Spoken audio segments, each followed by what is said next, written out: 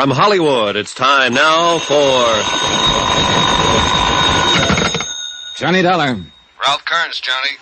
Great Plains Guarantee. Oh, hi, Ralph. Johnny, you're 52 years old. I am? 8 months ago, you married a lovely 27-year-old girl. Now I'm with you. A month later, you took out a $50,000 life insurance policy on a chief of police's salary. I did, huh? And who did I name as beneficiary? Your beautiful wife. Who else? So? So, 3 days ago, you were shot to death. I had a feeling it wasn't going to last. And 24 hours later, your wife files a claim on the policy. My friends tried to warn me she was fast. Well, there's the setup. What do you think? The same thing you probably do. In that case, you got just 56 minutes to catch the plane. The town is Greensport, Missouri. And watch yourself. What do you mean? From what I hear, Johnny, it's a wide open town.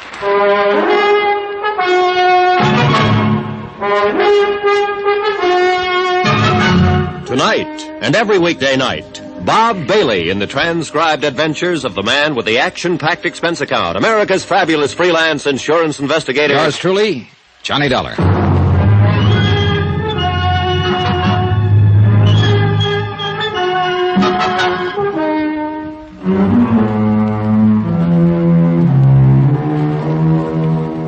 From Special Investigator Johnny Dollar to the Home Office, Great Plains Guarantee Company, Hartford, Connecticut. The following is an accounting of expenditures during my investigation of the Open Town matter. Item 1, $84.60, transportation and incidentals, Hartford to Greensport, and taxi to the Townhouse Hotel. I was hoping for a chance to shower and change, look around long enough to get my bearings, and then edge into the case gradually. But it didn't work out that way. The case was already there and waiting for me, right in the lobby of the hotel. All dressed up in a shiny black suit, squeaky black shoes, and a neater-than-neat little black bow tie. Oh, am I glad to see you, Mr. Dollar. Are you? Oh, indeedy, yes, I am. I just breathed a great big sigh. Relief, you know, when I heard you tell the clerk your name. That's how I know you're you, you know. You mean there's been some doubt? But of course you'll want to know I'm me, so I'll swear I had a card in one of these pockets. Well, maybe you could just tell me who you are, Mr. Potzer, Averill P. Potzer. I ought to have a card, though, to make it more official. Oh, never mind. I believe you. I must have given them all away. Don't worry, though. I'll get some more printed to see that you have one before you leave. Well, thanks a lot, Mr. Potzer. And now wait, Mr. Dollar. You want to talk to me, of course. Will I? Yes, I'm the agent here for the Great Plains Guarantee Company. I'm the one that sold that policy to the fellow that's dead. Oh, so that's it. Of course. He wasn't dead then, you understand. Oh, I'm glad to hear it. Feeling pretty lively, as a matter of fact, what with the new young wife and all that. I imagine so, but now just... Mr. Dollar, you've got to do something about that woman. Oh? Oh, she's driving me crazy. She wants her money, she says, $50,000, and she seems to think I'm carrying it around in my pocket. She's, kind of anxious, huh? I'll tell you how anxious. Chief Blake was shot about 2 in the morning, and at 3 that afternoon, Marty, that's Mrs. Blake, was down at my office after a claim form. Yeah, I understand it was sent airmail special delivery. Well, she insisted on it. Made me take it straight to the post office as soon as she'd signed it. Pretty cold-blooded about it, huh? Well, I've heard Marty Blake called a lot of different things in this town at different times, but never cold-blooded. You follow me? I think I'm ahead of you. You'll know what I mean, all right, when you meet her. I can hardly wait. Man, oh man, wow.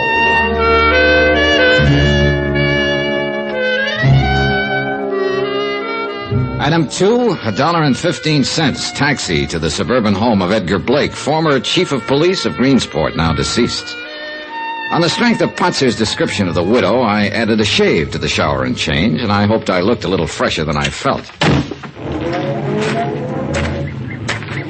The house was a rambling 2-story job set back from the street. Well-kept shrubbery, nice lawn, quiet neighborhood, and plenty expensive. I wondered how Blake had been able to afford it. I was halfway up the walk when a man came out the front door. He wavered down the steps, then stopped and waited for me, rocking slightly on his heels. A copper. I can tell him a block away. You're a copper, right? Wrong. Private eye, maybe? No, insurance investigator. Insurance. That's what I just asked her about. And you know what she did? Oh, threw you out, probably. Right. Said I was drunk. Oh, ridiculous. That's exactly what I said. Ridiculous, I told her. Ridiculous. But you know something? She was right, I am. No, I can hardly believe it. Well, it's a fact, though. At least a little bit. My name's Crayley, Joe Crayley. I'm a reporter. Greensport Daily Herald. Johnny Dollar. Hiya, Joe. Insurance, huh? And he did have some, or you wouldn't have had any reason to be here. She was lying. No comment. Who's the beneficiary? Still no comment. It's her, of course. Little smarty Marty, his ever-loving little wife. How much is she going to make on the deal? Sorry, Joe. No comments. All right, let her lay. Okay. Oh, wait a minute. Tell me something, Joe. Suppose I want a little action. Want to get into a poker game while I'm here. Find a crap table, maybe. Any idea where I could go? Sure. Anyone a half a dozen different... How long you been in town, Johnny? About an hour. You wised up pretty fast, didn't you? I didn't know it was a secret. The town is wide open, isn't it? It is. But I wouldn't go around poking into things if I were you. A guy could get hurt, you see what I mean? Maybe a guy did get hurt. Blake, you mean? What makes you think so? Well, if somebody wanted to keep the rackets going, the police chief would be a natural target, wouldn't he? Not necessarily. Meaning? No comment. What was Blake's salary, Joe? $6,000 a year. On $6,000, he was living in a house like this? Wait till you see Marty.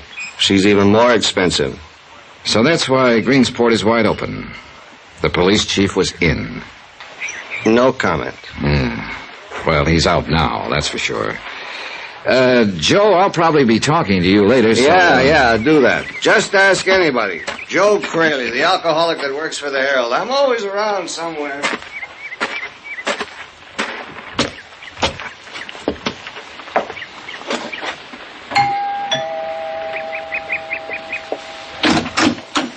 Well, how do you do? Mrs. Blake? Yes, what can I do? Johnny Dollar. I'm representing the insurance company. Oh, come in, Mr. Dollar. Thank you. Come this way. I'm a little surprised, really. I hardly expected them to pay off so promptly. Well, in that case, you won't be too disappointed. Disappointed? What do you mean? I mean, I didn't come here to pay you anything. Then why did you come? I'm a special investigator, Mrs. Blake. What does that mean? The company would like a little more information about your husband's death. I told them all about it in the claim I sent to them. I know, but sometimes it's necessary. So that's the pitch. They're trying to squirm out of it. Why do you say that? Because they sent you here, that's why. And because they always do. I know how those companies operate. Oh, you've had experience with them before. No, I haven't. But I'm a real smart girl, Mr. Dollar. And I know a fast shuffle when I see it coming. And a smart girl ought to know better than to yell before she's hurt. Why else would they send out a special investigator? I told you why. They want some more information. What information? What is it they want to know? The details, that's all. Exactly how your husband was killed. I told them all that in the claim. I know. He was look, shot to death with his own gun right here in his own house. Do you mind showing me how it happened? Oh, for the love.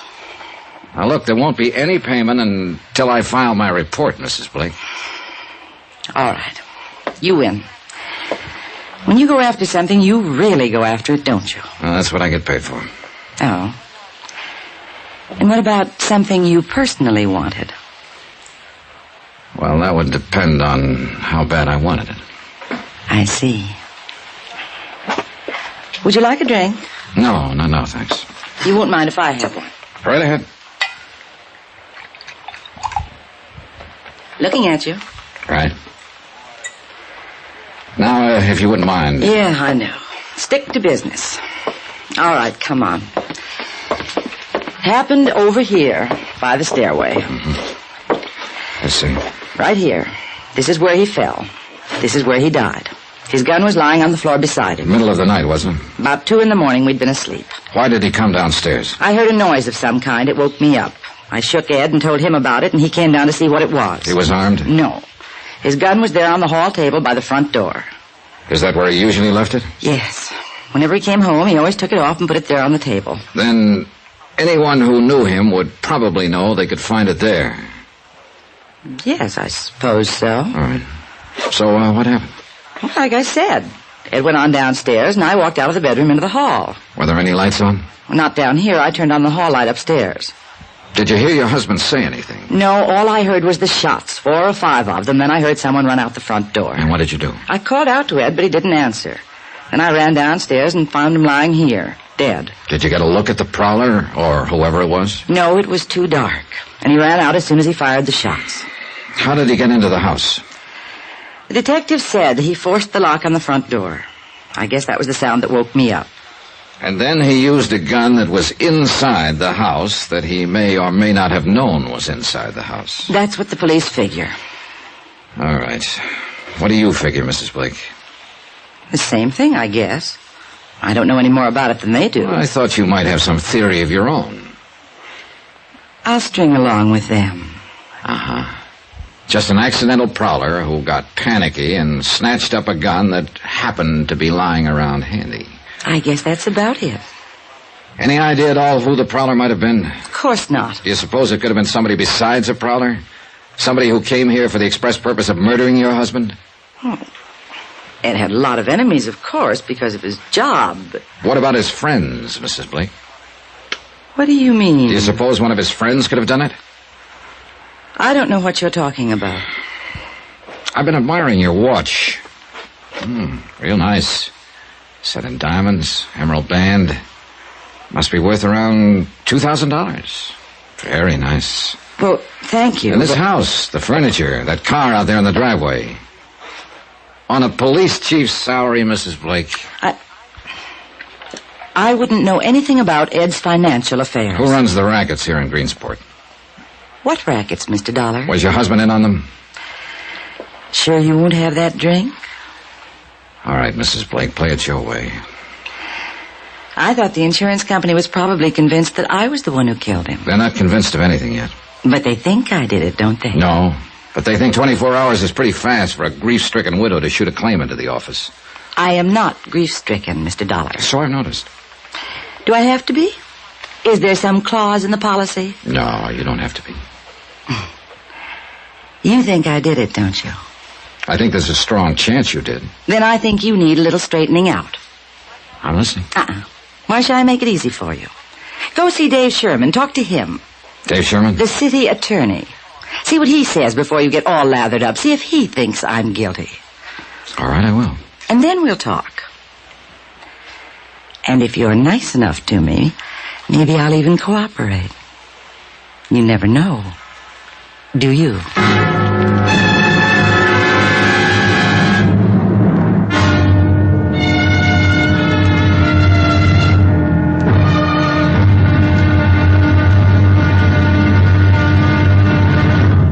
Now, here's our star to tell you about tomorrow's episode of this week's story. Before I do that, please let me say thanks to all of you who are so kind about writing and telling us how much you like Johnny Dollar. It's very gratifying encouragement to all of us who are involved in production of the program, and we appreciate your letters more than you know. As always, I'll try to answer you promptly, but sometimes the mail does pile up. In any event, thanks. Thanks very much for writing. Tomorrow, a smash in the teeth opens things up and an airtight alibi gets air-conditioned. With bullets. Join us, won't you? Yours truly, Johnny Dollar.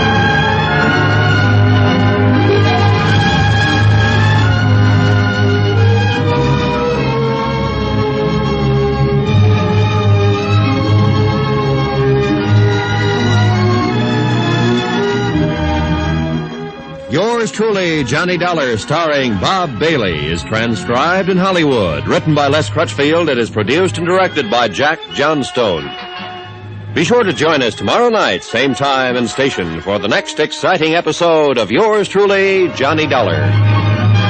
Roy Rowan speaking.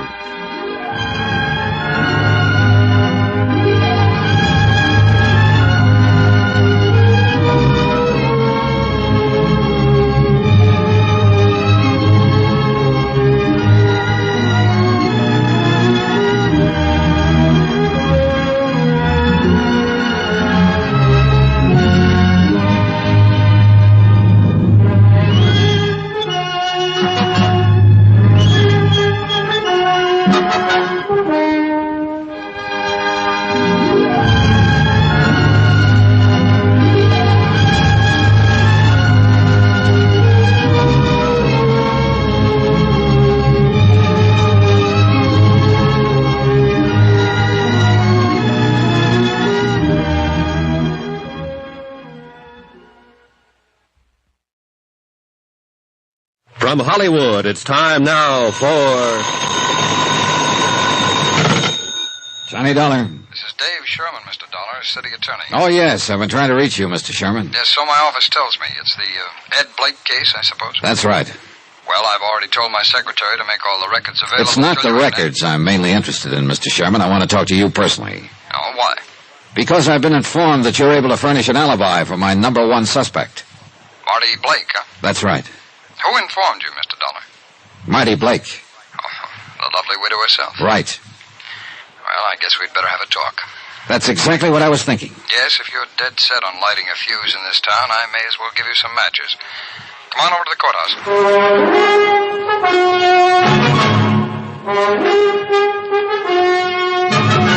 Tonight, and every weekday night, Bob Bailey in the transcribed adventures of the man with the action-packed expense account, America's fabulous freelance insurance investigator. Yours truly, Johnny Dollar.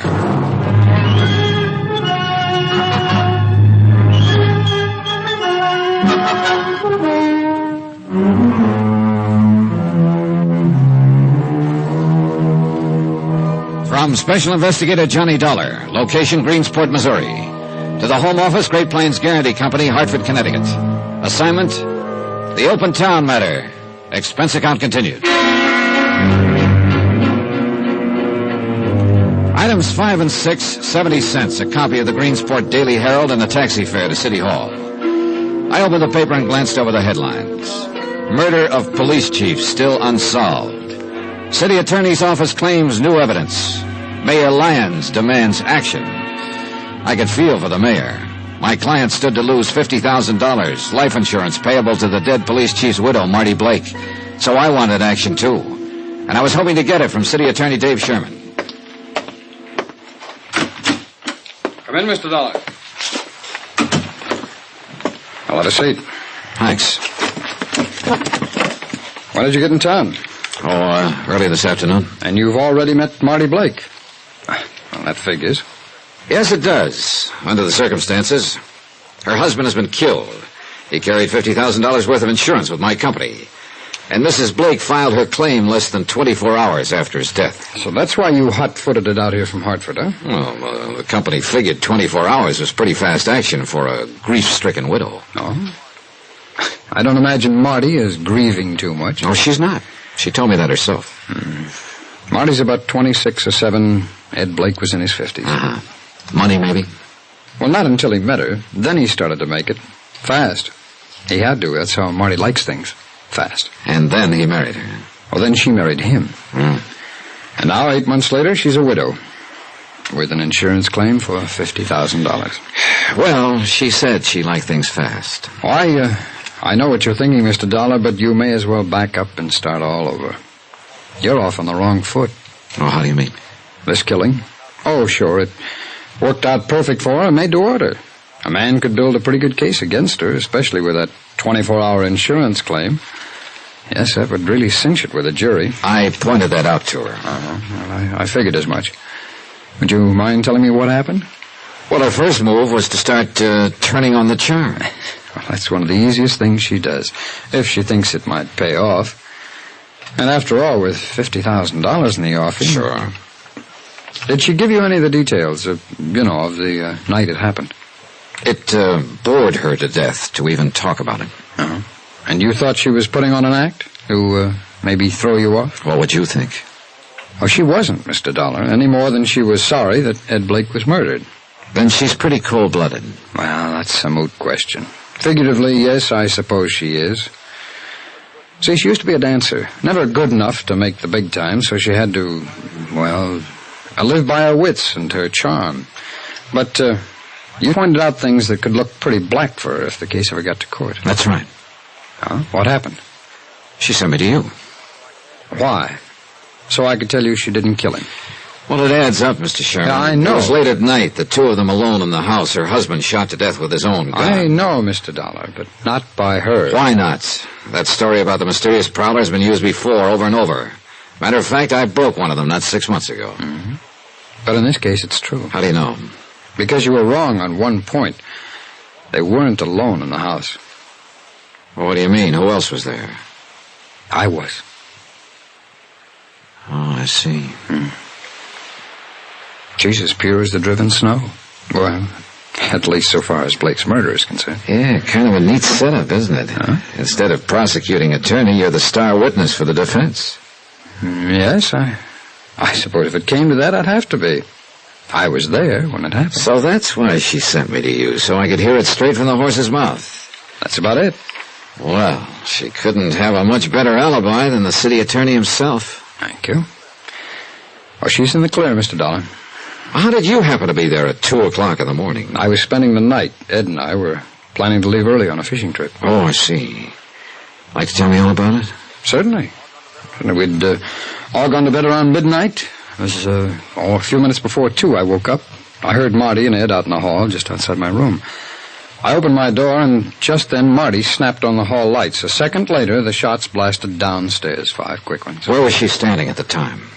By the door of a room not 10 feet away from me. So you see, Mr. Dollar, she couldn't have done it. So, that's that. She can thank her lucky stars you were there. Oh, Marty's always been lucky. Have you known her a long time? 3 or 4 years. Ever since she came here to Greensport. You and Blake were pretty good friends, I suppose, huh? No, as a matter of fact, we didn't have too much use for each other. Oh? Oh, I know it doesn't make sense, going fishing together and spending the night in his home, but... Well, I know what you're thinking, Mr. Dollar. Do you? Yes, you're thinking maybe I need an alibi as much as Marty does. Well, it is that kind of an alibi. It works equally well for either of you two. Yeah, only I don't need an alibi. Blake and I had our little differences, that's true, but they weren't serious enough to be a motive for killing him. Maybe Marty herself could be a motive. In what way?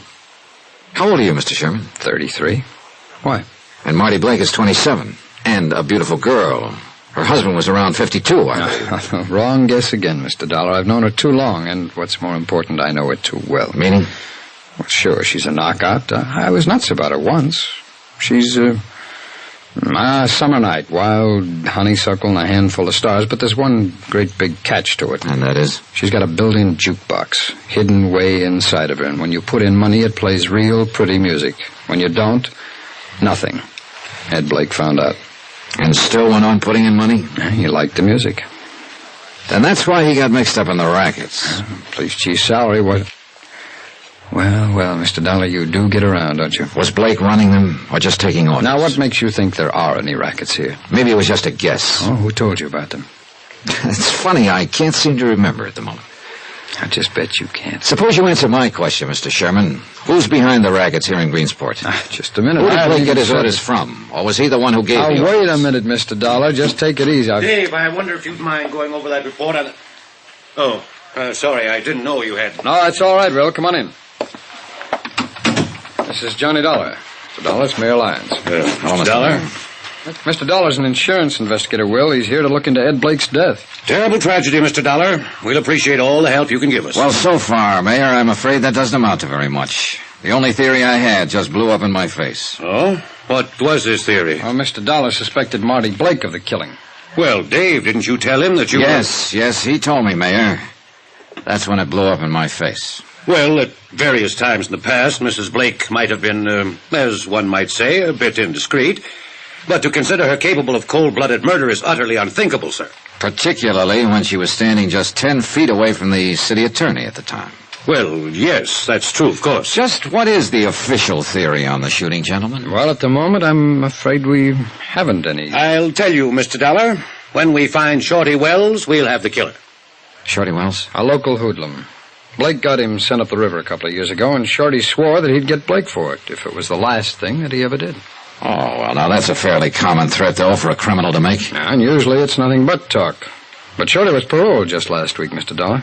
He was seen around town the morning before the killing.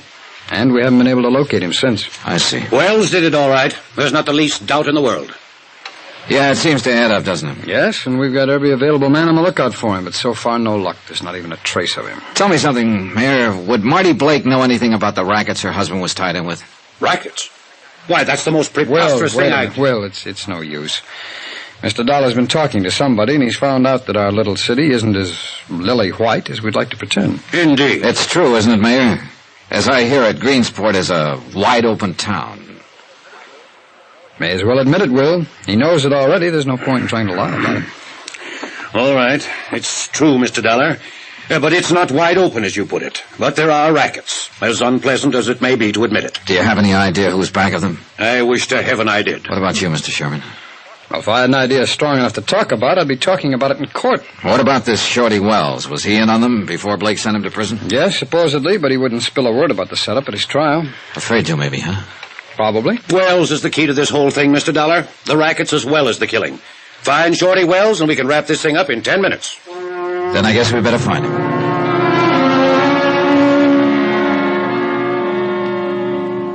Standard theory number 2. An ex-convict with a grudge.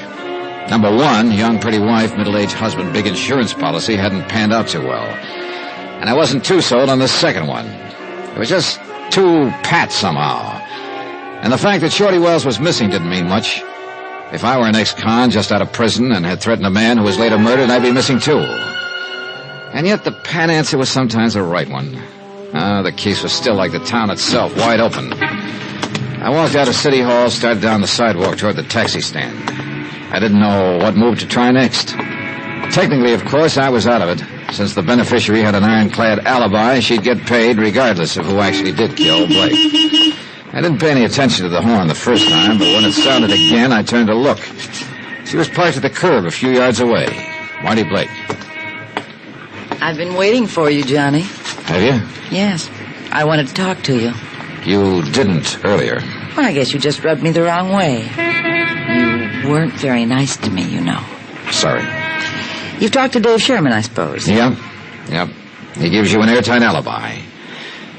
Why didn't you tell me he was there that night when I talked with you this afternoon? I might have.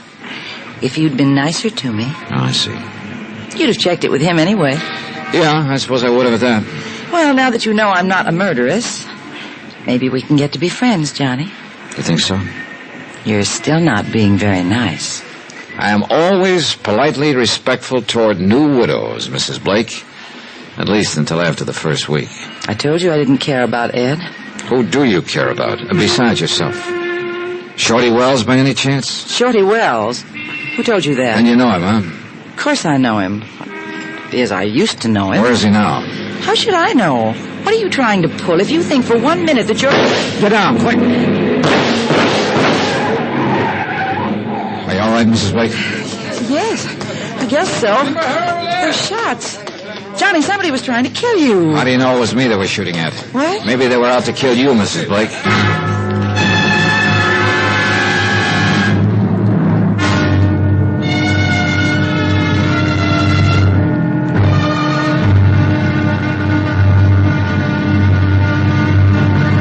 Now, here's our star to tell you about tomorrow's episode of this week's story. Tomorrow, an old flame and a new one, and 2 men get burned. One becomes an alcoholic, the other a human torch. Join us, won't you? Yours truly, Johnny Dollar. Yours truly, Johnny Dollar, starring Bob Bailey, is transcribed in Hollywood. Written by Les Crutchfield, it is produced and directed by Jack Johnstone. Be sure to join us tomorrow night, same time and station, for the next exciting episode of Yours truly, Johnny Dollar. Roy Rowan speaking.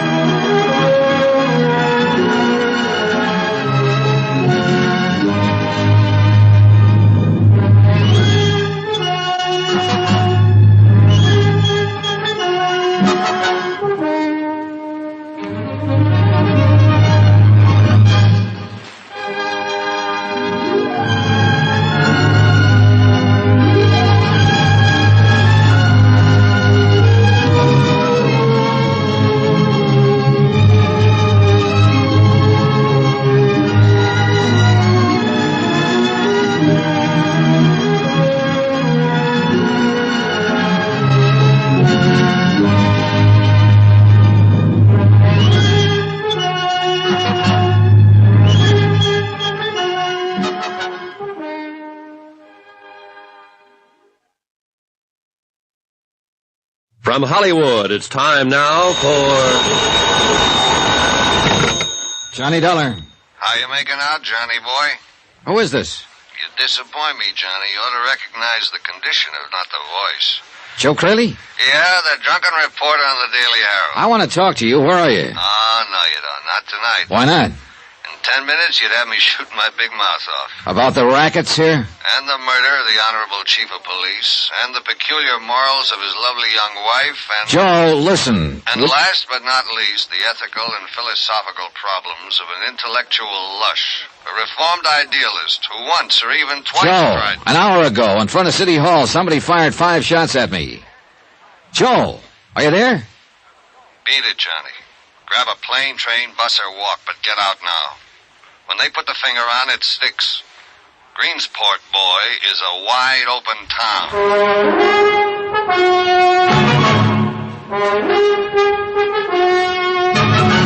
Tonight, and every weekday night, Bob Bailey in the transcribed adventures of the man with the action-packed expense account, America's fabulous freelance insurance investigator. Yours truly, Johnny Dollar.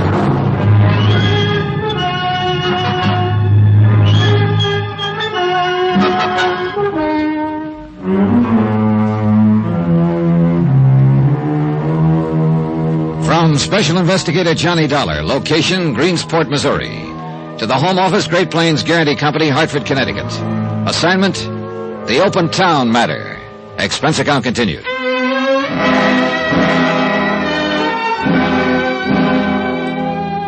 Item 7, $1.85, taxi to the home of the mayor of Greensport, Will Lyons. I'd decided to go straight to headquarters, so to speak. Joe Crayley, professional reporter and semi-pro drunk, might have been able to help, but I didn't know where to find him. So far, I had a lot of questions, no answers. Police Chief Ed Blake had been shot to death in his own home with his own gun. His young widow, Marty, and City Attorney Dave Sherman had been present and both told the same story. Mysterious prowler. Supposedly, the prowler was Shorty Wells, an ex-convict with a grudge against the murdered chief. But Shorty was missing, and the case was at a standstill. So I went right to the top, to Mayor Lyons. Come in, Mr. Dollar. Come right in. Thanks. My wife is going out this evening, committee meeting at the Women's Club. We can talk here in the library, if you don't mind. All right, fine. Take a chair there. Yeah, well, Mr. Dollar, I will say it's a pleasure to see you safe and sound. Oh, you heard about the shooting, then? I heard the shots from my office. Then the acting chief of police phoned me a few minutes later. Well, does he know yet who did it? Not the slightest. There were no witnesses. At least none who cared to talk. Car took off at high speed and then just disappeared. Like Shorty Wells. Fine. I sympathize with your feelings, Mr. Dollar. I'd feel the same way if I'd been made a target of. But you can rest assured, sir, that every facility of law enforcement in this town is working round the clock to bring the culprits to justice. Yeah, well, that's very comforting, Mayor. But actually, I'm not sure I was the target. What do you mean? But when I left you and Dave Sherman and came out onto the sidewalk, Marty Blake was waiting for me in her car parked at the curb. She'd been there about 20 minutes, she told me. Yes, but whoever fired those shots had the setup planned, worked out. And I don't think they could very well have planned it for me. Why not?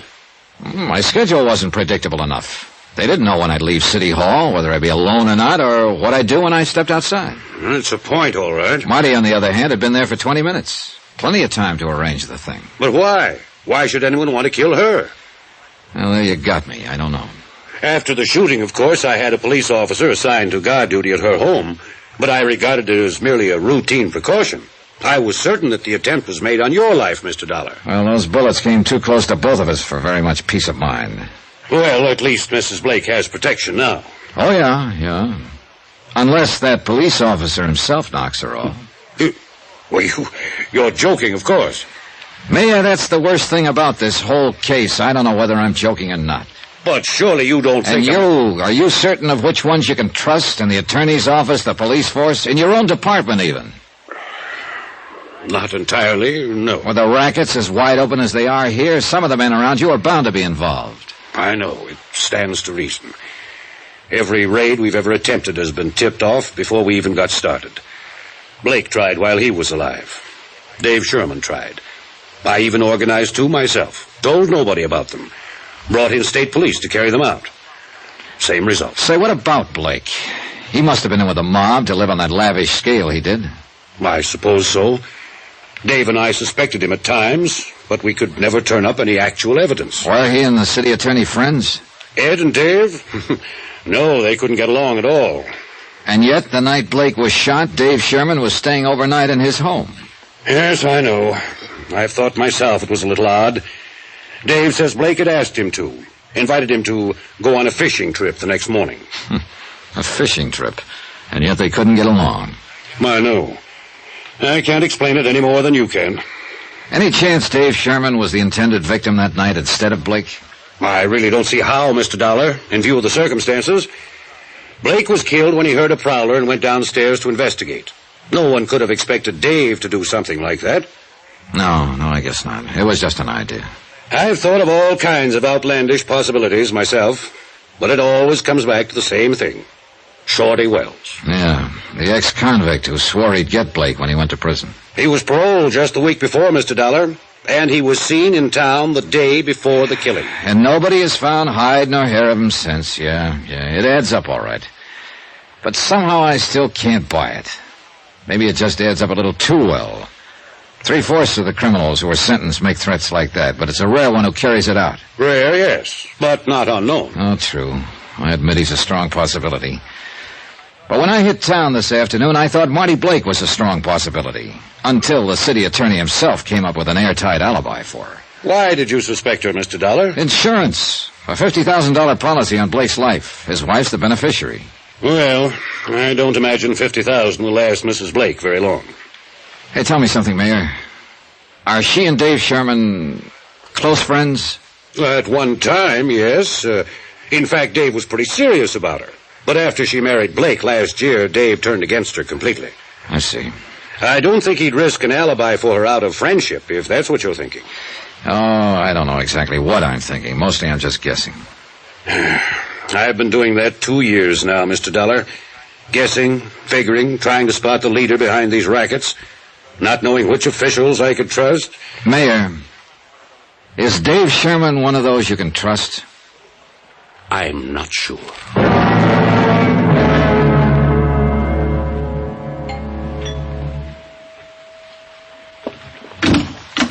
Good evening, Mrs. Blake.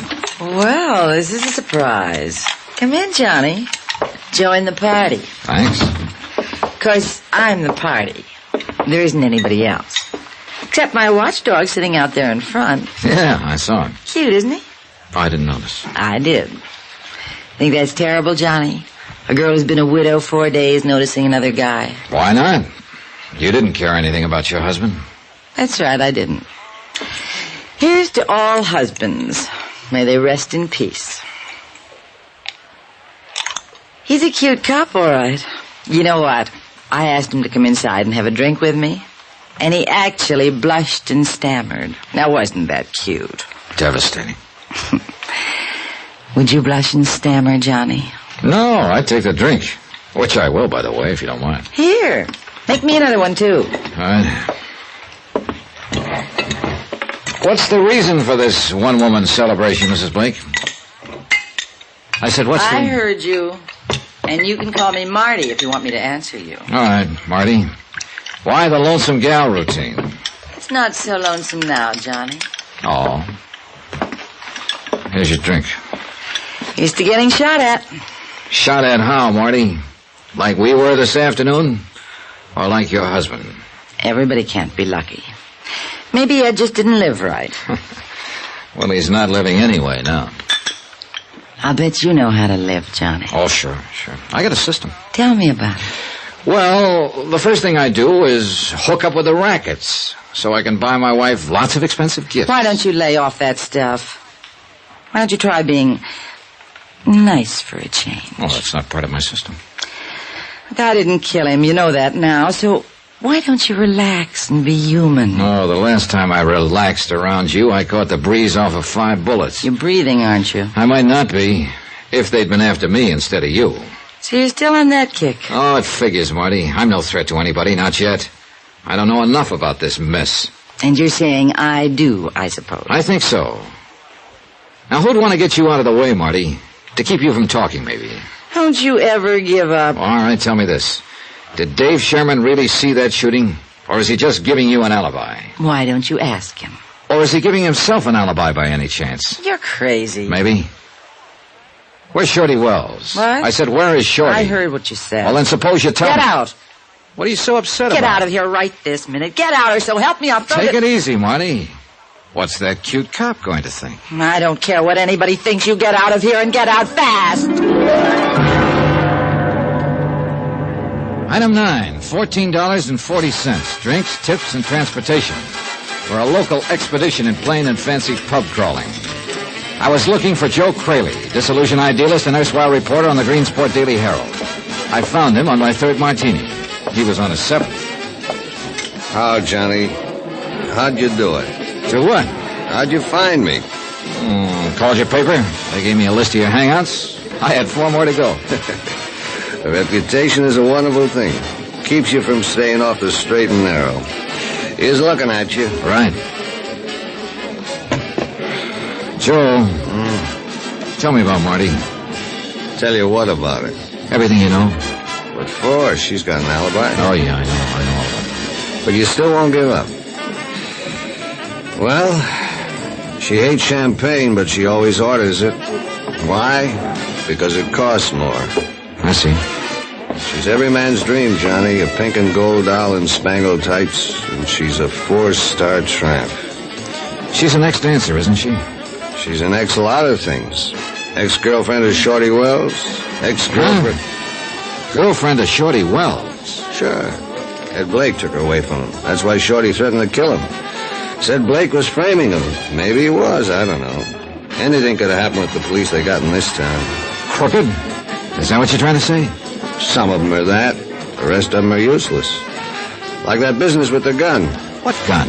That Ed Blake was shot with. They found it lying beside his body, his own gun. They just assumed he'd shot it out with the killer. It was 2 days before they realized he'd been shot with that gun. That Blake hadn't used it, the killer had. Wait a minute. Do you think Shorty Wells and Marty could have planned the thing together? Johnny, I wouldn't put anything past that dame. Why do you hate her so much, Joe? Guess again, my friend. I don't hate her. I'm in love with her, always will be. Joe? Yeah, before she met Shorty Wells, she used to be my girl. Gives you something to think about, doesn't it, Johnny?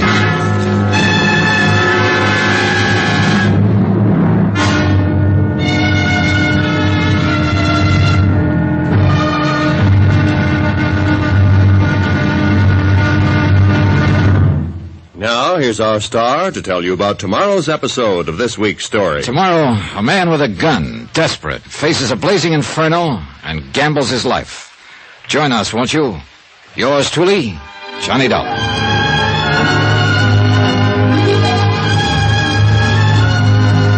Yours truly, Johnny Dollar, starring Bob Bailey, is transcribed in Hollywood. Written by Les Crutchfield, it is produced and directed by Jack Johnstone. Be sure to join us tomorrow night, same time and station, for the next exciting episode of Yours truly, Johnny Dollar. Roy Rowan speaking.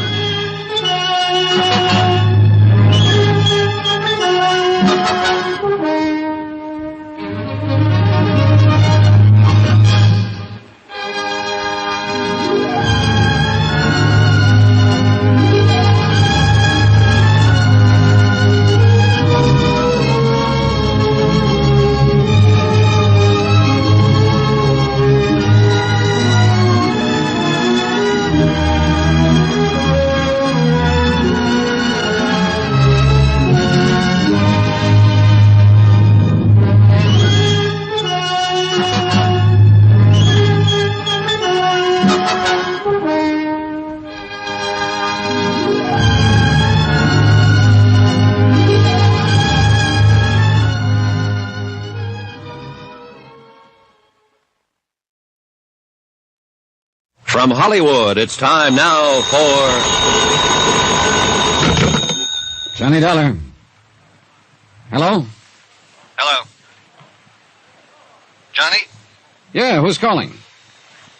Hello? Hang on a second, Johnny. Look, what the devil... Is that you, Joe? Joe! Sorry to keep you waiting, Johnny. I was trying to get all the dope on another phone. What dope? And how did you sober up so fast? There's a big story breaking, boy, and lush or not, I'm still a reporter. Then go somewhere and report. I'm going to bed. You want to bet? Now, look, Joe. Nobody sleeps in Greensport, Johnny. It's a wide-open town. Racket, shootings, a murdered police chief with a lovely widow. Sure, fine. So what's the big story? A fire, boy. House burning down. Flames 50 feet high. 3 alarms. Put your clothes on and let's get going. You get going. The only big story I'll be interested in is when Marty Blake is charged with murder. Johnny, that's where the fire is. At Marty Blake's.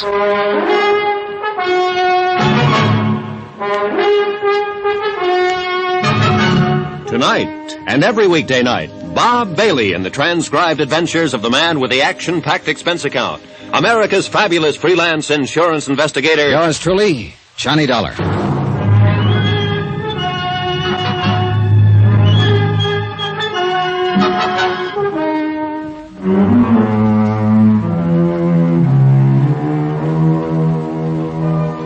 From Special Investigator Johnny Dollar, location Greensport, Missouri, to the Home Office, Great Plains Guarantee Company, Hartford, Connecticut.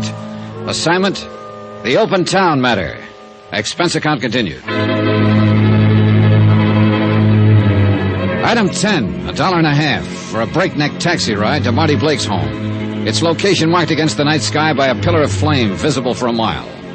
The fire didn't make sense, so it fit in nicely with the rest of the case. None of it made sense. Police Chief Ed Blake, Marty's middle-aged husband of 8 months, had been shot to death in his own home with his own gun. And less than 24 hours later, Marty had filed claim on his $50,000 life insurance policy. She didn't love him and admitted it. Good case. Except for one thing. The city attorney himself was present at the time of the shooting and backed up Marty's story of a mysterious prowler, supposedly ex-convict Shorty Wells. But Shorty was missing, and the whole thing was just a little too convenient, too pat, especially in a wide-open town.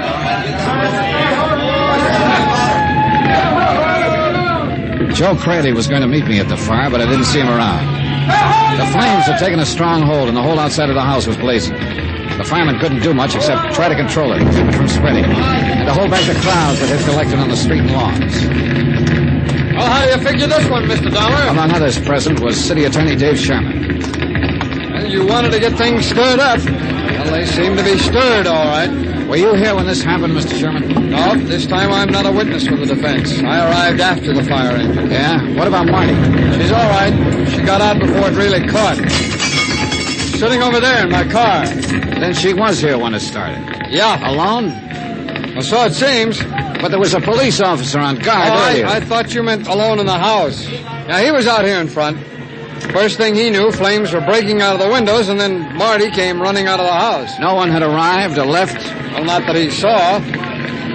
Well, you're still trying to tag her, huh? Oh, I'm trying to tag whoever is guilty. She figures, that's all. Not on the shooting. No, not with the alibi you've given her. Mr. Dollar, look. She was standing 10 feet away from me in the second-floor hall when Ed Blake was shot to death in the dark downstairs. Now, that is not an alibi. It is a fact. Oh, yeah, sure, I know. Unless, of course, I'm lying. All right, are you? Why? For old time's sake, maybe. You were in love with her once, Mr. Sherman. Oh, I could name 24 guys around this town who were. Once. Yeah. Shorty Wells, for instance. That's right. That's why Shorty threatened to kill Blake when Blake sent him to prison. He claimed he was being framed out of the way to give Blake a clear field. Go on. Well, Shorty's a hoodlum. He was guilty as charged, all right? But Blake was in on the rackets, wasn't he? Well, it would seem that way. Then there's also Joe Cradley. Marty was his girl at one time, wasn't she? Yeah, that's when he started drinking, when she threw him over. Why did she throw him over? For the usual reason. Somebody knew. Who? Well, me, I thought. Took me 3 months to find out that I was running interference for Shorty Wells. All right, so Joe Cradley took to drink. What did you take to, Mr. Sherman? Law enforcement. I set out to break the rackets in this town and get rid of hoodlums like Shorty Wells and all the rest of them. Yeah, but the rackets are still here. And I'm still trying, Dollar. Now, look, I want to get one thing very straight. What? Ed Blake's killing. It happened just exactly the way I told you. That story is true. Marty didn't do it. Maybe not. But she's in it some way. She's bound to be. Well, that's something I wouldn't know. Everywhere you turn in this case, you keep hearing about Marty Blake. Marty Blake. She's the one link that ties everything together. Well, maybe. That fire there. What's her story on that? Well, why don't you ask her? I left him standing there, staring into the fire. Staring into his own past, maybe. I didn't know. To me, he was still a puzzle, a question mark. And I didn't have the answer to him. Not much else, in fact. If he was telling the truth, Marty Blake couldn't have killed her husband. And so far, at least, there was nothing to show he was lying. I pushed on through the crowd of spectators, the thrill-seekers, the morbidly curious, followers of fire engines, and walked toward Sherman's car. Marty was sitting there alone, subdued for once and quiet. And she looked scared. Hello, Johnny. Get in and sit with me. All right.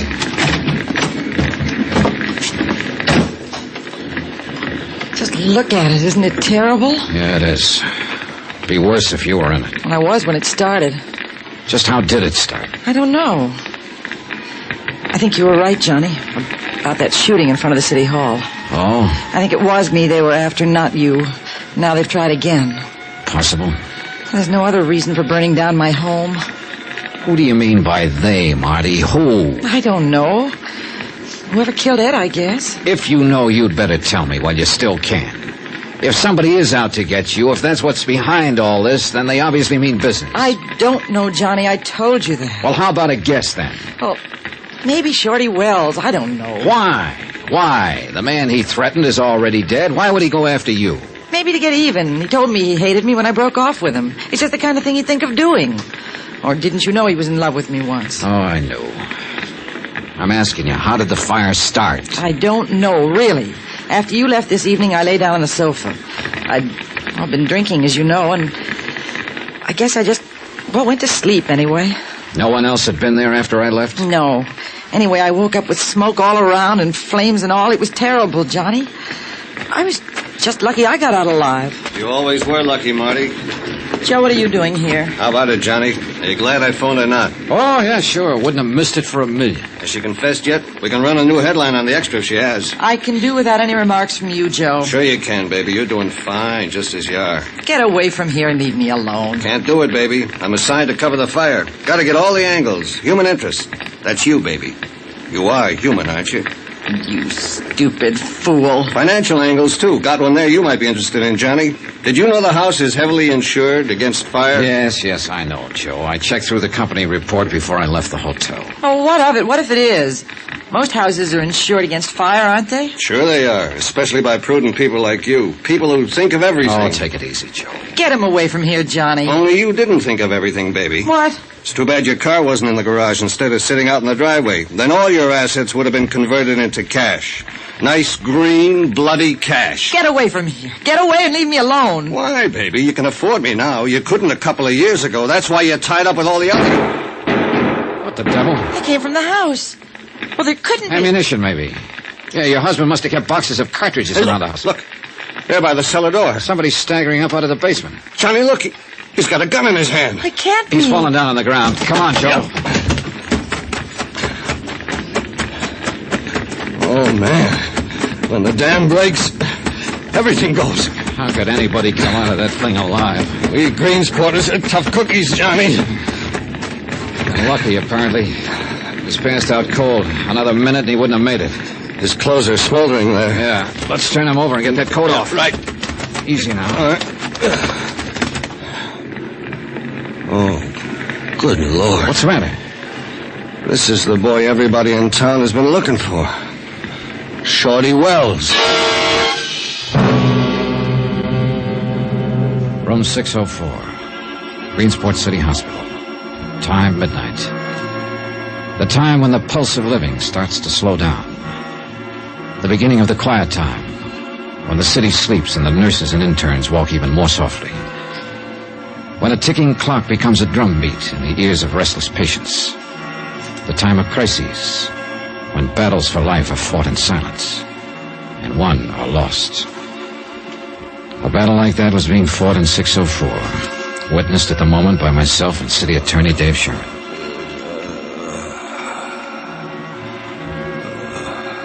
Well, this is always the tough part. The slow part of waiting it out. Maybe a long wait, Mr. Sherman. Nearly 3 hours, and he still hasn't regained consciousness. You know, I can't understand where he's been hiding out since Blake was shot. Yeah. Well, it's hard to tell. I've turned this town upside down, I tell you. I just can't understand it. Oh, I can't understand a lot of things. It's just another one of a lot of things about this case that are hard to figure out. Well, it's tied up with the rackets, that's what I'm sure of. I'm not sure of anything about this mess. Yes, if we could just tag the person behind them, we could wrap it up. If we could only... Oh, excuse me. I'll get it. Dave Sherman speaking. Oh, yes, Mayor. Oh, Dr. Morton says he may hang on for a day or two, but as far as pulling through it, he hasn't got much chance. Oh, he hasn't been conscious at all yet. Yes, I'll keep in touch. I'll let you know the minute there's an... All right, Mayor. Good night. Real Lance, huh? Yeah. He's a real fuss budget sometimes. He ought to go to bed. Wait a second. Hey, he's trying to talk. False alarm again. Dollar, do you think he started that fire? Oh, I don't know. If he did, he got caught in his own trap. I just can't figure what he'd hope to gain by doing Hi, it. Johnny. Dave. Hi. So you've been able to talk yet? Not yet, Joe. Get your story found? Just under the wire. Of course, it consisted mainly of questions. Well, Shorty Wells has the answers. If you were only able to give them out. I can't figure him firing those shots, Johnny. I can't either. He fired them before he came out of the blaze. He apparently wasn't trying to shoot anyone. He couldn't even see anyone the way he's burned. I'm afraid all we can do is wait. At least we'll know the whole story once he's able to talk. Suppose he never is able. Well, he's the only lead we've had. And he's the only one we've got now. The whole case is lying right there on that bed. If Shorty Wells dies without regaining consciousness, then we can drop it and forget it. Because we're beat.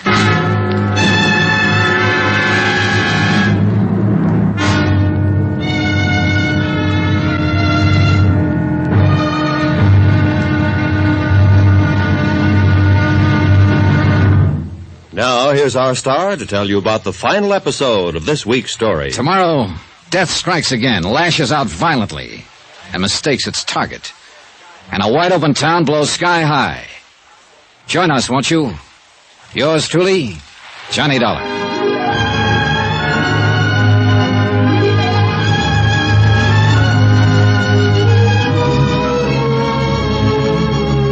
Yours truly, Johnny Dollar, starring Bob Bailey, is transcribed in Hollywood. Written by Les Crutchfield, it is produced and directed by Jack Johnstone. Be sure to join us tomorrow night, same time and station, for the next exciting episode of Yours truly, Johnny Dollar. Roy Rowan speaking.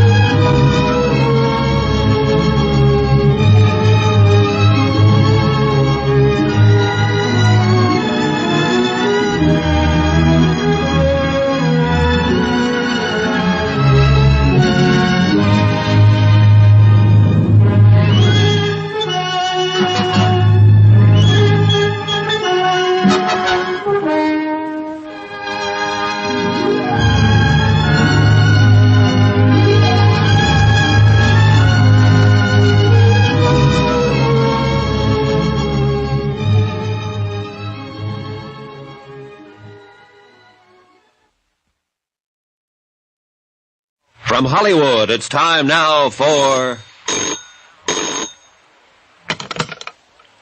Johnny Dollar. It's me, Johnny. Marty? Yeah, how is he? How about the same? Dr. Morton just gave him another transfusion. Has he been able to say anything yet? He hasn't even been conscious. Why, Marty? Well, who's there with you? Joe Crayley and the city attorney. Look, Johnny, I've got to talk to you right away. All right, go ahead and talk. No, not on the phone.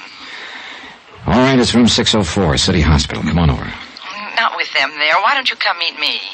Because Shorty Wells is the key to this whole case. If he's able to talk before he dies, I want to be here to listen. Suppose I tell you I'm ready to talk, Johnny. Are you telling me? I'm in an all-night lunchroom right across the street from the hospital. Can you come over here? All right, Marty. I'll gamble with you. Be there in 5 minutes.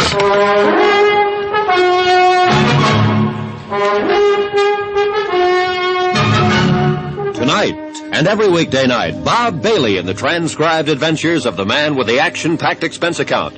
America's fabulous freelance insurance investigator. Yours truly, Johnny Dollar.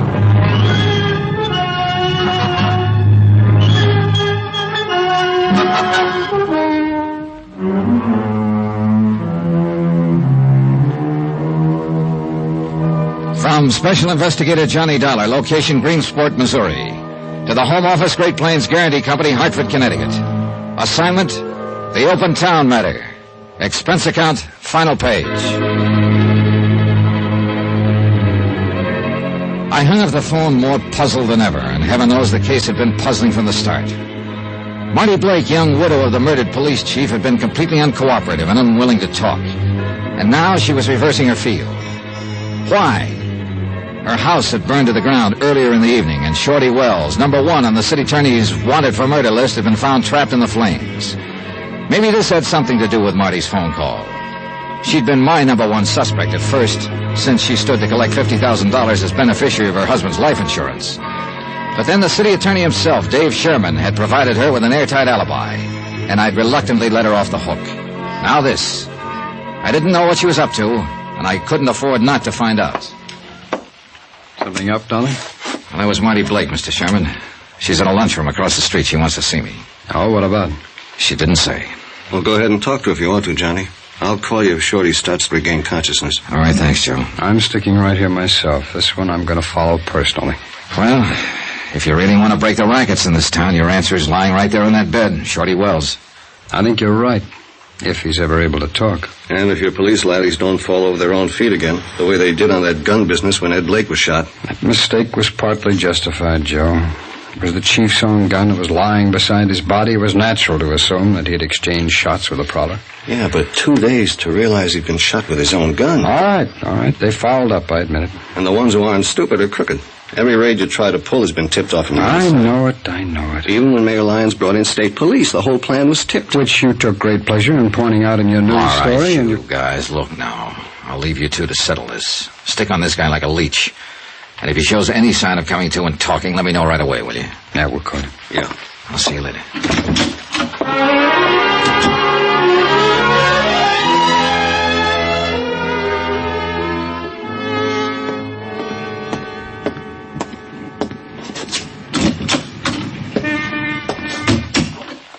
Back here in the booth, Johnny. Right. Well, what's on your mind, Marty? Sit down, Johnny. Here, come on. Why not? Well? The waiter's in back if you'd like some coffee or something. No, thanks. Okay, now what is it? What is what? You had to talk to me right away. How I talk? Johnny, I'm not too hard to take, am I? No, you're a pink and gold doll. Wild honeysuckle and a handful of stars. At least that's what a couple of guys said today. I don't care what a couple of guys said. What do you say, Johnny? I guess the description fits, as far as looks are concerned. And if that's all you want to talk about... No, wait, Johnny. I'm in the clear on this. You know that. The night my husband was killed, I've got an alibi nobody could shake, right? Well, I'm pretty well convinced you didn't pull the trigger, if that's what you mean. And you could convince the insurance company, too, couldn't you?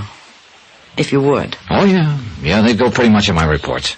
But I don't see... Why don't we get this settled and over with? Why don't you be nice, Johnny, and turn in a real good report? Oh, so that's the pitch. Well, it's not a pitch. I didn't do it, so why can't you tell them so? Why don't we get some more answers first to a lot of questions? Explain a few odd angles, maybe. Like what? Like the fact that you heard the noise and woke up, that you sent your husband downstairs, that you turned on the light behind him and made him a perfect target for whoever held the gun. Johnny, Like the fact that you filed your insurance claim less than 24 hours after your husband was killed. Suppose we hear what Shorty Wells has to say before I make any report. What if Shorty dies without talking? Well, in that case, I guess you will be in the clear. Because right now, he's the only lead I've got. Now, if you'll excuse me. Johnny, make that report. Make it now. Sorry. I'll give you $10,000 out of the insurance. Oh, you are anxious, aren't you? I just want to get it settled. Sit down, Johnny, and let's talk Johnny. about it. Yeah, Joe, what is it? Fireman I know just came by the hospital, Johnny. They found out why Shorty fired those shots just before he ran out of the blazing house. Why? That cellar door was padlocked on the outside. He had to shoot the lock off to get out. Then he probably didn't set the fire after all. Not if he was locked in the basement. What about that, Marty? Was he the one who was supposed to die in the fire? If he was hiding out in my cellar, I didn't know anything about it. Just another one of those odd angles, huh? Oh, stop it. Johnny, by the way, what you want to see me about? See about, what do you mean? Well, yeah, the nurse said you phoned the hospital. Said you wanted me to meet you here. You mean you didn't? Come on, Joe, let's get back there.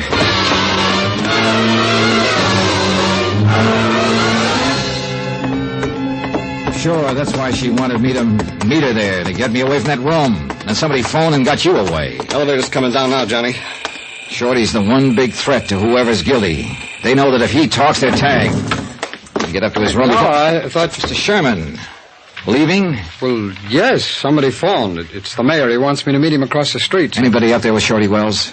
Well, the doctor will be back in a few moments. Come on, Sherman, back into the... Wait a minute! Look, I've got to meet Mayor Start it up, Lyons. Joe, start it up. 6th floor, number 6. May I ask what's going on here? I haven't got time to go back upstairs. I I'm told afraid you... you'll have to take time, Mr. Sherman. It was all right to leave, Dollar. Shorty wasn't showing any signs of coming to. Did you make sure of that? Did I... Look, Dollar, I don't get what you're driving. All right. Come on now, let's go. Would somebody please let me in on this? Let's take a look at Shorty first, Mr. Sherman. Johnny, what happened to that cop who was on duty? Well, he was here in the hall when I left just a moment ago. Oh, he got to walk down to... Did you leave that door ajar, Mr. Sherman? Why, no, of course not. Come on, What do you... but quietly. What the devil? Are we interrupting something, Mayor Lyons? What's he doing with that pillow? Nothing. I wasn't doing a thing. You were holding it down over Shorty's face. Get out of the way. I think you were Shorty's dead. You smothered him with that pillow. Oh, no, he was dead when I came in. I was just moving the pillow, Dave. Did you have to get us all out of this room and then send the police guard away just to move a pillow? Mr. Dollar, are you suggesting... Well, that I I'm might have- suggesting it for one. Dollar, I've been sure for months that Mayor Lyons was back of the rackets here, but I didn't have any way of proving it. Until now, perhaps? Until now, Mayor. Very well, don't move, any of you. Oh, no, wait a minute. That gun isn't really your answer, Mayor. There are 3 of us, you know. You can't get us all. Stay back, Dollar. Tell me something. Why did you have Ed Blake killed? Wasn't he one of your own boys? I can tell you why, now. Ed Blake was going to pull out of the rackets, Dollar, and spill the whole setup to me. That was the reason for that fishing trip. Then it must have been Marty who tipped off Mayor Lyons. Sure, it figures. She loved that racket money that Ed was bringing home, and Shorty Wells was in town with a grudge against Ed already. Well, it was real convenient for you, wasn't it, Mayor? As a matter of fact, Dave, it was very convenient. Then Shorty hid out in the cellar of Marty's house until she decided things would be less complicated if she locked the cellar door and burned the house down. Marty was a weak link, you might say. Stay back, Dave. Oh, you better give me the gun now, Mayor. No, get back. Do what he says, Mayor. You haven't a chance. I'm warning you, Dollar, if you try Yeah, I hear you. But I doubt if you can... Let go of it, Mayor. Drop that gun. Let go of it. No. Thanks. Now, if Look you... out, he's getting away. Lock the doors. You'll never stop me for... Look out, that window. He's trapped.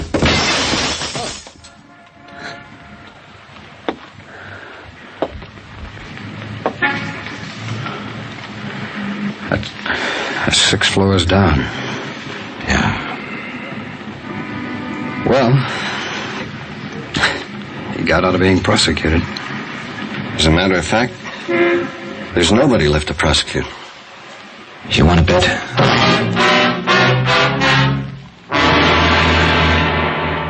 She was still sitting there in the lunchroom across the street from the hospital. And she'd heard what had happened. I knew it the second Dave and I walked in, from the half-smile of triumph on her face, and from the way she greeted me.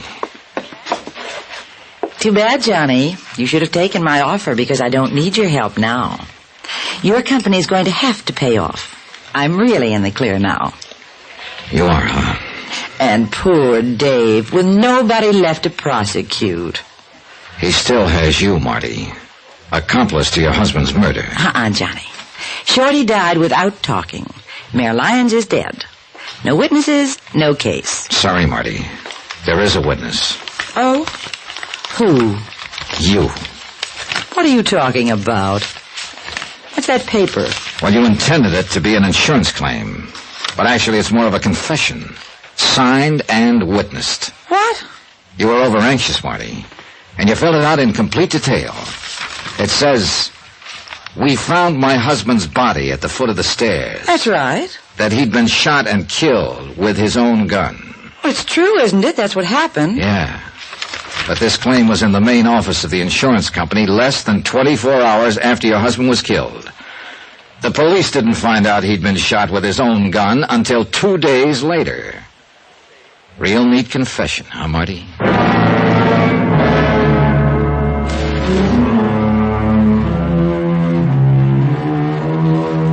Expense account item 12, $310.45. Incidentals in Greensport and transportation back to Hartford. Expense account total, $516.20. End of account, end of report. Remarks? Marty Blake never was able to explain how she knew about that gun. She sure tried. Yours truly, Johnny Dollar.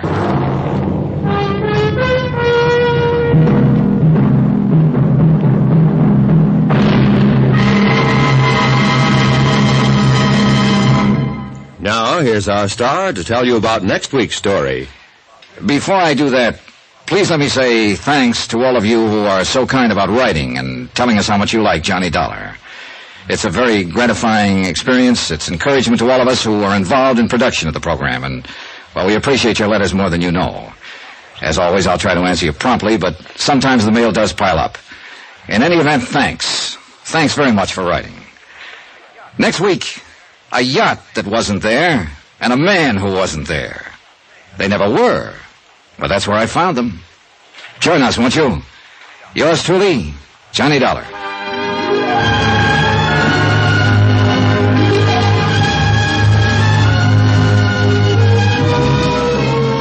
Yours truly, Johnny Dollar, starring Bob Bailey, is transcribed in Hollywood. It is written by Les Crutchfield and produced and directed by Jack Johnstone.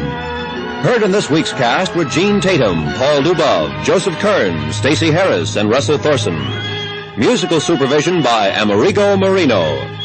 Be sure to join us on Monday night, same time and station, for another exciting story of Yours truly, Johnny Dollar. Roy Rowan speaking.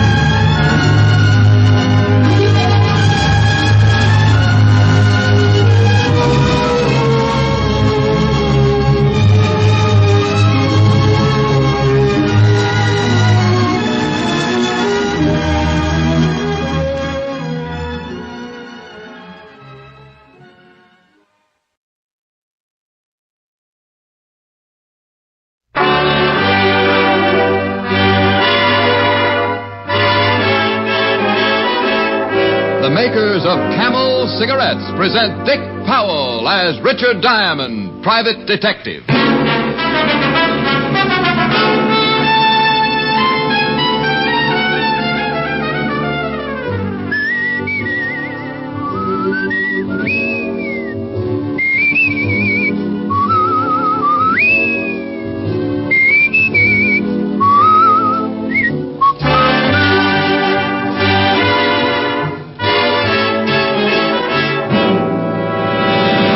More people smoke Camels than any other cigarette. Yes, Camels are the favorite cigarette of people in all walks of life. Among them are singing stars, actors, announcers, people whose voices are their fortunes, people whose cigarette must be mild. Make the Camel 30-day test and see how mild a cigarette can be. Puff after puff, pack after pack. See why more people smoke Camels than any other cigarette.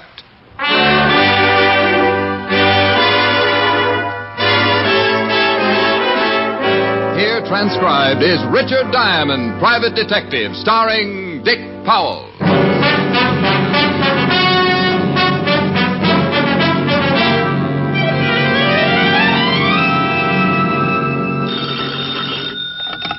Diamond Detective Agency. We make homicide pay for $100 a day. Oh, that's pretty terrible. Oh, you should catch me on a bad day. Nothing. Am I going to see you tonight? Not if you keep turning out the lights. Who turns out the lights? Oh, well, what difference does it make? It's fun. I'll expect you at 8 and you be here. Honey, of course. How's business? Oh, about as dull as 50 miles of dirt road. We'll have dinner home. Bless your little pointed head. And your empty pocketbook. Uh-oh. What? Mr. Diamond? Yes, sir. Come right in, will you? Pull up an old bank book and have a seat. Thank you. Client? Well, keep a good thought, honey. You may be gorging yourself at 21. Bye. Bye. I'd like to hire you, Mr. Diamond. Well, I'd love every minute of it. I charge $100 a day in expenses. All right. He reached for his wallet. While he was counting his money, I was looking at him. This was the biggest man I'd ever seen.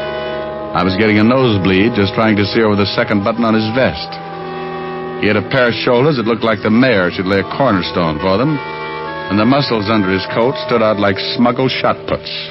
My name is Collins. I'm B.E. Rollins, private secretary. Oh, is that the B.E. Rollins? Yes, he's a very wealthy man. Well, there's an understatement. He wants to retain you to find his brother, Martin. He does, huh? Would you mind coming with me? Mr. Rollins would like to see you in person. Well, tell me a little more about Rollins' brother. I'd rather let Mr. Rollins do that himself. I'd rather hear some of it from you first. I don't want to see Rollins if I'm going to turn down the job. Very well. Mr. Rollins' brother Martin was released from prison 5 days ago. Mm-hmm. Yesterday, he sent a letter threatening Mr. Rollins' life. Oh, and your boss wants me to find his brother before he makes good the threat. Is that it? That's it, exactly. Well, why doesn't he call the police? Show them the letter and get the protection he needs. It'll certainly be a lot cheaper than hiring me. Mr. Rollins doesn't want any more bad publicity. There was enough of it when Martin was sent to prison. And why did Martin get sent to prison? He embezzled $100,000 from the company funds. Did Rollins try to save him? He was guilty. Mr. Rollins prosecuted him to the full extent of the law. Was the money ever recovered? No. Goodbye, Mr. Collins. You won't take the job? Oh, now you've guessed. But why? Mr. Rollins is prepared to pay you handsomely. Well, I don't doubt it at all, but it's too pat. Martin's killing mad because his brother sent him to prison. Rollins receives a threatening letter, but won't call in the police, yet he wants Martin found. Why? I told you. He doesn't want any more bad publicity. So I take the job and maybe find Martin. Then B.E. Rollins is a potential killer in the house. What you going to do? Try and keep his mind off of things by letting him shrink heads in the basement? Remember, Mr. Diamond, they are still brothers. So were Cain and Abel. You mean you think Mr. Rollins intends to kill his brother, and that's why he wants you to find him? Well, that's a little crude, but it's certainly a possibility. That's utterly absurd. Maybe so, but no one would blame him. You better try Hearthstone of the Death Squad. Now you're being ridiculous. Mr. Rollins is a highly respectable businessman. His reputation is spotless. Well, then this looks like too good a time for him to start getting dirty. Goodbye, Mr. Collins. He got up, started to say something, but changed his mind. He turned and walked to the door, ducking his head as he went out. Someday he was going to forget the duck and take the whole wall along with him. 10 minutes later, I got a phone call. Yeah? Is a man named Collins in your office? Well, he was. He just left. Did you take the job? Well, who's this? If you didn't take the job, you're fortunate. If you did, you'd better catch up on your insurance payments. Oh, I think so, huh? I think so. This is a family matter, so leave it that way or you're liable to get yourself killed. Look, would the Sherlock and me show if I deduced your name was Martin Rollins? Hello? Hello? When I brushed Collins out of my office with a quick no, I wouldn't have taken the job he'd offered me for a share in Manhattan Island. But when somebody starts threatening me, it's like telling a 5-year-old kid to stay away from the cookie jar. The quickest way to get me to do something is to tell me not to, and try pushing me around. I looked up the Rollins address, and in 20 minutes my cab pulled up in front of a big old English house that looked like the summer training camp for the U.S. Mint. Yes? Why, Mr. Diamond. Tell Mr. Rollins I want to see him, will you? Come in. I'm happy you've changed your mind. Just tell him I want to see him. He's in the garden. This way, please. We went through the big house and out through the glass doors into the garden. B.E. Rollins was sitting in a chair feeding the birds. He was reaching his late 60s with the sour look of a man who didn't want to. As he threw the breadcrumbs out on the gravel walk, a big diamond on his little finger flashed in the afternoon sun. Mr. Rollins? Huh? Oh, Collins. Who's that with you? The detective you sent for, Mr. Rollins. Oh, yes. Pull up that chair and sit down, young man. Oh, thank you. Just feeding the little birds. Here, Birdie. Been doing it for some time. Oh, swell. Well, what are you standing around for, Collins?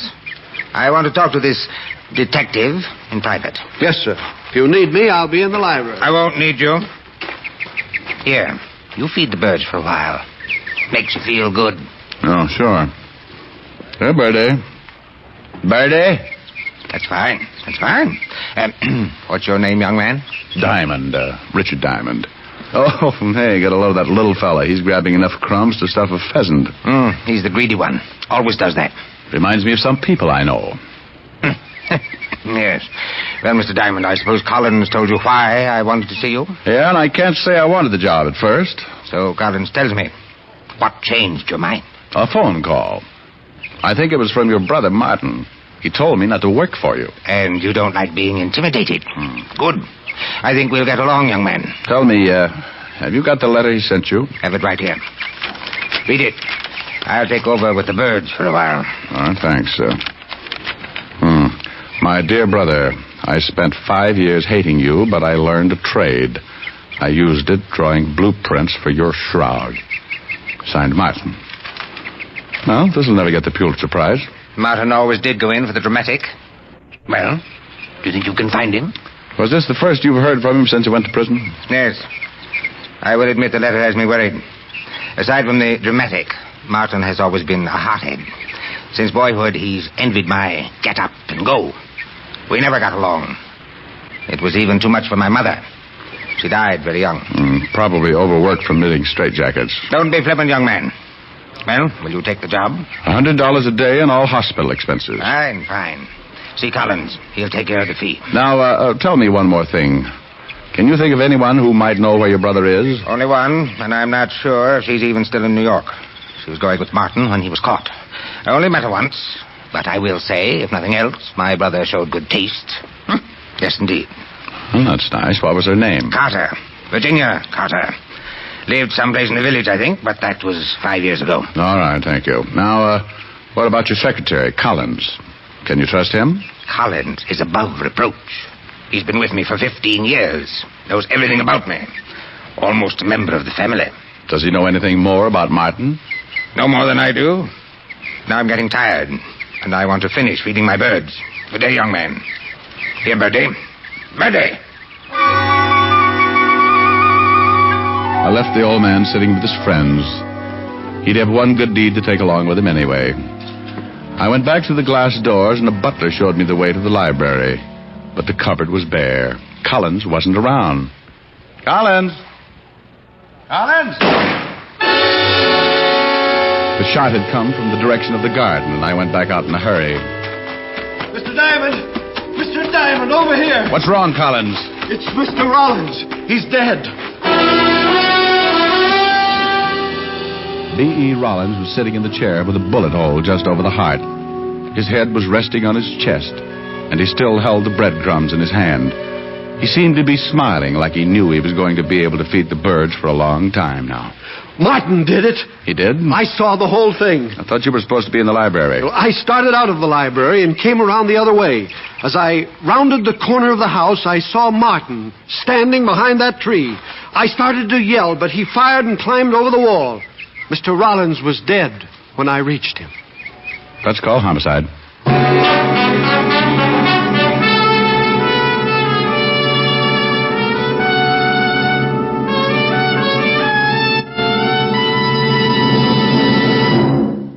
Before we continue with Richard Diamond, Private Detective, here are a few words about smoking enjoyment. Not one single case of throat irritation due to smoking Camels. That's what noted throat specialists reported in a coast-to-coast test of hundreds of people who smoked only Camels for 30 days. That's how mild Camels are. Make your own 30-day Camel mildness test. Smoke only Camels for 30 days and enjoy the rich, full flavor of Camel's costly tobaccos. And see for yourself how mild Camels are pack after pack. See how well Camels get along with your throat week after week. Yes, that's the sensible test of cigarette mildness. For only by steady smoking can you judge the day-in, day-out mildness of a cigarette. Start your own Camel 30-day test today and see how mild, how flavorful, how thoroughly enjoyable a cigarette can be. You'll find out why people say, once a Camel smoker, always a Camel smoker. How mild, how mild, how mild, how mild, how mild can a cigarette be? Make the Camel 30-day test and you'll see. Smoke Camels and see. And now back to Richard Diamond, Private Detective, starring Dick Powell.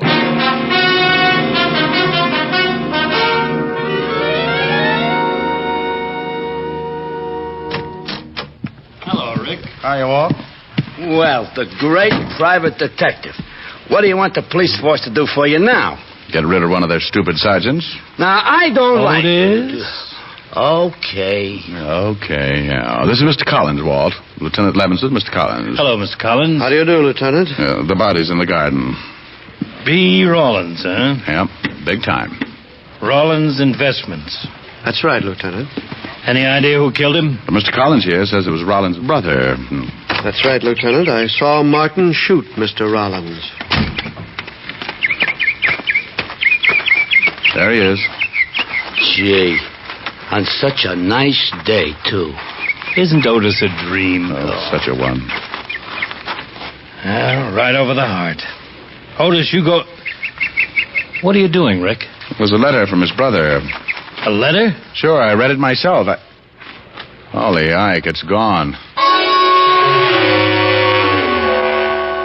We searched the whole garden for the incriminating letter and came up with a big fat zero. Then I remembered something that the old man had told me about Martin. Something about a girl named Virginia Carter. I questioned Collins, but he didn't know her. So I put the old mind to work and became my usual shrewd self. I went back in the library, grabbed a phone book, and found the only Virginia Carter listed. It was a wild, long shot, but I grabbed a cab, and 40 minutes later I was standing in front of her door. When she opened it, I got the quickest scalding in history. Hello. Oh, I bet you have a hard time finding something to wear in July. Do you like it? It's French silk. Love it, love it. What's on your mind? Virginia Carter?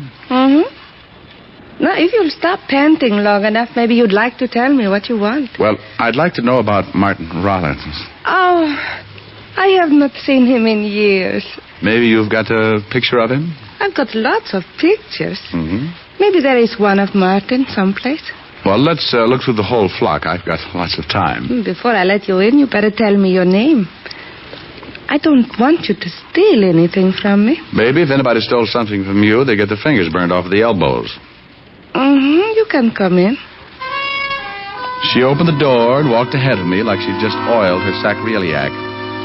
She led me into the living room and sat down. The shades were drawn.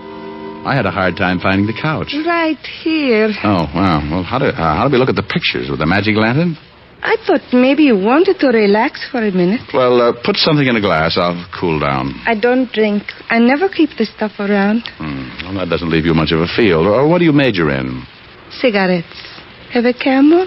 Oh, yes, anytime. I haven't got a match. Well, just hold on to it. It'll light up. I think I'd better get the pictures. I'll be right back. Just make yourself comfortable. Mm-hmm. Hoop-de-doo, hoop-de-doo. Ba-da-dee-doo-da-dee-dee-dee. Hoop-de-doo, hoop-de-doo. You can start with this.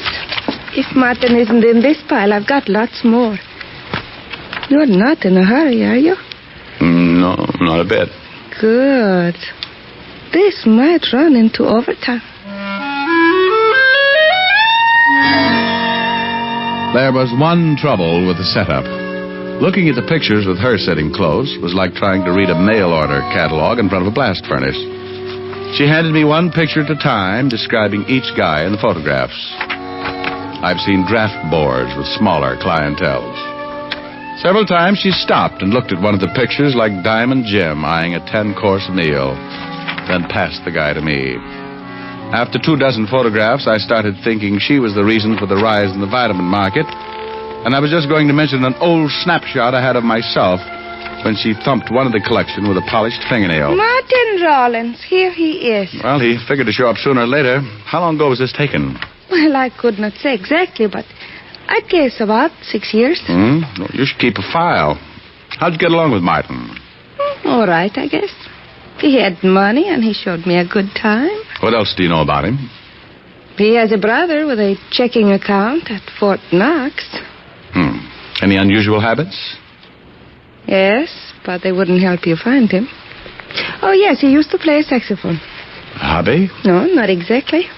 He played around town with several other small bands. He was a nut on jazz. Did he make money at it? I guess so. Well, thanks, baby. I'll stop around again sometime and take a look at your parlor. I'll spin a nice soft web. Mind if I take Martin with me? Not if you bring back a picture of yourself. Maybe I'll just bring my camera. You can take it. Good. That's why I keep the room so dark. I like to develop things. I hated to leave, but my hair was on fire. She'd given me one lead. Martin was a musician of a sort, and sometimes he made money at it. I started to cross the street to catch another cab, and I was halfway there when I heard the car. That was an old trick. You drive by fast, open your door, and if anyone is in the way, he winds up with a face full of automobile. I picked myself up and thought about chasing him, but he was so far down the street I couldn't even get the license number. I grabbed a bug-eyed cabbie and had him take me to local 802 of the Musicians Union. I went in, and a little short guy with a twitch looked up at me from behind a big desk. Something I can do for you, Pop? Bad twitch. Yeah, too much bop. Tell me, do you know Martin Rollins plays the sax? Has he got a card? He makes money. Then if he ain't, he better have. Let's see if he does, will you? I'm an old friend. I'd like to get in touch with him. You look like a cop. And I've got a shiny little badge. Oh, wait a minute. I'll see what I can find. Cop, huh? Now look what you done. You got me twitching more than ever. Between twitches, he found what I was looking for. Martin had just renewed his card.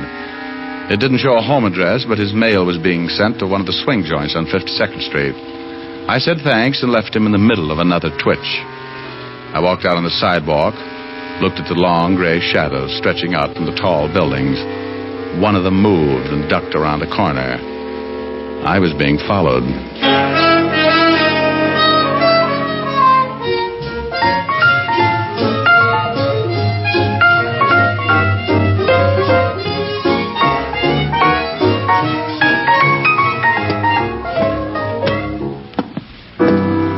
Hey, Fingers, can I bother you for a minute? No, but you can talk to me. Move in, lean on the piano. Yeah. You know a Martin Rollins? Well, sure, he blows here. Which one is he? He's off tonight, got a phone call and took off. You know where he lives? Yeah. Well, here's 5. Come down and remember the address. What do you want him for? Here's another 5. What difference does it make? Solid. It's got a little pad on 5th Street, 59 East. Now, don't put me on, Dad. You got troubles? I'm going to ask him. Crazy. I like your style. And when you got time, drop back and listen to the band. I don't think I could stand the altitude. Crazy guy. I went out fast, and 10 minutes later I was standing in front of Martin Rollins' apartment. I tried my knuckles and waited. I tried again and put my ear to the door. I didn't hear it at first because it was so faint. A light scraping sound like rope over wood. I tried the door.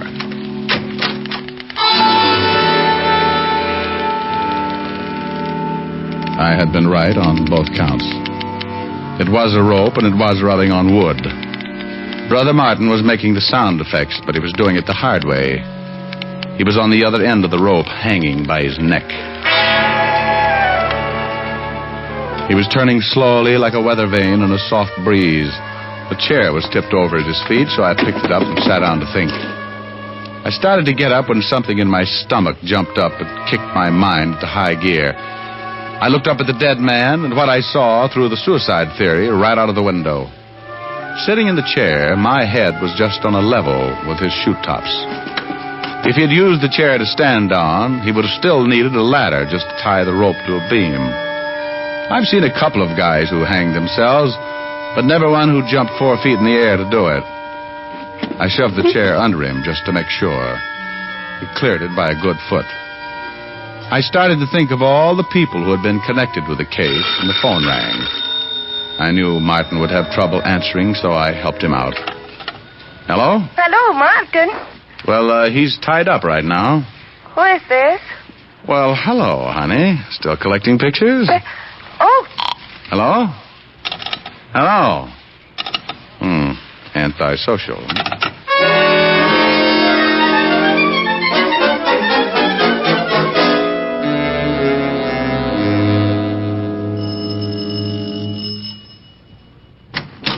Well, Mr. Diamond, did you bring your camera? We'll play spin the bottle some other time. How did you know my name?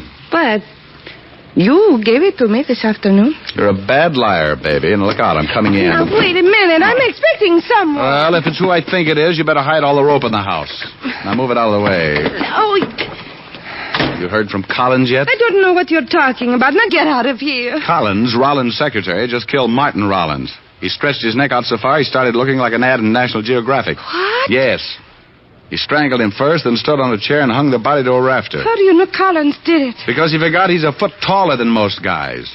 He gave Martin a boost, left him hanging too high. What's that got to do with me? Well, I think Collins knew I'd come to you. I think he promised you the moon if you fingered Martin Rollins. He wanted to get Martin, but he wanted someone else to do it for him. He knew old man Rollins would remember you and tell me. You're crazy. Oh, well, we'll see.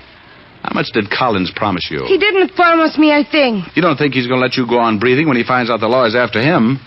You're the only hole in his story. Wait a minute. He just left Martin waiting for oxygen. He's probably on his way here right now. He didn't say anything about killing Martin. I want to get out of this mess. Now, that's better. Tell me everything you can. Well, he met me about 3 months ago at a party. We started to see each other. One day he told me he was in some kind of trouble and asked me to help, and I said I would. He told me that he had been in a deal with Martin and that Martin had gone to prison for it. So Martin had come back and wanted his share, is that it? Yes. He promised me 50... It all happened in the time it takes you to change your mind. He must have come in through the kitchen and started shooting. She went down like a diver with a bends and died on her face. He was trying for me when I jumped to one side and knocked over the only light burning in the room. He came close, but the flash of his gun gave me his position, and I threw enough lead to start a pipeline. He stumbled back into the kitchen, but he was dragging it. I heard him drop, and I moved in after him. The moonlight slanted down through one of the windows and splashed out on the hard floor. He was lying in it, on his back, like he wanted to get that far anyway. Don't try again, Collins. I still feel like shooting. Forget it. No reason to kill you now. Before you close your eyes, tell me something. Better make it quick. Why didn't you go out and get Martin Rollins yourself? Why hire me to find him? I didn't want anyone to know I was looking. You were the alibi. With Rollins dead and Martin suicide, you'd swear Martin killed the old man. Because Rollins showed me the letter? You forged it? Yes. Yes, I shot Rollins and took the letter. And you planted that phony call to my office? Yes. Well, you nearly got away with it, Collins. You just forgot how tall you were when you hanged Martin. I thought sure Martin was the one who was trying to run me down. I'm a rotten driver. How bad is it? You must have been a good cop. I caught all three. It should be raining out. too nice a night to die. Not a cloud in the sky. Must be nice to look at. No. Keep standing up. You'll never see it from down here.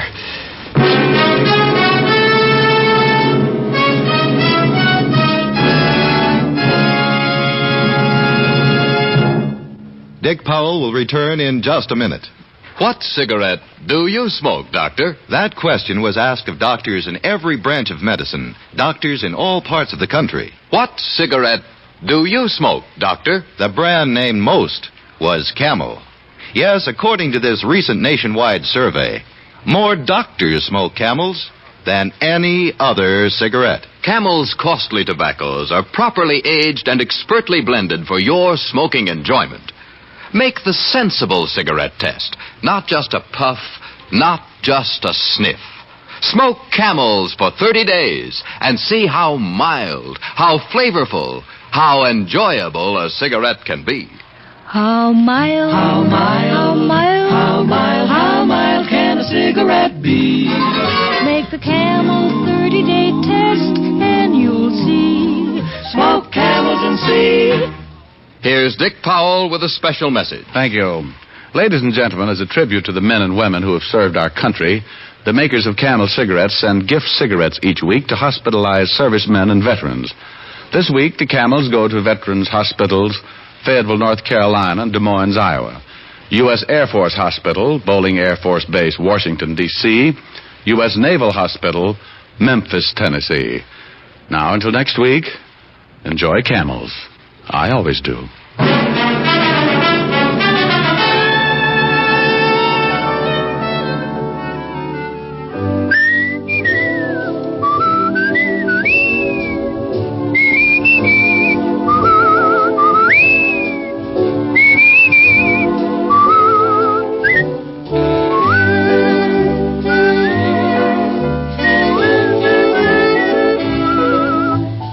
Tonight's adventure of Richard Diamond, starring Dick Powell, was written by Blake Edwards. Our director is Helen Mack. Featured in tonight's cast were Virginia Gregg as Virginia and Ted Osborne as Rollins. Tom Tully was Collins, Arthur Q. Bryan as Lieutenant Levinson, and Wilms Herbert Otis. Men, pack your pipes with Prince Albert. The rich flavor and natural fragrance will tell you why PA is America's largest selling smoking tobacco. Prince Albert's Choice Tobacco is specially treated to ensure against tongue bite, and it's crimp cut to smoke cool and even. Get Prince Albert. It's the national joy smoke. Listen next week for another exciting transcribed adventure of Richard Diamond, starring Dick Powell. This is your FBI. The official broadcast from the files of the FBI follows immediately. Stay tuned. This program came to you from Hollywood. This is the American Broadcasting Company.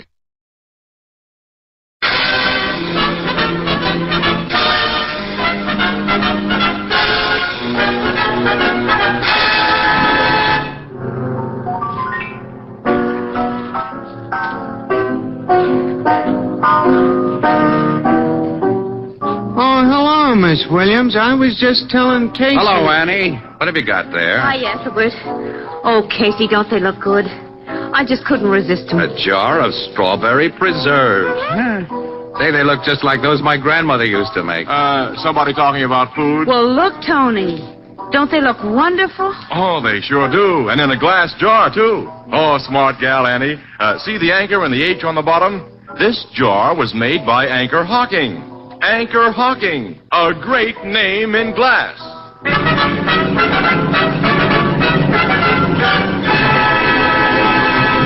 Crime Photographer, brought to you by Fire King Oven Glass. Anchor glass containers, Anchor caps and closures. All products of Anchor Hocking, a great name in glass.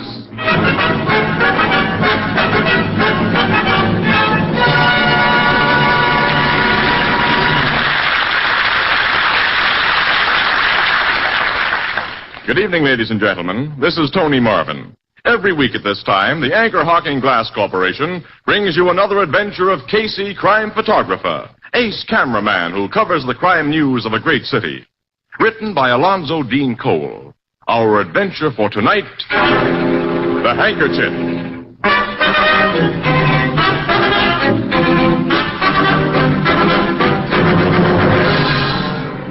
Joe Paletti's Tavern in the factory district at 11:30 o'clock on a Friday night is almost deserted. Behind the long bar, two white-coated bartenders are busily polishing glasses, while Joe Paletti himself, a jovial-looking fat man, checks his cash register. The street door opens and a huge uniformed policeman enters. Evening, Joe. Ah, Lieutenant McHugh. Hi, Mac. Hello, Lieutenant. Bill, Andy. Say, where's your other barkeep tonight, Joe? Gus? Oh, he was not feel so good. I told him go home and lie down. But he'll be back on the job at 12 o'clock when the rush starts. This is the night of your big rush, isn't it? Friday's payday at the factory. Yeah, 5 minutes after 12 o'clock, everyone who's quits work at midnight comes in to cash his paycheck. And buy a drink. Or a dozen drinks. You got a sweet racket, Joe. Yeah, to cash these checks is good business. What do you have, Lieutenant? I'm out of cigars again. Well, here's your special brand. Thanks. Say, how much worth of checks you figure on cashing for that factory crowd tonight? Well, last week was over 16,000. Tonight in my safe upstairs, I got 20,000 bucks. Well, that's a lot of dough. Too many people know you keep heavy cash on hand these Friday nights. That's dangerous. Oh, what's dangerous? And I got a first-class safe in my apartments upstairs. And I also got a burglar alarm. Ain't you cops got a precinct station just 1 block away? If anybody tried to stick me up, ain't you going to come and stop them? You're a hard guy to argue with, Joe. Because he's got a thick skull, McHugh. What are you doing here, Snyder? I just dropped in for a beer. Snyder, when I pay you off 2 weeks ago, I told you to get out of my place and keep out. So what? Public place, isn't it? Come on, draw me a beer, Joe. All right. Bill. Yeah, boss. Give this louse a beer. See he pays for it. Okay. Your boss don't like me, Bill. Neither do I, or anybody else here. Here's your beer. Thanks. Here's your dough. Where you working now, Snyder? I ain't working. Joe Paletti's seen to that. I ain't recommending no bartender I catch you stealing from my cash register. I didn't steal. If you could prove I did, you'd have turned me over to the cops. Joe could have proved it. He just gave you a break, Snyder. You're not decent enough to appreciate it. Now finish your beer and get out of here. Okay, copper, I'll drink up and get out. Mind if I wipe my mouth off first? How do you guys like this handkerchief I'm using? Pretty classy, huh? Yeah, it's just like you, Snyder. It's loud, it's cheap, and it's got a lot of yellow in it. Maybe someday, Joe, you'll be kind of sorry for the raw stuff you pulled on me. So long. When I see you next, I hope it's in the obituary columns. He's got a few drinks under his belt, Joe. If he comes back tonight, you better keep an eye on him. You too, Bill. He won't bother the boss, Mac. Well, I've got to get back to the station house. Here's for the cigars, Joe. Thanks. So long. So long. Oh, Lieutenant. Yes, Joe? How's your wife? Oh, about the same. She doesn't get any better. She's been sick a long time, huh? Yeah, over a year. Cost you plenty of money, huh? Every cent I had. Look, if I can help any... Thanks, Joe, but the guy in my job can't borrow dough from... Well... out and keep his nose clean. I'll see you later. So long, Mac. Good night, Lieutenant. Andy. Yeah? You bring up plenty lemons? More than we need, Joe. Okay. 10 minutes to 12. I go upstairs now and get the money from my safe to cash them paychecks.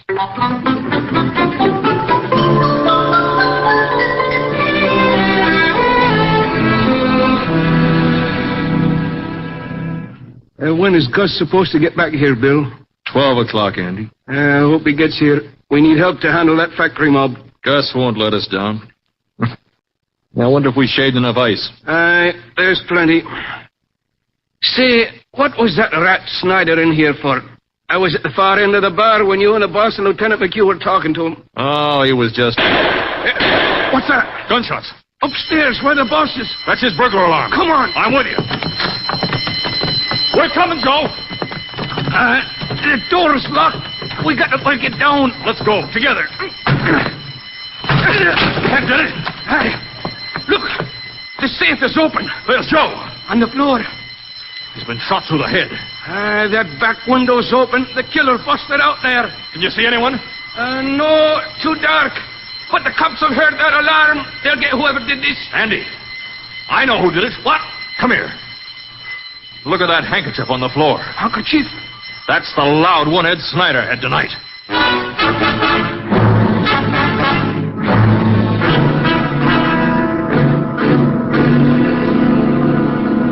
All right, now, Bill, if you and Andy will take another pose in front of that door you busted open after you heard the shooting. Like this, Mr. Casey? Yeah, that's fine, yeah. Hey, you get in this shot too, Gus. Well, I didn't get here till after poor old Joe was killed, Mr. Casey. Well, that doesn't matter. You're one of the bartenders. Stand next to Andy, huh? Okay, all right. All right, all face the camera now. Hold it.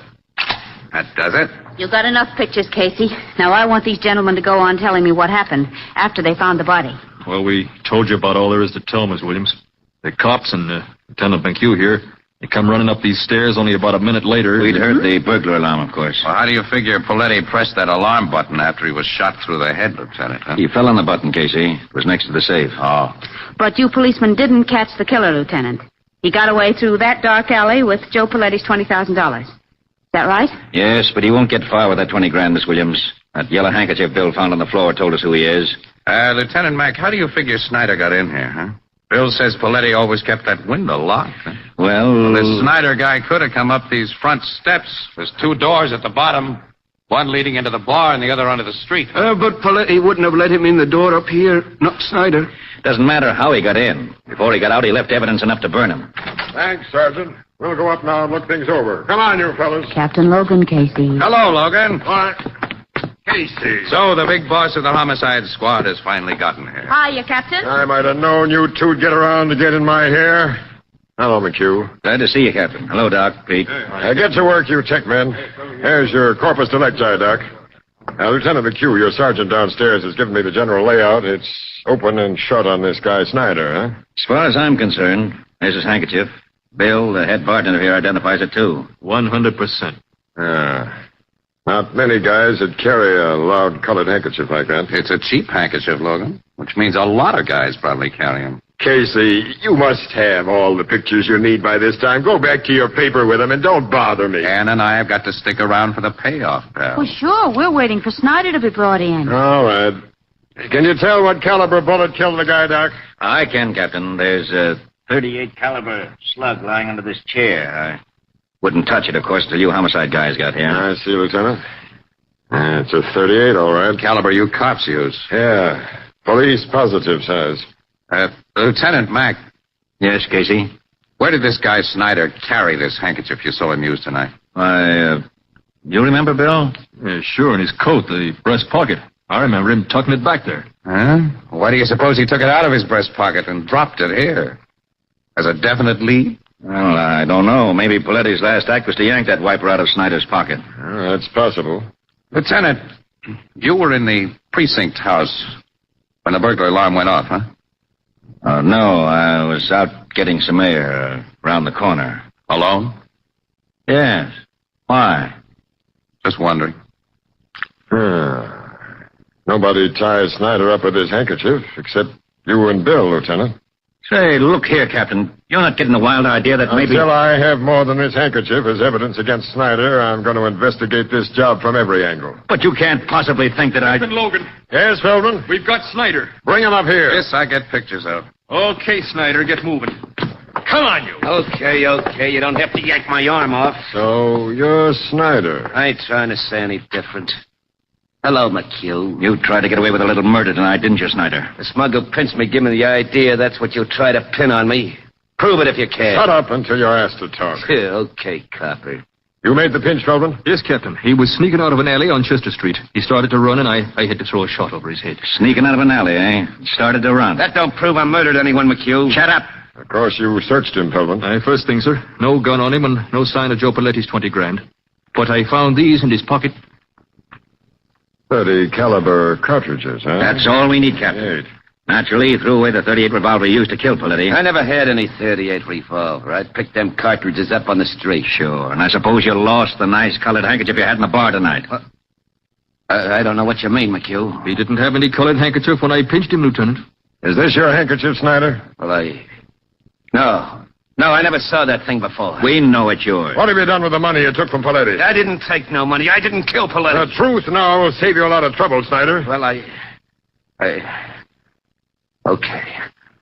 Okay, I'll tell you what you want to know. You killed Paletti. Yeah. That does it, Casey. Yeah, that does it. Now, Snyder, what did you do with the 20 grand you took? That's the big payoff question, ain't it, Copper? Well, I wanted to pay me something, so you don't get an answer until I see my lawyer. Take him to headquarters, boys. Come on, Snyder. Okay, Copper. Gonna let him see a lawyer now, Logan? Why not? He's confessed the murder. And, Casey, did you almost get me on a phony track about Lieutenant McHugh? Oh, yeah. Yeah, I was all wrong. 100%. Well, see you later, pal. Mm-hmm. Yeah, so long. Come on, Casey, let's get our stuff to the office. Okay, Annie. Annie, you know, it's funny. What? I've got the doggonedest hunch that I wasn't all wrong.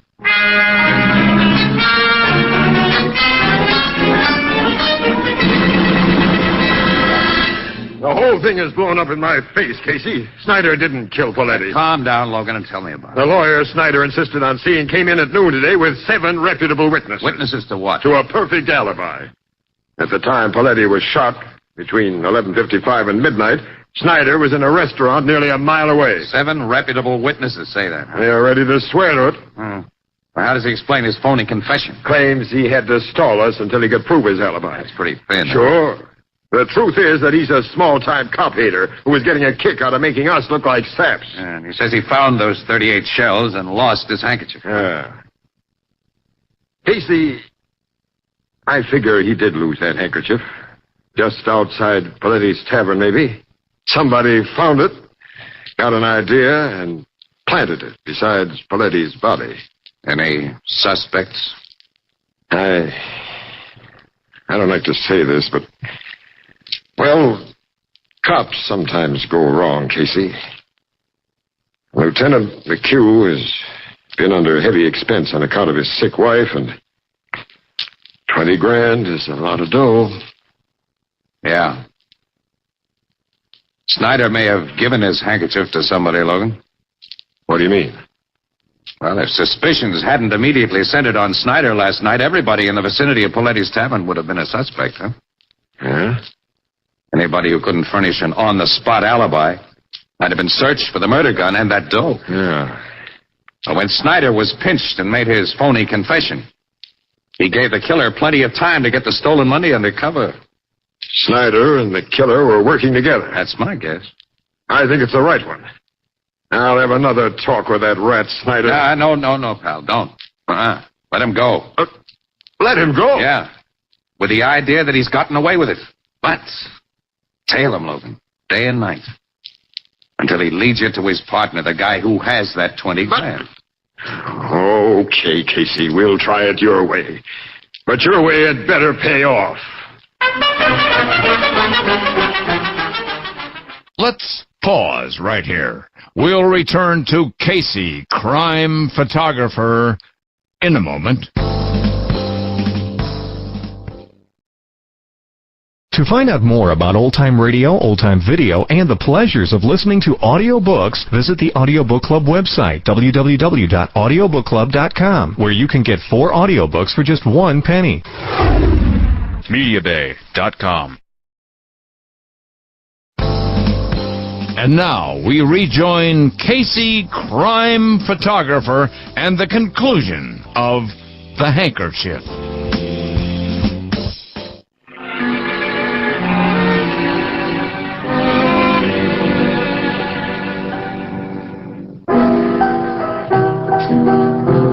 Good night, Mrs. Wheelbreaker. The strangest darn people come in here sometimes. Yeah, well, don't look at us when you say that, pal. Casey, hello, Miss Williams. Hello, Ethelbert. Say, I've been wondering when you two would come in. Anything new on that Paletti murder? No, not yet, Ethelbert. You know, I take a personal interest in that case, being as how it happened to a bartender, a brother professional, as you might say. Captain Logan's detectives have been shadowing that Snyder guy for 3 days now. They sure have. They know what he's done every single If he minute. hasn't made or received any phone calls or made contact with anyone who might be a logical suspect. Or at least he hadn't up to noon today when Logan showed us the latest report on him. It's nearly 6 o'clock. Maybe something's happened since. Logan would have let me know if it had. Maybe your idea about Snyder was wrong, Casey. Listen, that's what I'm hearing from Logan. Now, don't you start pulling it. Give the idea a little time, huh? Well, gee, I didn't mean... Oh, Walter, will you... Never mind, Ethelbert, never mind. I'll get it. It's probably from me anyhow. Excuse me, Annie. Sure. Blue note. That you, Casey? Yeah. I thought it might be you, Logan. Anything new? Get into that jalopy of yours and come to Spring Road off 200th Street as soon as you can make it. Well, there's nothing but woods out there. Oh, yes, there is. There's something I want you to see, smart guy. What's that? The dead body of Snyder.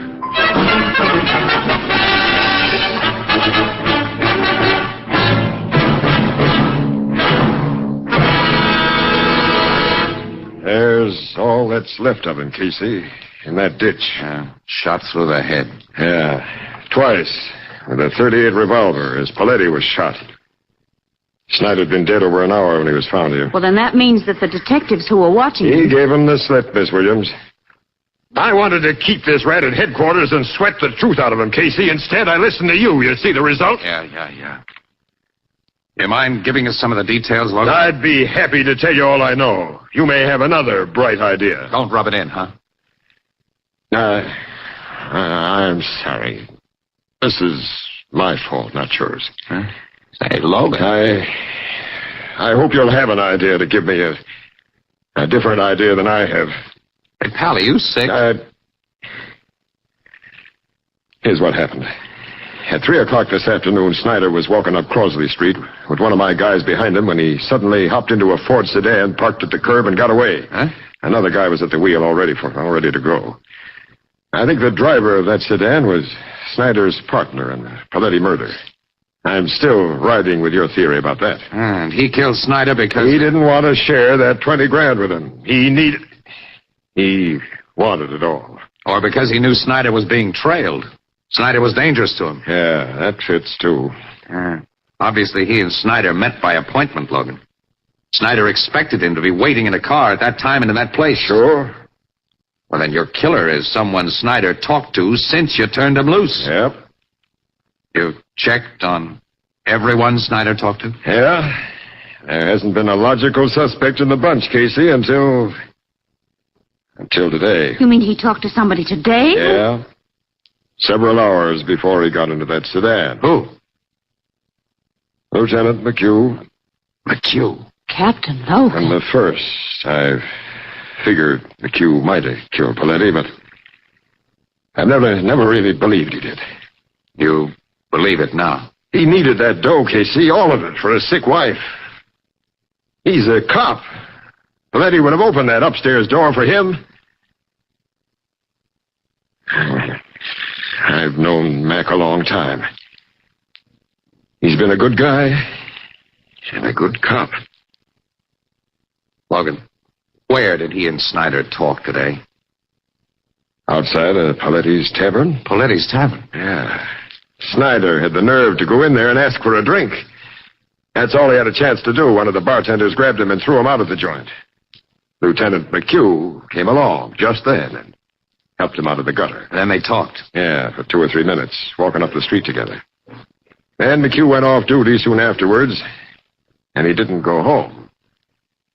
He could have met Snyder in that sedan. It looks like McHugh all the way, Casey. How close was your detective when Snyder was given the bum's rush from Paletti? Oh, he'd only just followed him inside the joint. It happened that fast. Which bartender gave Snyder that rush act? It was Andy. Andy. Who was in the bar downstairs when Paletti was killed upstairs. He couldn't have been Snyder's partner. Oh. Your man sure it was Andy, huh? We didn't have time to ask for names, but the description he gave me is Andy's tall with dark hair. Well, Bill is tall, but he's bald. Well, Gus has dark hair. Oh, but he isn't tall. Say, your guy got only a quick look at that bartender. Yeah, but he couldn't be wrong about it. Wait a minute, Logan. A medium-sized guy looks tall when you see him beside a very short guy. Snyder was a shrimp, and Gus hauling him around with a collar would look like a 6-footer. But, Gus! Poletti would have unlocked that upstairs door for Gus, Logan. He was a trusted employee. And Gus didn't report for work until after Poletti was killed. Casey, you're right. Let's get Gus and go to work on it. He's a tough cookie, Logan. You'll never break him. I'll make him talk. I don't think you will. Look, Logan, can I stick my neck out again? Casey, I'll listen to anything now. All right. We'll take Gus for a little ride. A ride? Yeah. But not in a police car this time. We'll use my jalopy.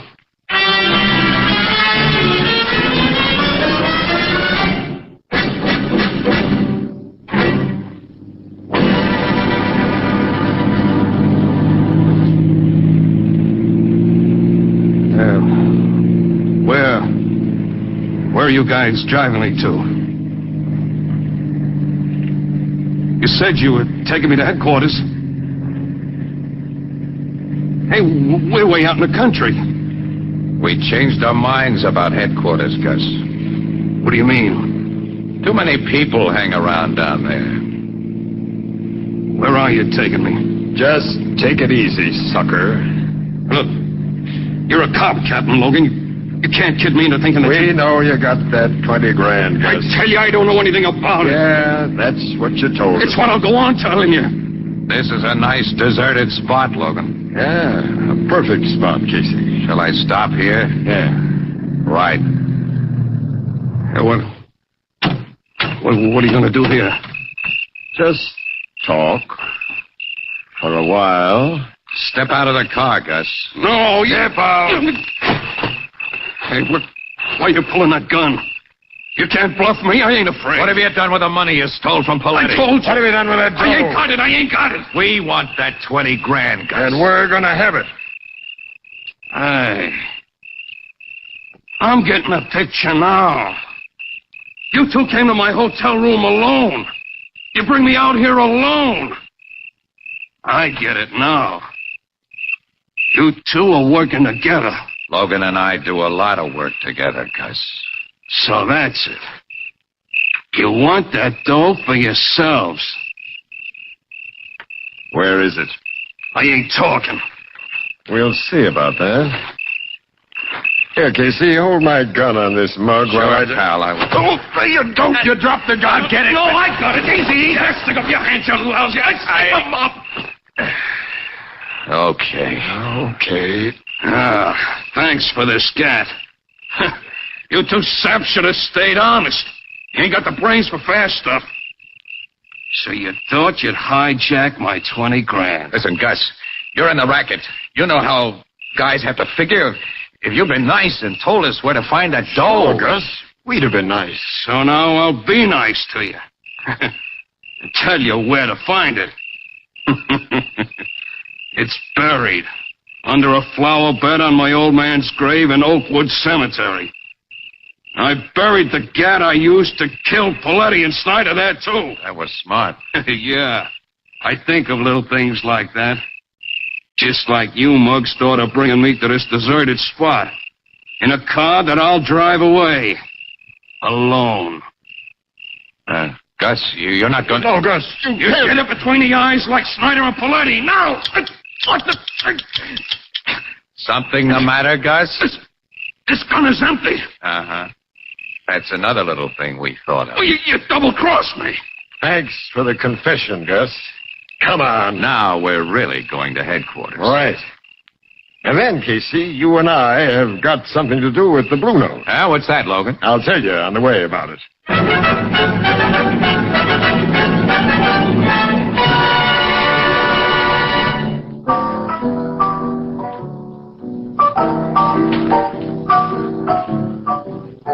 So you cops found that 20 grand and the murder gun just where Gus said it was. Hey, Captain Logan? That's right, Ethelbert. Yeah. Gus figured he had no reason to lie to a pair of dead pigeons, as he figured Logan and me to be. Well, I'm certainly glad that a disgrace to the bartending profession like he was is going to get what he deserves.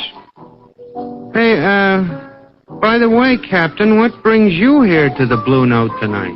Ethelbert, Casey and I want a box of the best cigars you have in the place. Yeah, we want you to send them to Lieutenant McHugh, Ethelbert. Here's his address here. Well, sure, but Casey, why are you and Captain Logan, head of the homicide department, sending cigars to a cop? Well, you see, that is... It's just... you see, McHugh likes to smoke cigars.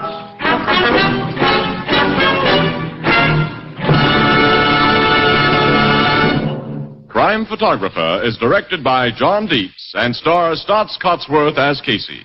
It is written by Alonzo Dean Cole and is based on the fictional character of Casey created by George Harmon Cox. Our cast features Miss Leslie Woods as Anne, John Gibson as Ethelbert, Bernard Lenrow as Logan, and the Blue Note pianist is Herman Chittison. The original music is by Archie Blyer. Crime Photographer is brought to you by the Anchor Hocking Glass Corporation of Lancaster, Ohio, and its more than 10,000 employees. Anchor Hocking. A great name in glass.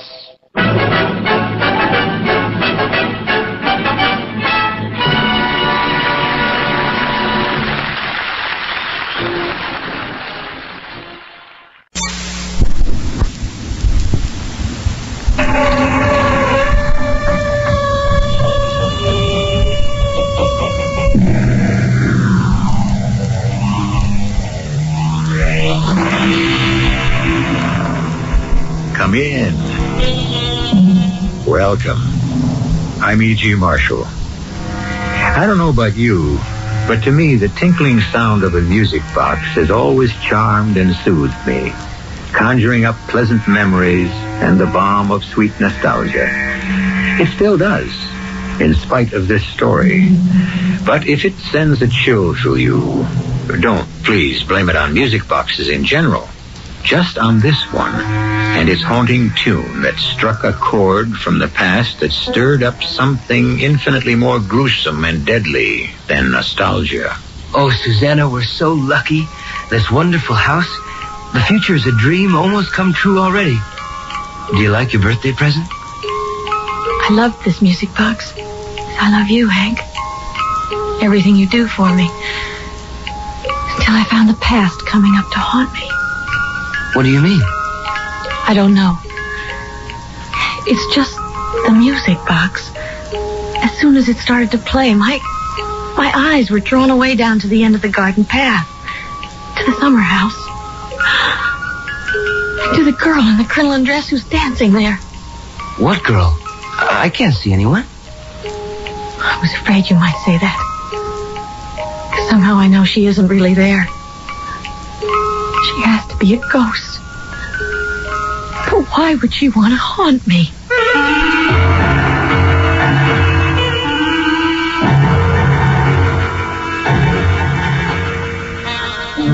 Our mystery drama, The Special Undertaking, was written especially for the Mystery Theater by Ian Martin and stars Jada Rowland and Don Scardino.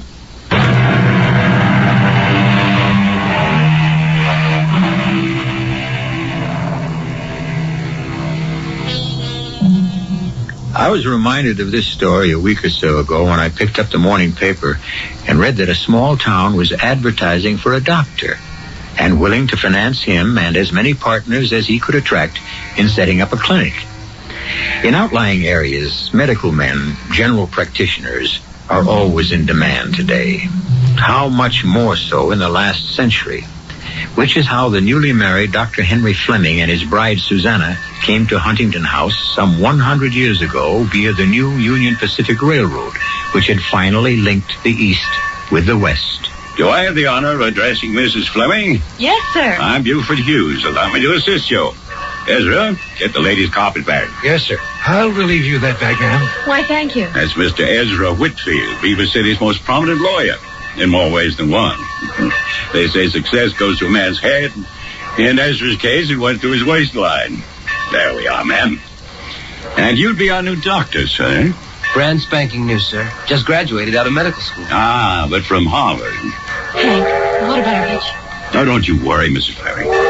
Well, I'd like to check and make sure our trunks are there. Now, ma'am, I think it's more appropriate for Ezra to help you in that area while I make your husband as welcome as I can. Why, sure, Mrs. Fleming. I can see your trunks are all off. Just go check them over. Okay, honey? This is my job. A fine young woman, sir. Eminently equipped to be a doctor's wife. Or anyone's. Susanna is one of a kind. Mm-hmm. I support your opinion. Just as soon as the missus has checked out your belongings, I have a wagon waiting to take them to your house. I also have a rig so that we can stop by the bank and sign our agreements. I think Susanna is a bit worn out.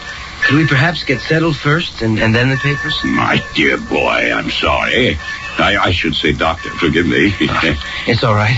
I'm young, but I have knowledge. Don't worry. Well, I have no worries about your abilities after our long correspondence. And I don't want to lose you. You are needed here. We're all just trying to put out and make you feel at home right here.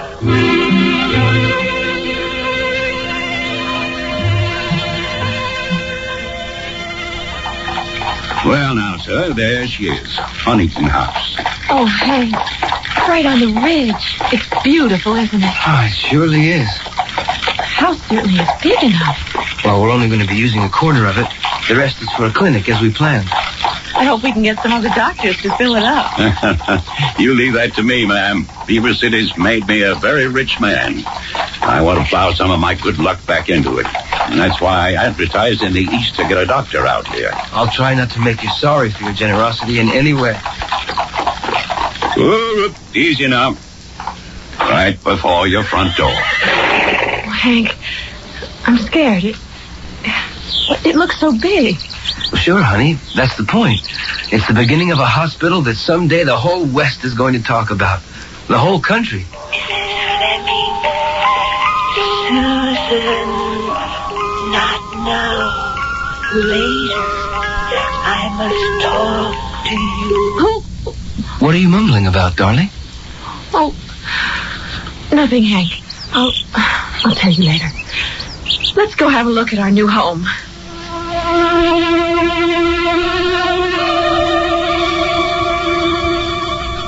I calculate, with you tired and all after your journey, I should have taken you straight into the house. But with the light going, I wanted to see a little of the grounds. It's amazing. I can't believe the house has been empty all that time. After 15 years, I expected a jungle. No, there's been a housekeeper here all these years. Mrs. Bunter. And for years, her son kept the outside of the place. Oh, Hank. Look at that little summer house down at the end of the path. Isn't it lovely? Oh, sure is, Susanna. I want to go there right now. It's almost sundown. I'd let it wait if I were you, Mrs. Fleming. Why? Why, because they ain't going to go away. And I can smell that Mrs. Bunter has supper about ready. I'm sure you must be hungry after the long trip. I know I am. Hungry as a bear. Come on, honey. It can't be all that important. No, of course not. Just a silly whim, but funny how it draws me. As though someone was begging me to meet them there. And so there is. Me, but by moonlight. It's a perfect place for young lovers, wouldn't you say, Mr. Hughes? I reckon that depends on the point of view. Well, shall we travel on in and say howdy to Ellen Bunter? By all means. Don't forget to come back. Susanna, are you coming? Yes. Yes, Hank. Just stay close to me. And don't leave me alone.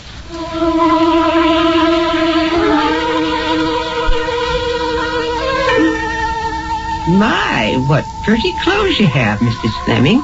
Boston must be Tri-City. Why, yes, Mrs. Bunter. It is. It's a beautiful town. I'm surprised you ever come away from there out here to the west. If I was you, I'd pick up the skirts and get right back there. Why? Whatever do you mean? Oh, there's things best not talked about. I'm just saying what I think has to be said. You sound as if you don't want us here. There's a black shadow lays over this house, Mrs. Fleming. And I don't want nobody else should lose their light under it. Special ways, no two nice young'uns like you. But please, don't say nothing to Mr. Buford about what I said. Wouldn't want to lose my job. Well, we can hardly just leave it at that. I'd like to know what you mean. I promise to tape as soon as I can. But right now, got to go get supper on the table. I can't get over that cellar. Why, it's almost set up for a clinic already. But Mr. Huntington wasn't a doctor. No, son. He sure wasn't that. Well, what did he do? Well, he mostly made money. Yes, sir. He looked to be about the richest man in this part of the country once. He used to raise cattle. Then he found a gold mine right here on his own property. Over the other side of the ridge over there. Is it still active? No. Vein ran out 20 years ago. But not before he piled up a bundle. I should know. I was his banker. Yes, Carson Huntington retired before he was 40. What did he do with himself then? Oh, mainly he devoted himself to being a father. But he liked hunting real good. And you've only got to take a look around the walls to see where that led him to. You mean all the stuffed heads? Moose, buffalo, deer that are all over the place? He liked to collect them? More than that. He stuffed them all himself. Built himself all those tile rooms downstairs and worked just like a doctor in a white coat and all. Ah, a taxidermist, eh? More than that. You know how one thing leads to another, and, well, here comes your lady. I must leave you to your supper. I was just going to ask you if you would join us. Mrs. Bunter tells me there's enough for you, and Mr. Whitfield, too. If you cook like that every night, Mrs. Bunter, I may just abandon my wife. Oh, thank you, sir. But I'm sure she's a mighty fine cook herself. Oh, matter of fact, you wouldn't think of it to look at her, but she is. And a housekeeper. Sure is good to see love lighting up this gloomy old place again. Just like the good old days, Buford, huh? Yes, Ezra, but let's not go digging into the past. These two young folk represent the future. They're not interested in what's been. Oh, but we are. At least I am. Oh, so am I. I'll just take the tray out to the kitchen. I'll bring the coffee in soon. Poor Ellen. No wonder she doesn't want to listen to... Ezra, you talk too much. What'd I say? Nothing much so far. It's usually too much. I reckon I have to tell you a little about the house. But it's better for you to get it from me than from some old windbag like Ezra. Tarnation, Buford, that's no way to talk. I tell you what it is, Mrs. Fleming. A house stays empty like this one did for over 15 years. And people start to build legends, even a dried-up old lawyer like Ezra here. Now, I'm a banker, businessman. I'll give you the plain facts. We'd appreciate that, sir. I'd like to hear the legends. Well, let's start with the facts. It's about 60 years back that Carson married Sarah. 62, almost to the day. Well, you're old enough to remember exactly. It was before my time. I just opened my office, and Carson Huntington was one of my first clients. His folks had left him quite a spread, and he sold off enough cattle to build this big mansion for Sarah. Oh, she was a beauty, all right, and well fixed herself. That was some wedding. No, we don't have to go into every detail. I only mention it because they were so happy, those two. Just like these young'uns. And how could they have known the tragedy that was to be the most part of their lives? Tragedy? I suppose 20 years longing for a child and never being able to produce one isn't tragedy enough. I suppose when Rachel did come to him, her being born premature and blind and mute wasn't tragedy. I suppose Rachel's death... That's enough, Ezra. No, please. We'd like to know. No, what Ezra says was true. Sarah did have a baby, too late in life. A little wisp of a girl who was blind and mute. They doted on her, devoted 16 years of their lives to bringing her up, pampered and coddled her like she was made of china. They were recluses here and saw few people.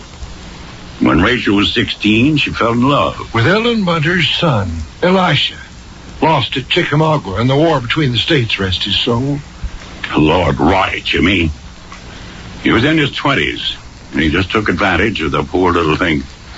And naturally, it was an unsuitable match from any point of view. So the boy was fired by Carson and ran off to join the army.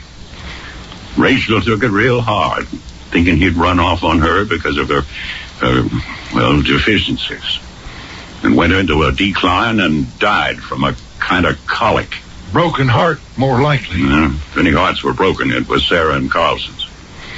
And after the burial, they holed themselves away here at Huntington House. And no one saw hide nor hair of them for a year.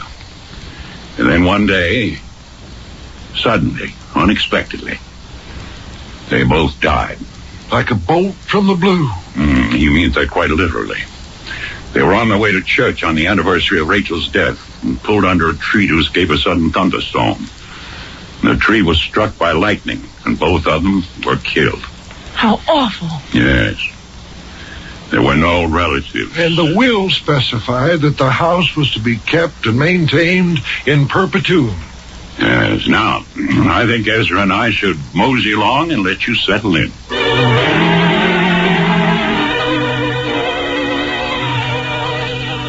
Good night, Mr. Hughes. Mr. Whitfield, and drive carefully. Ooh, come on. Bedtime. Oh, look at the moon. Isn't it lovely? Not when I'm so tired I can't even open my eyes to see it. You're not that tired. Maybe you had too much wine. Let's walk down to that little summer house.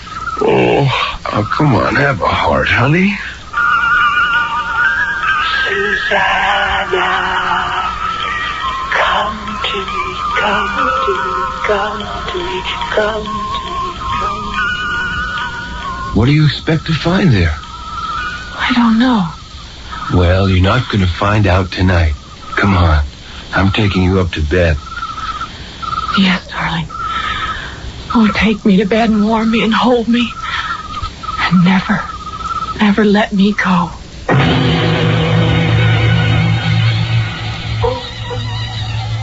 Susanna finally fell asleep, shutting her ears against that still, small voice in her head. Tomorrow she will talk to Hank about it, and about Huntington House. Outdoors, the moon is at its zenith. Does something move strangely in the shadows? And if you strain your ears, can you hear the sound of a music box? I'll return shortly with Act 2.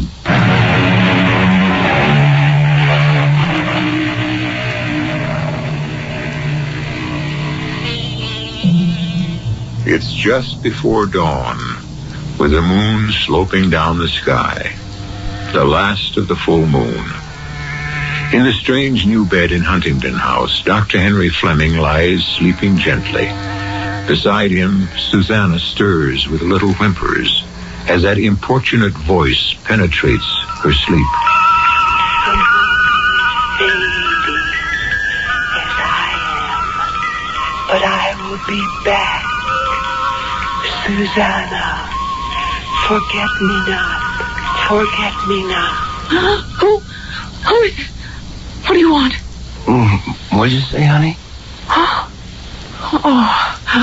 Oh, nothing, Hank. It's just a dream. It's just... Oh, I don't like it here. What do you mean, sweetie? There's something wrong. It isn't a happy house the way you and I want. Well, you mean you want to leave? You know we can't do that. You've tied up your whole future here. I've tied up my whole future with you. That comes first.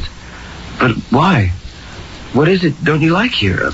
All the sad history which is buried in the past, as Mr. Hughes said? It isn't buried in the past. No matter what he says. What does that mean? Since the first moment I got here last night, there's a voice. Voice? A young girl's voice. That calls to me, speaks to me. Just to you alone? I guess, if you haven't heard it. Well, so that's why you've been so funny a couple of times. Well, what does this voice say? Nothing, really. Just calling me to help and to come to her. Susie. Oh, I always mistrust your motives when you call me that. Well, don't this time.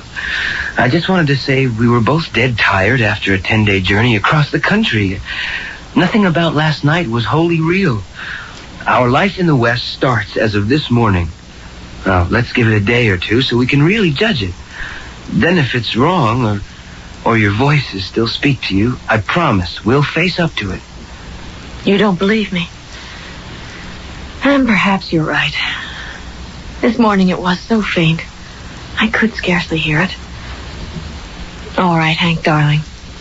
Let's forget about me and concentrate on your life.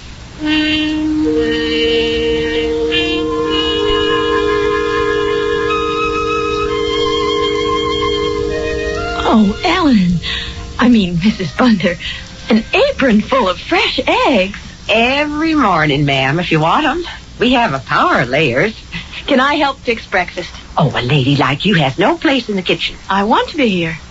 And do I have to call you Mrs. Bunter? Couldn't it be just Ellen and Susanna or Susan or whatever you want to call me? You're a sweet child. And it's good to see a bright, fresh face here. But is it wise for us to be that close? Well, I don't care if it's wise. I need a friend. And someone to answer some of my questions. All right, little one. You have a friend. I'm so glad. Yesterday, I thought you would have done anything to get me out of here. I should be ashamed, I suppose. This house has been my life, but for all the tragedy, it has treated me well enough. Then why do you resent my coming here? It isn't you, dear heart. It's only that I thought the past was buried. Why don't you accept your good fortune as it is and leave the ghost of yesterday buried and forgotten? I will. If they leave me alone. No, I don't know what you're talking about. That's two of us. Yesterday, when there was time, you said you would explain about the black shadows that lie over this house. It isn't the time yet. Certain people would be judged wrong. Rachel Huntington, for example? What do you know of her? Only that she died mysteriously. And that she loved your son. My son. My son that was. A fine, true boy then. Until he was cast out. What happened? I neither excuse him or blame him. They might have found a life together. Instead, my Elisha was thrown out. Sent to be cannon fodder. Because two children in love had committed the oldest sin in the world. A sin that wedlock would have wiped out. I didn't realize that. You mean that Rachel... I didn't know it myself.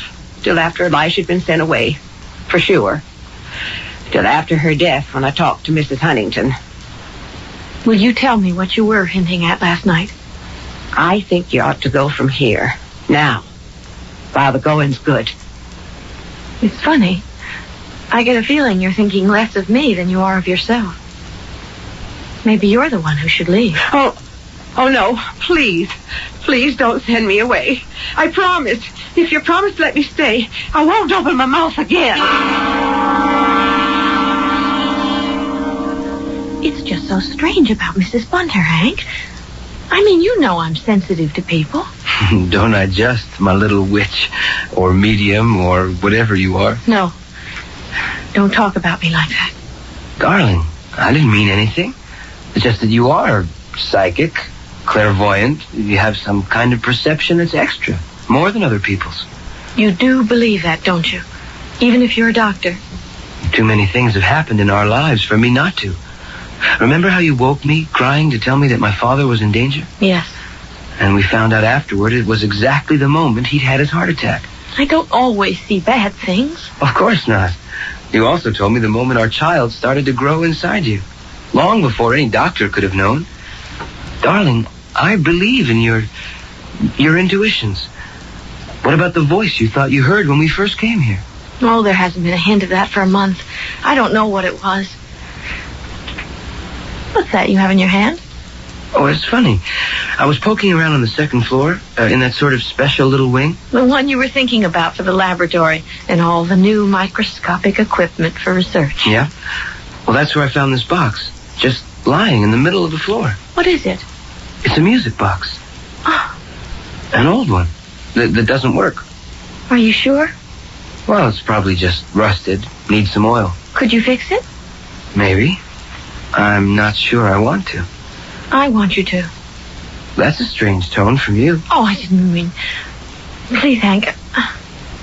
I'd like you to try to make it work. If you'll tell me why it's so important.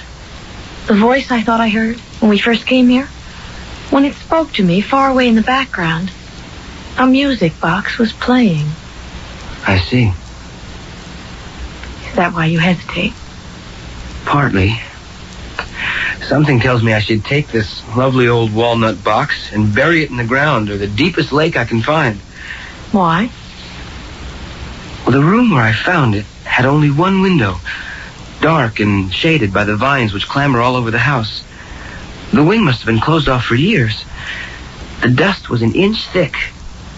It was eerie that everywhere I went, I left my footprints outlined clearly behind me. Wait till Mrs. Bunter and I get in there with some mops and a broom. We'll chase the dirt out and wipe out your footprints. Oh, I'm sure you will. There's only one thing you can't wipe out. What's that? The spot where the box was lying, covered with cobwebs. Well, why can't we clean that up, too? Because when I picked it up, there was no depression for all its weight. No mark to show it had lain there for any time at all. Except for the fact that it lay in the center of the room, with no footprints in the dust coming or going. It could have been placed there yesterday, or this morning, before I entered the room. Do you still want me to see if I can make it play its song again?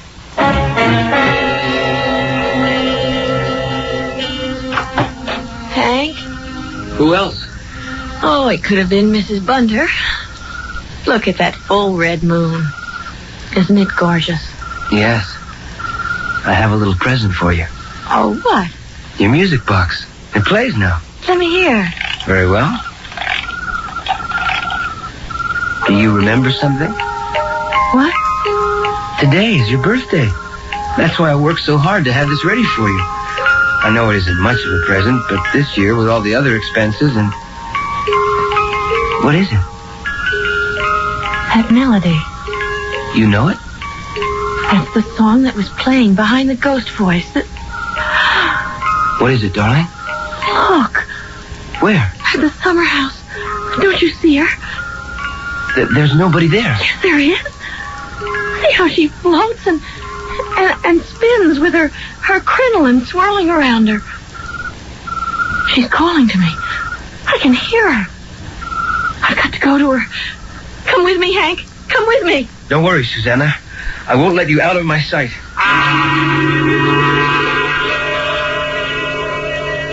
You see?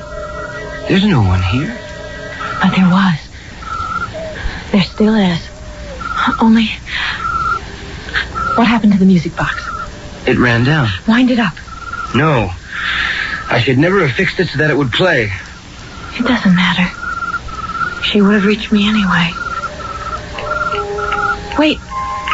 Find me. Come to me, Susanna. It's Rachel. How? The music box. The music box. Was she just talking to you? The ghost? Yes. It was Rachel. But she's been... How could she talk to you? She was amused. I don't know. I don't think she wants to hurt me. She wants me to help. Help her to do what? How? I don't know. I'm not even sure it's a ghost that's trying to reach me. That's what scares me more than anything. Susie, you can't be serious. What are you trying to say? There's something terribly wrong about it all, darling. And somehow Mrs. Bunter is mixed up in it. And I know she is. In what way? Well, you know I like to keep charge of household accounts and things.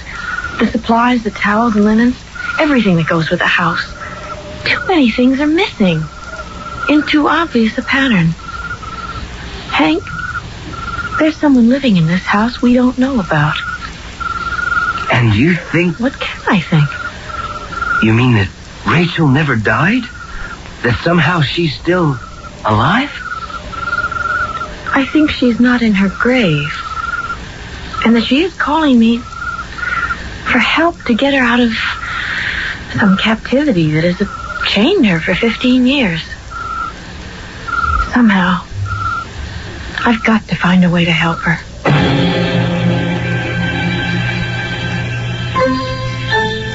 Now, there's an interesting corner to turn in the story. To find that a ghost, a well-established ghost, may not be one after all. Something we all must find out when I return with Act 3.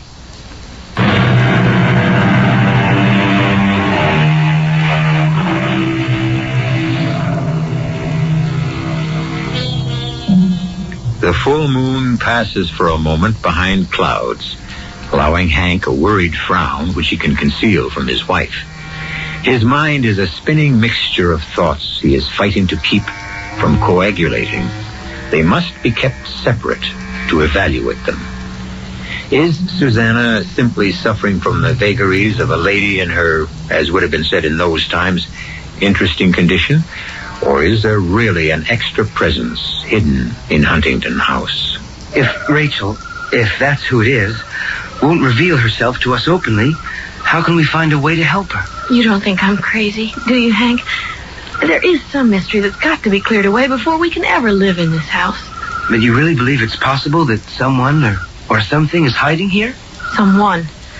From the amount it uses up in food and linen and towels. But at the same time, something that isn't natural. It's supernatural. What is it? Oh, it's just the moon coming out from behind the clouds again. Bright as some enormous chandelier hung in the sky. If only Wait. He said the music box. Start it again, dear. Quick, before the moon goes behind the clouds. You sure you want to? Yes, quickly. Okay. Well? Look. There she is. Dancing. Where? Up the path, towards the front door. And she's beckoning for us to come. What is it? Oh, the moon behind the clouds again. I can't see. Come on, let's go. There's no one here. The front door's opening. What happened to the music box? It stopped. I don't know why. Oh, there you are, Dr. Fleming. What is it, Ellen? What's wrong? I think he's dying. Please, could you come to him and try to save his life? Even if he isn't worth it. Save whose life? My son. I'll show you where he is. He's hiding out in the barn. Hold the lantern higher, Mrs. Bunter. That's it. Hurt there? Some. How about here? Oh, that hurts pretty good. He's burning up with fever. We've got to get him up to the house, see if we can't bring it down. Oh, no, sir. You bring me up to the house, you're just signing my death warrant. What's he talking about? There's a wanted poster out for him. Murder and highway robbery. He killed a United States Marshal making his getaway up Cheyenne Bay. If I can't get him where I can treat him properly, it won't be the government signs your son's death warrant. This is your son, Ellen? More's the shame. Yes. But I thought he was dead in the Civil War. I'd take more pride in him if he had been. But he deserted the army to take up with a bunch of cutthroats and outlaws, robbing and stealing and killing. Till he got wounded and came crawling home to me to beg me to save his life. What could I do? He was my only child. I didn't know how to turn my back on him. I should never put you on the spot, Ma. I don't deserve nothing better than I got. A bullet in the gut. I should have let it take me its own good time. Just what it's doing. Oh, no. I was wide open, bleeding like a stuck pig when I crawled in here over a month ago. Ma nursed me back to health, and the wound closed up. And then this damn fever got to me. The fever's because you still have that bullet locked up inside you. It's festering. You have peritonitis. And the poison will kill you unless I get that bullet out. You a real doctor?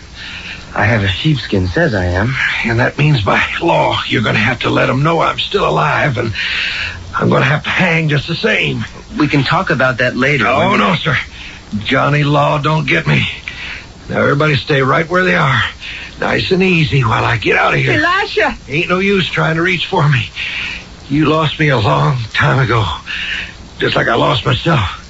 The only thing outside of you I'm really sorry for is I never should have hurt Rachel. The funny thing is, I really loved her. If only we'd ever had a chance.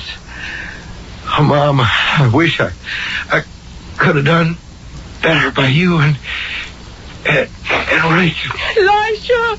Hush, Mrs. Bunter. Let my husband handle it. I'm sorry. It was too late. This time he's really dead.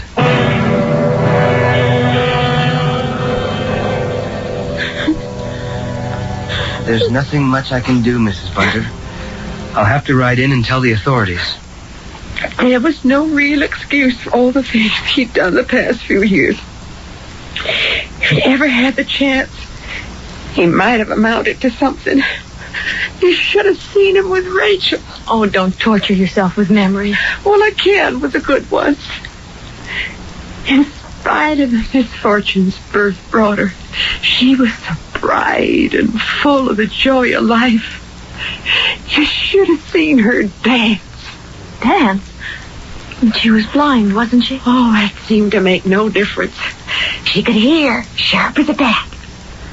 I always said what a pity it was they never got her a pianoforte for her to learn to play by herself. But they never did. Just music box? Oh, yes. Like this? Well, yes. That looks like one of them. That box does seem familiar. Ellen, are you sure Rachel Huntington is dead? Well, I'm sure she is. I know it. To keep her from running after my Elijah. They poisoned her. What? Did you actually see her dead? They'd sent me away. And then she died so sudden. And I came to the funeral and I stood in the back so it wouldn't be seen. And I saw the coffin lowered into the ground and the dirt covered it. And the minister commending her to heaven. Is that what you mean, Miss Susan?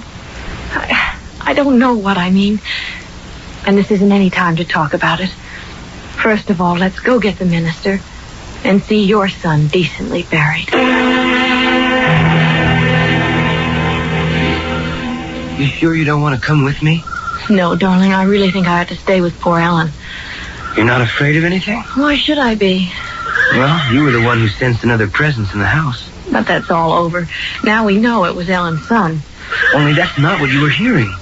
You were hearing a woman's voice calling to you. To help the man she loved, who just died. And who must be with her now. There's nothing to be afraid of anymore. I don't know. I'm not sure I should leave you alone. Oh, don't be silly. You'll be back in an hour or so. And even if poor little Rachel wanted to haunt me, she couldn't mean me any harm. Well, it's a dark night. And even if she wanted to, she only seems to come when the moon is bright. Promise me you'll go straight to bed, lock the door, and wait for me. I will. Hurry, darling. Like the wind. You go straight upstairs. Bye, Susanna. Bye, Hank. Aren't you going up to bed, Ellen? Yes, I suppose so. I don't know what for. I won't sleep. You must. Come on. We'll have a hot toddy in the kitchen and then go up together.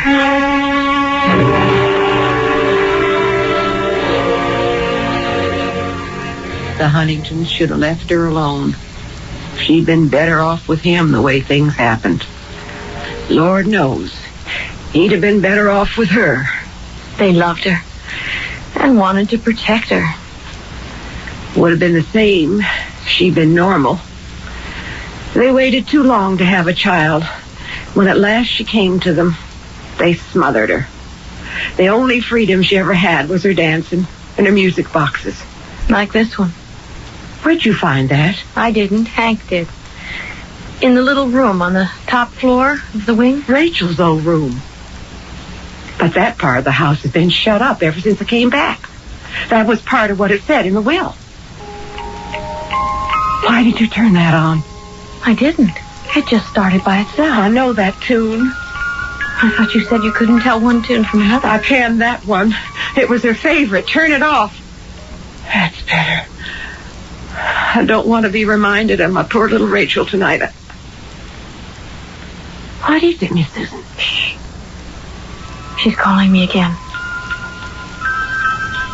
Come, Susan. Come. Now you must. I want to lie with my lover at last. Please, please, bring me peace. Bring me peace. Bring me peace. Bring me peace. Where are you going? Where the music box is leading me. This time I cannot fail her.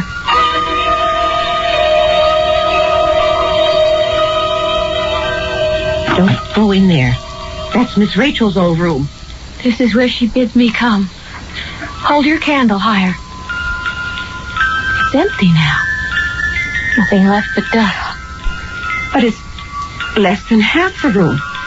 There's a wall built there. Where? In front of us. The two great windows beyond that. They look down on the garden, but this wall, I don't know where it came from or when it was built. Or why? There's no door in it. It's papered all the way across. My candle blew out. My lantern's still lit. And look, there, where the wind tore the paper off the wall, there's a door. Don't go in there, Miss Susan. I have to. This is what she's been calling me to do. Oh, my God. What is it? Look. On the bed. It's Miss Rachel's room. Just as it was. And that's her. Just as she was. Oh, the good Lord protect us. How could she still be alive after 15 years? I knew. Take me to the grave so I can sleep at last.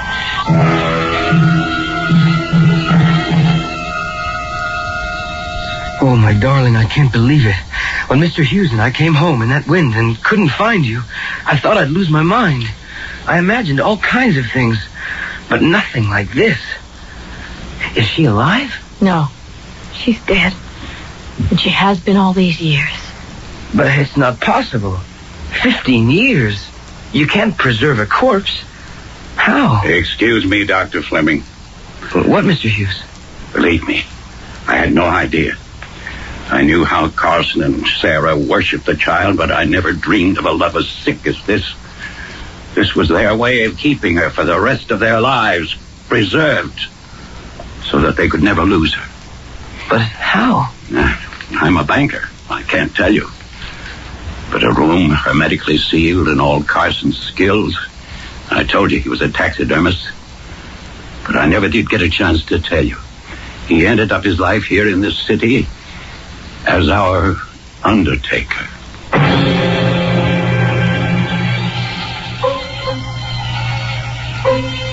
A grisly ending to a weird story, and yet a happy one. Rachel Huntington was finally laid to her rest alongside the man who might have been her husband. Huntington House was cleared of all shadows and became the nucleus of one of the country's finest hospitals, renowned for the miracles it achieves in saving life rather than preserving the illusion of it. I'll be back shortly.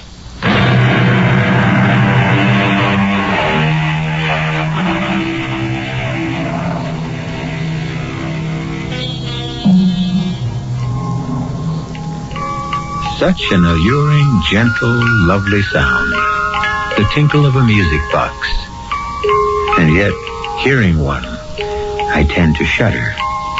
Picturing that long dead girl, her eyes open in an unwinking stare, and the voice that never could speak in life, crying out in desperation for peace, never to be heard till at last came Susanna, with her gift of perception. Our cast included Don Scardino, Jada Rowland, Stats Cotsworth, Ann Petoniak, and Robert Maxwell. The entire production was under the direction of Hyman Brown. G. Marshall inviting you to return to our Mystery Theater for another adventure in the macabre.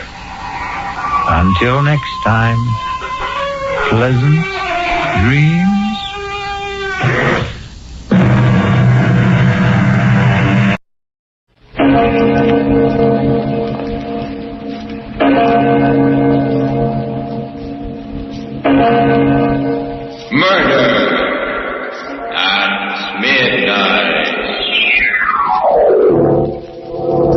For the last time, Walt, please let me go. Nuts.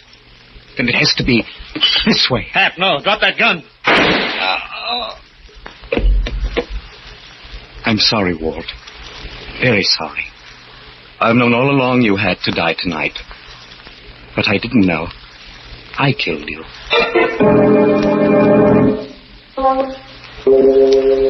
Midnight, the witching hour when the night is darkest, our fears the strongest, and our strength at its lowest ebb. Midnight, when the graves gape open and death strikes. How?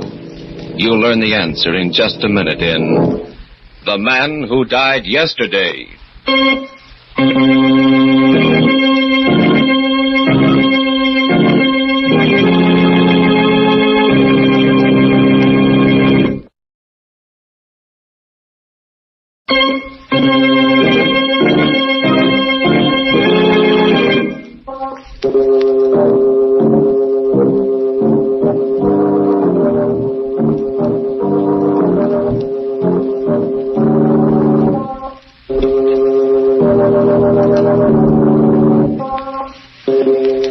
And now, Murder at Midnight.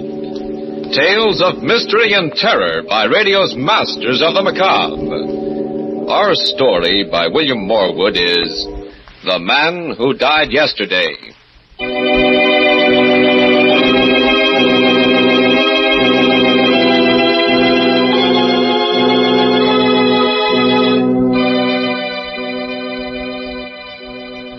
Afternoon on a little-traveled highway. A strange-looking man in threadbare clothes stands hopefully by the roadside. A car comes around a curve.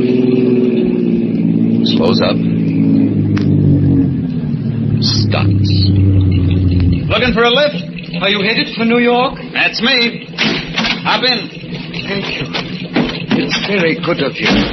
I'm in a hurry to reach New York. I haven't much time, you see. Yeah, sure. I picked you right off for a big executive on his way to a board meeting. Oh, nothing like that.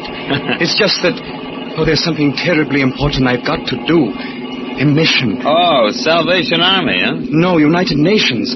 I have to see the Secretary General before midnight tonight. That leaves me only 8 hours. The United... Are you feeling all right, pal? Yes. I was sick, but I'm feeling fine now. You don't look so good to me. White as a ghost. Of course, you could do with a haircut, too. I suppose so. I'm afraid I've been out of touch with civilization a long while. By the way, my name is...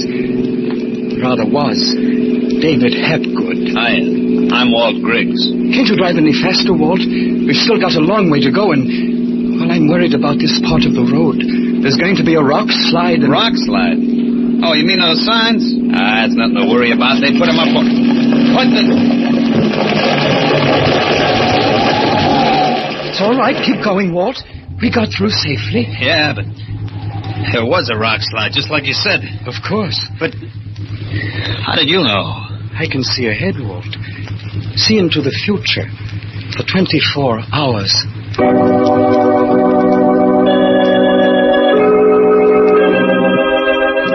The guy was nuts, of course, but... still, what are the odds against calling a long shot like that? 1,000,000 to 1? 1 billion? I gave up trying to figure it. We drove along for about an hour and then stopped for gas. There was this hamburger joint right by. Where are we going, Walt? Grab a bite. Oh, but there isn't time. I've less than 7 hours now, and by midnight I gotta gas up anyway, and I'm hungry. Come on, Hep. Hiya, fellas. Hello, sugar. Sit down, Hep. What'll it be, boys? Hamburger for me, sweetheart, with onions. What's yours, Hap? I'm not hungry. Oh, busy with your speech for the United Nations, huh? Well, I'll just read this racing form while you're thinking. Racing form? Sure, I play the G's all the time. Got some important dough on today's meet. $50 on Alistair to win in the 6th. Alistair? Yep. I'm afraid you'll lose your money, Walt. What? Don't kid me. Alistair's the hot favorite. It's going to be a walkaway. Marble III won that race. Marble? What are you, nuts? He's a rank outsider. 100... What do you mean won the race? It hasn't been run yet. Hasn't it? I didn't know. Look, wait a minute. Sweetheart. Yeah? You think you can get the races on the radio? Oh, sure. It's all tuned in. A lot of our customers like to listen. Walt, we can't waste time like this. Who can think about a horse race? I can. Remember my $50. What? Conclusion with a great race. The crowd is going wild with excitement. They're around the bend now, coming into the straight. Alistair is out in front by 2 lanes. The rest of the horses bunched. Alistair is going strong. Atta boy, where's your marble, Hap? Wait. Entering the last stretch now. It's a walk away for Alistair. Nice, 4 lengths ahead and no challengers. Wait a minute. Alistair stumbles. Cavering ain't stride. He's down. What? The jockey's thrown clear, but Alistair... The other horses have gone past. Number 8 is out in front. Number 8. Marble the third. Marble the third. Marble the third, and Marble wins. Rio! Turn that thing off. Run for the books, folks. The most extraordinary... I'll be... You knew it all the time, Hap. You knew Marble had to win. Of course. Walt, we've got to go. Sure. Sure, Hap. Anything you say. You're the guy I've been waiting for all my life.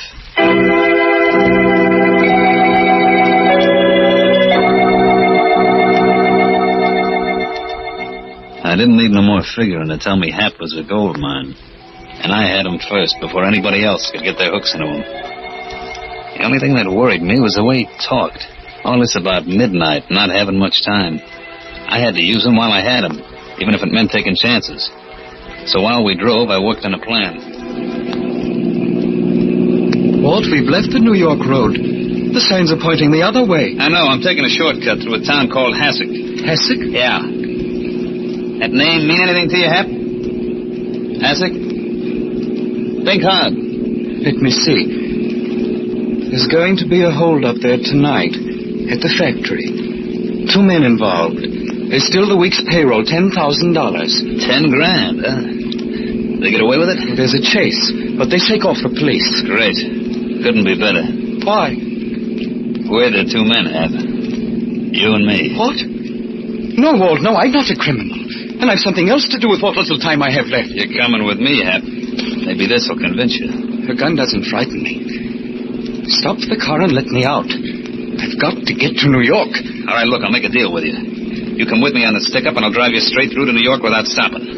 Are you on? But I can't, Walt. My message concerns the whole world. It's the only way you'll get to deliver it.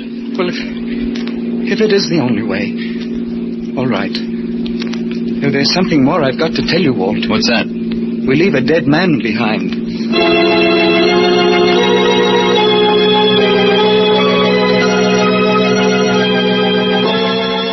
It was getting dark when we hit town. I drove down the main street and onto the factory building beyond. It was all dark except for a light in the cashier's office. Hap and I went in. There was a guy sitting at a desk. Who are you? What do you want? There's $10,000 in that safe. This is a stick-up, brother. You're crazy. There's no 10. Open up. I'll do the talking. I warn you, man. You'll be caught for this. Shut up and start turning that dial. All right. I guess you win. Come on, snap into it. I'm doing the best I can. That's it. Now hand out those greenbacks. Come on, get a move on. Watch out, Walt. He's turning in an alarm. Oh, you double-crossing rat. Oh. Hey, Carrie, you. It's the guy that had to be killed, Hap? Yes. Okay, then step on it. The cops will be swarming around like flies.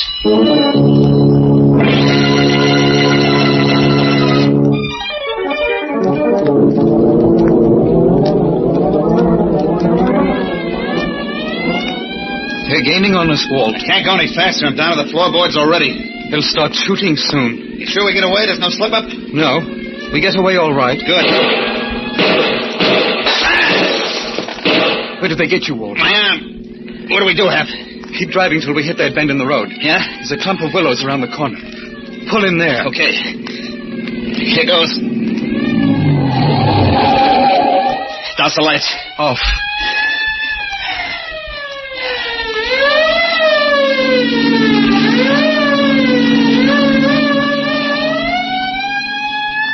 We shook him, Hap.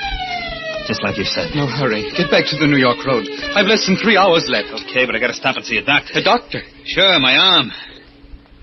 Oh, what's the matter, Hap? I'm afraid of that doctor. Something happens there that I don't understand. What is it? I don't know.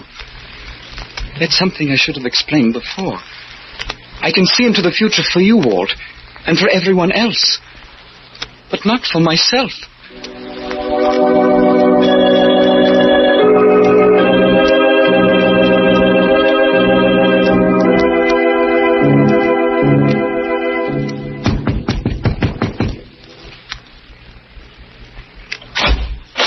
Yes? You the doctor?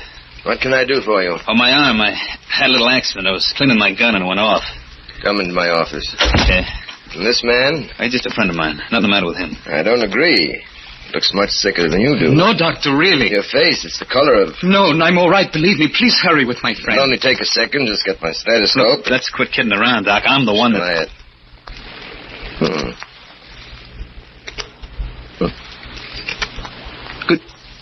Good Lord. What's the matter, Doc? Why are you looking at him like that? But it's impossible, of course, but there's no heartbeat. No. But that's impossible. If your heart wasn't beating, you'd be... Dead? Yes.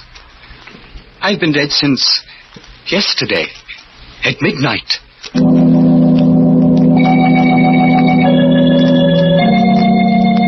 Staring at him, at the living corpse of the man who died yesterday, Walt and the doctor draw back in horror. Just who is David Hapgood? Perhaps we'll know when the clock strikes 12 for Murder at Midnight.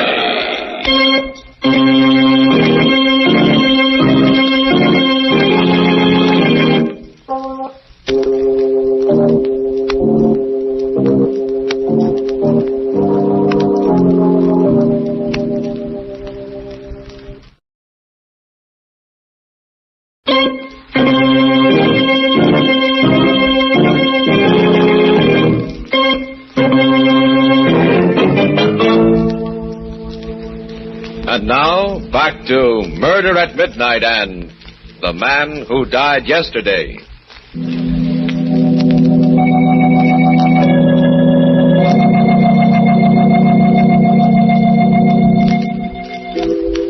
The goose pimples were standing out on me. Here I'd found the guy, been with him for hours through a hole-up in a kiln. And now I was hearing from his own lips that he was dead. He gave me the creeps. I wanted to take it in the land, but instead I was froze to the floor. I heard the doc saying... You've been dead since yesterday? Yes, doctor. But that's impossible. There must be some explanation, some obscure heart condition. There is an explanation, but not that kind. You see, I was cheated out of 24 hours at the time of my birth, and I'm just making up for it now. How do you mean? This will sound fantastic to you, but nevertheless it's true. I was born on a ship crossing the international date line. I started coming into the world during the last moments of a Friday and finished up early on Sunday. So I skipped a whole day of my life. I've always been living 24 hours ahead of myself. But that's shit. Gospel, Doc. He can call the turn on anything like he was reading tomorrow's paper. I told you it would sound fantastic, Doctor. But it is true.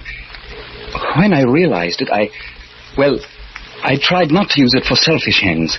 I wanted to help people, but I never could. People would never listen to me, believe me. Finally, I realized that there was no place for me in the world, that man wasn't meant to know the future. So I went away, up into the woods. How long ago? About 10 years ago. Away from civilization, it was easier. I still knew what was going to happen, of course, but with no way to communicate my knowledge, my conscience was at rest. That is, until last night. Last night? I had caught a cold, It developed into pneumonia. I was deathly sick. I couldn't breathe and lost consciousness. Then suddenly, at midnight, I was well. Quite well. Not a trace of my illness. I knew what had happened, of course. I was dead. But I still had my missing day to live. I knew I must use it for the benefit of mankind. How? There's something I know. Something that involves the fate of millions of people. Unless some action is taken within the next few hours. What action? What is it? I'm sorry, but I can't tell you, Doctor. I can't tell anyone except the Secretary General of the United Nations. And I must reach him before midnight, before I'm really dead. It's getting on to 10 o'clock. Now do you understand why I'm in such a hurry? I'll say, let's get going, Hap. Never mind about my arm. That can wait. No, listen to me, Hap. You can't leave. What? As far as your being able to read the future is concerned, well, it doesn't matter whether I believe that or not. But that heart condition of yours, that's something unique in medical history. Now, you've got to let me take you to a hospital where it can be studied properly. Lay off that stuff, Jack. I'll phone for an ambulance. Stay away from that phone. He's mine. Yours? But do you realize what this can mean to science? Don't give me that talk. You just want to grab him off for yourself. Nonsense! Stop it, both of you. I don't belong to anyone. I'm not a specimen to be examined. I've got a mission to perform for all of civilization. I've got to get to the United Nations before... Now, no matter how you've been deluding yourself, young man, you're terribly sick. I'm going to phone the hospital... Okay, you asked for it. I must get away from here. Hap, come back here. Come back here. Okay, if you're dead, it won't hurt you, and if you're not... Oh! Holy smoke. That bullet went right through you and only knocked you down. Let go of me, Walt. Try to run away, huh? I've got to get to New York. Nothing can stop You're coming with me, Hap. I got plans for us as long as you last. You've got your 10,000. What more do you want? A chance to run it up to 100,000 and we can do it. I know the place and you can call the But cars. there's no time. I'm figuring on only a couple of hours. That's plenty. Listen, Walt. I'm asking you for the last time. Let go. Do a decent thing for once in your life. Nuts. What I'm trying to do, it's for you as much for millions of others. I never gave a cuss about the others, and I'm not starting now. All right, Walt. It has to be this way. Hap, drop that gun. Oh! I'm sorry, Walt. Very sorry. I'd known all along that you had to die tonight. But I didn't know that I'd kill you.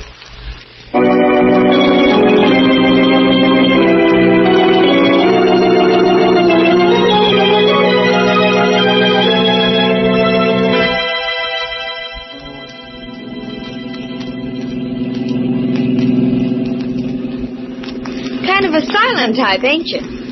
Sorry? Oh, that's all right. I don't like fellas that gab too much. You know, it was nice of you to pick me up back there on the road. I was lonely. Besides, I needed reassurance. How's that? You see, I've been out of touch with civilization for some time, and the people I've met today weren't inspiring. You're a strange guy, do you know it? Am I? Yeah, I mean, the way you talk and look. You don't look quite real. Oh, now don't get me wrong. I like you a lot. Oh, I'm glad. Well, for instance, we've been driving for nearly an hour now, and you haven't even made a pass at me once. I'm afraid that wouldn't do either of us much good. Yeah, but just the same, a girl appreciates a little thing like that. Incidental, what's your name? You can call me Hap. Hi, Hap. I'm Hazel. How do you do? Well, I guess I ought to tell you something about myself. Well, I know a little already. Huh? You're going to New York to find your fiancé, aren't you? Yeah, a guy called... Say, how'd you know that? You're going to look him up in the phone book and call. And then you're going to find out that he's married. What? Oh, you're kidding me. Jim wouldn't do a thing like that. He'd wait for me forever. He said he would. And, hey, why are we stopping? Almost out of gas. Howdy, folks. Fill her up as quickly as possible. Okay.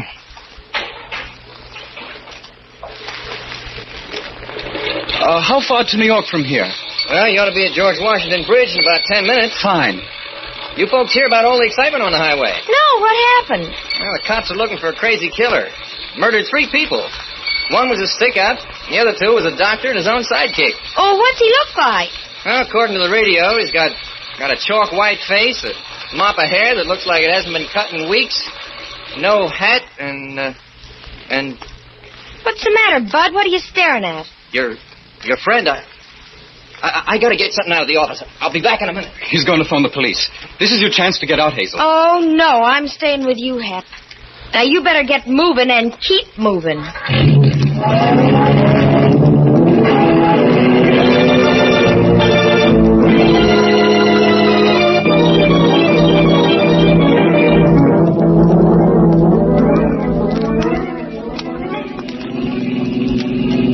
No sign we're being followed. We may make it yet.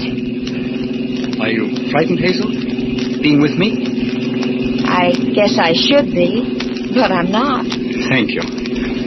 Somehow I can't believe you're crazy. If you killed anyone, you knew what you were doing and you had a good reason. Thank you again. You don't know what that means to me.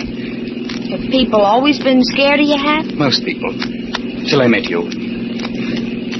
Why couldn't I have met you sooner, Hazel? Well, what's wrong with now? It's a little late. Not for me. Do you honestly mean that? Sure. Well, then perhaps it's going to be all right after all. Perhaps we'll meet again. What do you mean? I didn't mean to tell you this. Perhaps I shouldn't now. It may cause you pain. Go ahead. I can stand it. After you call Jim your fiancé and find that he's married, you start across the street in a daze. A taxi is driving too fast and... It's got my number on it, huh? Yes, I'm sorry. And yet, in a way... what did that sign say, Hazel? George Washington Bridge, 2 miles. Oh, I'm going to make it. There's still time. The Secretary General is in his home. They'll let me in when they hear my message. I'll have most of an hour with him. It's not quite 11 yet. 11? Hey, your watch must have stopped. What? Look, there's a clock on the building. Where? Up to the right, there. 3 minutes of 12. Oh. Well, what's the matter, Hap? Oh, I can't make it. Oh, I've lost. Unless... a telephone. There's still time for that. Well, why are you stopping here? There's no phone. In that house, the family's all in bed upstairs. There's a telephone in the parlor. But the door's sure to be locked. They've forgotten to latch the parlor window. Hey, how do you know all these things? Never mind now. Goodbye, Hazel. But I'll be waiting here. No, you better start down the road. The police mustn't find you. But when you come back, I'll be here. I won't be back, Hazel. This is goodbye. For keeps. But you've got to come back. You've got to.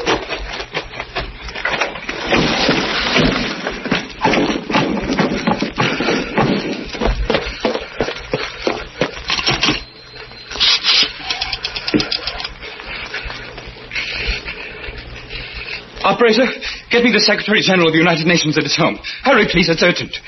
Hello? The Secretary General, please, it's terribly important. No, I've got to speak to him personally. Midnight. Hello? Will you get him for me? There's no time left and... never mind. I'll tell you.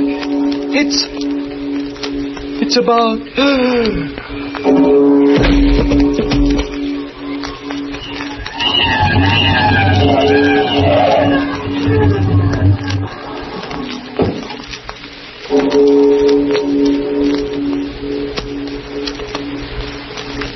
That's his car outside, officer. I'll swear to that. He must have climbed in this window. We better go in and have a look.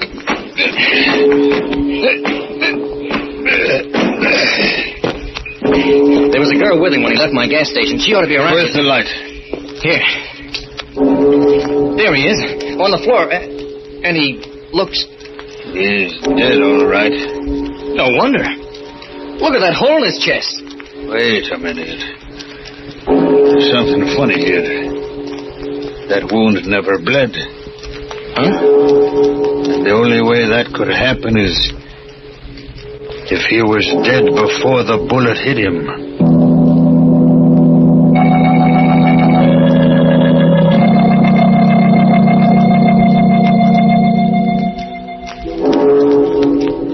Two men staring at a corpse that is finally still. Still forever. The corpse of the man who died yesterday. While outside, somewhere in the night, the restless spirit keeps a rendezvous that none can avoid. And the distant clocks chime the last notes in epilogue for... Murder at midnight.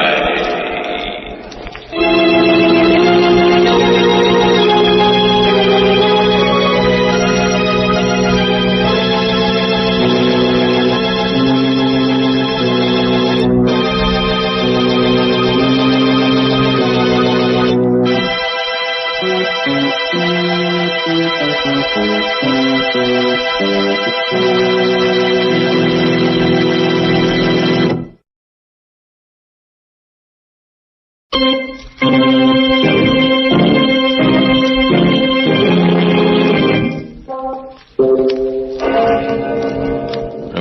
to be with us again when death brings time to a full stop and the clocks strike 12 for Murder at Midnight. The part of David Hapgood was played by Stuart Brody. Vandell Kramer was Walt. With music by Charles Paul, Murder at Midnight was directed by Anton M. Leader.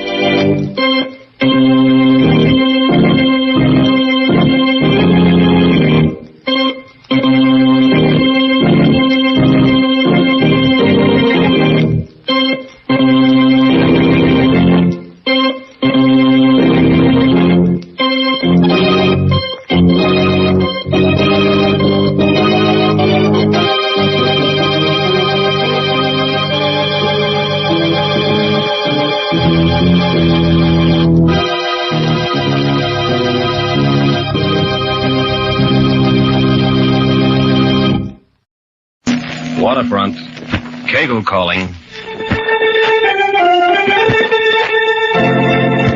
The National Broadcasting Company presents Lou Kegel, ace New York detective, fighter of crime on the waterfront.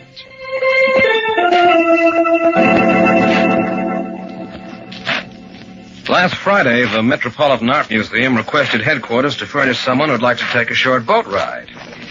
Seems a few of their highly valued paintings were slated to be put on exhibition at a kind of international go-to being held down in Bermuda, and they wanted a man to come on along and see that nothing happened to the stuff. So I went to Bermuda. And it's a pretty little island. I liked it. Oh, there wasn't much to do. Played some golf. Got into the water once or twice. Anyway, last night ended the convention, vacation or whatever, and this morning I checked aboard the Promethean for the return trip to New York. We're out of port about an hour when a steward knocks on my door, says, Captain Archer presents his compliments and would like to see me in his cabin at my very earliest convenience, which means pronto, so I go right down. Lieutenant Kegel, I'll come straight to the point. As master of this ship, I'm directly responsible for the safety of my passengers. Well, this morning, one of them, a young lady, appealed to me for protection. Against what? Kidnapping. On a ship? Almost my exact words. But here's the difficulty. The young lady is not just any young lady. She's Helena Dawson. Well, happy Easter. The name doesn't do anything for you? Dawson? Oyster Bay? Oh, wait a minute. The soap ships. And the oil wells. Sure. I see what you mean. Exactly. So in view of that, and now I'm thinking as an employee of the line, to ignore the appeal would be unwise. But crank stuff, huh? I wish I could be certain. You think she isn't a crank? Now, this girl's not a run-of-the-mill heiress. In fact, she may never get a penny from her family. Well, what's the problem there? About 8 or 9 years ago, she broke with them. Oh, now wait a minute. I'm getting it back. Wasn't she the girl who walked out the night of her debut? And left the country. That's the one. Oh, Helena Dawson. Sure, I remember now. That was big stuff. What happened to her? She came to Bermuda and took a job as a teacher. From what I can gather, she's been on her own ever since. Well, now tell me how the kidnapping scare works in. Yes. Well, she says it started 2 weeks ago in Bermuda when an anonymous phone call came. Seems a man at the other end of the line instructed her to leave $10,000 at a designated spot within the next 5 days or she'd be kidnapped. She ignored the threat. A week later, it was repeated. Well, what did the police have to say about it? Miss Dawson didn't report it to them. Well, that was bright. Afraid of publicity, I'd imagine. Whereas if the kidnapping went through, she wouldn't get any, I suppose. Perhaps she'd made arrangements to have it done quietly, Lieutenant. Well, don't they kill you? What happened then? Well, even though she didn't take the authorities into her confidence, she had good sense enough to be frightened. That's why she's on this ship. Well, how do you mean? Miss Dawson felt that if she left Bermuda for a while, whoever was behind the kidnap threats would think she'd done so on the advice of the police and be scared off. Yeah, but wait a minute. If the Dawson girl is at such pains to keep her problem quiet, why does she suddenly dump it in your lap? I'm coming to that. Less than 30 minutes ago, she found this note in her vanity case. She swears it wasn't there when we sailed. The price remains the same, but now it's pay up or else you won't leave this boat alive. Well, what's this about a white scarf? Oh. Well, according to Miss Dawson, that was originally mentioned in the second threat she received by phone in Bermuda. The man told her to appear at a certain time in the Hamilton post office wearing a white scarf if she was ready to accept his terms. That would be the sign. Movies. Everybody goes to the movies. Now he wants her to wear it in the ship's salon tonight, any time between 10 and 12. Mm-hmm. Well, what do you make of it, Lieutenant? You asking me to come into this? I'd be very grateful. So would Miss Dawson. She and I went over the list very carefully, and you're the only passenger experienced in police work we could find. What about your own men? Oh, the old thing. Everyone will know something is up, and that's what she's trying to avoid. Garbo. What's that? You sure her name isn't Garbo? Certain. Well, Lieutenant? Okay, where do I find her? Stateroom 1270. I'll phone down and tell her you're coming.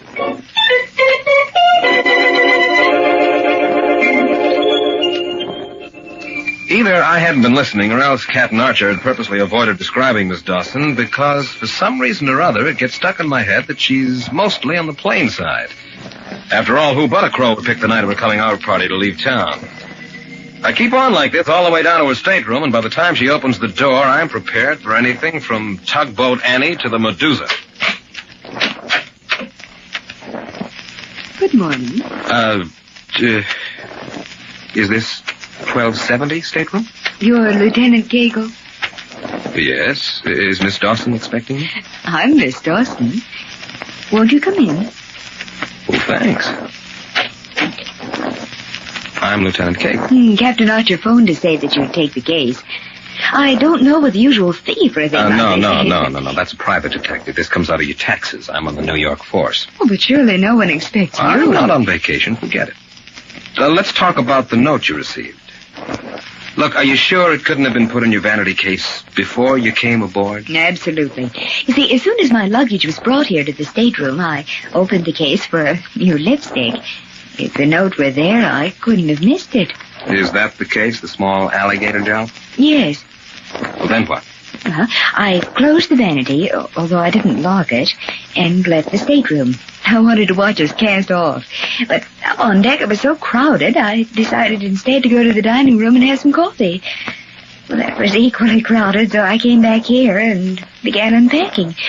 It was then that I found the note. You were gone about 15 minutes. Oh, less. 10. Mm-hmm. You know anyone on board? Yeah, 3 people. Oh, rather 2. Dr. Reed and his nurse, Miss Barber. Their patient, Mrs. Pritchett, is barely an acquaintance. Is Reed's stateroom far from here? Just on the companionway. But before you say anything, Dr. Reed's out of the question. If during my 8 years in Bermuda I made one friend, it would be he. Mm-hmm. The man was my doctor, father, counselor, just everything. Mm-hmm. Dr. Reed knows you're on the ship. Oh, it was arranged that way. You see, about a month ago, Mrs. Pritchett, the patient I mentioned, lost her husband. Well, the poor woman's been an invalid herself for years, confined to a wheelchair most of the time, eyesight failing. Well, she's over 80. Mm-hmm.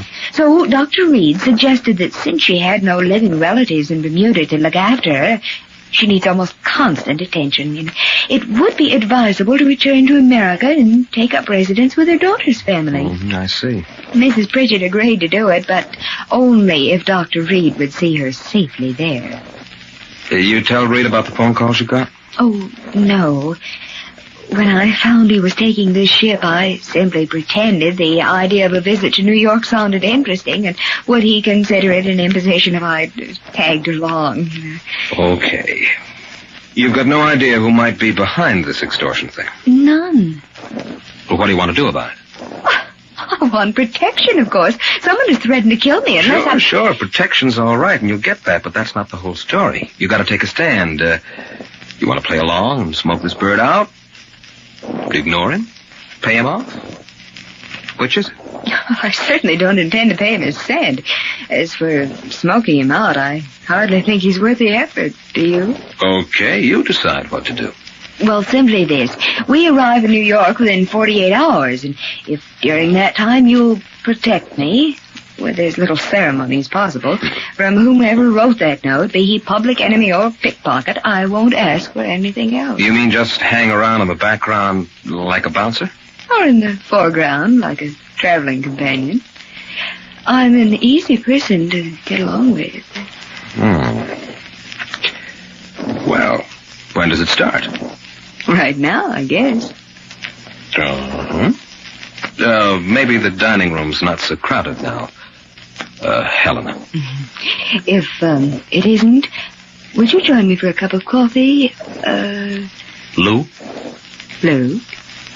Delighted. I'd be delighted.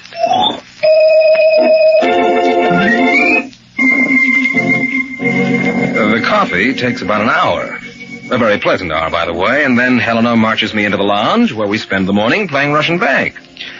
During lunch, I ask if she'd mind my looking up Dr. Reed. Helena decides he may as well know what's going on now, since I'll have to be explained to him sooner or later anyway, so when the meal's over, I excuse myself and walk down to his stateroom. He's a very strange-looking guy, this Reed, man about 60, with a head like a bowling ball. Skin the color of an apple that's been bit into and left to stand for a while. I bring him up to date on what's happened, why I'm involved, and then he makes what you might think is a perfectly innocent statement. I lay the entire scheme at the feet of some ill-informed crank. $10,000. Helena doesn't have near that amount. Except that I didn't tell him the note demanded $10,000. I simply said a lot of money. Of course, he might have figured if folks could raise it without much effort.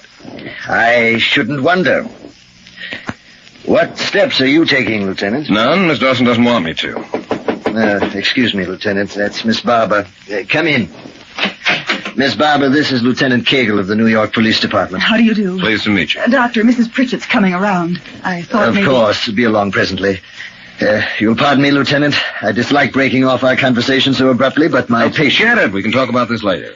As you see, my time is restricted, but if in any way I can help or counsel you, I'd be only too glad. For years, Helena's been like a daughter to me. Yeah, that's what she said.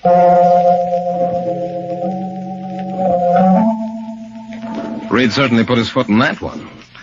I just hope the look on my face didn't give it back to him. $10,000, huh? He's probably been thinking $10,000 so much he can't even keep it out of this conversation. Normally at this point in any other case, I'd be telling myself what a hot rock Lou Cagle is when it comes to fast solutions, but now I had a problem on my hands. How was I going to tell Helena? After all, it's kind of a blow to find out the person who's supposed to be your closest friend is trying to shake you down for $10,000. So, for the rest of the afternoon, every time the subject comes up, I move her along to a new one. After dinner, we kill most of the evening sitting around the ship's salon, and by 11 p.m., when they close, I've decided I can't put it off any longer. Helena says she'd like a cigarette before turning in, so we step outside and we stroll up the promenade deck. Cool? Just right. I'll bet it's snowing in New York. Lou, look. What? A falling star. Oh. That's pretty, huh? Did you make a wish? Uh-huh. Helena, how long have you known Dr. Reed? More than 7 years. Why? Oh, I was wondering where he practiced before he came to Bermuda. No place. He's a native of the island. Reed was born there? Lou, are you cross-examining me? Sorry. It's an occupational disease. Oh, I met Dr. Reed in 1941, the winter. He nursed me through a case of the grip. Then when I got well and tried to pay him, he wouldn't take the money.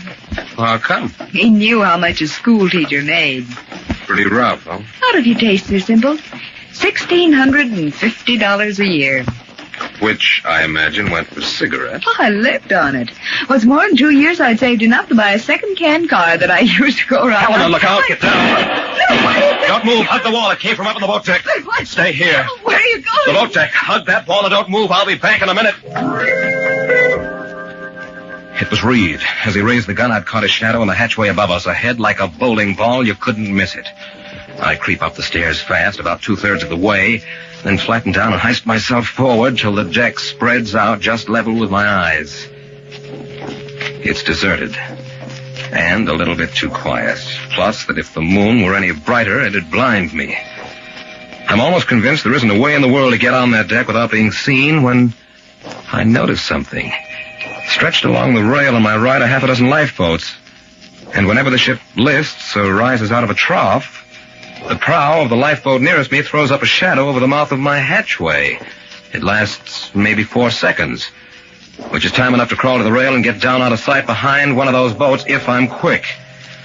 I haven't more than made up my mind to try it when the ship trembles again, dips to one side, hangs there a second, starts back, and now the lifeboat begins to spill its shadow across the hatchway. I hold off until I'm sure the shadow's almost as long as it's going to get, and then, with all the force I can, I throw myself toward the lifeboat. It's a typical jerk trick. I'm trying to rush up a 30-degree slope with everything else on board pulling the other way. Nijinsky at the top of his leap. If I were trying to get shot, I couldn't do a better job. But I finally do stop teetering back and forth and stumble behind the lifeboat, and by then it's pretty clear that Dr. Reed has either gone to bed or put away his gun for the evening. A minute or so goes by while I catch my breath, and then suddenly I hear the sound of voices floating up from the deck below me. And one of them's Helena's. But it's not till I crawl over to the hatchway that I find out who the other belongs I had to. to do the thing at this time. Furthermore, if I didn't come close, it wouldn't have looked authentic. Kegel's no fool. Maybe if they were inches from hitting us when you're trying Don't to do excite yourself. It's over. You're unharmed. I'm surprised to be alive. Forget that precious neck of yours and keep your mind on the job. Will you do that for once? I'll be going now. Wouldn't do for him to find me here. No, it wouldn't. Call me in the morning. Good night. Good night, Doctor.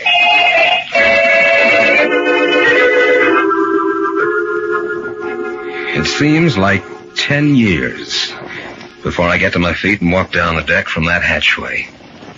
I don't know. Everyone's in on this but me. But in on what? That question comes back again because Helena and Reed obviously have some brand new racket going, but like every other question of the jackpot variety, I can't answer it. Nor can I see how they expect to make any money by such monkey shines. Unless, of course, Helena is helping the doc shake a few thousand out of her old man by means of a phony extortion plot. Which reminds me that Helena's still waiting at the foot of the hatchway, or at least I think she is. But when I get down there, nobody's around. Back in my stateroom, I find a note slipped under the door in which she explains how terrifying it all was and that she couldn't bear another minute alone out in the dark and please call her first thing in the morning. Looks like first thing in the morning is everybody's favorite time for contacting Kegel because about 7:15 along comes a steward with some more of Captain Archer's compliments and an invitation to eat breakfast with him in his cabin. Good morning, Lieutenant. Good morning, Captain. I get you up? Uh-huh. I like your eggs. Fried, dropped, No. Coffee. Just some coffee, please. Very well. Miss Dawson found any more threatening letters in her baggage? Well, not that I know of. No cream, thanks. All right. Here you are. We, did get some action last night. Gentleman who'd been hiding up on the boat deck fired 2 shots at us. Fired 2... Kegel. It's okay. It didn't hurt anybody. It didn't intend to. But, man, in heaven's name, you should report it immediately. If I didn't know who he was, I would have. Well, Now, look, Captain, you've got to go along with me on this. Take my word, he won't try it again. Also, please don't ask me who he is. The extortion notes are a blind for his real activity. And if he once guesses we're even half onto him, you'll never see the bottom of this case. Kegel, this is most irregular. As the captain of the ship, I know. You're responsible for the safety of your passengers, and that's exactly why things have to be kept quiet. Unless we really hustle, this bird might slide through without having a glove laid on him. As it stands now, I can't guess what he's up to, but I'll bet it's illegal. Yes. What time do we dock tomorrow? 10 in the morning, New York time. Not much use my planning any further for tonight's dinner, I suppose. Dinner? It's just a little thing. Last night out, stretching a custom. Thought perhaps you, Miss Dawson, possibly that doctor friend of hers might join me. That sounds fine. Why call it off? Well, in view of all the tension. There isn't any tension. Huh? Or at least, Captain, we shouldn't show it. I think your party's a good idea. For a fact? Sure. If you want me to, I'll issue the invitation. Good. Grand. I wish you would. 8 o'clock this evening, my table. Come early. We'll have some cocktails.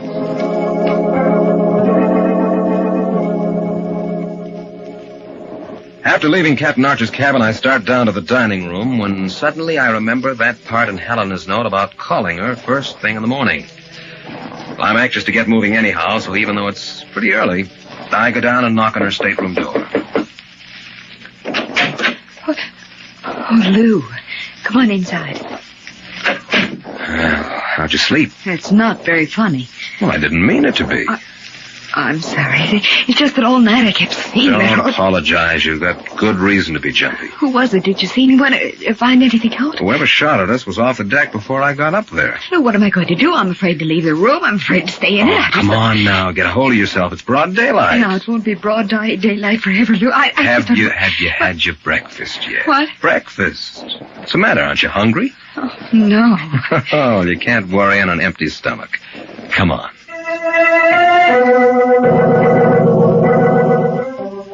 It was a good act, all around. And by the time we finish our grapefruit juice, Helena's appetite and confidence are on the upswing. And 20 minutes later, when we get up from the table, nothing will do but a stroll on deck. Well, more like it, huh? A lot more. You know, that's the first pancake I've had in years. You mean the first half dozen? Say, isn't that Dr. Reed way down there? Where? Near the lady in the wheelchair. No, out from the rail. Oh. Why, yes, it is. She the Mrs. Pritchard who's so sick? Uh-huh. It's odd, Miss Barbara. The nurse doesn't seem to be around. Somebody's sitting on the other side of the wheelchair. Oh, that's she. I couldn't see her at first. Oh, Lou, before we get up to them, don't say anything about last night, will you? Okay. All bundled up, isn't she? Who? The old lady. You can hardly see her face. What's the matter? They afraid she'll catch a cold? That, she already has one. Good morning, Doctor. Helena, good morning. Morning, Lieutenant. Dr. Reed, Miss Barber. Good morning, sir. Morning, Miss Dawson. Would you mind awfully if we continued our conversation a few feet away from my patient? She's had a very bad night. Just now dropped off, and the slightest sound. No, not Of course, we understand. Poor woman. I'm coming to regret ever having advised the trip. This'll do. We're far enough.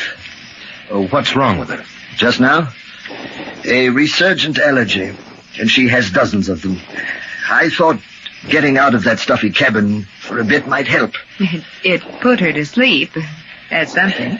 Yes, I expect so. What about you, Helena? Nothing new. Doesn't surprise me. Crank notes. I'll wager the lieutenant's seen scads of them. A couple. By the way, we three are invited out for dinner tonight. Captain Archer. Everyone accept? I'd love it. That's two of us. How about you, Doctor? Absolutely. Excuse me, Doctor. Your patient seems... Thank you. Miss Barber, she's getting restless. Take her below, will you? Yes, Doctor. I didn't notice. And here, give her a few sniffs of this menthol inhaler before she drops off again. Certainly. Thank you. Now, here we are. Just breathe in deeply. Deeply. That's the spirit. She's quieting down. Fine. You'd best go back to the stateroom. I'll be with you directly. Can you forgive me? About this evening, tell Captain Archer I'll make every effort, but please explain the situation to him. Oh, of course we will. Thank you. Goodbye. Goodbye. Bye, Lieutenant. Doctor. Yes? You dropped something. I? Your fountain pen. Here. Why, so I did. Thank you, Lieutenant. Thanks very much. At last, there's something. Maybe only half something, but anyhow enough to move ahead with. It's late afternoon before I shake Helena long enough to start the machinery for cablegram to the Chief of Police, Hamilton, Bermuda. And I'm still waiting for an answer at 7:15 when Captain Archer's farewell dinner party gets underway. Dr. Reed managed to come after all, a break I intend to take advantage of, but quick. On the third martini, he begins to lose that alert look of his, so I push back my chair, mutter a few excuses, and start out of the dining room. Crossing the mezzanine, I take a peek over my shoulder to see if the sudden exit provoked any comment from Reed or Helena. Well, apparently not. Both of them are having a big yuck over one of Captain Archer's 10-minute jokes, and he's getting ready to tell another, so it looks okay. 2 minutes later, I'm standing in front of the door to Reed's stateroom, fingering a skeleton key. There's only one thing. The adjoining room, the one occupied by Miss Barber and the old lady, is connected to his by a door that may or may not be open. If it is, I'm a gone dog, but since I've come this far...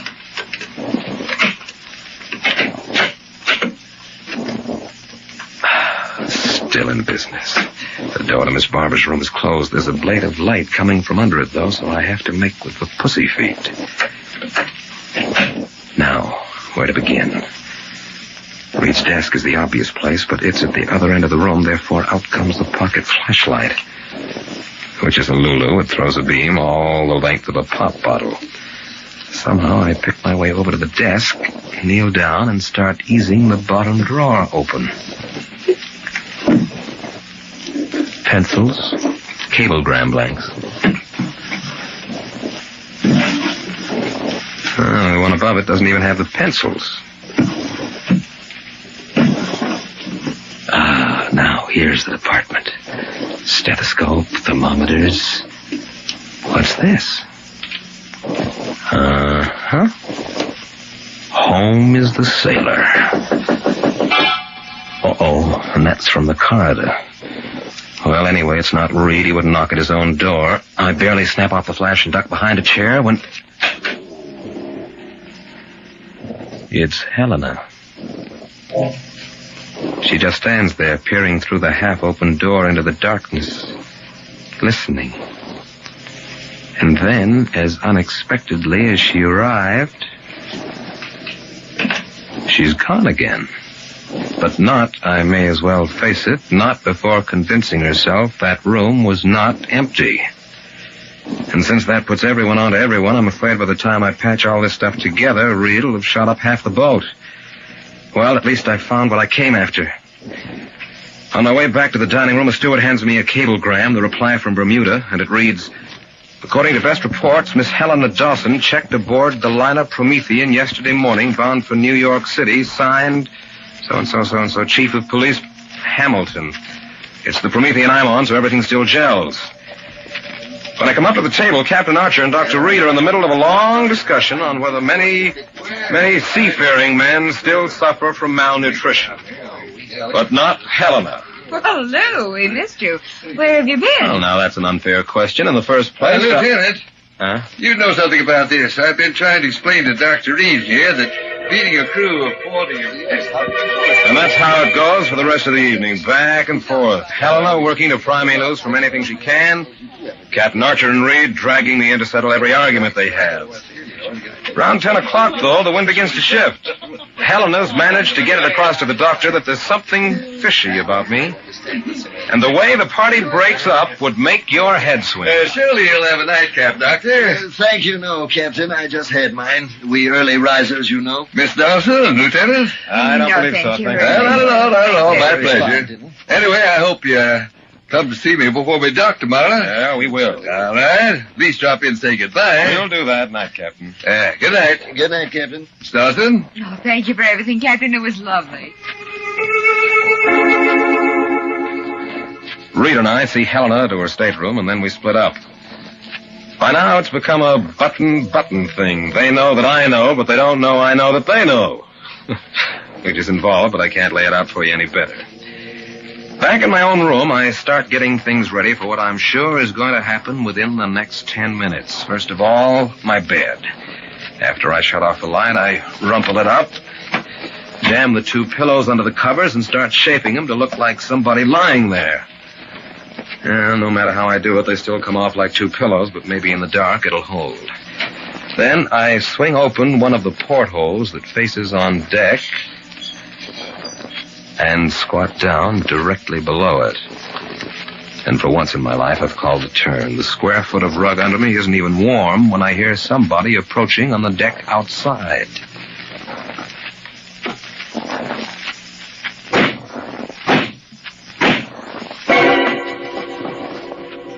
I count a slow 20 before I edge over and pick up the phone.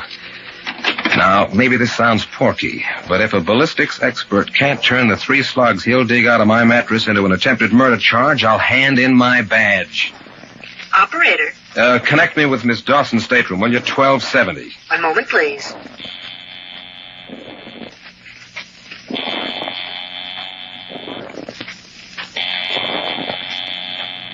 I thought those footsteps sounded just a little bit too dainty to be Dr. Reed's. Sorry, the party doesn't answer, sir. That's okay. Put me through to Captain Archer's cabin, will you? One moment, please.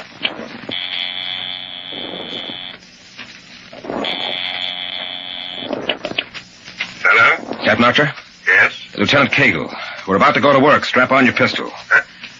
You got the man who shot at you last night? I've got his number anyway. How soon can you round up a couple of men and come to stateroom 1265? That's your place? No, it's his. Why, right away. Immediately. Fine. I'll be inside when you get there, so don't bother to knock.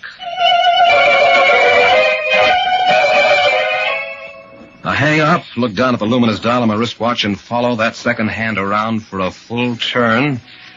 Then I step out into the corridor and start to walk.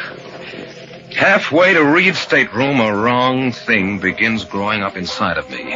Anger. Anger at the pretty face I went soft on that wound up trying to dish me a shroud. But an angry cop's no good to himself, so I work to shake it off. And I'm still working when the door to stateroom 1265 appears in front of me. And behind the door, I hear voices. Reed and Helena. Hello. Hello. You missed. Cagle, what's the meaning It's a shame to miss like that, isn't it, Helena? When you're so close, when you planned it so well. Lieutenant, you're drunk. What do you mean barging in here? You'll tell me before I leave. You'll tell me what's behind everything. Please, there's something Your you face want is to too straight. You bet there's something. 3 shots and all into the bedclothes. Some waste. What are you talking about? Here. A gun like this one. That's what I'm talking about. And if we all don't get down to some plain talk pretty soon, Lieutenant Cagle, you completely out of your head. In the name of heaven, Archer, have your men take this man. Don't you know who these people are? No, I don't, Captain, and the same goes for you. Cagle, I came down here in good faith. I won't be made a laughing stock. That's right, you won't. I've got enough in this crowd to put them away for a long time. I warn you, Captain Archer, this drunken idiot... And if you'll quiet down, I'll tell you what it is. All right, Lieutenant. Speak up, and it had better be good. If there aren't any objections... This is preposterous. Do I finish, Captain? Go on. The man who fired those 2 shots at Miss Dawson and me last night was Dr. Reed. Is that quite enough to convince you, Captain? No, I can't prove it. It's my word against his. But I did tell you this morning that I knew the man. Isn't that right? Lieutenant, And I said he meant to miss us, didn't I? So you did. Have you noticed how quiet it's gotten around here all of a sudden? Well, in the first place, Dr. Reed and I've been friends for 8 years. You said 7 years last night. You were friends in Bermuda, too. Wasn't that the story? All right, then tell me, how is it someone who's lived all that time on an island where they don't allow automobiles finds one to buy secondhand? And while I'm on you, where's the gun with the silencer you tried to use on me 10 minutes ago? Gun? After all, Lieutenant... After plenty, Captain, you take a look at my mattress. It's got 3 bullet holes in it. And Helena put them there. No, I can't prove it. Well, then, Lieutenant, just what can you prove? Where's your patient? Mrs. Pritchard? Captain Archer, this is the very Next last... door in the wheelchair? Lieutenant, I failed. Would you mind bringing her in? I most certainly would. I appeal to you, Captain. Yes, we've heard all this. She's over 80, eyesight failing, weak heart. Lieutenant, if that's the case... It's not the case, Captain. She isn't 30, her eyesight's fine, and if there's anything wrong with her heart, you can blame these 2. Oh, Lou, what's come over you Captain, will you tonight? ask one of your men to open that door? Cagle, who is it you expect to find in there? Look, you see this inhaler? It looks like the regulation menthol variety that people use for colds, doesn't it? Yeah? I took it from Reed's desk tonight. Here, smell it. Menthol? Why, that's... Right, it's chloroform. He's been using it consistently on this woman that he calls Mrs. Pritchett for at least 38 hours. Now, will you get that door open? Reynolds, open it up.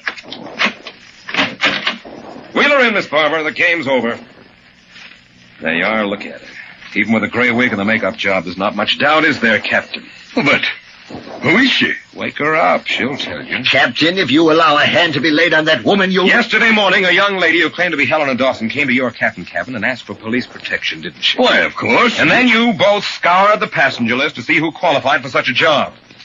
In other words, you helped her find out how many cops were on board. That's all she wanted. An accurate count of the opposition. Turned out there was just one, me, and what a break that was for them. If I could be kept busy chasing wild geese, Reed here would be able to wheel his patient right off the ship without even lowering his head. But Here's the way smart crooks work, Captain. An hour ago, the chief of police in Bermuda sent me a wire saying that Helena Dawson was on this ship. Which is just what everybody's been telling me. And if I hadn't smelled that chloroform on deck this morning, the investigation would have stopped right there. Well, the chief was right. She is on this ship, but not the way he thought. Helena Dawson was kidnapped, drugged, and brought aboard in a wheelchair. That wheelchair. And if you don't believe me, wake her up. She knows her own name. Nurse, bring her in. Captain Archer, I'm warning you, the consequence for such an... I'm prepared to accept them. Bring her too, nurse.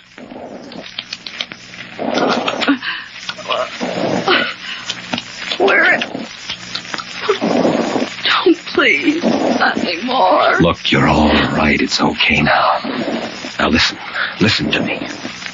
Who are you? What's your name? Your name. Your name. What is it? I don't know. Name? Oh. Helena Dawson. Okay. Okay, Captain, there it is.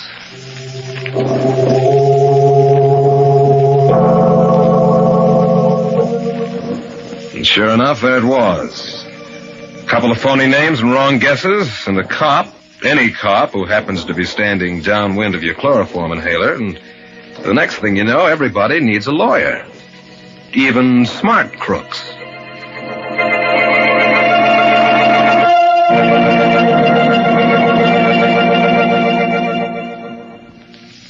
Crime on the Waterfront is written by J.T. Kelly and stars Myron Wallace as Lou Cagle. Listen again next week to another Crime on the Waterfront. This is George Stone speaking.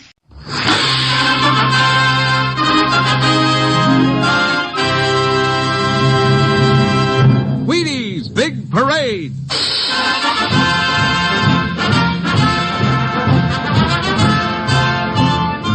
The makers of America's favorite whole wheat flakes, Wheaties Breakfast of Champions, invite you to Wheaties Big Parade, a thrilling procession of radio's greatest summer entertainment programs. Yours for the listening on NBC.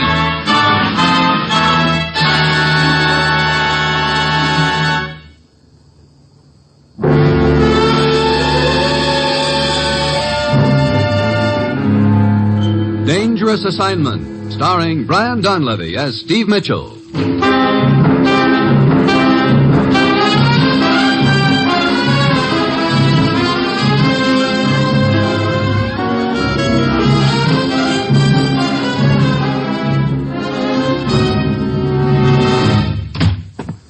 Morning, Commissioner.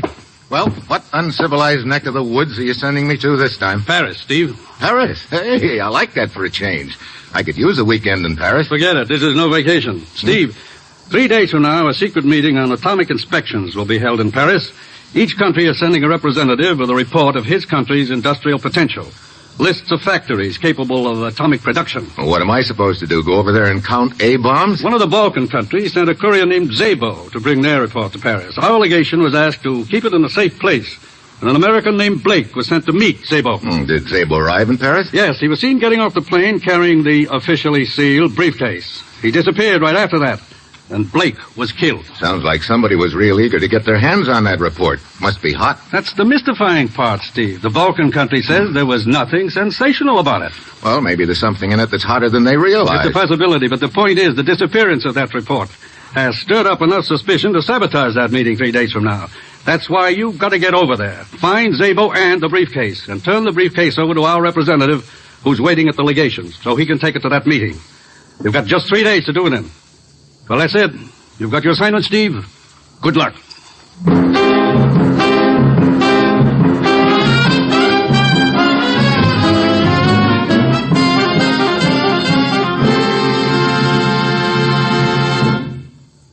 Wheaties are America's favorite whole wheat flakes, and there's every good reason why they should be. They're made from wheat, of course. 100% whole wheat. So you can be sure that every single Wheaties flake in the orange and blue box you buy from your grocer contains all the good things you've come to expect from whole wheat. Vitamins, minerals, iron, and just plain whole wheat goodness. You can always be sure you'll never get shortchanged on nourishment when you look for it in a bowl of Wheaties. Of course, the beautiful thing about good, nourishing Wheaties is that they taste just wonderful, too. For breakfast, or any old time at all, you can enjoy Wheaties plain, with milk or a little cream, or with your favorite fruit. In fact, Wheaties taste so good, some people just nibble them right out of the box. So if you have any use for a breakfast cereal that's wonderfully, wonderfully good to eat, and good for you besides, by all means ask your grocer for Wheaties, America's favorite whole wheat flakes. And now, here is Dangerous Assignment, starring Brian Donlevy as Steve Mitchell.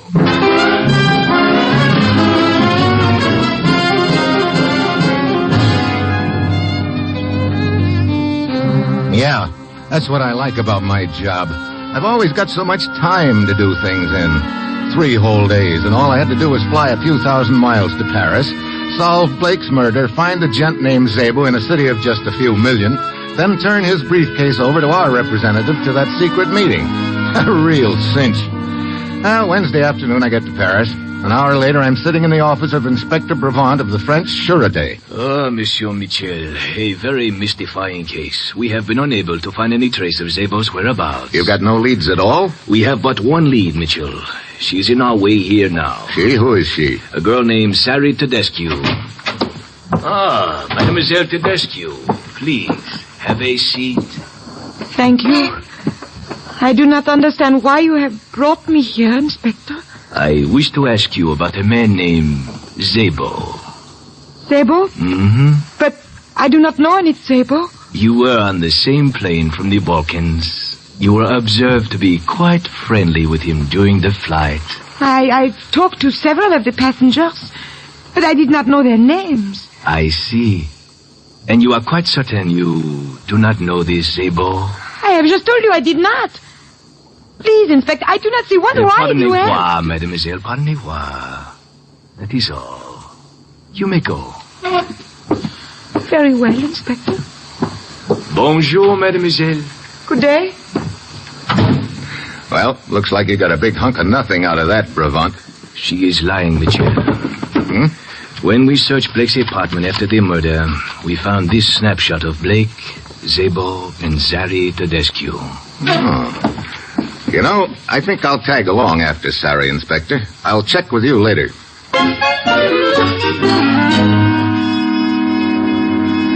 I hurry outside and spot Sari on the sidewalk ahead of me. After about 15 minutes of fast walking, she ducks into a bar, La Petite Chienne. I wait a minute or two, and then I go inside, but Sari is nowhere in sight. Oui, monsieur. What will it be? Look, a girl just came in here a minute ago, bartender. What happened to her? A girl? But many girls come in here, monsieur. Would you perhaps like me to introduce you to... This one had long, dark hair. Her name is Sari Tedescu, and I know she came in here. But, as you see, monsieur, there is no one answering that description here. That's the point. Where is she? But how would I know? I do not remember seeing this girl come in at all. I see. Well, thanks a lot, Mac.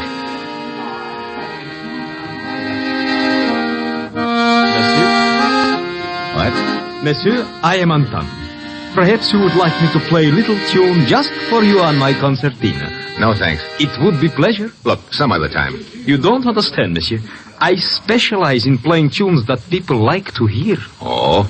So, what tune do you think I'd like to hear? I overheard you asking about a girl named Sari. What do you know about her? A man in my position has ears and eyes open all the time in places such as this. Well, skip the hocus-pocus and let's have it. But, monsieur, I make my living playing tunes people wish to hear. I get it. Okay, here's $10. $10 American? $10 American. Does that buy me the tune? Not of course. Please to tuck the bill in my pocket. Huh? Okay. Now, let's have it. This girl, Sari, was in here. Oh, great. Look, that I already know. Give me back my $10. But wait. I can't talk anymore now. I am supposed to be playing for customers. Meet me 10 minutes past midnight, nearest metro station. Metro? What's that? Metropolitan, the underground electric railway. I will be waiting for you on the ramp. Okay, Anton. I'll see you then, and your tune better be good.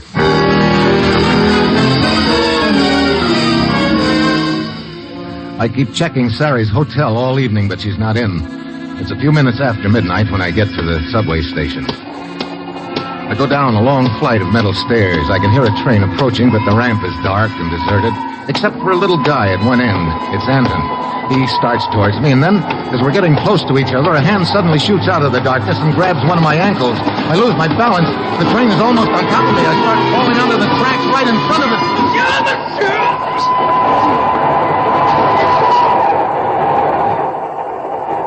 Brother, that was close. Are you all right?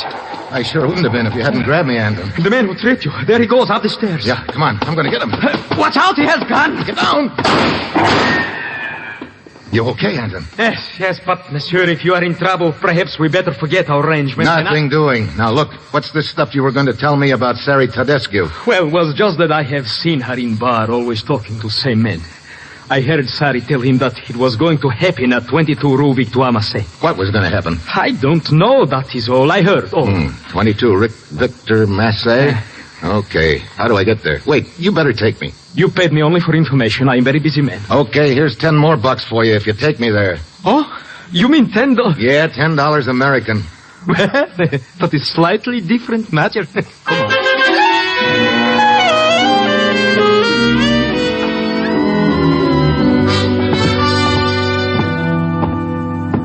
Here we are, 22 Rue Victoire Massé.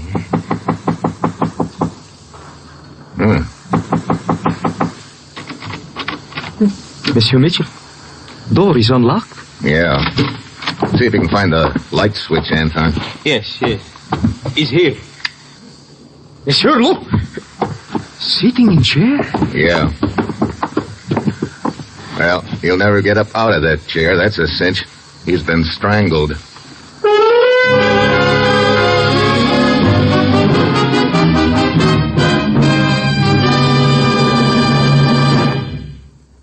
When somebody mentions the grand old game, you can be sure it's baseball he has in mind. And if he should talk about the breakfast of champions, well, that would be Wheaties with milk or a little cream and his favorite fruit on top. Actually, the two expressions have a lot more in common than you might suppose, because through the years, Wheaties and baseball have kept pretty close company. You see, the fact that Wheaties are 100% whole wheat flakes means they have a lot of nourishment to offer.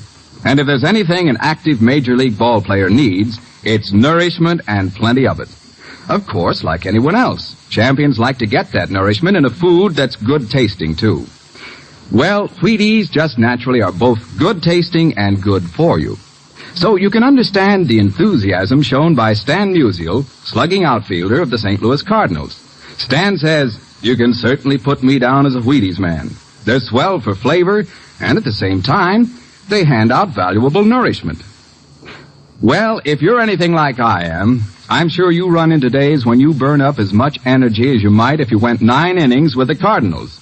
And on days like that, the nourishment you get from crisp, tender, delicious Wheaties in the morning can certainly help a lot. What Wheaties can do for a baseball champion, they can certainly do for you. Try 'em. Wheaties, breakfast of champions. Now, General Mills, makers of Wheaties, presents the second act of Dangerous Assignment, starring Brian Donlevy as Steve Mitchell.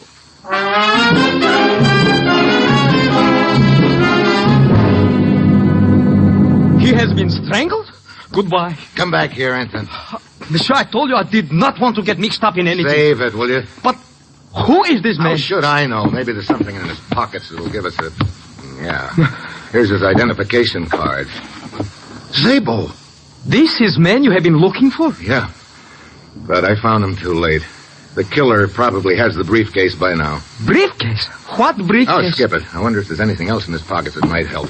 Here, I will raise him up and you can search his back pockets. It's quite heavy. Yeah. Hey, watch out. I can't hold him. Oh, great. Now, look, pick him up and... Hey, wait a minute. What? Look, sticking out from under the seat cushion and back, it looks like a piece of leather. Here, let me get this cushion up. Well, what do you know? The briefcase But I don't understand. If this man Zabel was killed because of briefcase, why did not killer take it with? Zabel must have been sitting right here in this chair when the killer walked in. He wouldn't tell where the briefcase was, so he got strangled, still sitting in the chair. Well, no wonder the killer couldn't find it if Zabel was roosting on it. You know, monsieur, this must be very valuable briefcase. Why we do not open and see what is in? Look, get your hands off it. But I was just curious. Save your curiosity. You see those government seals on the flap of it? They're still unbroken, and that's just the way they're going to stay. Your part of the job is finished, Anton. You can shove off.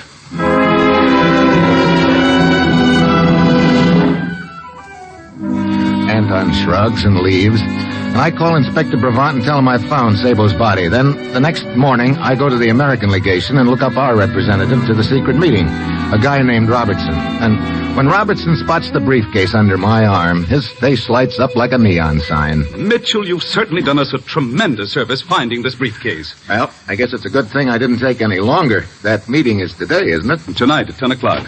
Excuse me, Mr. Robertson. Yes, Miss Miller. They just delivered your train ticket. Good, thank you. Yes, Mitchell, this briefcase will help our cause tremendously. Its disappearance stirred up so much suspicion that the very purpose of the meeting was in jeopardy.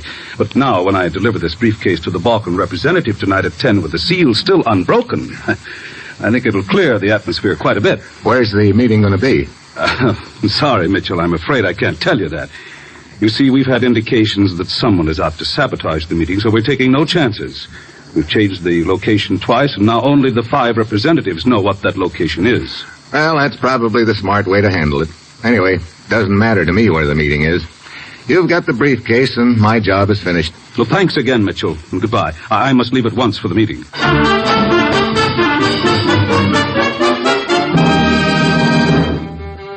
It's good to have my assignment completed. I'm patting myself on the back, telling myself how easy it's been when the easy feelings becomes a little uneasy. Somehow it's been too easy. Call it a hunch or what have you.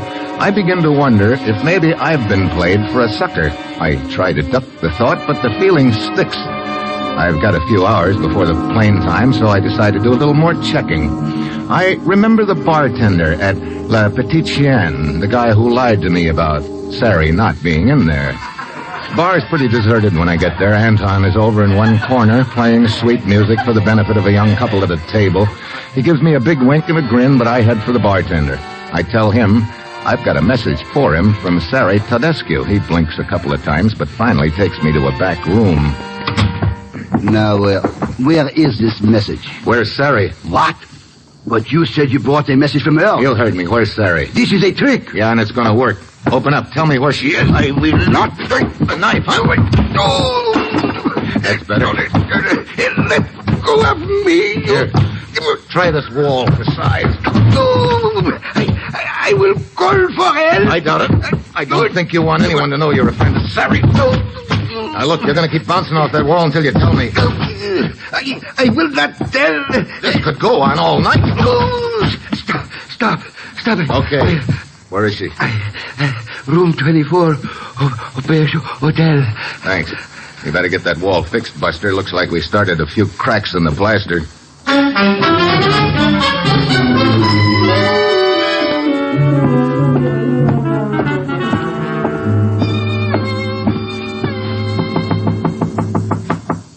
Sari. Who is it? A friend of yours. What do you want? I've got a message for you from the bartender at La Petite Chienne. Oh. Hello, Sari. You are the one at the police station yesterday. You get your foot out of the door. I'm coming in. You get out of here. I will call the police. Are you kidding? What do you want? A lot of answers. But mainly they boil down to this. Why did you kill Blake and Zabel? Zabel is dead. You ought to know, sister. Oh, Zabel. Poor Zabel, he was trying to help me. Help you? Look, you better start talking. We know you were on the same plane as Zabel, but yesterday at the police station you denied knowing him. Why? Zabel was trying to get me out of the country illegally. He got me a forged passport, and he brought me to Paris with him. Wait a minute. You're not hooked up in this briefcase deal at all? Oh, no. When the plane landed, a little man met Zabel. He said he had come for the briefcase, The two of them went away together. But when Zebo did not return to the hotel, I became worried. And then when the police brought me in, I thought they had found out about my forged passport. So I denied knowing Zebo. I did not want to get him into any trouble. And you've been in hiding ever since, huh? Yes. Well, look. How does that bartender at Le Petit Chien tie in? Zebo had told me to go there if there was any trouble. Oh. That the bartender would tell me of a place where I could wait safely for the next stage of my journey. I guess that bar is a contact point for those with forged passports. And the bartender sent you here. I still don't see why you ducked out of that bar, though, in such a hurry. Because as I was talking to the bartender, I suddenly saw the little man who had met Zebo at the place. What? This guy was in the bar? Yes, he was. You expecting anyone? No. Okay, I'm going to get over here behind the door. Oh. Now, go ahead and open it. All right. So we meet again, mademoiselle. No. Do not try to slam door in my face. That's rude. Thank you. I have been trying unsuccessfully to locate you ever since you saw me leave airport with Zebo. But a man named Mitchell helped me. He softened up a bartender to a point where I could find out your address. Don't you think this gun earns me invitation to come in? Yeah, come on in, Anton. Yeah, pull that trigger now and you'll blow your own foot off. Get that hand off my throat. Drop the gun or I'll break your arm. Very well, I drop it. I do not need gun. Concertina player develops strong hands, strong enough to strangle you. Yeah, just like you did Zebo, huh? But I don't think concertina players know much about judo. Take a ride, Anton. His gun is right at your feet. Yeah, I've got it. Watch out! He has a chair! Now we see who gets gun. Isn't that easy, Anton? You knocked him off balance. Yeah, here's another. Oh, the window! He cannot stop himself!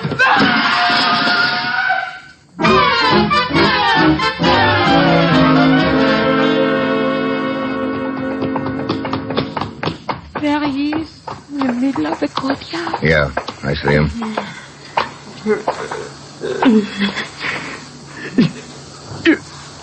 You still have not won, Mitchell. You have lost. Look, Anton, you wanted me to find Zebo's body. You led me right to it. You even lifted him up so I'd be sure to spot the briefcase. Of course. When briefcase is opened, that secret meeting will be over. I'm the prized chump of all time. You planted a bomb in that briefcase and got me to deliver it for you. Yes. All right. So long, Sari. I've got to find that guy Robertson in one big hurry.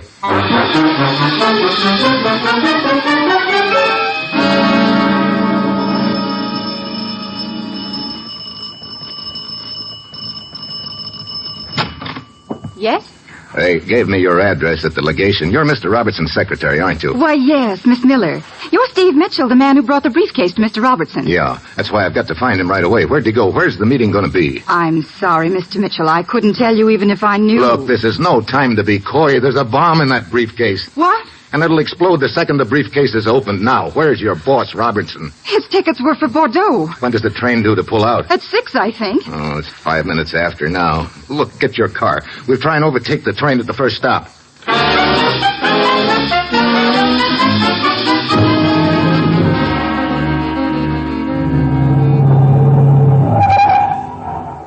There's the train, Steve. We made it. Come on. Which compartment is Robertson in? His reservation was for compartment 5. Here we are. Let me give you a hand. Thanks. Come on down the corridor. Here it is, compartment 5. Mr. Robertson, Hey, the compartment's empty. Empty, but... You're sure this is the right compartment? Of course, I got the reservation myself. What is it, monsieur? Conductor, where's Mr. Robertson? Robertson? The guy who had this compartment. Why, he did not stay on the train. What? No, it was very strange. He got aboard on one side, then he got off on the other. Took a taxi, I believe. Oh, great. Then the meeting's in Paris after all. Steve, what'll we do? It's 6:30. 3.5 hours to locate that meeting, and all we know is that it's somewhere in Paris. Oh, that taxi driver. Yeah, that's what I was thinking. Come on, let's get back to town. You try and trace the cab, and I'll see what I can find out. Why, no, Mitchell. None of us here at the Sûreté know where that meeting is to be held. Haven't you any idea at all, Inspector? Paris is a large city, Mitchell. I am sorry. You're sorry. Look, Commissioner, I've got to find that meeting. Do you know where it's to be? No, Steve. Why? Something wrong? You bet there's something wrong. There's a bomb on its way to that meeting. A bomb? How do you know? I sent it. What? Now, Steve. It's no joke, Commissioner, and if I don't locate it in the next 3 hours, there won't be any meeting. Steve, the taxi company says whoever picked up Mr. Robertson was on the day shift, and all those drivers are home by now. But there isn't time to telephone all of them and... Wait, the radio. What? The Paris radio station. Come on. No. We cannot interrupt our programs just to broadcast Look, unless you do, there's going to be an explosion in Paris at 10 o'clock. It'll probably blow up a city block. An explosion? You heard me. Now get on the air and tell any cab driver who picked up a man with a briefcase at the depot at 6 to call in here right away. Very well, monsieur. I will broadcast it immediately.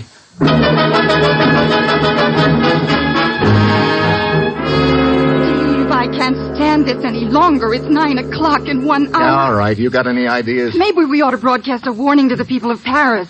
Tell them there'll be an explosion somewhere in Paris in an hour, but we don't know where? You put an announcement like that on the air and you'll start the biggest stampede in history. Monsieur, Yeah. the cab driver's just called in. He remembers speaking of a man with a briefcase at the depot. Where'd he take him? Here is the address. Thanks. Stay here, Marjorie. I'll see you later.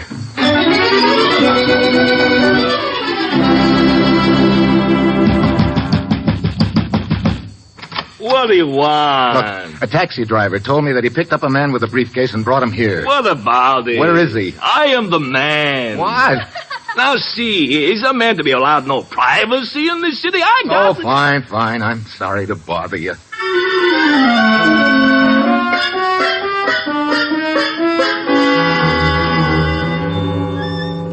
I'm glad you called in, Steve. Look, that was the original wild goose chase. I know. Another cab driver just called in. The man he picked up answers Mr. Robertson's description. Where'd he take him? He let him off in front of the Louvois Hotel. You've got just 15 minutes before that meeting starts, Steve, and it'll take you 12 of them to get there.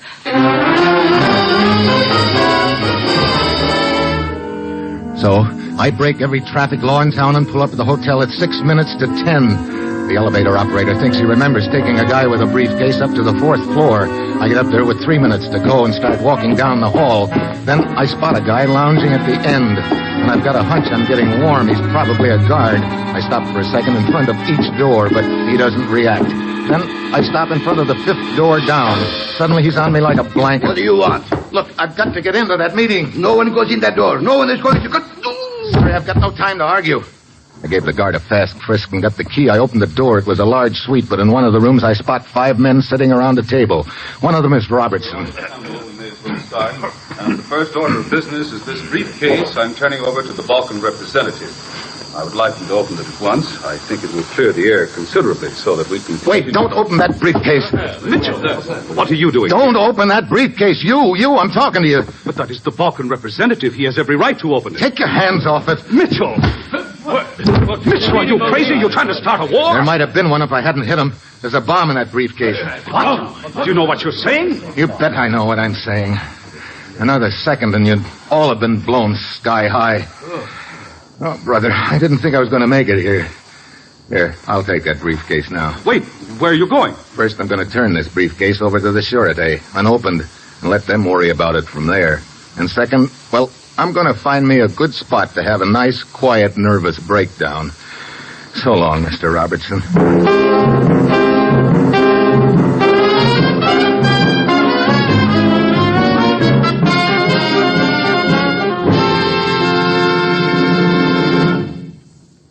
You've just heard another episode of Dangerous Assignment, starring Brian Donlevy in the role of Steve Mitchell.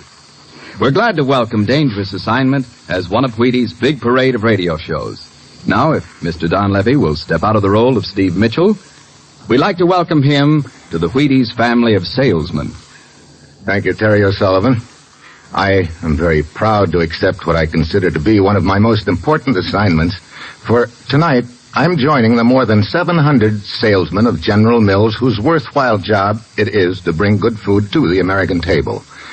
Yes, I'm a Wheaties man tonight. I'm particularly happy that I am after reading a very startling article in the May issue of Reader's Digest. It's an article I think all of us should read. It's called, What Do You Eat for Breakfast? And believe me, it certainly reminded me of how important a good, nourishing breakfast is to every man, woman, and child in this great nation of ours. The fact that I am joining you salesmen and the hundreds of thousands of grocers who meet the American homemaker across the country every day gives me a real thrill. All of us know that by selling Wheaties, the breakfast of champions, we're doing our part in helping more families to eat good, substantial breakfasts regularly. That's a job worth doing. Ladies and gentlemen, turn to page 73 of the May Reader's Digest and see if after reading this article, a breakfast including Wheaties with plenty of milk and fruit doesn't sound like a good idea to you.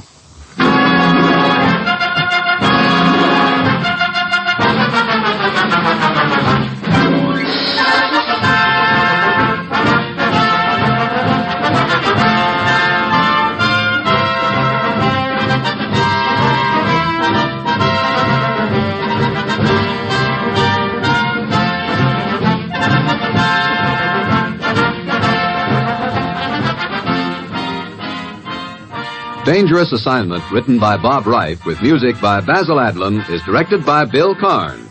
Be with us next week at this time when Brian Donlevy, starring as Steve Mitchell, will embark on another Dangerous Assignment.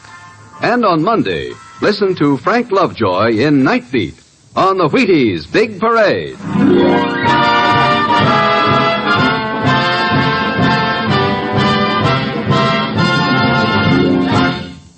For all the family, try Father Knows Best tomorrow on NBC.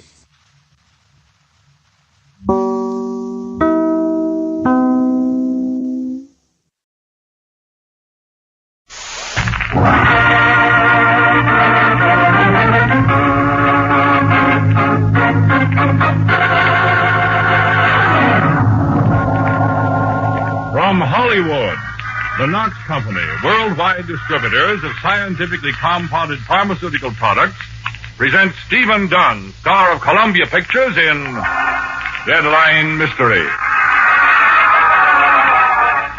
Lucky Larson's the name, columnist for over 250 newspapers syndicated all over the world. You know, even a newspaper man's got to eat, although to look at most of us, you'd never know we do. It isn't the fact that we don't make enough money. It's because we never have the time. But I'm different. I'm a guy who takes his time. Right now, there's an awfully big mess cooking on the stove in my little apartment. Who's frying? Lucia. A classy little dame who followed me to Sicily a couple of months ago to kill me because she thought I'd killed a guy who thought she loved. But she can kill me with her pizza anytime. Pizza, that savory dish that tastes and smells of old Italy. Garlic, tomatoes, gooey dough, and cheese. And, of course, the sauce. Wine-ripe and smackable. You want to taste it, Lucky? Are you kidding, baby? There. Is it all right? Just stick your finger in it, baby. It'll be perfect. Oh, Lucky. I love to cook for you. You like everything I make. Oh, you give it such pretty trimming. Oh, Lucky, you're sweet. Come here. Oh, Lucky, pizza, it'll burn. Forget it. Oh. Lucky, the doorbell. Forget the doorbell. Oh, Lucky, you better go. I think the doorbell's stuck. Oh, okay. I open the door and then right into a story. There's a kid standing here. Blood running down his face paints out his features. He could be anybody until I hear his voice. Lucky. Mr. Larson, can I come in? Johnny Hines, what a... Of course, kid, come on in. Thanks, Mr. Larson. What happened, Johnny? You hit a truck? No, Look, don't try to talk right now. Come on, we'll go wash up. Who is it, Lucky? Oh. The kid's hurt, honey. You want to give me a hand? Oh, well, that's awful. What happened? Who is he, Lucky? Friend of mine. Kid I used to know. We lived in the same apartment house once. Well, don't just stand there. Get some bandages. Yeah. Get some iodine. Get anything. Lucia's soft touch does more for the kid than all the bandages in the world. What that gal can't do with a Band-Aid. Johnny's patches even have trimming. He can talk now. Come on, son. Tell us all about it. Yeah, who beat you up, Johnny, and why? They beat me up because Mom doesn't want to move. You mean somebody's trying to chase you out of the place where you live now? Yes, sir. Mr. Quinn's been trying to get us out for weeks. Oh, I don't believe it, Johnny. But he has, Mr. Larson. He's done all kinds of things, like turning off the gas, stopping the water. Oh, look, Johnny, that doesn't sound like Quinn. I've known the guy for years. He was the best landlord I ever had. He's different now. He's so different that we want to move. Only we can't find any place to go. Doesn't seem possible. He's already chased the people out across the hall, the Winstons. They had to go to a trailer camp. And the people next door to us had to move in with relatives. Sound like you're telling the truth, Johnny, but it just doesn't make sense. Mom's sick. We've just got to Quinn's stay. never been like that. Why, I've known him to carry tenants for months without even a cent of rent. What'll we do, Mr. Larson? What happened tonight, Johnny? Well, I told Mr. Quinn that if he didn't leave Mom alone, I was coming to see you. Is that why he beat you up? Oh, no, sir. Mr. Quinn didn't do it. Who did? I don't know. Some big guy stopped me on the street as I was coming here. He said he'd teach me that this neighborhood wasn't going to be healthy for squealers like me. Just a minute. I'll pick up the phone and dial Quinn's number. I'll have to wait a few minutes. Hey, you look better with your face flushed. Hello, Joe. Lucky Larson. That's funny. Joe Quinn has always been glad to hear from me before. Now he comes through and asks me how I am. Why I don't ever come around. I'm coming around now, Joe. I just wanted to be sure you'd be in. Quinn said he's just going out. You better wait for me, Joe. I'll be there in 15 minutes. But Lucky, the pizza. Keep it hot, baby. I won't be long. And don't change your lipstick while I'm gone.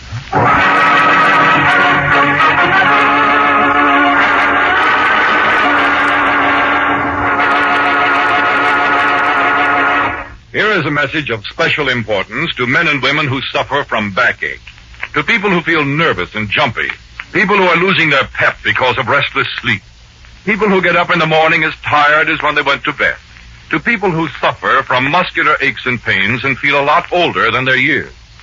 If these conditions arise from an accumulation of excess acids due to a non-organic and non-systemic disorder of kidney function, the very first dose of the diuretic formula called Cystex, C-Y-S-T-E-X, usually goes right to work helping nature clear away irritating excess acids and poisons. And this natural action may quickly bring an almost amazing increase in pep, a delightful easing of backache, nervousness, and a handicapping muscular pain. Then you can feel younger and get more fun out of life. Because it may bring such a vast improvement in your physical well-being, you owe it to yourself to try Cystex today. Take exactly as directed on the package. See how fast it works. Your money back is guaranteed unless you're completely satisfied. So get Cystex, C-Y-S-T-E-X, from your druggist today. See how much Cystex may help you. And now, back to Lucky Larson and Deadline Mystery.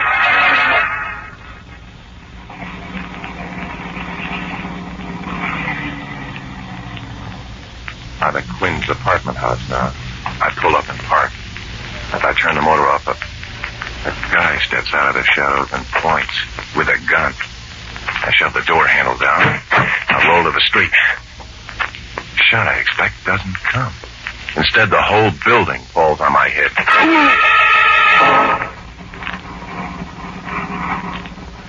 Slowly, ever so slowly, the lights come back on again.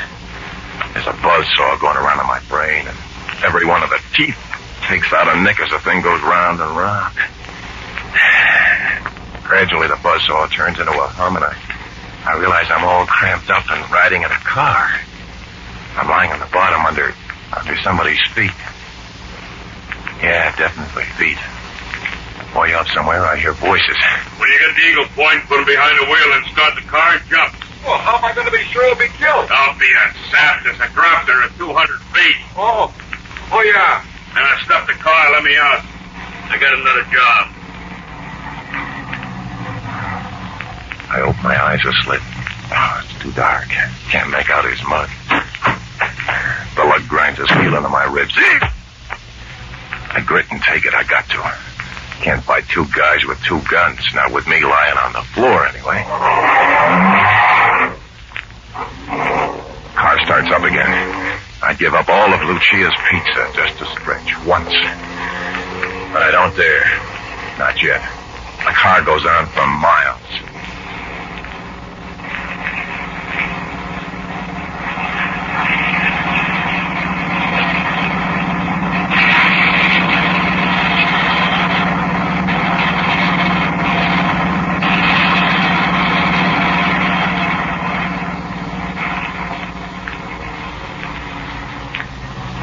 We've reached Eagle Point. The guy leaves his motor running, gets out. Comes around and opens my door. I grab his ankle, give it a twist. He dives into the gravel. My luck runs out. I lose my hold. I pull myself over into the driver's seat and grab the wheel. The headlights stab at the cliff edge, not 15 feet away. Through their back wash, I see the mug grabbing for his gun. I don't want it, but I got it. I throw the car in gear, twist the wheel hard, and step on the gas. Cliff jumps right up at me. I say I'm not going to make it. I slide over in the seat and push the door open and slide out onto air or land. Yeah, I win that toss. Way down below, I hear a terrible crash.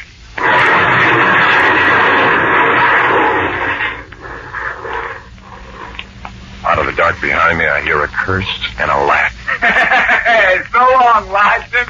So long. Ooh, my ankle.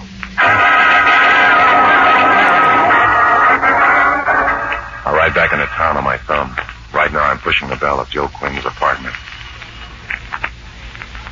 Joe takes his time coming to the door. Before he opens it, he has to unlock it. Well, that's funny, too. Quinn never used to lock his door. Lucky. It is you. Yeah, Joe. Pretty healthy-looking ghost. But I... Joe, what makes you think you can get by with assaulting tenant? But I never... Wait a minute. I'm coming in. Oh, please, Lucky. I don't know what you're talking about. Don't lie, Joe. I already know about 3 of your tenants. How you had them beaten up in order to get them out. You've got to believe me, Lucky. I never had anybody beat up. Look, I saw Johnny Hines' face tonight, Joe. He came and told me all about it. And about the Winstons and the people next door. Johnny lied to you, Lucky. Johnny was caught tonight trying to strip a car. He put up a fight and the guy who owned the car kicked his face in. I don't believe it. Okay. Then come with me to Mrs. Hines' apartment and she'll tell you that that's the truth. Mrs. Hines is frightened, petrified, but she sticks to her story. What Mr. Quinn says is true, Mr. Larson. Smells like a mackerel. It was dreadful of Johnny getting himself into trouble and then putting the blame on poor Mr. Quinn. Is Johnny home? I'd like to talk to him. What? Yes, of course, I'll call him. Yeah, I'm sorry, Mr. Larson, that's right. You were caught stealing parts from cars, Johnny? Yeah, a couple of guys made me do it. Who were they? Well, I don't know. I never saw them before. Please, Mr. Larson. Please forgive Johnny for getting you mixed up in this thing. The dive I almost took over the cliff wasn't fun. I know. But if you don't report him to the police, I'll promise you'll go straight. I promise. What are you going to do with a sick woman and her only kid? Okay, but there's still something screwy about this deal. For instance, how does it happen these mugs were waiting for me when I got to Quinn's apartment? Well, I called them after you left your place and told them how I'd loused things up. Quit lying, Johnny. If you call them, then you know their name. Well, not exactly. They're called Mike and Red. Where'd you call them? Well, they hang out at Harry's place. Of course, kid, you know I'm going to check on them. I do. The barman at Harry's place never heard of Mike and Red. He hasn't had a phone call for him either, not ever. It proves what I already know, that Johnny Hines is lying for some reason. Well, I better go home, have a bath, and think things out. Besides, I'm getting late for the pizza. I open my door and I smell burnt Italy. I run to the kitchen. Every pan is charcoal crisp. Every burner is on. Lucia's out. She's been mad at me before, but never that mad. Besides, she never gets mad at me for running out. She always knows I run right back. I dial her number.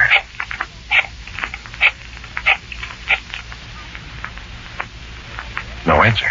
Something's wrong. I'll try a taxi stand. Hello? Get a cab over to 350 Park Avenue, will you? Huh? Hello? What? Well, where'd you go, baby? Lucia tells me that Johnny lied about Mr. Quinn. She says that after I left, Johnny called 2 guys. He called them Red and Mike. Lucia says that Johnny said something to him about lousing things up. Hey, wait a minute, baby. Where'd he call him? She says Johnny called him at Harry's place. Yeah, okay, baby. Now tell Papa, who's holding a gun at your back?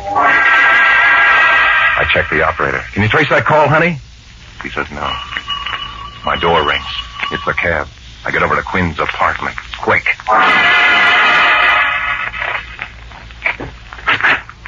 Lucky. Are you crazy? It's 1 o'clock. Never mind, Joe. We're going to have words. Lucky, I'm a nice guy, but I don't have to stand for this. You got any ideas? Yes, I'm going to throw you out. I beat him to the punch. I'll try to be funny, Quint. I grabbed his wrist and jumped the Marine taught me. Don't, Lucky. I'll talk. That's what you should have done a long time ago. It's not my fault. I couldn't help it. Honest, Lucky. That isn't what I want to hear. It's a gang, Lucky. They're moving in on all the apartments in this district. How do they work it? Well, they force the tenants out and demand huge bonuses from people who are desperate for homes. You mean you stand for that? I couldn't help it. They beat me up, too. And they threatened to burn me out. What's your cut?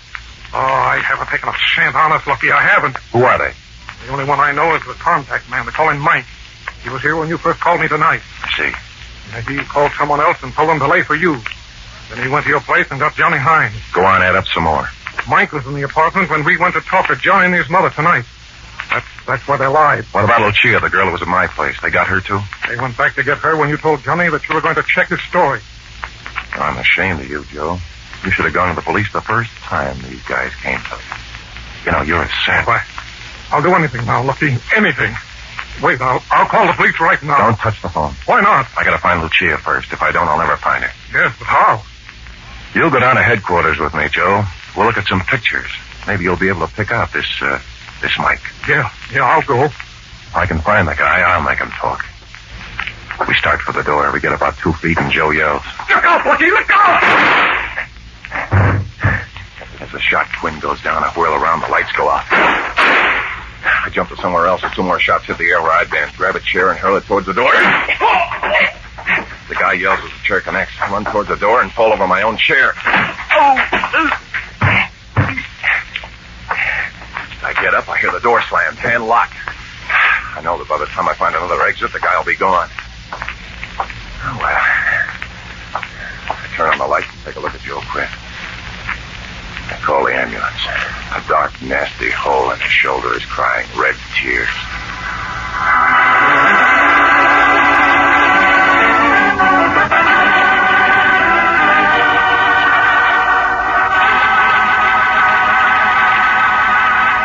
Ladies and gentlemen, you've heard about Cystex for backache, for muscular aches and pains, for nervousness, for loss of pep and sleep, for that tired, worn-out feeling when due to a non-systemic and non-organic disorder of kidney function. But have you tried Cystex? That's spelled Cystex. Until you do, you can't know how fast it may work to help nature curb your backache and muscular pains, bring you greater pep, allay nervousness, improve your physical well-being. Clinical tests in many cases, even on people up to the advanced age of 80, prove that Cystex helps a high percentage of those who give it a fair trial. And because Cystex is so successful, it is now one of the accepted medicines in many countries throughout the world. For over 20 years, Cystex has brought joyous help to millions of men and women. So surely you'll make no mistake in at least giving Cystex a fair trial, under the guarantee of money back unless completely satisfied. So get Cystex, Cystex, from your druggist and take exactly as directed on the package. See how much Cystex may help you. And now back to Lucky Larson and Deadline Mystery. I step down to the Hines apartment. All I find is a note on the door. It says, "Going out of town. No milk, please." Fine. There's no one who can identify the gang's contact man, unless I can find the Winstons or the couple next door. Got a chance of that? I haven't the glimmer of an idea where they are. As for Joe Quinn, he won't be talking for a long, long time. Maybe never. I go back to Joe's apartment just as the meat wagon boys get there, and the cops. My old friend Lieutenant Tom Burns was pushing them around. Hi, Lucky. Was that you who called the station? Yeah, Tom. Quinn's got a bad hole in him. Yeah, I know. Who did it? I don't know. Somebody took a shot at him from the door. Threw some lead at me, too. Put out the lights. I couldn't see who he was. Uh-huh. I don't dare tell Tom what I know, not yet. If I do, the gang will kill it, yeah, just as sure as taxes. Hey, Tom, why don't you get a fingerprint guy up here? Already sent for him, Lucky. Oh, are you expecting a call? Yeah. Huh? Yeah, this is like... A dirty voice on the other end tells me that if I like that dame of mine, I better button my lip, keep it buttoned. Yeah. Yeah, it's a deal. Only be sure you keep your part of the bargain, pal. Well, that's that, Lucky. Not a print in this room that wasn't made by you or Quinn. Oh, but they've got to be. It's got to. What are you so upset about? Quinn isn't going to die. I still want to find out who did it. Well, Quinn will be able to talk in a few days. Maybe he'll be able to tell you. A few days isn't soon enough. Look here, Lucky. Are you holding out on me? Let me borrow your fingerprint, man, will you, Tom? What for? Don't ask questions. If we find anything, I'll bring it straight to you. No? I'll tell you everything I know, honest, Tom. Sorry, Lucky. That isn't good enough. Tom, you gotta trust me. Sorry, Lucky. No. But if I tell you now it'll leak, I'll be scooped. Oh, look, Tom, I've helped you out a couple of times. Well, okay, go ahead. Thanks, Tom. The fingerprint man and I get into his car. When we're down the road a couple of blocks, I say, drive to Eagle Point, son. We're going to get some prints off the wheel of a car about 200 feet down. Okay, Lucky, we've matched the prints. Good, Tom. I know you would. It belonged to a hood who's done at least a dozen raps. Who is it? I don't know. Not until you come across, Lucky. Okay, if that's the only way. I'm afraid it is. Well, look, I'm trying to run down a story on a gang that's trying to promote a home renting racket. Hey, we've met a new one? Just an old one with a new twist. The shakedown racket. These are the guys who shot Joe Quinn, Tom. They also beat up young Johnny Hine. Then they kidnapped him and his mother, along with a friend of mine. Well, why didn't you tell me this before? Because they killed a whole bunch if they think I'd talked. Well, come on, let's go get them. Tom, look, I gotta handle this alone. I've got to find this guy and make him tell me who's at the top. You can understand. I've got to use my own methods. Methods that, well, you can't use. No time to bring the guy into headquarters and make him sweat. So, come on, Tom, let me know who belongs to these prints, huh? Yeah. Well, Lucky, you're always asking me to break the rules. Oh, go ahead. The prints came off of Frankie rules. Frankie? Mm-hmm. Okay, Tom, thanks. I'll be seeing you. Hey, wait a minute. How are you going to find him? I know guys who'll sing for a sawbuck. This song's worth a century.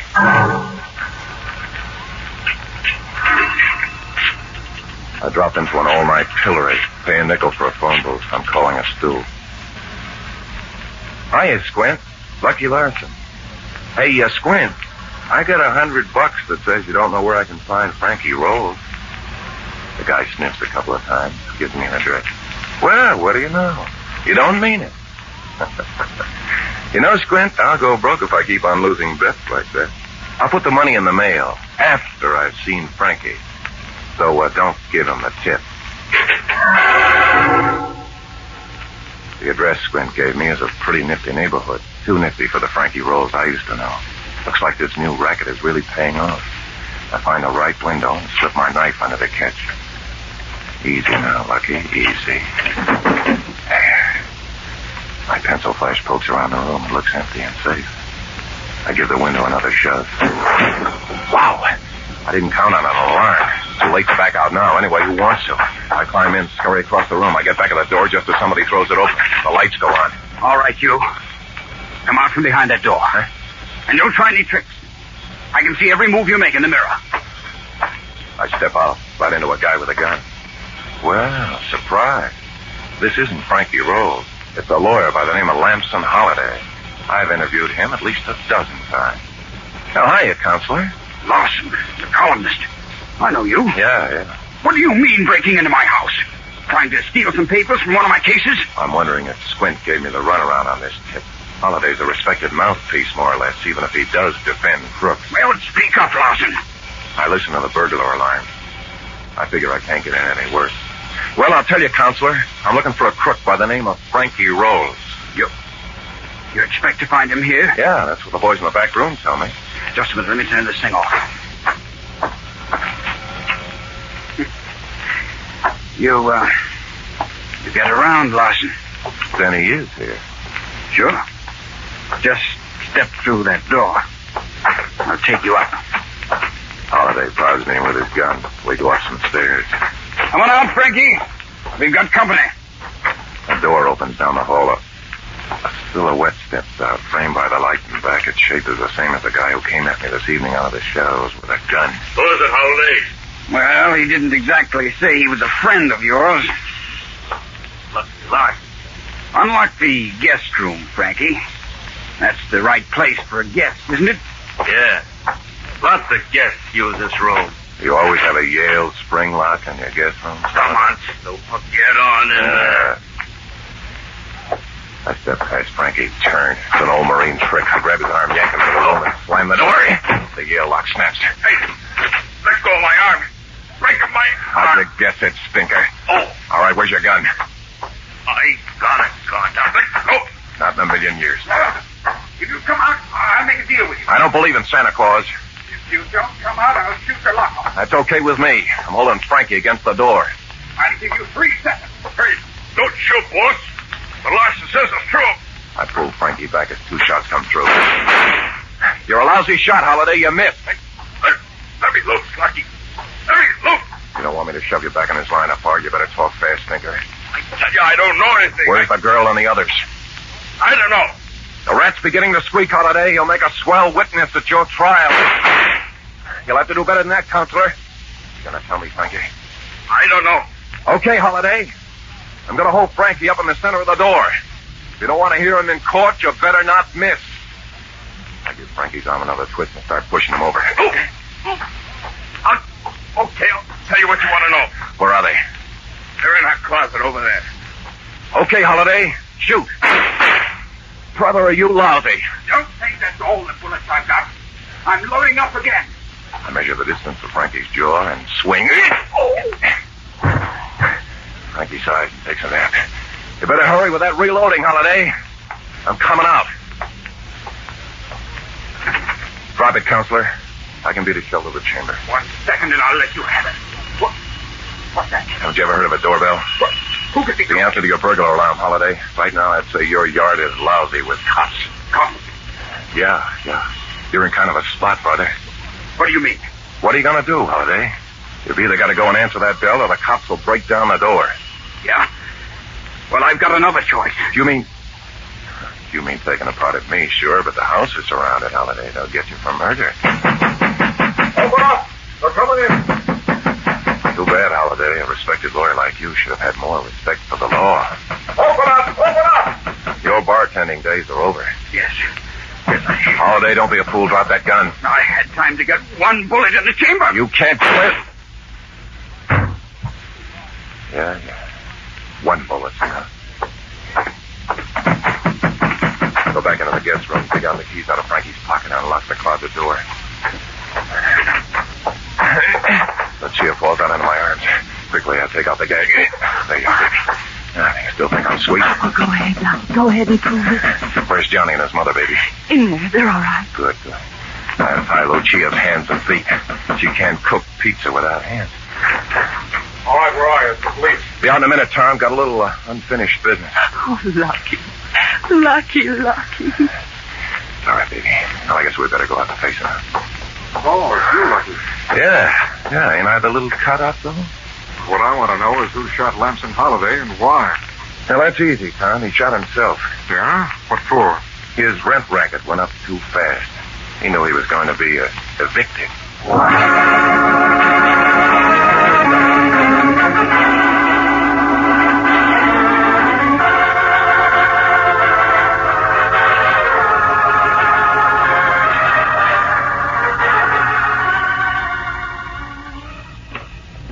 Solemn for the day, Sunday, August the 10th, 1947. Deadline by Lucky Larson. Say, have you a little racket in your home? Whom are you paying off right now? Do you know a guy who knows where Aunt Minnie can get an apartment if she marries a veteran? Buys $25 worth of furniture for $500. I know one who'll even furnish the veteran. How about that racket little Jimmy's got when he makes your boyfriend give him a nickel to get him out of the parlor? You can stop little Jimmy's racket by cutting his pants and leading him out the front door by his ear. You can stop all the other rackets, too, if you'll just call a cop. The cop's got the best protection racket there is. And all it costs you is taxes. You know, little rackets turn into big rackets.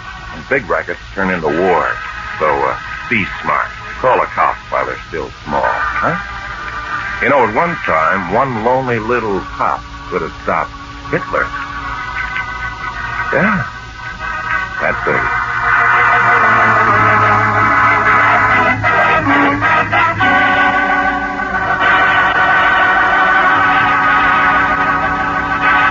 Here is a vitally important message to those who suffer from recurring attacks of bronchial asthma. Most people who suffer from the coughing and struggle to breathe, who can't sleep at night and thus lose strength and energy, have had these recurring attacks a long time. They've tried a lot of things and still they cough, wheeze, and struggle to breathe. Naturally, they become skeptical and think nothing will help them. But I firmly believe there is hope for even the most pessimistic, because I have seen letters from all over the world, from grateful men and women, telling how thankful they were that they got up enough courage to try Mendaco. That's spelled M-E-N-D-A-C-O. And I've seen a large number of clinical reports which convince me that Mendaco has been a blessing to sufferers from recurring attacks of bronchial asthma. There are certain scientific reasons why Mendaco works the way it does. And the producers of this great medicine are so confident it will help most sufferers from recurring attacks of bronchial asthma that they say, get Mendaco from your druggist and take exactly as directed on the package. If you're not completely satisfied, your money back is guaranteed immediately. For coughing, recurring attacks of bronchial asthma, get Mendaco, M-E-N-D-A-C-O. Ask your druggist for Mendaco today.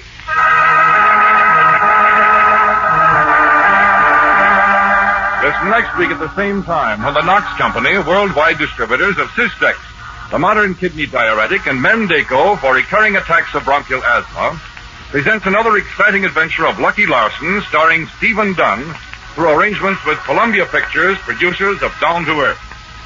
Deadline Mystery is directed by Dave Titus and written by Fred Howard. Today's episode was based on an original story by Robert Nesser. Included in today's cast were June Whitley as Lucia, Sam Edwards as Johnny Hines, Jack Crucian as Frankie Rose, John Frank as Joe Quinn, and Byron Kane as Lieutenant Tom Burns. Original music was composed and played by Len Selver. The events and characters depicted in this story were entirely fictional, and any resemblance to actual places or people, living or dead, is entirely coincidental. Frank Hemingway speaking. This program came to you from Hollywood. This is ABC, the American Broadcasting Company. Lights out for the devil and Mr. O.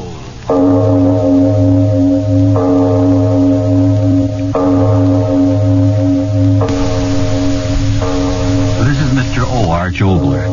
Tell me, what is your attitude about worms? Yes, worms, those strange, slimy little creatures who come out in the dark and till your garden and sometimes die an unfortunate death on a fishhook. You really don't have any opinion about them?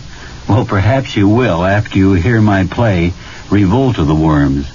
The action begins after a short message. And now, if you haven't already done so, turn off your lights now and listen to Revolt of the Worms.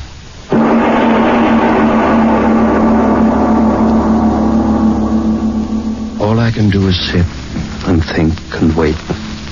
Wait for the floors to lift and the walls to crash. Facts. Think of facts. Yes, a journal of facts. Think how it began, why it's happening. Journal of facts until the walls crash in and the thick flesh. Charles Prentice. There's a fact. Chemist and fool. Fool. Run away.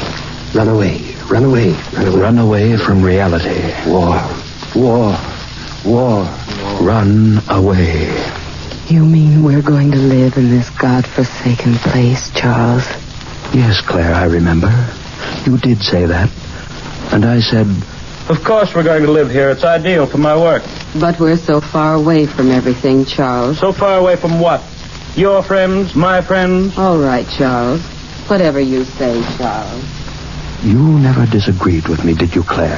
Why, it's so quiet up here, it's almost as if we were out of this world. Yes, I remember. Young Jackson. You did say that. I like working with you, sir. Why, up here, it's almost as if we were out of this world. Out of the world. I wanted to be out of the world. Hide. Until it's over. Yes, why not? Why not? What are you going all the way up there for, Prentice? To do my work, of course. But who cares about propagating new varieties of roses at a time like this? The times have nothing to do with it. I'll do what I please. I'll do what I please. But, Prentice, to leave suddenly like this, it doesn't make sense. Roses are fine in normal times, but a chemist of your ability, in times like these, certainly there's more productive work that you could do. I'm not interested in your opinions. I'll do what I please. You hear me? Do what I please. Do what I please. Yes, sir. Everything's ready, sir. Greenhouse. All ready for you, sir. 1 week ago, Wednesday.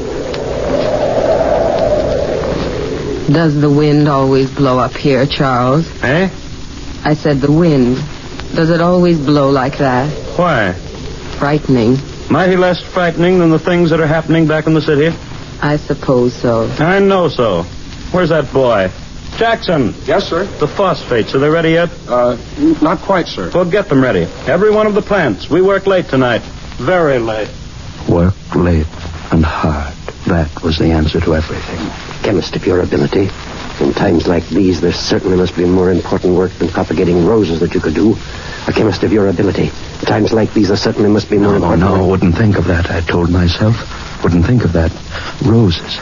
Yes, develop the greatest rose in the world. That would be my answer to them. While they bombed and burned, I'd develop the largest rose the world had ever known. And when the world settled down again, I'd come back and bring the rose to them, and they wouldn't care if I had run away. My plan. Why did it go wrong? Claire, why did it go wrong? Claire. Oh. Dead. You're dead. They killed you. Dead as I'll be dead. If I could only think, why did it go wrong? Well, I put the solution that's left over, Mr. Prentice. Yes, I do remember. That was it. Oh, gosh, Mr. Prentice, I'm trying to understand, but I'm so tired. You must keep working. The only salvation is to work. What's salvation got to do with roses? Don't be impertinent. Do your work. Yes, sir. 2 cc for each plant, and careful. Don't let any of it touch the stem. Yes, sir. Yes, sir. You weren't very happy, were you, Jackson? Those were things you couldn't understand. It isn't that I don't want to work, Mr. Prentice. It's just that I'm all mixed up. These roses.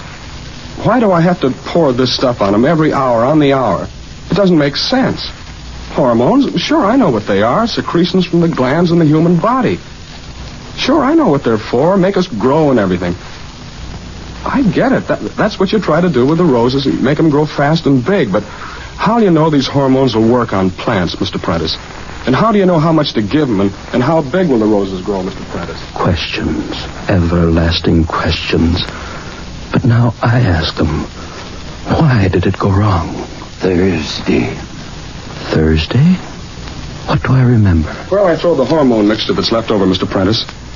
Mr. Prentice, I said, where'll I throw the hormone? Go away. Can't you see that I'm working? Yes, sir. Yes, sir. Yes, I remember. Friday. What a Friday. Friday night.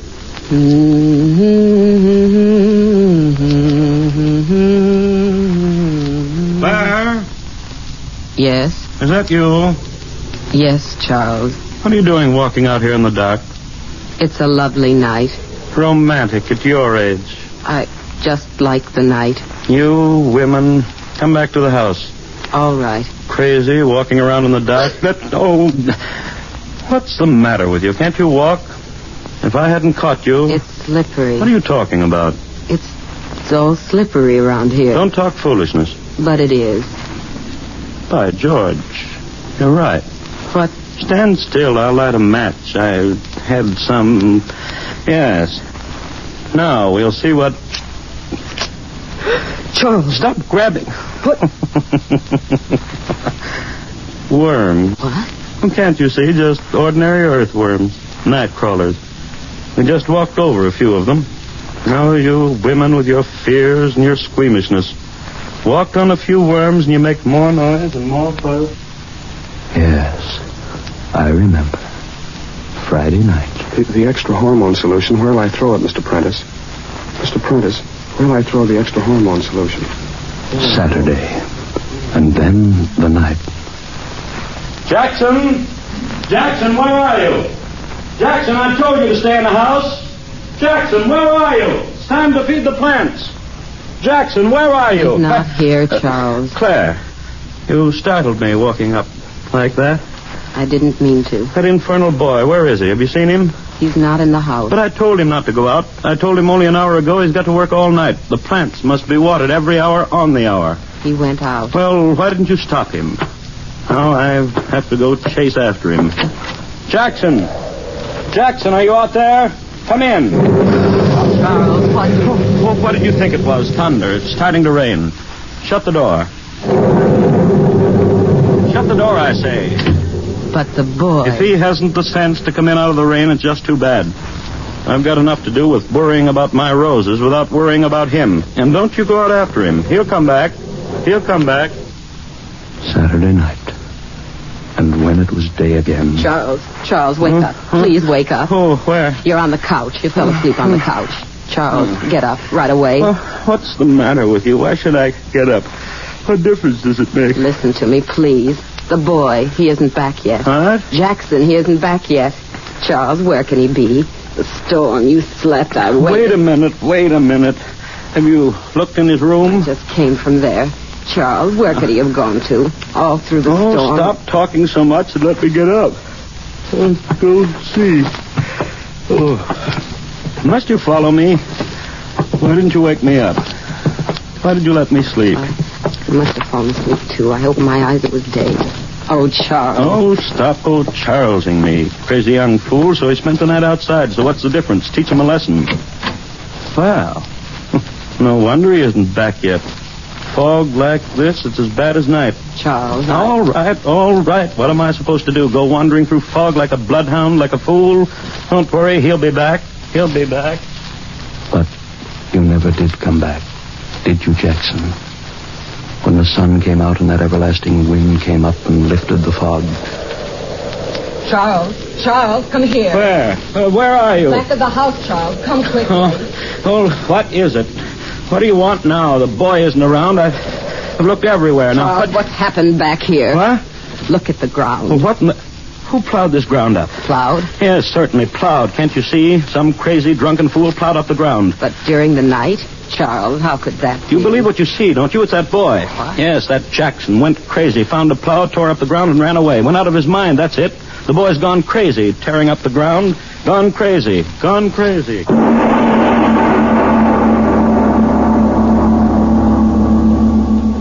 Friends, we leave our The Devil and Mr. O story of Revolt of the Worms to take a deep breath and a word from your station. And now back to our The Devil and Mr. O story of Revolt of the Worms.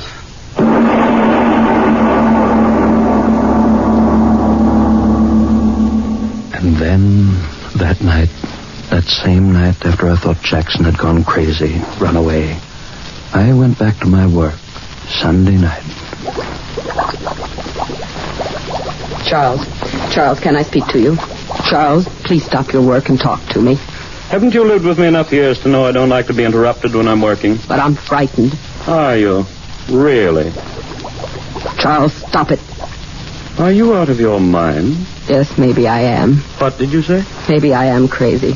All right, maybe I am. That's the only way I could have lived with you all these years. What? Endured your selfishness, your unbelievable selfishness. Well. Everything's for you. For 20 years, everything for you. Now that's enough. Your work, your pleasures, what you think, what you want, everything for you, nothing for anyone else. Will you the shut gentle up? little Mr. Prentice, the scientist, the good husband who never lifts his voice. Mother in heaven, I'd rather be married to a fool with a heart in him than you. Well, You haven't got a heart. You never had a heart. It's you, and no one else, and that boy can be dead out there and you don't care, and I can be dead and you don't care as long as you're safe and doing what you want to do. Will you go away and let me go on with my work? Charles, I'm frightened. That boy. Now there are noises. I'm asking you for the last time to go away and let me do my work. But listen to me. You've been out here all night. I've been in the back of the house alone, and I've been listening, and I didn't want to come in here, but I had to. Charles, things I said, I meant them. For years I've meant them. All right, that doesn't matter. But I tell you this, there's something outside the house. Find out what it is, Charles. 20 years ago, I thought you were an irrational woman. I thought I'd trained you out of that irrationality. I was wrong. I'll humor you just this once, but never again. Where are these noises? At the back of the house. The lantern handed to me? Yes. Thank you. You're frightened. You don't have to go with me. I want to know. What? That you're a fool? Well, so what am I supposed to hear? There's nothing.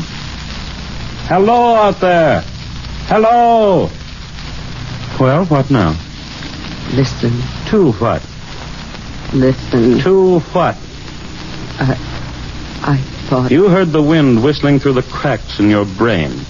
Come into the house. Charles, wait. Wait for... Here? Yes. So what? Give me the lantern. If it's that boy... Well, it could be him, couldn't it? That crazy young fool playing practical jokes. If I get around the corner of the house and... What's going on here? Charles, something moving under the ground. Yes. So dark. Can't quite make out. Charles, what is it? I don't know. Animal of some sort? Take me back to the house. Oh, go yourself. Moon will come out of the clouds. See what this is. Give me the lantern, Charles. No, I want to see. The house is back there. Turn around and go back to it. Go ahead. All right. All right. Yes. It is something burrowing. Infernal moon come out, I'd see it there. Coming out. Now I'll see what... Holes in the ground all over. What are they? Bomb craters? But that isn't possible. No. Animal burrows. But what animal could make a hole 4 feet across? What animal? Claire! Where are you? Claire! So dark I can't see you. Claire! Where are you? Claire! Claire! Where are you? Claire! Yes, Claire. Claire! I ran through the night looking for you. The echo of my voice is still in my ears. Looking for you, and the moon was under the clouds, and I couldn't see, and I couldn't find you. And then I did. You had fallen into one of those craters, into one of those holes in the ground. I couldn't see you, but I could hear you. But which one of the holes? They were all over, ground pockmarked with them. I ran around in the dark. I could hear you, but couldn't find you. And then the moon, it was out again. Oh, blast the moon. Why did it come out? If it hadn't come out, I wouldn't have seen. And my head... Stop it, Claire, stop it. I can still hear you. I can still see you. Your body down in that hole. As I ran toward you, suddenly I saw that something else was coming toward you. Something that glistened, wet in the moonlight. Something long and slimy. A great twisting snake. Yet not a snake. Not a snake. And the fear in me made me fall to the ground, and I saw, as I lay there, I saw. The thing moved toward the hole in the ground as if you weren't there. As if it were blind and couldn't see. Like a great blind worm. It was a worm. A worm 10, 20, no, 30 feet long, crawling in fright to its home in the ground. And it moved toward you, Claire. Covered you. Crushed you.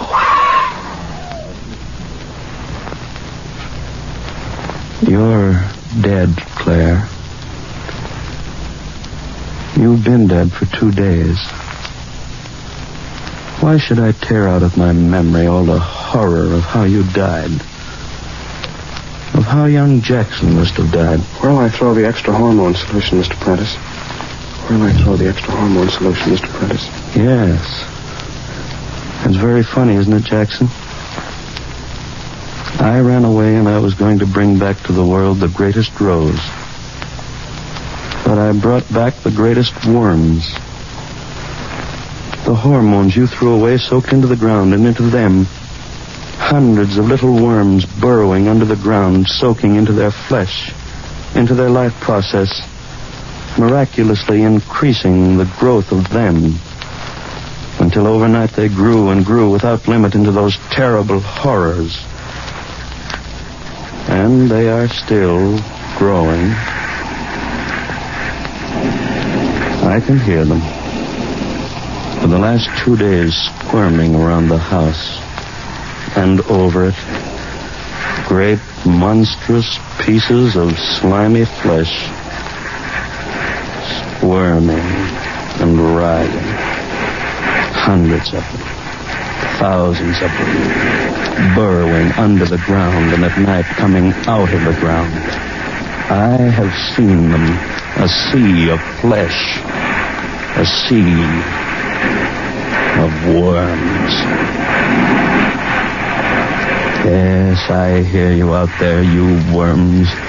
You were under the ground, and now there's no room underground for you, so you've come out of the ground. The world was yours first, so now you're going to take it back again. The world for the worms. You're under the house. You're lifting it. The walls will fall and crush me, and I'll be dead, and I want to be dead. Yes, now I know why this is happening to me. I thought I could run away from the world and what is happening in the world. You hear that, you worms out there? I thought I could run away.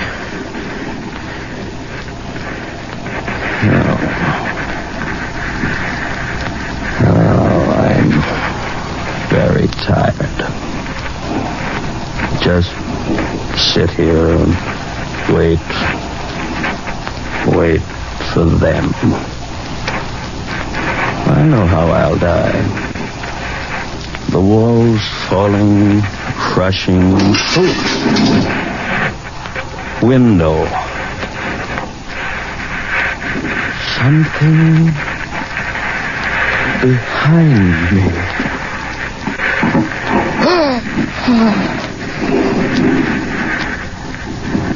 A worm at the window. Head looking in. He's crawling in. And another following. And another.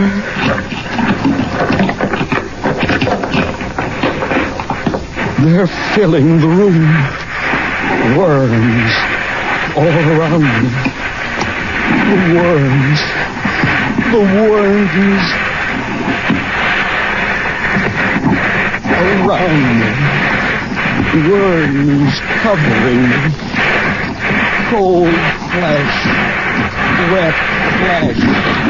The worms. The worms. Covering me. The worms covering me.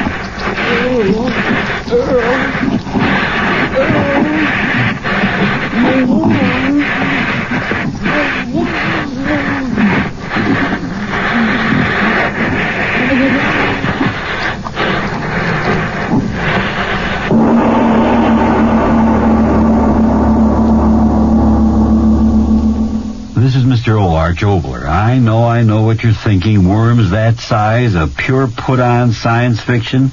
Well, personally, I don't believe there's any such category of story as science fiction anymore. Our scientific progress has been so accelerated that what was fiction in the morning can actually happen tonight. 30 years ago, long before human extinction became a possibility with the explosion of the first atom bomb, I wrote a play about the last 2 survivors in the world. At the time, it was sheer fiction. Something could happen to this Earth of ours that would leave only 2 survivors, a writer's brainstorm. Yet who among us does not know cold reality, the red buttons east and west that could trigger off a global nightmare? I wrote another play a handful of decades ago that was equally an impossibility. It concerned the very laughable idea that a spaceship was returning from the moon after the first successful landing on that ball of cheese. Yet there are few among us today who haven't witnessed that first giant step on the lunar cinders and the very fantastic return voyage in triumph. Fantasy, fiction, fact, it's all interlaced into tomorrow. And speaking of the future, let me tell you about our next story. Its title is Where Are You? And we'll talk about that after your station has a word. So this is Mr. O again. First, to those who have inquired, yes, I've written a book. Its title is House on Fire. Its publisher, Bartholomew House. Now about our next play. It's all about a boy and a girl on a honeymoon. But even in our permissive times, I promise you the strangest honeymoon since that custom began. So next time, the play, Where Are You?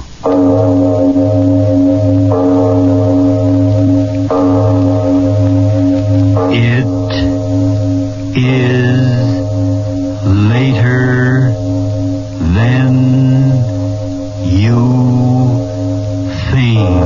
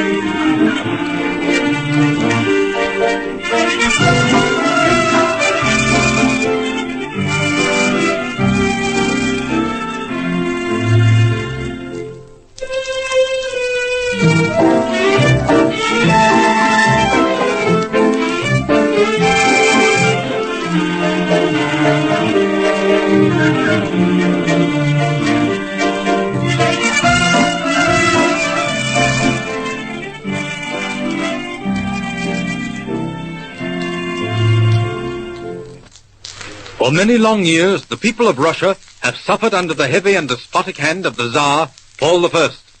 There has been much oppression. No one has dared to plot against the regime until one night in the month of October, 1801. Listen.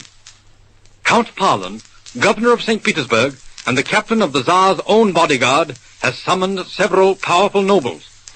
When all are present, the Count speaks, and in his hand is the famous diamond medallion of the founder of Russia, Peter the Great. Noblemen of Russia, I have called you here tonight in the name of the man who first wore this medallion. Peter the Great! Hail Peter the Great! Aye, my friends, it is well that you hail the name of Peter the Great. As noblemen who revere his sacred memory and seek the ends of justice, it is imperative that we act. Gentlemen, we must not allow the oppression, the cruelty and tyranny of our present Tsar Paul to continue. All Russia knows that our Tsar refuses to wear this diamond emblem. But does Russia know why? Because the words engraved in the gold of its setting are the words of Peter the Great, justice in sovereignty. Count Parlin, what you say may be correct, but what can we do? We can do this, my friends.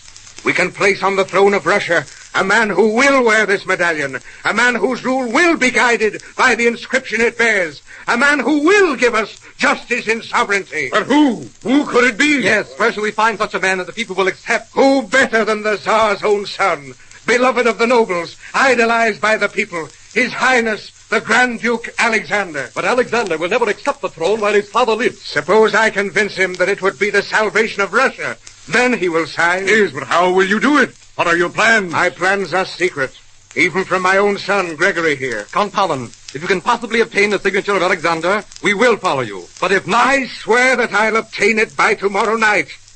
And now, will you pledge the support of your regiment? Yes, all of that and more. Then meet me here tomorrow night, and I'll have the decree for the Tsar's abdication signed by Alexander. Without his consent, all will fail. We shall not fail. And gentlemen, within 2 days, this diamond medallion shall be in its rightful place on the breast of the Tsar, Alexander. Good night, gentlemen. Until tomorrow night. Good night, Count Paulin.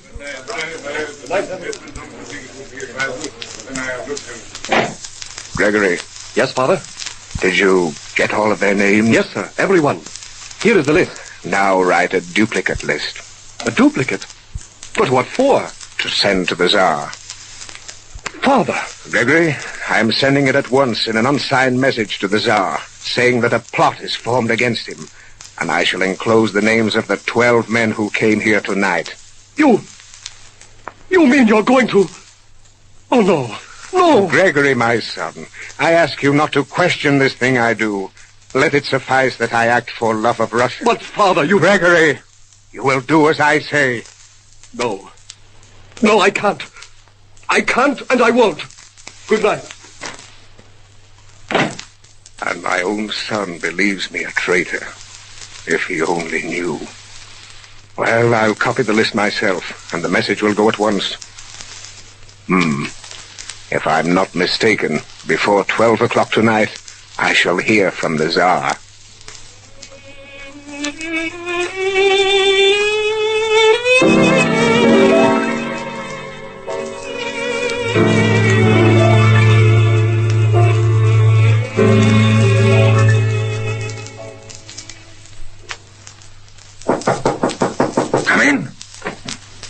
Thank heavens, Count Paulin, that you are so prompt. Your Majesty's summons asks for haste.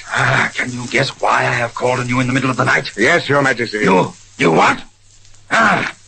Then you do know that a plot is now complete. A plot that will force me to abdicate from the throne? I do. How do you know it? How do you... But look, here is the letter I have just received giving a list of the conspirators. I sent for you as soon as I got it. We will crush it out. We'll crush this plot, and the leaders shall pay with their lives. And the rest can find solace in Siberia. But we must act at once. The letter says any delay will be fatal. But, Your Majesty, I also have a list. You? If there is such a plot against Your Majesty, the lists ought to agree. Here, let us compare them. Look. Zubov, Novitsky. Look at them. All of them. They're all the same, Count Paulin. Exactly the same. So they are, Your Majesty. But 3 names have been omitted. Who are they? What names? Your Majesty, I am forbidden to speak evil of those exalted by heaven. You mean my own family? Tsarina? My sons? No, you can't. Well, why don't you speak? Answer me. So, it is true then. Alexander will take the scepter from my hand, and his mother will... I'll not... Your Majesty, I beg you... My own son. I might have known. Alexander. Let them die. Both of my sons. And let the Tsarina go to Siberia. Your Majesty, surely the law will... I am the law of Russia. Arrest them at once. But, Your Majesty, that would be impossible without your signature. You shall have it. You will serve the summons tomorrow morning.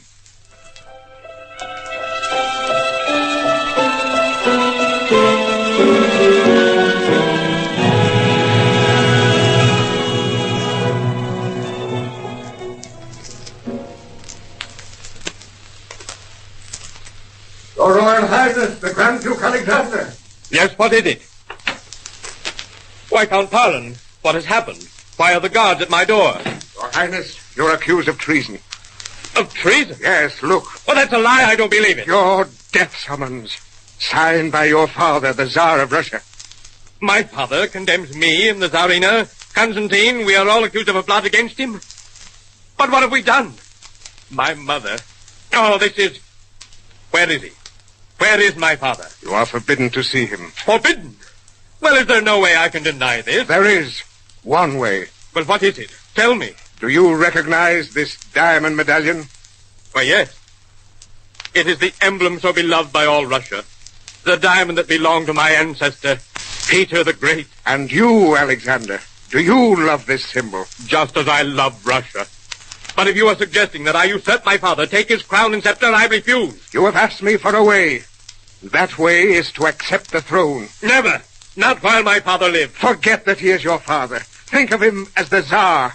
Are you willing to allow a man to continue to exercise his power over millions of your countrymen when he shows himself incapable? That's not true. But look, the accusation of your mother and your brother. Is that not proof enough that your father is... Stop! Your Highness, here is a decree that will force your father to abdicate in your favor. Will you sign it? Well, can't I even speak to him? He refuses to see you. Oh, my boy, you are not willing to liberate Russia from a despot. Yes, a madman. Who but a madman would condemn his own wife and sons to death? No, stop! Stop! I will sign. I will sign it.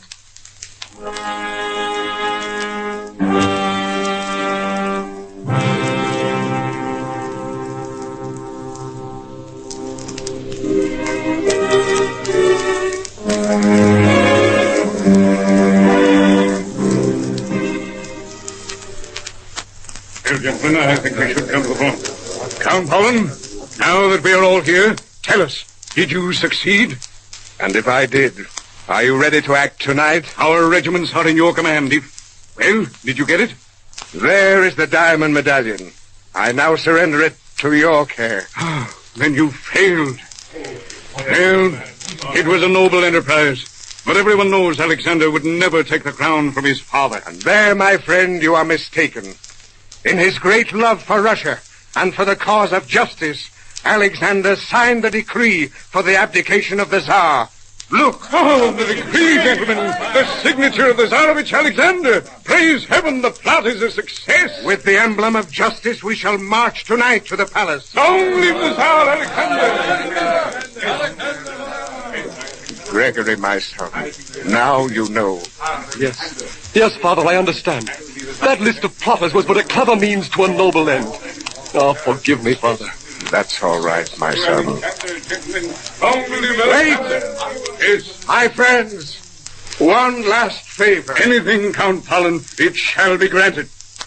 All I ask is that my son have the privilege of placing the medallion on the neck of the new Tsar, Alexander.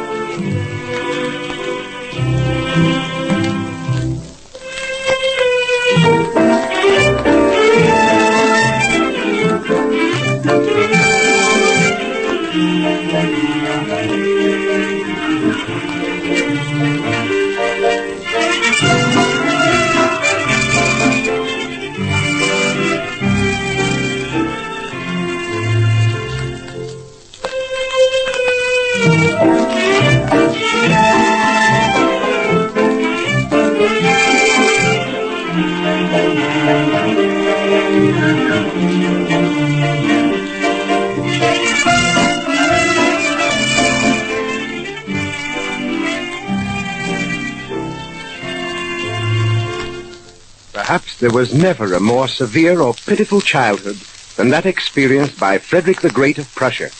All during his youth, Frederick lived in constant terror of his father, the king, who always carried a stick, and in drunken, brutal fits of anger that verged on madness, beat his children mercilessly.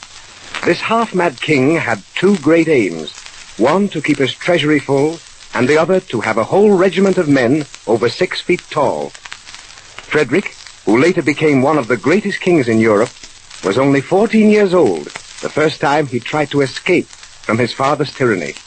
Listen as he confides his secret to his sister Wilhelmina. I won't stay any longer. I'm going to run away. Fritz, run away? Oh, little brother, think of the horrible punishment if you're caught. They won't catch me. I'm going in disguise. No, little brother. You know our father. Well, he'd call it deserting from the army, and you'd be flogged and starved, or... Oh, Fritz, a real deserter pays with his life. But I've made up my mind, Wilhelmina. I'm going tonight. No. Don't leave me, Fritz. What? Think of our secrets, our book. It won't be fun to read anymore without you. Oh, look what I brought you. A book of French poetry. See? Frederick! Where is that boy? You didn't hear from me, Frederick! Oh, father, hide the book quickly. It's too late. I'll hold it behind me. Frederick! There you are. Hiding in a corner, eh? No, sire. What's this thing I found in your room? What is it? Speak up. Well, it's a flute, sire. A flute, eh? Rather be a pipe player than a soldier, is that it? Well, I'll not have it. And you, Wilhelmina, you're the one that... That's behind your back, Frederick. Show me. Yes, sire. A book? What kind of a book? Poetry, sire. Then by my kingdom, I'll teach you to be reading poetry and playing a flute. When I'm trying to make a king and a soldier out of you. Father, it was my fault. I brought it to him. I'm not surprised. It's bad enough to have... Your Majesty. Huh? What is it? Your Majesty, 10 new recruits for your regiment have just arrived from Austria. 10 there, von Lutzen. Are they big ones? Over 6 feet, eh? Yes, sire. 3 of them are nearly 7 feet tall. Yeah? 7 feet? Gott in Himmel, I must see these new ones. Did you buy them? No, sire. They refused to come. So my men got each of them drunk, tied them, and brought them as prisoners. Got them drunk, eh? Your Majesty, they swear to run away. Run away? Deserters, eh? Where are they? I'll put a stop to such nonsense. Got them drunk, eh? Fritz, oh, you're bleeding, little brother. Oh, it's all my fault. Where did he go? With Herr von Lutzen, to look at his new recruits. Oh, Fritzy boy, let me help you. Oh, I'm all right. I can get up. Listen, Wilhelmina, I'm going now. I'm going to leave Berlin. Hush, no, little brother. I can't stay any longer. I can't do it. No. If you're caught, you'll be punished horribly. It's not the beatings that hurt, don't you see? It's the inside of me. All that I love, he destroys. My flute, my books. He tears them to pieces. I hate his drills every morning. I despise it all of it. I'm going, I tell you. I'm going tonight when it's dark. You have no money, nothing. I don't care. I'll make the border. Somehow. Here, if you must go, take my diamond. If you could sell it. Your diamond? Yes, it's all I have to give. But not your diamond. You love it so. It's all the beauty, Fritz, I've ever known. Here. No. Oh, you think the diamond is dearer to me than my little brother? Now take it. Oh, Fritzy, be careful. Be so careful. They'll not catch me. I won't let them. Don't cry, Wilhelmina. Don't cry. There. I'm not anymore. Goodbye, little brother.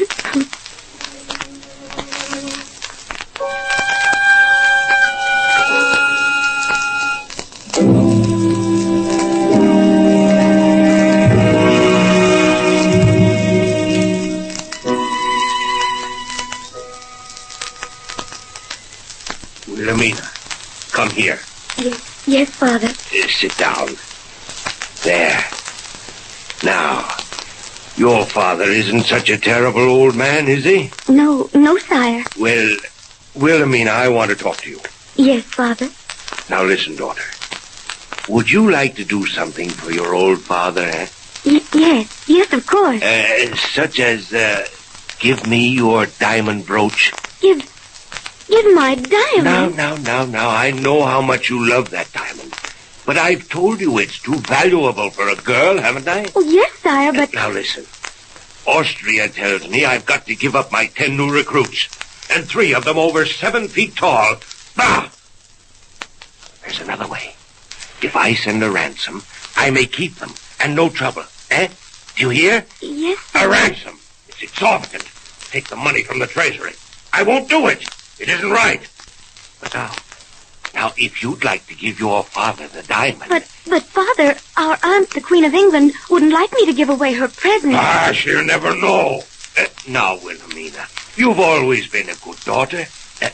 Where is the diamond, Wilhelmina? It's in my room. Go and get it. But, Father... Do as I say. Bring me the diamond brooch. Yes, Father, I'm going. Oh, many pardons, little princess. Oh, Herr von Lutzen, I wasn't watching where I was going. Why, well, what are you doing here tonight? What's the matter? Princess Wilhelmina, your brother. My brother? Well, what's happened? What happened to him? He's been taken to the military prison. Oh, how did it happen? He was caught trying to sell this diamond brooch. He admitted he was trying to get out of Prussia. I have come to tell the king. No, don't. He might even kill him. Oh, why can't you let him go? No one would ever know. I'm sorry, little princess, but already it's rumored that Frederick was running away. It's best that I... Oh, then you must tell him.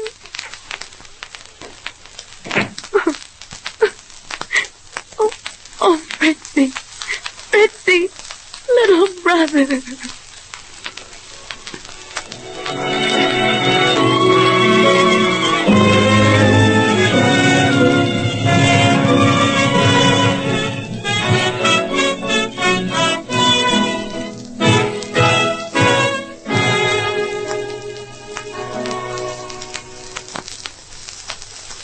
What happened? Herr von Lutzen, what happened? The trial's over, little princess. Fritz was very brave.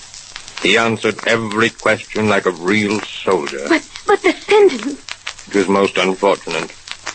Oh, I don't know how that Austrian got into the room. What do you mean? What happened? Your father had already sentenced Frederick to be flogged and imprisoned for 2 months on cabbage and water. Oh. But just when we were all so relieved, the Austrian ambassador came into the room to see about those new recruits. The king flew into a rage. He stormed and yelled and struck everybody nearby. And then he saw the young prince and... Yes?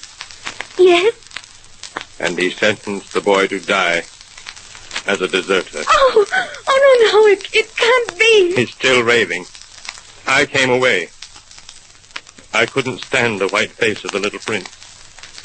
There was nothing I could do. Herr von Lutzen, where's my diamond? Where is the diamond brooch? Oh, but the king, It's mine? Give it to me. Well, if you think... Where are you going, Wilhelmina? No, don't go in there. Gott in Himmel! A deserter in my own family. You'll die for it. Die, do you hear? That Austrian coming here and telling me to give up my recruits. I'd like to wring his neck in my hands. I won't give them up. I won't. Himmel, Wilhelmina, what are you doing here? By my kingdom... Father, look, see what I brought you. The diamond. Himmel, I forgot. Father, you don't have to give up your new recruits. See, here's the diamond. You can ransom them. Don't you remember? Ransom? Yeah. Then I don't take any money from the treasury. And I keep my fine big soldiers, eh?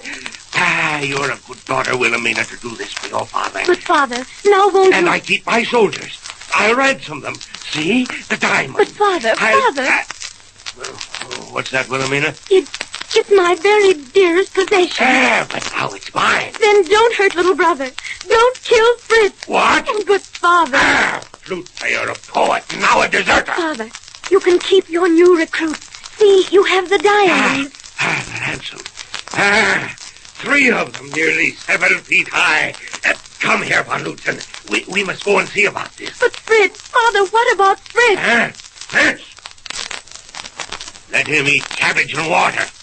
We'll see what that does to a deserter. But just this once will I let him go. And if I ever hear of him playing on one of these... Your Majesty, we were going to ransom your new recruit. Oh, yes. Yes. I told you I wouldn't give them up. With big men, nearly 7 feet tall. Oh, little brother, Fritzy. Why do you stare at me like that? The diamond. How did you... Oh, Wilhelmina. You've given it up again. Yes, and got my brother back. Oh, little Fritzy, must I always tell you, what matters a diamond if I have my little brother?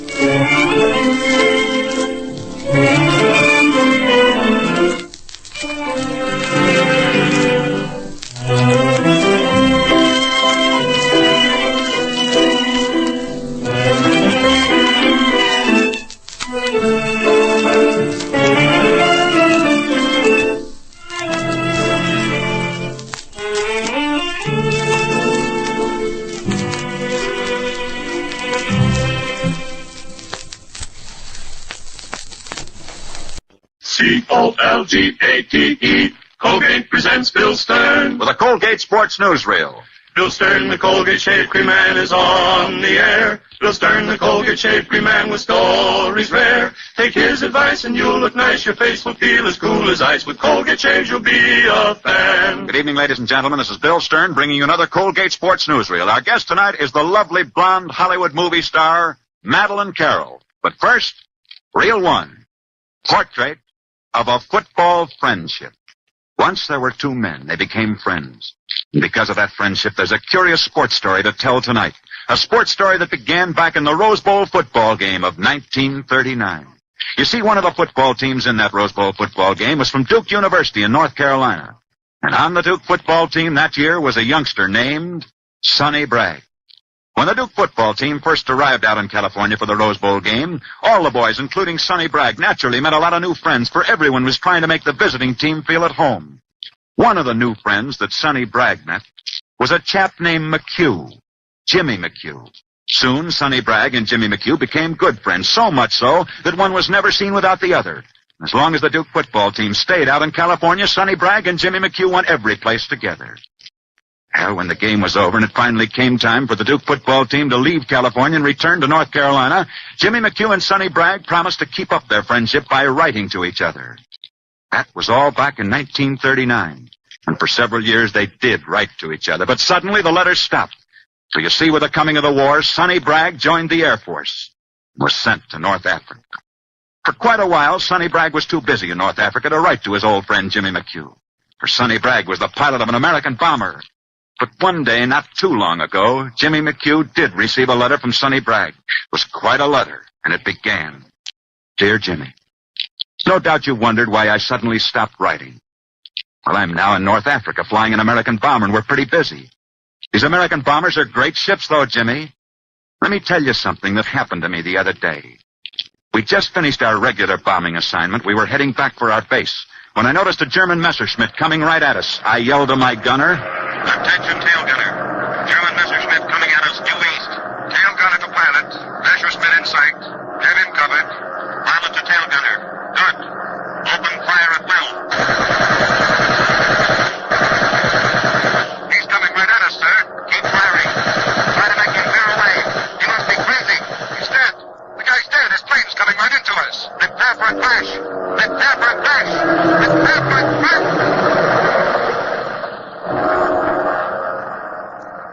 The letter continued. "Well, Jimmy, I thought we were done for when those two planes collided up in midair that day. You see, that German pilot was dead. His ship was flying itself when we crashed. He ripped away most of one wing. He knocked out one of our motors, but somehow I managed to keep our plane up in the air, and we limped back to our base, coming in on little more than a wing and a prayer. Guess I'm lucky to be alive. Write me when you can find time. Best regards, Sonny Bragg." For quite a while, Jimmy McHugh sat staring at that letter he just received from his friend. Man, what an idea for a war song, and Jimmy McHugh was a songwriter. 2 days later, Jimmy McHugh had written "Coming In on a Wing and a Prayer." 3 weeks later, it was the nation's #1 war song. Tonight, it's sweeping the country. And so because of a Rose Bowl football game 4 years ago, a great friendship began between a Duke University football player named Sonny Bragg and a California songwriter named Jimmy McHugh. And out of that football friendship, a great war song's been written, a song all America is singing tonight. Though there's one motor gone, we can still carry on, coming in on a wing and a prayer. Portrait of a football friendship. Reel 2. Colgate's camera close-up of Madeline Carroll. Here is one of the most beautiful stars of the movies and radio. Lovely, blonde Madeline Carroll. Here she is in person, ladies and gentlemen, Miss Madeline Carroll. Good evening, Bill. But you know, I'd like it much better if you'd introduce me as the special representative of the United Seaman Service. Meaning what, Madeline? Meaning, Bill, that my job today is to try and make Americans more merchant marine conscious. I have a very real and sincere love and admiration for the merchant seaman and the magnificent work he is doing. And while he is at sea, well, I'm very proud to be his champion on land. That's swell. Tell me this, Madeline, just what do you do? Oh, every kind of thing, Bill. From writing letters encouraging and consoling mothers and sweethearts of merchant seamen to talking on the radio about them. Well, like all other American boys, these youngsters are sports hungry, even when they are taken prisoner by the Germans. May I read you a letter I received from an American merchant seaman, now a prisoner of war in a German concentration camp? Please do. He writes, "We American merchant seamen, now prisoners of war due to enemy action, are concentrated in this German prison camp. The only sporting information we get is that furnished by the British prisoners here and has no interest to us Americans. We would appreciate very much a weekly newsletter of the American sporting world. We would also greatly appreciate the opportunity of playing baseball and football, as the field is available, but we have no equipment. Thanking you for your consideration, we are the American seamen, prisoners of war." The letter is signed Vernon L. Frank and has been passed by both the German and American censors. Imagine that, Bill. Asking for sports equipment instead of food. So now it seems to me that it's up to us to get some equipment there and quickly. I agree. That's an intensely interesting letter, Madeline. I want to thank you very much for reading it. It's not what we'd expect from a movie star, but you always did do the unexpected. Thanks so much. Good luck and good night, Madeline Carroll. Good night, Bill. Let's pause right here. We'll return to the Bill Stern Sports Newsreel in a moment. To find out more about old-time radio, old-time video, and the pleasures of listening to audiobooks, visit the Audiobook Club website, www.audiobookclub.com, where you can get 4 audiobooks for just 1 penny. MediaBay.com. And now let's rejoin the Bill Stern Sports Newsreel with special guest Madeline Carroll. Reel 3. Profile of a prize fighter. This is the story of a prize fighter, or should I say this is the story of Mike Carr. Michael Carr was his full name, but nobody ever called him Michael. You see, he was born in a rough, tough neighborhood, and Mike was the toughest guy on the block. From the time little Mike was 12 years old, he decided he was going to be a prize fighter. When he was 16, Mike Carr became a professional boxer. In his first year, the record books tell us that Mike Carr won 8 fights and he lost 3. In his second year, he won 9 fights and he only lost 2. In his third year, Mike Carr won 12 fights and he lost only 1.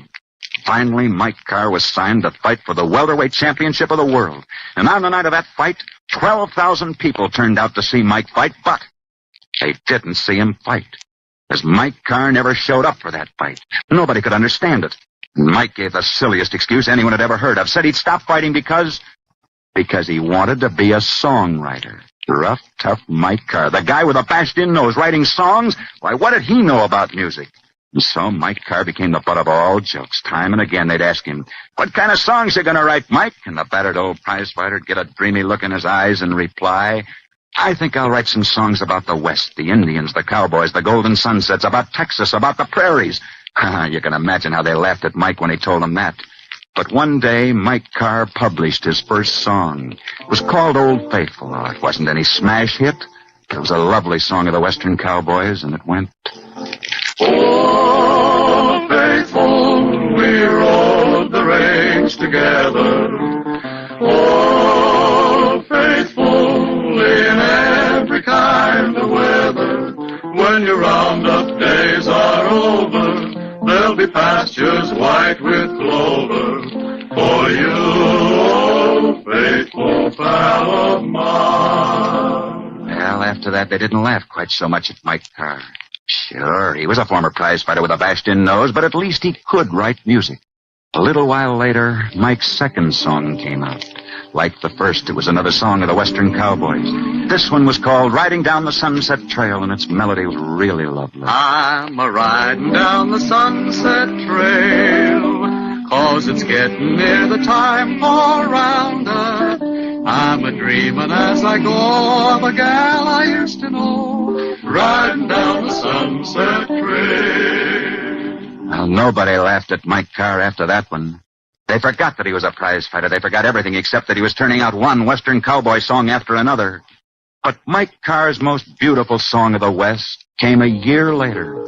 It was a song that swept the nation. It was one of the greatest Western cowboy songs ever to be written. It'll never, never be forgotten, for it went, "South of the border, down Mexico way.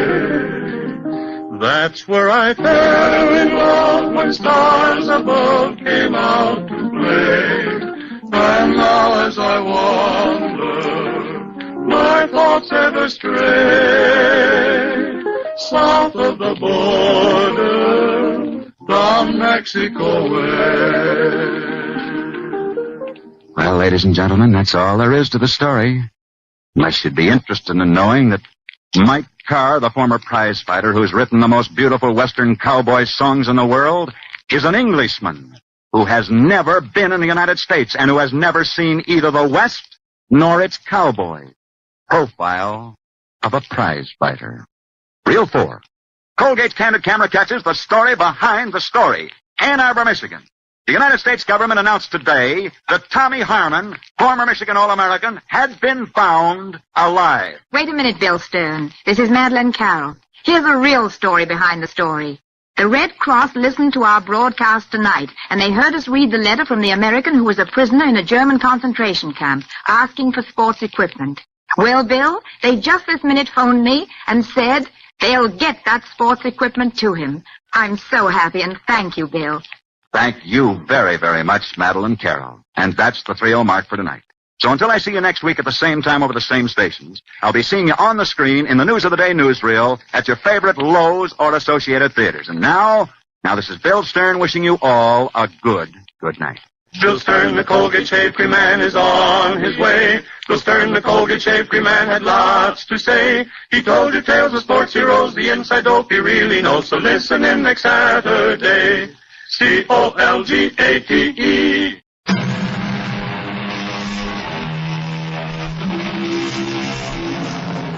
Come in. Welcome. I'm E.G. Marshall. Can the leopard change his spots? Asked the prophet Jeremiah. And his own reaction, of course, was no. But, you see, we live more than 2,000 years later. And today, we may not only change the spots of the leopard, but his flesh and his blood and his bones and brains as well. We can do this because we have been given a fantastic gift called science. But whether this is a gift of the Lord or of the devil has not yet been definitely determined. How do you like your new wallet, my dear? Oh, darling, it's beautiful. Let me get my papers and place them inside. And I've already done that for you, Eloise. No, Tom, I mean my driver's license, my social security They card. are already in your new wallet. Tom, these aren't mine. That's not my license. But it is, dear. Well, look for yourself. The name on this is Mary Ann Williams. Of course. It's your new name, Mary Ann Williams. And my new name is Walter Williams. What do we need new names for? Because we died. Who died? You and I. We were killed in a car crash. Do you know what you're talking about? Tom and Eloise Rutledge are dead. They have been changed into Walter and Mary Ann Williams.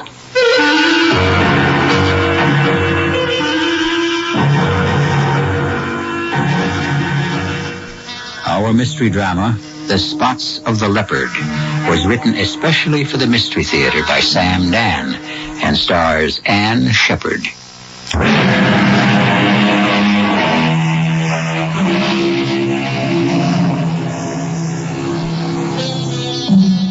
When young Leonard Foster won the leading role in the Shakespearean play to be given by the local community theater, he was, of course, overjoyed. How could he know that this triumph would be the indirect cause of his death? Well, it's the way these things sometimes work out. You see, ordinarily, Leonard would spend his lunch hour out walking with a girl, or in a corner of the parking lot playing softball with the rest of the fellas from the mailroom. However, lately he's been spending the hour between 12 and 1 sitting in the office and memorizing Cardinal Wolsey's famous speech to Cromwell, which is what he's doing right now, less than 3 minutes before he's to be murdered. Cromwell, I charge thee, fling away ambition. By that sin fell the angels. Love thyself last. Cherish those hearts that hate thee. Corruption wins not more than honesty. Still, in the right hand carry gentle peace to silence envious tongue. Oh, hello. Hello? Who is this? Oh, this is Leonard Foster. This is Mrs. Rutledge. Is Mr. Rutledge about? No, ma'am. Mr. Rutledge and the plant manager have gone off to lunch. Oh, have they? Now, Leonard, look, this is vital. Did they drive off in Mr. Rutledge's station wagon? Did they? No. No, ma'am, they went by company limo. Oh, then I'm saved. Mr. Rutledge's station wagon is still in the parking lot. Oh, yes, ma'am. I can see it just outside the window. Uh-huh. Do you drive? Oh, yes, Mrs. Rutledge. Well, I'm at, just where exactly am I, Monsieur de Polissard? Off exit 11, Leonard.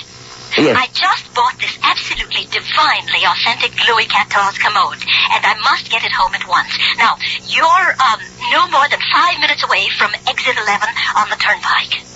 And you'll see the sign, De Polissard Antique. Well, we can have the thing home in 10 minutes, and you can be back at the office 10 minutes after that.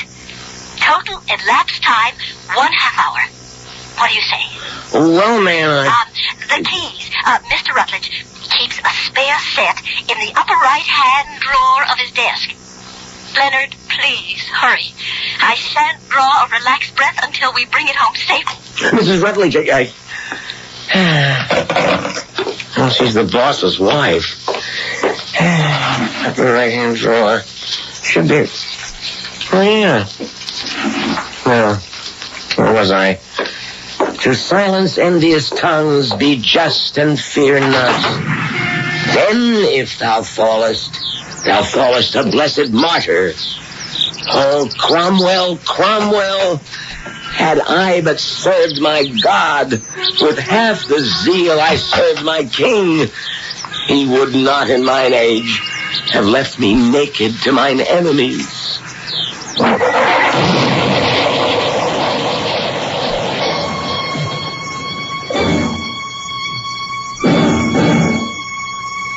That bomb was meant for me, Mr. Atkins. There can't be any doubt about it. Well, why? Why did you allow such a thing to happen? Look, we can't be everywhere all the time, Mr. Rutledge. You came to me. You said, you, Tom Rutledge, you have a duty as a citizen. The underworld has been trying to move in on your industry. You have certain facts. I understand all that, Mr. Rutledge. Now, wait. Your testimony, Tom Rutledge, can place all these hoodlums behind bars forever. I said to you, I have been informed by certain letters, phone calls, even a visit to my office, that it would be suicide for me to testify. We know all this, Mr. Rutledge. And when I told you about all those threats, how can I describe your reaction? It was as if this whole thing were an opera, and you burst forth into a glorious aria about how the full force of the assembled resources of the U.S. government would always be on hand to shield and protect me. Well, where were you when a bomb went off in my car this new? We're doing the very best we can. Your best isn't good enough. I believed you. I came forward. I testified. And now... This young fellow, this Leonard Foster, why was he about to drive your car? I haven't the faintest idea. Would he have any reason for being in your car? None that I know of. Where would he get the key to the ignition? I couldn't tell you. Mr. Atkins, this has been a very... I wonder if you'd excuse me. After all, there's really nothing I could tell you. In just a moment, Mrs. Rutledge, I have a question I'd like to ask you. To ask me? Yes. Just let me finish with your husband. Mr. Rutledge. Yes, sir. Did you keep a key to the car in your office? Yes, in my desk drawer. Did Leonard Foster know about it? Well, I don't see how. But obviously, he must have gone to your desk drawer and taken the key. Why? I don't know. Couldn't even guess. Mrs. Rutledge, the switchboard operator at the plant says you phoned at about 12:15. Oh? Oh, yes, I did. May I ask why? But to see if Tom might be free for lunch. I know, dear. You had told me before you left that you had this date, but I was sitting around the house. I was so lonesome. I forgot. I just picked up the phone. The girl at the board put the call through to your husband's office. You spoke to Leonard Foster because she heard him come on. Oh, yes. Yes, I did speak to the poor boy. And as far as we know, you were the last person to ever speak to him. Yes, I suppose I was. How did he sound to you? How? Oh, I don't know. All right, I'd say. Can you recall the conversation? Yes. I asked if Tom was there, and he said no. Tom had already gone to lunch, and that was all. And aside from telling you that Mr. Rutledge had gone to lunch, he said nothing else to you? Well, what would he possibly have to say to me? So then, for whatever reason, young Leonard Foster decides to drive off in your car, Mr. Rutledge, but the car is booby-trapped, and he becomes the accidental victim. Oh, please. All this is so upsetting, and you really don't need me for anything more, do you? No, Mrs. Rutledge. Dear, why don't you go upstairs and lie down for a bit? Yes. I think I'd better. Please, excuse me. Now, this is part of it. My wife is an extremely sensitive woman, and she doesn't... I know she's scared, and I know you're scared, but I promise you're not going to be thrown to the wolves. All right. We were almost bitten this noontime. As of right now, you're being guarded 24 hours a day. But how long can you keep doing it? Mr. Rutledge, all I'm asking is for you to have a little faith.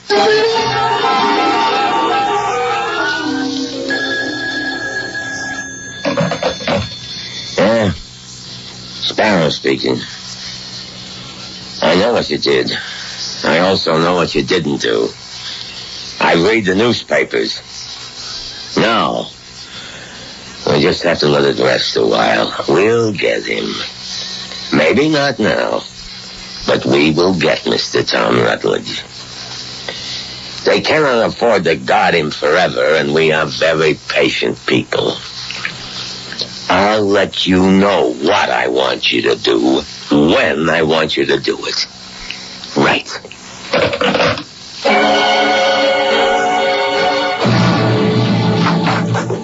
Oh, Monsieur de Polissard. Madame Rutledge, may we come in? I thought you would want your commode. Oh, of course. Gentlemen, inside. Okay. And where shall you have it, madame? Where do you suggest? Beneath the painting. Set it down, gentlemen. Oh, it's beautiful. It was ordained to occupy that precise place. Thank you, gentlemen. Okay, boss. I must say, it was difficult to approach your house, Madame Rutledge. The police, they stop everyone. Oh, well, my poor husband, his life is in danger. Could you do me a favor, Monsieur de Polissard? Madame, there is no other reason for my existence. I would like to give you a check. Certainly. For half the amount we agreed on, and cash for the balance. Whatever is convenient. Well, I would just as soon my husband didn't know how much I pay. Have no fear, madame. This shall be our little secret. Oh, thank you. Thank you, Monsieur de Polissard. Our second little secret. I beg your pardon?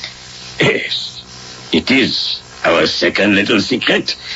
Our first little secret is concerned with that most unfortunate occurrence yesterday noon. What did you say? What did you say, my dear Madame Rutledge? Or, more properly speaking, what did you not say concerning that most regrettable episode? What are you talking about? You said in the newspaper account that you had called your husband's office from your home. Oh. We know that was not true. You had called his office from my shop. Further, it seems that both your husband and the police are completely mystified. They have absolutely no idea why that poor young man should have wanted to drive your husband's car. Now, you could have enlightened them. You must believe me, Monsieur de Polissard. I couldn't mention this because, well, I was so obviously the cause of that poor boy's death. He died because of me. I simply couldn't accept that kind of guilt. Please, Monsieur de Polissard, you said it would be our secret. What is the real reason, madame? There must be more to it. I assure you, monsieur. You placed me in a most awkward position, madame. You see, you are withholding knowledge from the police. You are aware this is illegal. My motives are not evil.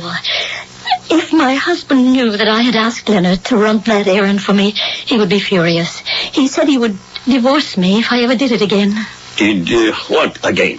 If I ever used his employees to run errands or do work for me. I may have overdone it in the past. He does employ some very skilled mechanics, and I ask them to do various chores for me.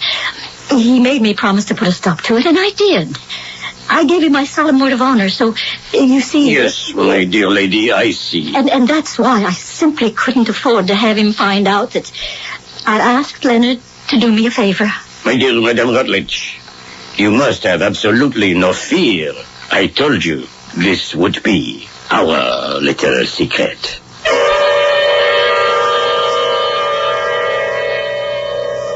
Bread eaten in secret is sweet, says the proverb.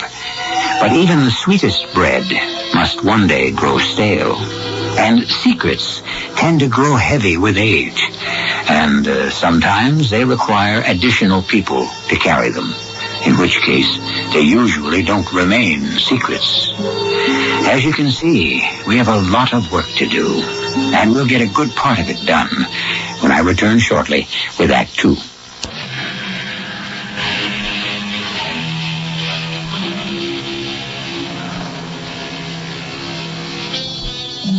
Very few people will admit they tell lies.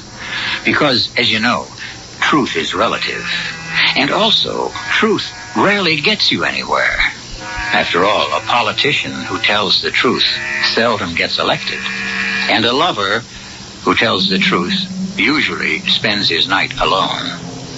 Eloise Rutledge takes the view that the important thing in this life is to get along, be happy, and not create any unnecessary problems. And so, if a bad peace is preferable to a good war, then certainly a good lie is better than a bad truth. Monsieur de Polissard, what do you want? What do I want, Madame Rutledge? Yes. Let's remove this mask of continental gallantry and... What makes you think I wear a mask? Well, I wish, Madame, only to be your friend, your ally. Well, thank you, Monsieur de Polissard. Thank you. These words may sound strange to you, my dear Madame Rutledge, but my dearest desire is to serve you. And if you wish to keep a certain secret, then I shall serve you by silence.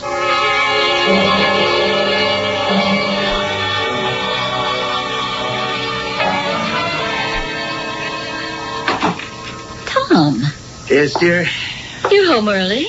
Well, we'd better have a long talk, Eloise. A long talk? About what? About our future. Well, that sounds serious. Yes. It's extremely serious. I just spent several hours with Mr. Atkins. The government man? Yes. We found out something about that bomb. These are clever and tenacious killers. They want me dead. I must die as an object lesson to everyone else who might consider testifying against them in court.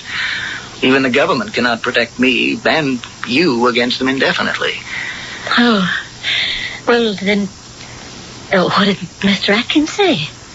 That eventually you'll have to be murdered? Yes. That's the truth. And we're just supposed to accept that? No, darling, we'll have to move. Move? We won't be any safer for it. These criminals have a nationwide organization. We'd be no better off on the other side of the country, even on the other side of the world. We would, because we will no longer be Tom and Eloise Rutledge. Who would we be? Who would you like to be? Any ideas for a new name? Tom. Yeah, what the government can do for us is what it has done for people like us before. They'll help us establish a new identity. What will we do? What will you do? A job is waiting for me. What kind of job? Where? We're teaching mathematics at a state college in the Northwest. I don't understand. Darling, this is an opportunity to be born again. Start life all over. Live it differently. We'll have different names, different identities. Everything is being changed for us. Our social security numbers, credit cards, health and hospitalization data, you name it. My Army discharge papers, every official document that has our name on it, our marriage license. What names will be on that? Pick out whatever you want to. What do you think? Oh, it sounds exciting.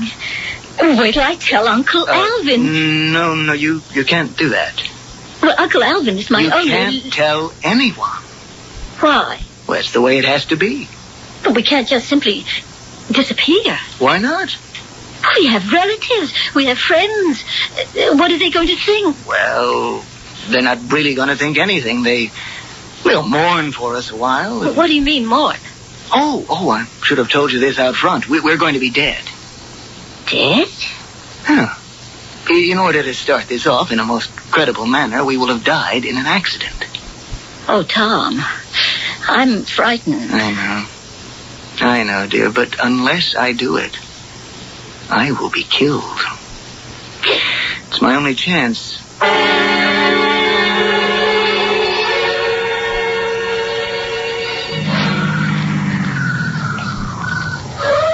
Sorry to be a few minutes late. It's all right. We had to arrange matters with the chief of the local police. Well, take a look. That's your new car. Like it? Oh, it's beautiful. I'll have the officers transfer your baggage from your old one to your new one. Frank, Smitty, start moving the luggage. Mr. Atkins, what's going to become of my furniture, my antiques? Well, they'll be part of your estate. As Tom and Eloise Rutledge, you had a will. But there isn't anyone in either my family or Tom's who has the proper respect for a valuable antique. Couldn't we have taken... No, ma'am, we can't go through all this again, please. Now, you were driving late at night. You went off the road and the gas tank exploded. You perished in the crash and were consumed by the flames. Oh, that sounds terrible.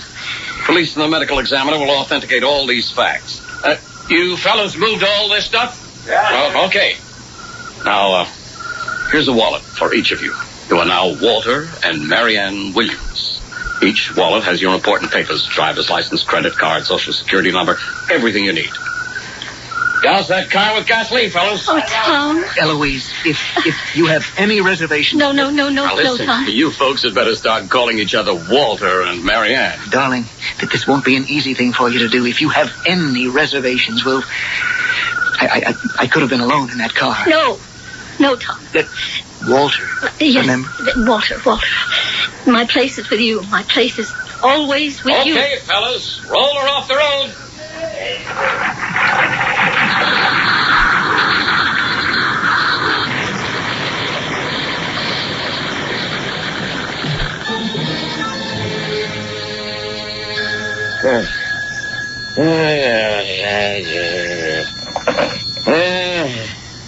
Sparrow, you know what time it is. What? Is that a fact? They had an accident, huh? Car burned up. Both of them dead. Somebody seen the bodies? Not enough left to identify.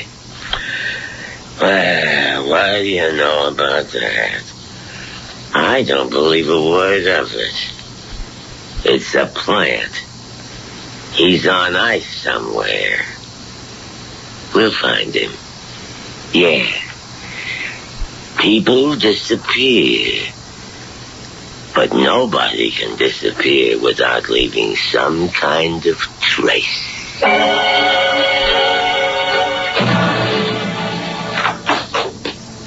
Oh, I didn't know you were home.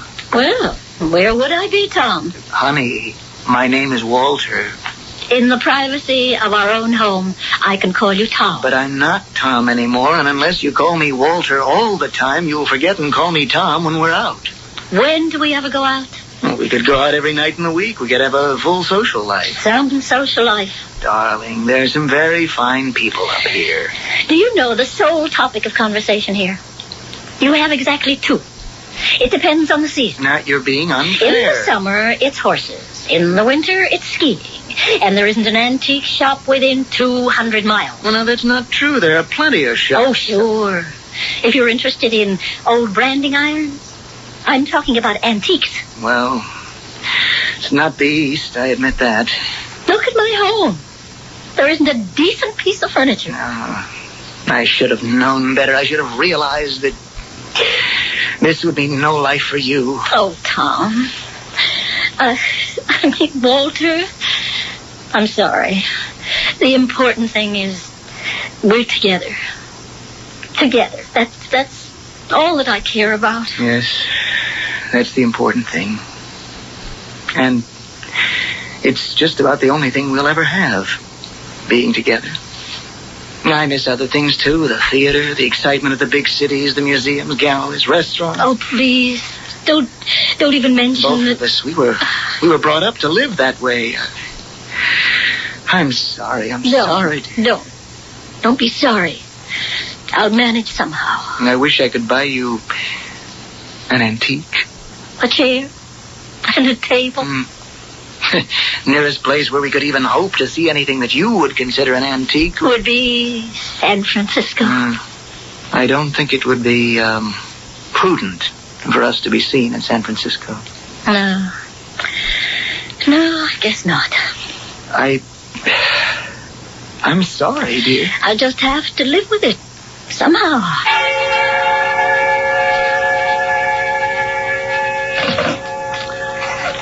Oh, what am I thinking about? I can't. I shouldn't.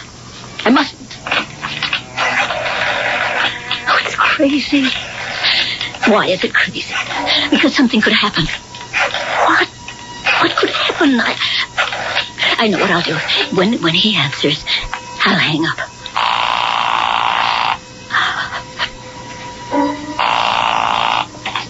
Good day. This is the shop of Jean-Pierre de Bourissard. How may I serve you? Hello? Hello, hello? Is anyone on the line?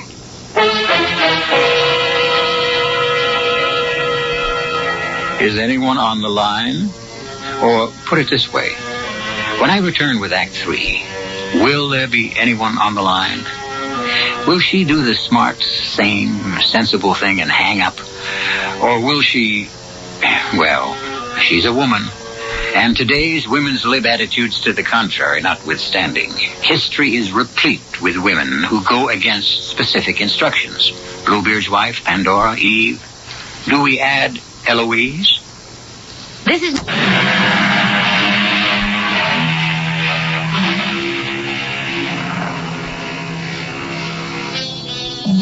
Let us say your name is Jean-Pierre de Bourissard, and you are a respected dealer in antiques.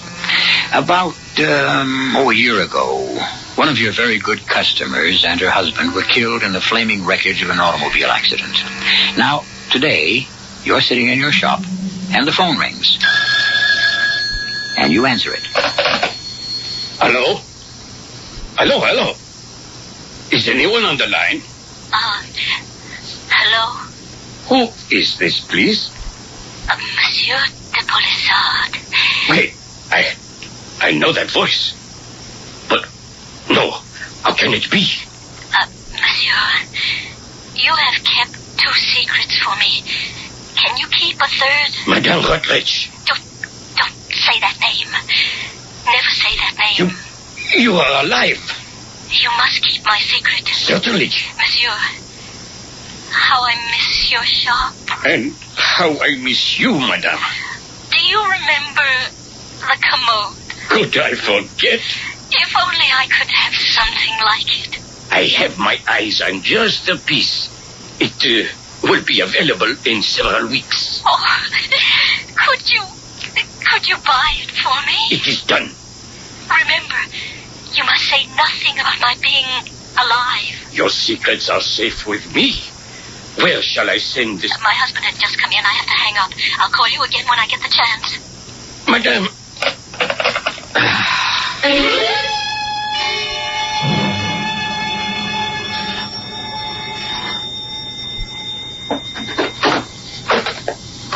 Yes?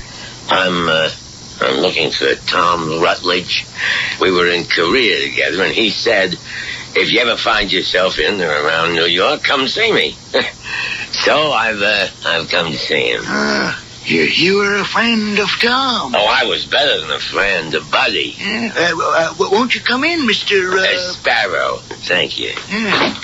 Hey, look, I hope nothing's wrong. Well, I'm sorry I must tell you this, but Tom's dead. What? Yeah.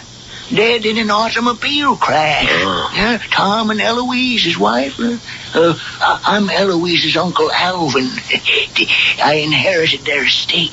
Tom dead. I can't believe it. I can't either. Old man like me, outliving Tom and Eloise. I'm sorry I intruded, sir. Say, this is quite a layout here. Practically every piece of furniture is an antique. It seems to have a lot of class. Suppose the antique dealers around here were hit pretty hard when poor Eloise was killed. You can see what a valuable customer she must have been. Yeah, I can see that. Well, thank you for your hospitality, sir. I'm sorry you had to come all this way out here for nothing. Well, maybe it wasn't for nothing after all.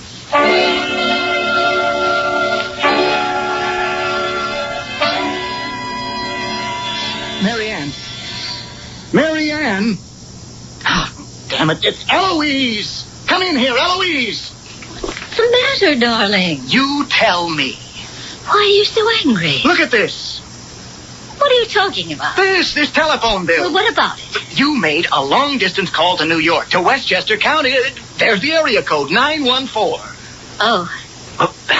Is that all you can say? Oh? But, Tom, this person is absolutely trustworthy. That is not the point. You're not supposed to be in touch with anyone at all for any reason. That was the agreement. Whom did you call? I called my antique dealer. Oh, good Lord. I can trust him. What does he know? Tell me. Well, I guess he knows I'm still alive. Oh. But he won't tell anyone. He promised. Does he know where you are? No, I didn't tell him. Does he know your new name? No. Eloise. No, it doesn't matter. It's the way you are. You can't change. Oh, Tom, please. You simply cannot keep your word. I can't become angry about it. It's a sickness with you. Darling, go back home. But this is my home. Go back east where you'll be happy. They don't want you. They want me. I'll take off. Go somewhere. They'll never find me. Tom, please. I don't know what gets into me. Whatever it is, darling, we can't live with it. But I can't live without you, Tom. So whatever it is, I'll fight it.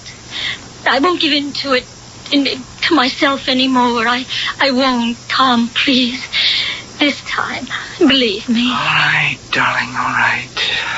I'll try to believe you. But, darling, you'll have to call me Walter.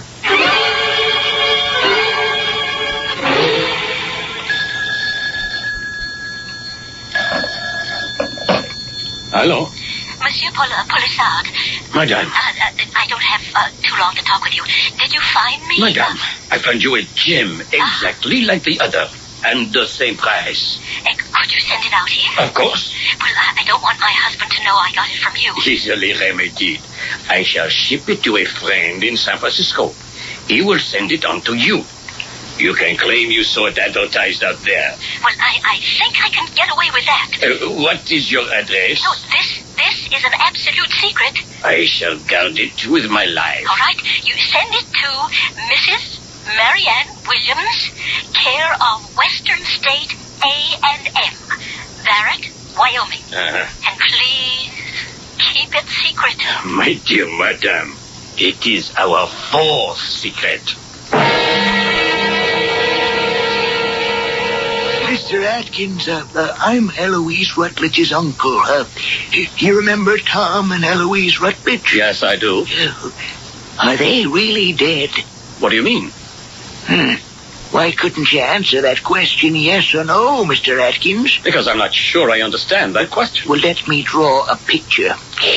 A week ago or so, a man rings my bell. Says he's an old army friend of Tom's. You follow? Yes, sir. Yeah, sure. It's simple so far. And he asks about Tom. Didn't know Tom was dead. That doesn't raise any suspicions. Now, here's where it gets complicated. I see this fella's picture in this morning's paper. Here it is. Same person. And his name's Paul Sparrow.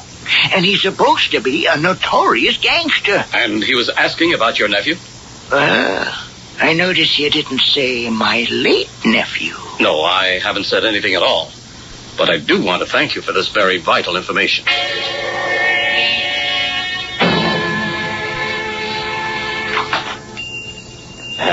Good day to you, sir. Welcome to the establishment of Jean-Pierre Polissard. Well, if it ain't Benny the Frenchman. Hello, Sparrow. Look at you. New record? I have gone straight. Is this stuff on the level? Or did you hammer it out in the back room? I told you, Sparrow, I have gone straight. All the way. Hey, well, I'm looking for a dame. Haven't we all? She'd been a good customer of yours before she died. If she died. That is quite a description. Her name was Eloise Rutledge. Or Mrs. Tom Rutledge? I read in the papers a year ago. She got killed in a car crash. What is on your mind, Sparrow? Oh, same thing that was always on your mind, Benji. Squealers. I remember how you always hated squealers. And that's her husband. He was killed, too. Yeah, that's what it said in the papers. I warned him. But he's already dead. No, the feds got him stashed. So I figure maybe she's been in touch. Why? To buy some antiques. That would be okay, but I have not heard from her. You haven't, huh?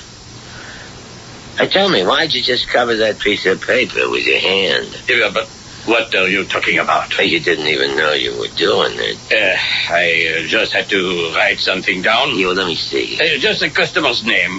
Look for yourself. Marianne Williams. How come you got a customer all the way out in Wyoming? She likes antiques.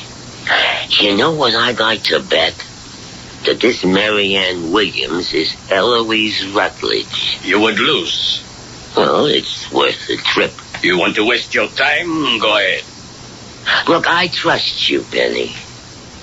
Is she or ain't she the dame I'm looking for? She is not. Okay, pal. That's the last word.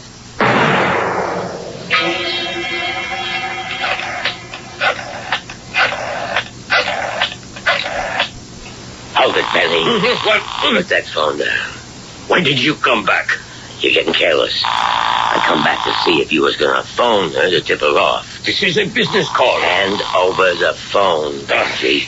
If it's legit business call, hand it over. Now, come on, that's good. Hello? Hello? Oh, ma'am, I think maybe I got a wrong number. Can you tell me where I reached? Yes, this is Barrett, Wyoming. Oh, I'm sorry. It's the truth, Benji. I'm really sorry.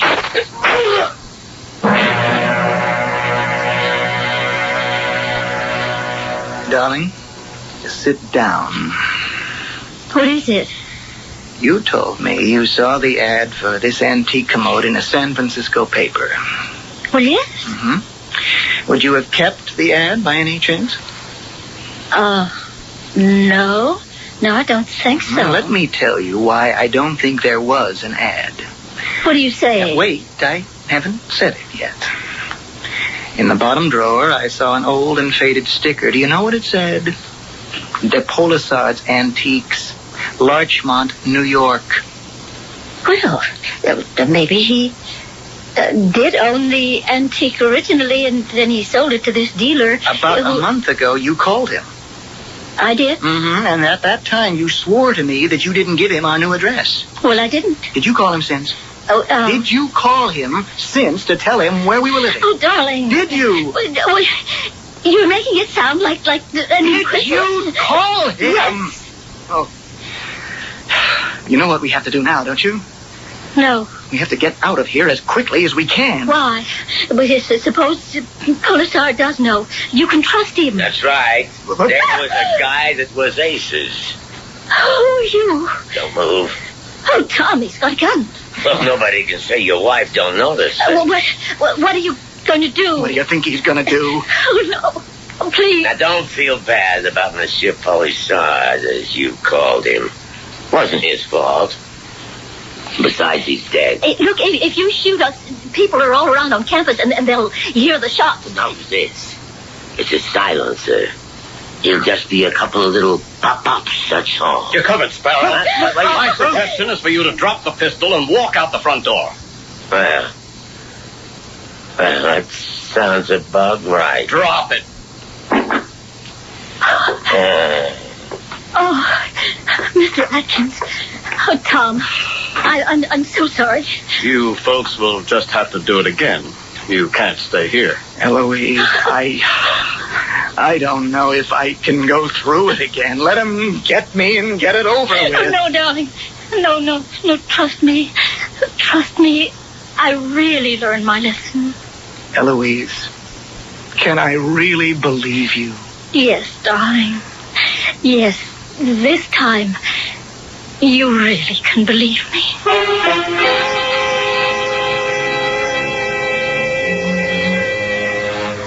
Well, we'll never know if you can or not. When our stories are over, they're over. What happens after our third act curtain descends has to be another story. And I shall have another story for you when I return in just a few moments. If you have not yet prepared your will, please listen carefully. Without a will, the laws of the state and not you will determine who receives your property and in what amounts. Who manages the affairs of your estate. Your choice as guardian of your minor children may never be known. Your loved ones could face unnecessary legal costs and needless court delays. Now, for only $12.95, you can make your own will quickly and safely with the American Will Kit. You'll receive simple fill-in-the-blank will forms with easy-to-follow directions. The forms were prepared by lawyers to be valid in all 50 states. Order now, and you'll also receive free of charge our easy-reading personal protection guide, giving you important tips and special information that can save you money. Now is the time to take advantage of this special mail order opportunity. To order, call toll-free 1-800-542-1212. Only $12.95 plus shipping. That's 1-800-542-1212. Money back if not satisfied. Call now, 1-800-542-1212. Crack may be a death sentence to an adult. If you're pregnant, crack may sentence your baby to mental retardation, stunted growth, permanent learning disabilities. Crack babies often do not survive the first 6 months of life. If you're pregnant and use hard drugs, your baby does too. Mommy, don't. This is Michelle Lee with the March of Dimes, preventing birth defects.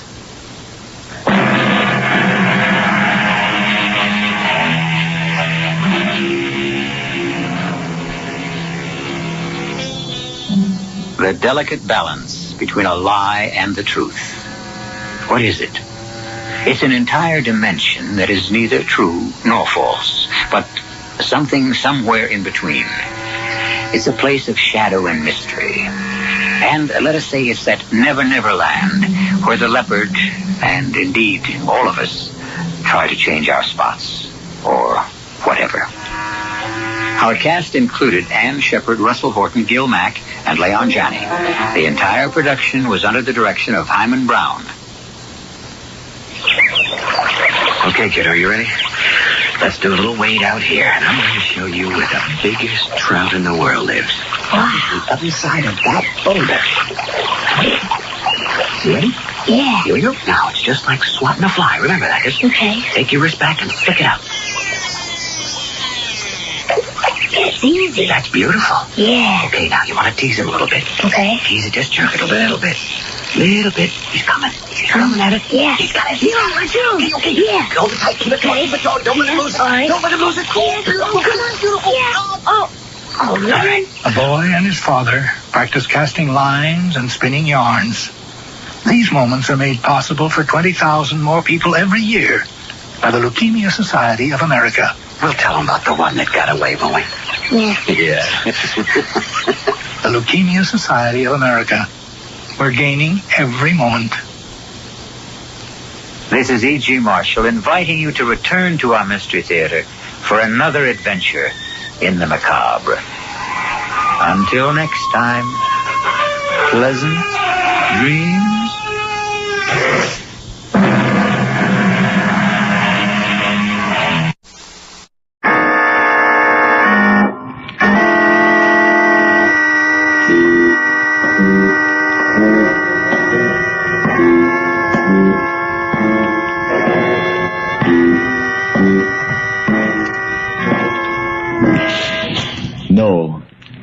No, stay where you are. Do not break the stillness of this moment, for this is a time of mystery, a time when imagination is free and moves forward swiftly, silently. This is the haunting hour.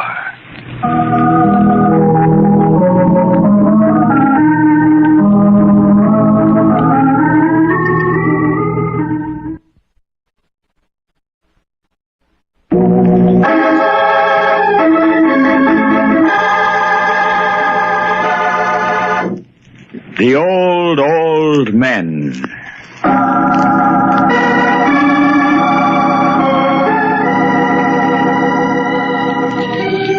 At the foot of Fulton Street, where fishing vessels and other boats come laden with cargo for New York City's people and industry, lies the Schooner Hotel, surrounded by dingy fish markets, gray, forbidding warehouses, and abandoned buildings.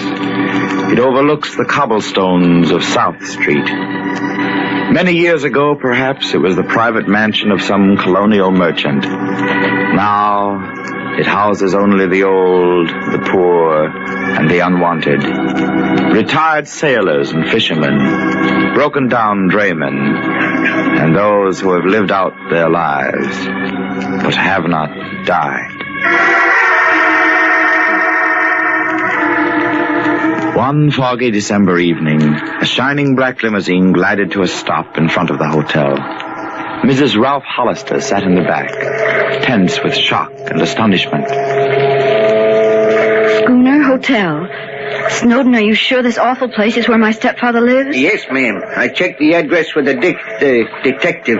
He said Mr. Stebbins had been here 3 months, ma'am. Snowden, wait here, please. If I need your help, I'll call you. Yes, ma'am. Funny the old gentleman coming back to where he started, isn't it, Mrs. Hollister? Don't worry, Snowden. He won't be there for long.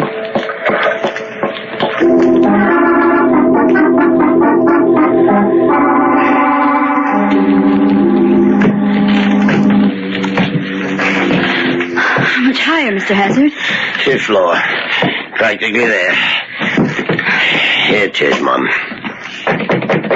Be there, you old grave robber! What in the name of Sam Hill? Diana. Good evening, Father. Oh, yeah, Diana. Joe, I'd like you to meet my daughter, my stepdaughter. Diana, this walking corpse is Joe Hazard. He runs the place. We've met. That'll be all, Mr. Hazard. Yes, ma'am. See you later, Larry. Dead, I hope. Let's go inside, Dad, and shut the door. Have a seat, Diana. I won't sit down because I'm not going to stay. You've had us all worried sick, running away from home and not letting us know where you were. I sent you postcards. What more do you want? You're coming home with me right now, immediately. Now, let's start packing. Now, Diana, don't start that. I'm not going back to all those stuffy society people. You're 78, Father. You're rich, entitled to comfort. Diana, now you get this straight. I won't go back with you. Dad. Now, listen, Diana, I've got everything I want. Good fishing, good sleeping, good eating, good friends. Friends? Those horrible old men? Yes, friends. And there's not one of us that doesn't look forward to the other's funeral.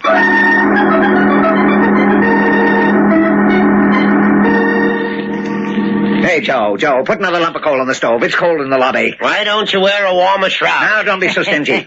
You won't be here much longer to enjoy your money. Huh? Look who's talking about money, Joe. The undertaker told me that Stebbins was in price in a gold casket the other day. That's a good one. Now, look here, Joe. There are 9 of us, all about the same age. What do you mean, same age? I'm 81. Okay, Pete. But you'll all see, I'm going to outlast the rest of you old duffers. That boasting of yours is a bad business, Stebbins. Joe's right. As a matter of fact, you haven't been looking so well lately, Stebbins. Who says? Me, Tim Owens. So do I. Spinelli the Oysterman looked just like you do right before he was took. Huh? And he was hardly 75. Now, look, Pete, if you don't stop... Don't be a sorehead, Stebbins. Pete's just paying you back. I can take it, Tim. But you've all been ganging up on me. Haven't you, Scott? What's fair is fair. Lay off him, boys. Scotty's right, yeah. Of course, Larry. And the boys can't help it.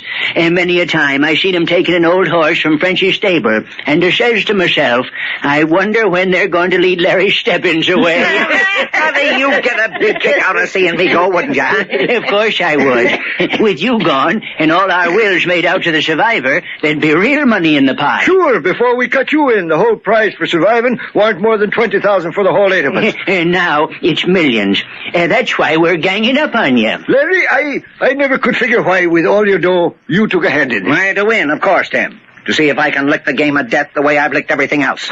Stebbins, you know what I think. No, what? I think you're nuts. What? Well, we'll see. Now, Tim, I ran into a bargain you could use real soon. Yeah? Yeah. A nice, cheap gray.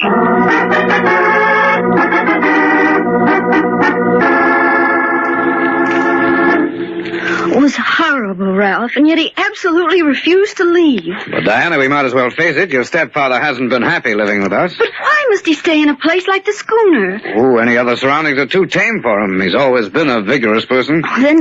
There's this morbid game they play. Oh, it's incredible. One night he said he climbed into bed and found a tombstone there with his name on it. Oh, it isn't human, Ralph. It isn't human. Oh, Diana. Now, darling, take it easy. Ralph, you've got to make him move. You've just got to. All right, Diana, but how? I don't know. You just must go down there with me and speak to him. No, I'm afraid speaking won't do any good, dear. We'll have to use force. All his life, Lawrence Stebbins has used force, and it's the only thing he understands.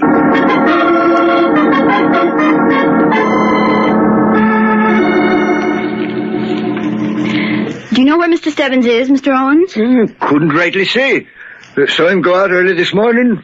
Hasn't been sitting around the stove at all today like he usually does. Well, where's Mr. Hazard? Joe, he's out for a breath of air. Won't do him no good, though.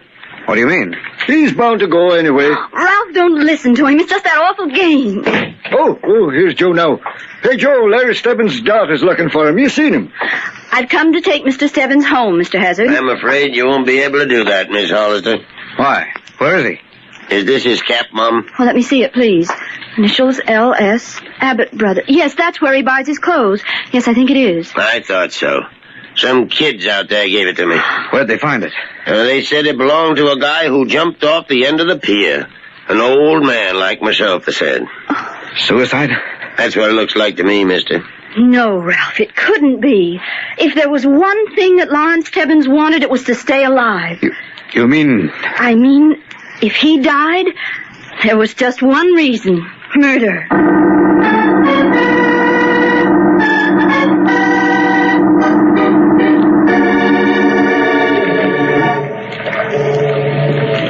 Here it is, Fish Market Diner. Well, let's go in, Ralph. All right. Well, I still don't see why you're so suspicious.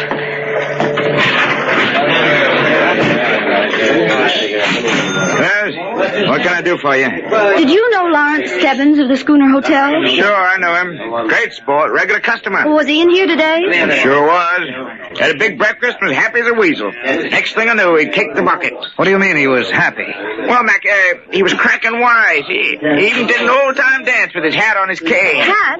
You mean his cap? Oh, no, ma'am. He was wearing a hat.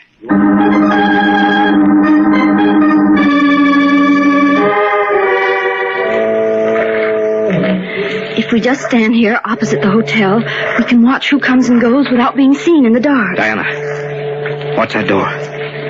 Someone's coming now. Oh, you know him. That's Tim Owens. No, I can't see very well. We better get closer. Let's go over behind the loading platform on the next pier. All right. The light should show their faces better from there. Let's go. Made it. Ralph, look. Look where? Right behind me. Yes, there.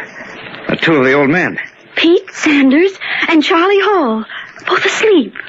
Yes. But they're not asleep. They're dead. Stone dead.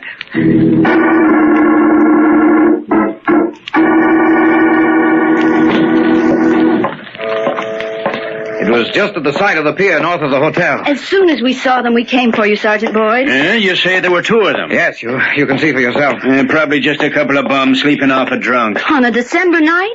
Besides, I'm sure they were Pete Sanders and Charlie Hall. They were dead, all right. We'll see. You're a little edgy about your stepfather's suicide, ain't you, ma'am? Oh, of course I am. Well, you could have made a mistake. You know, the police boat is still out there dragging the river. May take days to find him. Well, here we are. Now, we were standing just about here, weren't we, Diana? And the bodies were... The bodies? They're gone.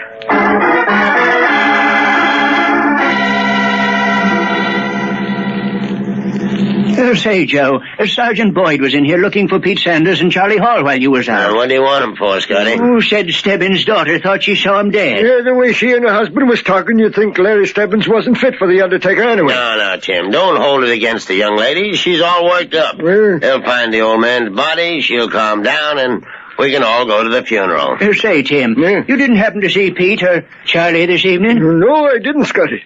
But I was out a while. Maybe Sullivan did. Wake up, Sullivan. Wake up. He's been sitting here in the lobby all evening, snoozing off and on. That's a good idea, Tim. Sullivan! Sullivan! Hey, wake up! He's out like a light. Hey, I think I'll hang some crepe on him. Scare him when he comes to. Oh, lay off that stuff for a while, Tim. It gives me the willies. Sullivan! Sullivan! Try shaking him, Scotty. Sullivan! Wake up! Pat! Hey, don't fall over like that. Joe, he's not asleep. He's dead.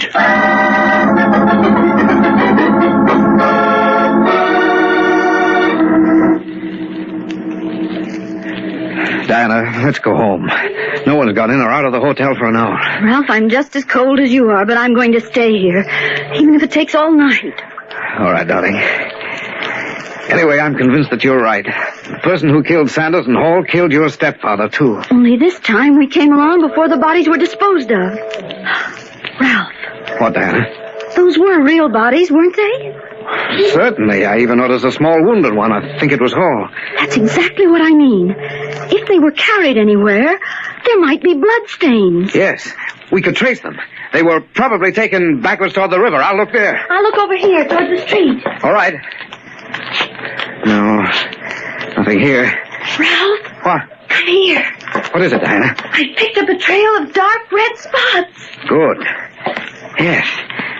We'll follow them. They seem to lead right to this abandoned building next to the hotel. So they do. From the direction, I'd say they'd go straight to that side door. Oh, we'll try it. Mm-hmm. That's where they've gone. Well, try the door. Diana.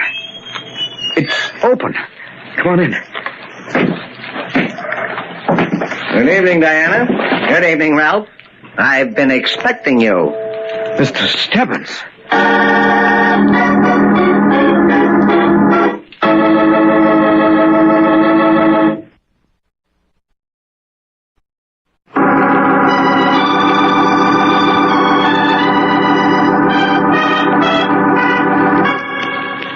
When Lawrence Stebbins disappeared from the shabby schooner hotel at the waterfront, the police and everyone else thought he had committed suicide.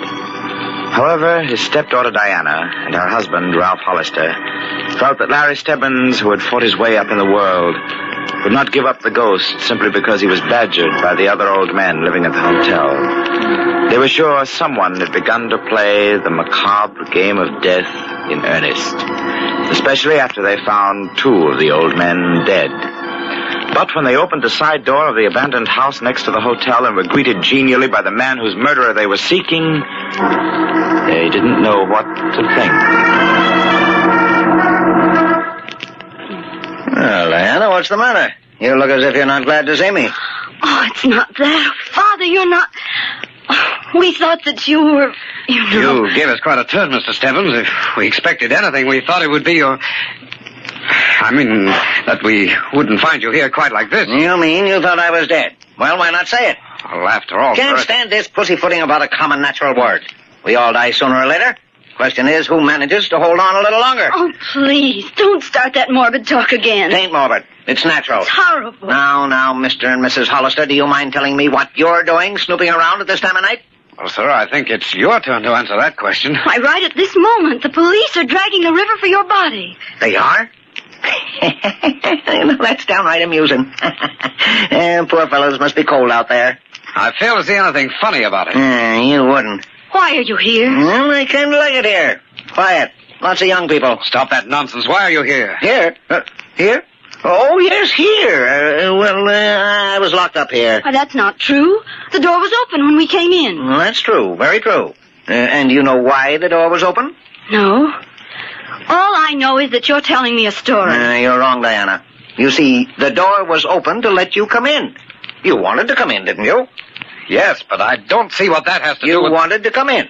I unlocked the door. Now, really, I don't see that you have any cause for complaint. Oh, look, that's beside the point. You say you were locked in here. Why? Why? Well, it's this way. A fellow wanted to kidnap me. You mean that you're hiding here from someone? No, he did kidnap me. Oh, sure. And then he gave you a key so that you could get out. The funny thing about that, he doesn't know I have the key. Now, what do you think about that, Diana? That's something, isn't it? Huh? If you've got a key, why don't you leave? No, couldn't do that. Next time he came around to check up on me, he'd miss me. Things just wouldn't work out right. Just who is this person? Who? Oh, yes, who? Joe Hazard. He forced me in here. Why? Figure he wanted me out of the way for a little while.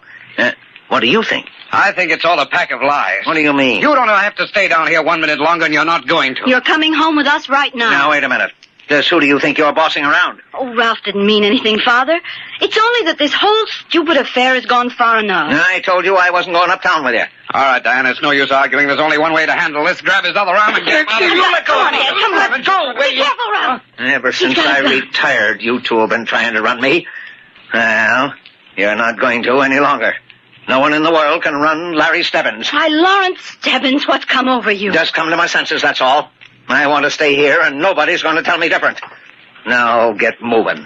What? Where to? You're going down the cellar, where you can't interfere. Turn left. Now, down those stone steps. Ralph, the bloodstains, they go this way. I can't believe it. I can't believe it. Be quiet, Diana. You wouldn't want to get me in trouble, would you? Now, you. Ralph, open that closet door. Ralph! The bodies, they're in here. Go ahead, get in there, both of you.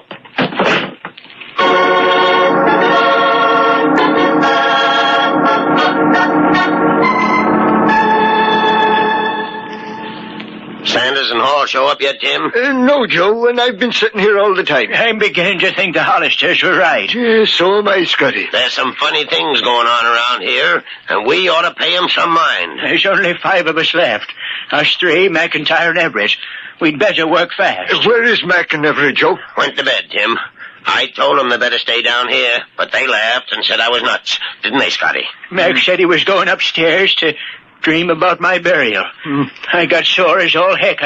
I can't stand that talk anymore after what's happened. Scotty, go upstairs and tell them to come down here. We ought to keep together. I'd feel safer if I knew you was all sitting here in the lobby. Okay, but they'll probably yell murder when I wake 'em. You know what I think, Tim? I think Stebbins' suicide was a put-up job. How do you figure that, Joe? Just got a feeling. The way the boys acted when they gave me his cap, like they was rehearsed. And then everything that's happened tonight. I tell you, I'm scared. I'm scared stiff. So am I. You fellas thought Stebbins was kidding about living longer, but he's not that kind of a guy. Look how he made his dough in the shipping business. What do you mean, Joe? Oh, like he said once, he always got what he wanted. He wouldn't stop at nothing. Never has. But murder, Joe, that's pretty terrible. I wouldn't put it past him, Jim. What's that? Well, it sounds like Scotty. Yo, Jim, I'm getting out of here. I'm getting out of here fast. What's up, Scotty? It's terrible, terrible. I went into the rooms and the beds was empty and the windows open. Where were they? I looked out the backyard and they was lying there, the 2 of them, in a heap. There's only us 3 left now, Joe. Boys, this is all Stebbins' work. Stebbins? Oh, Stebbins is dead. Joe was just telling me he thinks Larry faked his croaking. He's around somewhere, I tell you, and we're going to find him. Well, where do you think he is, Joe? I've got an idea. He's in the house next door. Then how would he get in here? Yeah, these used to be twin houses, Tim. There's a door in the cellar that connects them. Let's go and find out. I'll get my gun. I don't want to go there. Get the police. It's their job. There's no time to get the police, Scotty. Then let's get out of here. Let's go anywhere. Oh, he'll get us for sure if we stay here. Scotty, we've got to stick together. There's only 3 of us left now. Yeah, 3 of us and Stebbins.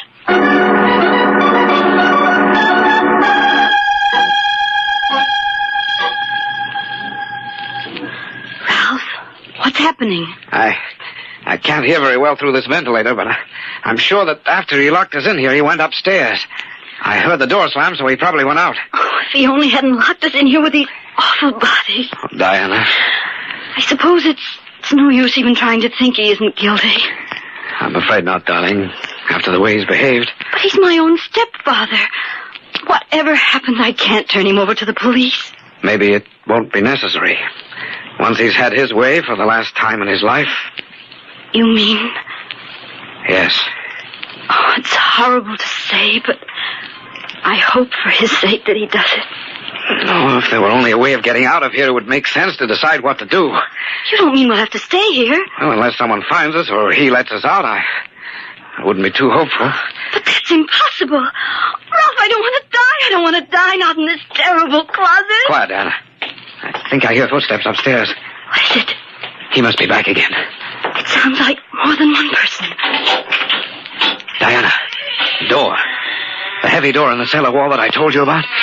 It's opening. Can you see who it is? Is it Father? Not yet. Looks like 3 people. Jim, Scotty, I was right. Look, blood on the floor. It's Hazard. He's following the trail. Poor Dad, it's over for him. It leads to the closet. Bedfeet and Charlie are in there. Maybe they'll find us. I'll call. No, Ralph, no. I'd rather die than tell them about my stepfather. I'm going upstairs, Jim. Let me have your gun. He's up there, Ralph. They'll find him. They'll kill him. Here you are, Joe. You want Scotty and me to come along? No, I think I can handle everything now. We'll wait here, Joe. You'll stay down here. Put up your hands, both of you, and move toward that closet door. Joe, don't point that gun at us. I told you I'd be the last to go, but none of you would believe me. To the rest of you, this was just a game. But if I don't get the money, and soon, I'm going to lose my hotel. There'll be only Stebbins and me. And the police will take care of him. No. You wouldn't shoot an old pal, would you, Joe? I did in the others, Tim. No. Just you 2 left. Now, move towards that closet. Please, I don't want to... Ralph, don't let them. They're coming in here.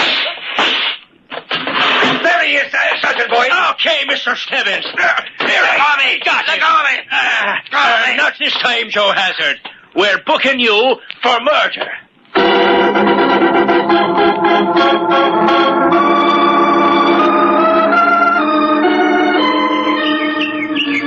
Nice sitting out here in the park, ain't it, stranger? Yeah, Pop. Don't call me Pop. You know who I am? No. Yeah, look at this clipping.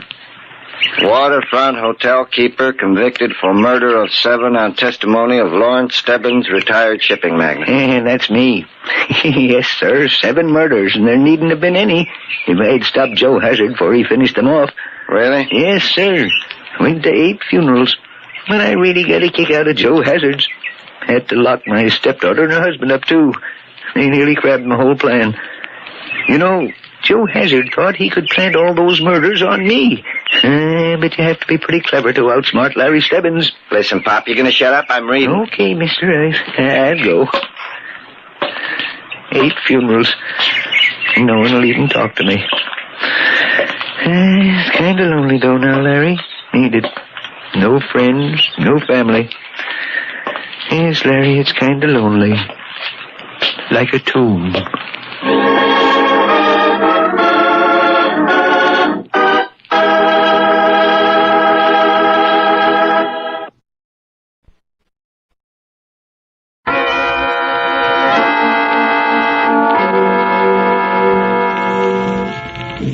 From shadows and stillness, mystery weaves a spell of strangest fascination, charging the mind with doubts and fears. For mystery is a strange companion, a living memory in the haunting hour.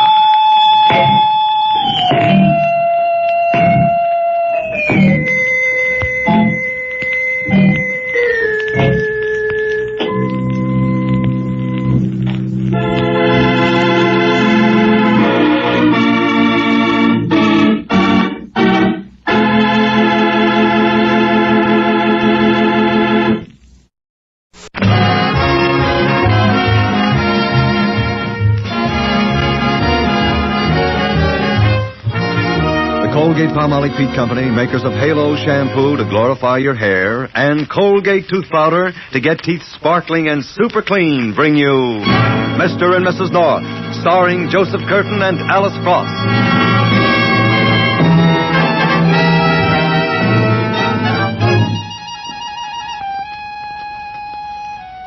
In all respects, Pam and Jerry North's car is an excellent car with only one defect. It always picks the long way home. That's especially the trouble tonight when Pam and Jerry are coming from a weekend in the country, and the car seems to have chosen the longest, darkest, and most deserted road. Pam, I'll have to take 10 minutes shut-eye, darling, before we can go on. I'm getting dangerously sleepy. Well, let's do it then, Jerry. This is no place to have a smash-up. Just lie back in the seat, dear. I can just feel myself drifting right off to sleep, can't you? Jerry. That's right. Go to sleep right while I'm talking. For all you know, I might have had something very interesting to say. I didn't, but I might have.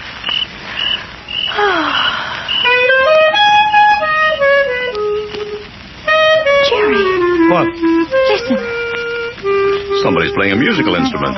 And way out in the country. He's good, too. Where's it coming from? I don't see any houses. I wonder... Look, there, at the side of the road. A man playing a clarinet and coming toward us. He's seen us. Hey, come with me. Come with me, this way. Why, what's the matter? Just behind those trees. Come and see. What's there? A tree got in the way of my car. Oh, an accident. Anybody hurt? A girl. And the tree killed her. She's dead. Please come and help me. Right away. Where's your car? Over here, behind these trees, see? Holy... You really smashed up. The girl's in the seat. Help me, will you? Jerry, you look and see. Right. Say, there's no girl in your car, alive or dead. What? Well, she was here a minute ago. Are you sure? Could you kill a girl and not know it? We better look around for her, hadn't we? Jerry, our car's starting up. Hey, stop! Stop! That was the girl who took the car. But you said she was dead. That's right, she was dead. She isn't now. Stop! Come back! That's our car! Which way did she go? Well, that way, didn't you see? Jerry, here's a brand new man. What? Oh. Who are you? Where'd you pop from? I've been right here with you all the time. I didn't see you. Oh, but I guess it's so dark. Sure. That's why you didn't see him. It's so dark. Lady, you said the girl drove your car toward New York? Well, you were right here, too, you said. You must have seen the car go. Only he didn't, lady. It's so dark. Let's not argue about it. If she drove toward New York, I know exactly where she's going. Get in. Get in what? My car. It's right here. Come on. I didn't see any other car here. Of course you didn't. It's so dark. My car's been here right along. What's the matter with you anyway? Now, all of you, get in and we'll go to town.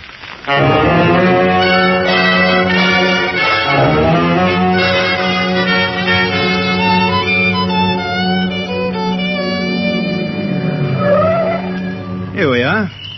Made it fast, didn't we? If you ask me, we made it in no time. Oh, it's too dark here. I'm going inside where it's dark. What place is this? It's a pretty gloomy-looking house. This is where the girl came. It's where we all live.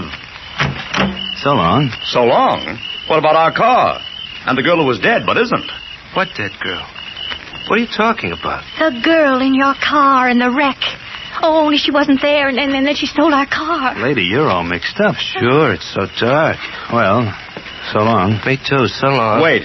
If you're going inside and you think the girl's in there, we're going in, too. Oh, no, you're not. Murder goes on in that house, and you're not allowed. But the girl's got our car in there. Nothing doing. It's dark in that house, and if you go in, you'll get killed. So long. He's gone. I never saw people move so fast.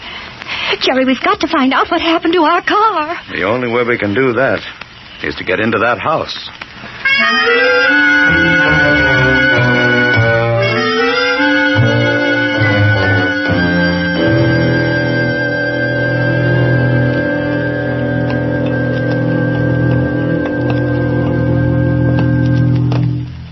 Jerry, so dark. You sound like that clarinet player.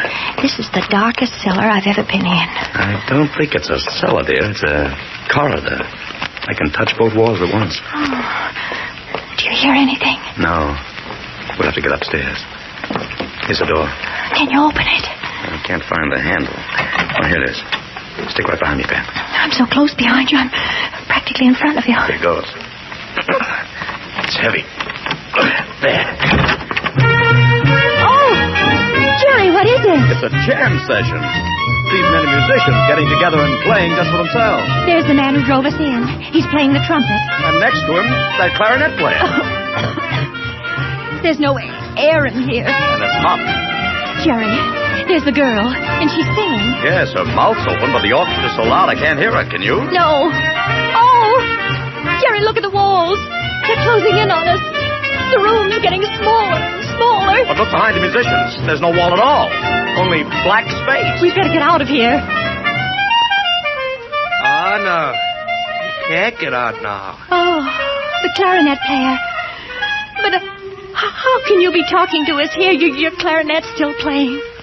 My clarinet plays by itself. Huh? I told you not to come in here, didn't I? Now you're gonna die. Jerry! You're gonna die by the knife in my hand. Jerry, where are you? Help me! He's gone. Now listen to that trumpet. Listen to him climb. Okay, boys? 1, 2. When he hits high C, this knife goes right into you. Oh, no. Jerry! Jerry, where are you? Listen to the trumpet. G sharp. A. B flat. And look at this knife, and here comes high C. Jerry! Pam, darling, what's the matter? Help me! The knife! I see. Don't leave me. I'm right here, sweetheart. Wake up. Wake up. Huh? Oh, I was asleep. Sure. Oh, darling, what a horrible dream. It must have been. You were waving your arms and kicking your legs. But you're safe in the car, and we can start driving home again. You know, darling, it all started when I dreamed I heard a clarinet playing. And then I saw... Jerry, am I awake? We both are. And I hear, too. Somebody's playing a clarinet somewhere near us on the road.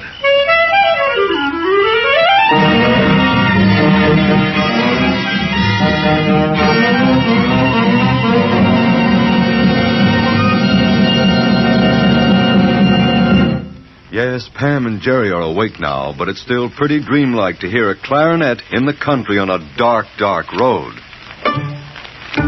Halo, everybody, halo. Halo is the shampoo that glorifies your hair. So halo, everybody, halo. Use Halo shampoo if you want naturally bright and beautiful hair. Remember, even finest soaps and soap shampoos hide the natural luster of your hair with dulling soap film. But Halo contains no soap, therefore cannot leave dulling soap film. The first time you use Halo, your hair glistens in all its natural brilliance. The natural color and luster shine through like sunshine through a clean window pane. And remember, even in hardest water, Halo makes oceans of rich, fragrant lather. Halo quickly carries away loose dandruff and grease, needs no lemon or vinegar rinse, because Halo leaves no dulling soap film, nothing to hide your hair's natural beauty. Say hello to Halo and goodbye to dulling soap film. Use Halo on your children's hair, too. Get Halo shampoo at any cosmetic counter. Remember, Halo glorifies your hair. So halo, everybody, halo. Halo shampoo, halo. Now, back to Mr. and Mrs. North.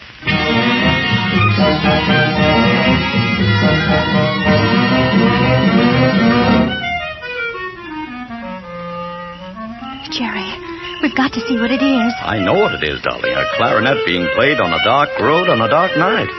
The point is, why? It's coming from behind those trees. We'll see in a minute.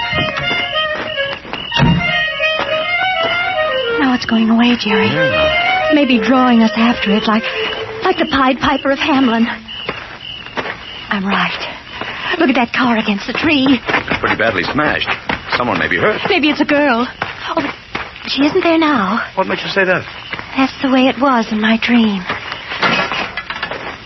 Is there? Yes, there's a girl. But she's there? Oh, but she's not dead, is she? She's alive, Pam. Oh, somehow I knew she would be. Loopy, you gotta take me back. You've gotta, Loopy, or I'll... Oh, who are you? We found you here in the wrecked car, miss. Are you badly hurt? No, I just hit my head, I guess. Here, let me help you out. Thanks. Where's Loopy? The man who was playing the clarinet? We heard him, but we haven't seen him. Good. You got a car? Could you take me back into the city with you? We'll be glad to. And you ought to see a doctor. How'd the crash happen? Loopy tried to get me to run away with him, and when I caught on, he wouldn't turn back. I crashed the car on purpose. Loopy's the greatest hot clarinet in this world or out of it. I'm Mona Tremont. I guess we ought to know who you are, but... I'm a hot singer. They call me the Scat Girl. I guess you don't get around. No. But shouldn't we try to find Loopy? I don't want to find him. I only want to get back to the city. Hey, wait a second. Here's another car. It's Eddie. Eddie, darling. Morning, baby. You okay? Eddie, I'm so glad you got here. Now you can take me back into town. You bet, honey, and I want to get my hands on Loopy. Loopy doesn't seem to be around here anymore. Excuse me, folks. This is Eddie Rayburn, a hot trumpet if there ever was one. We're Mr. and Mrs. North. Hi. And as you're in good hands, Mr. Mont, we'll be getting back to our car. Wait a minute. What? Eddie. Huh? Something's been stolen from my handbag. You know what it is? You bet. And so do you. Oh, maybe that was Loopy's doing. That guy must be around here someplace. Jerry, our car's starting. Hey, wait! That's Loopy thing. Got a gun, Mr. No. Look out! How do you like that? Oh, Eddie, you know where he's going, don't you? Yeah. But how do you know I know? I wish I didn't. Oh, won't you take us with you in your car? Okay, hop in.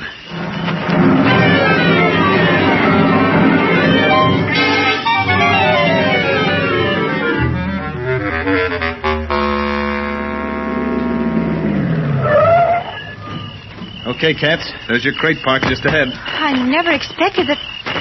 Jerry, we've got the car back. I hope it's all in one piece. Anyway, thanks very much for the lift, Eddie. And Mona, I hope you're okay. I will be. So long, folks, and thanks. Oh, just a minute. I want to see that Loopy McGee and give him a piece of my mind for stealing our car. Now, look, Mrs. North, you're not going to see Loopy. I'm giving a private party. And you're not coming into that building with us or you'll get hurt. Permanently. Oh. Now, take your car and get going. So long. Nice people. We better go, Pam. It's late, and there's our car. Jerry, I'm remembering that awful dream, and it's all coming true. This strange building. This is where Eddie brought us before. Darling, forget it. Dreams never come true. I know, but something tells me we're not going to leave here. No? Just watch us. Get in, dear. I'll get in the other side. Jerry, look at this here on the seat. Never mind, dear. Never mind. Get in. But Jerry, it's a wanted circular for an escaped convict. Huh? Wanted, Eddie Malden escaped 6 weeks ago from state penitentiary while serving 3-year term for armed robbery. Dangerous. Former occupation, trumpet player. Look at the picture. That's Eddie, the man who drove us into town, the man who just took the girl into that building. And this must be the thing Mona missed from her handbag. Loopy stole it from her. And they were both scared because Loopy found out he's a fugitive. That's right, Mr. North. Now I'll take it from you. Eddie, well, we thought you were inside. Give me that thing. Here you are. Well, so long, Eddie. Hold it. Now that you know who I am, you think I'm going to let you run off and call the police? Not a chance. Come on inside. Oh, dear. What are you going to do with us? Keep you locked up in the cellar while I finish some unfinished business?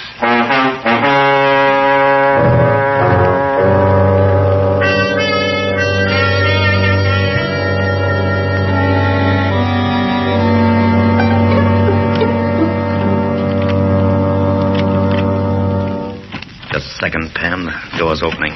Don't make any noise, Jerry. Not if I can help it. One more push. Okay, we're out. Oh. Gosh, it's dark. Jerry, it's exactly like it. Like what?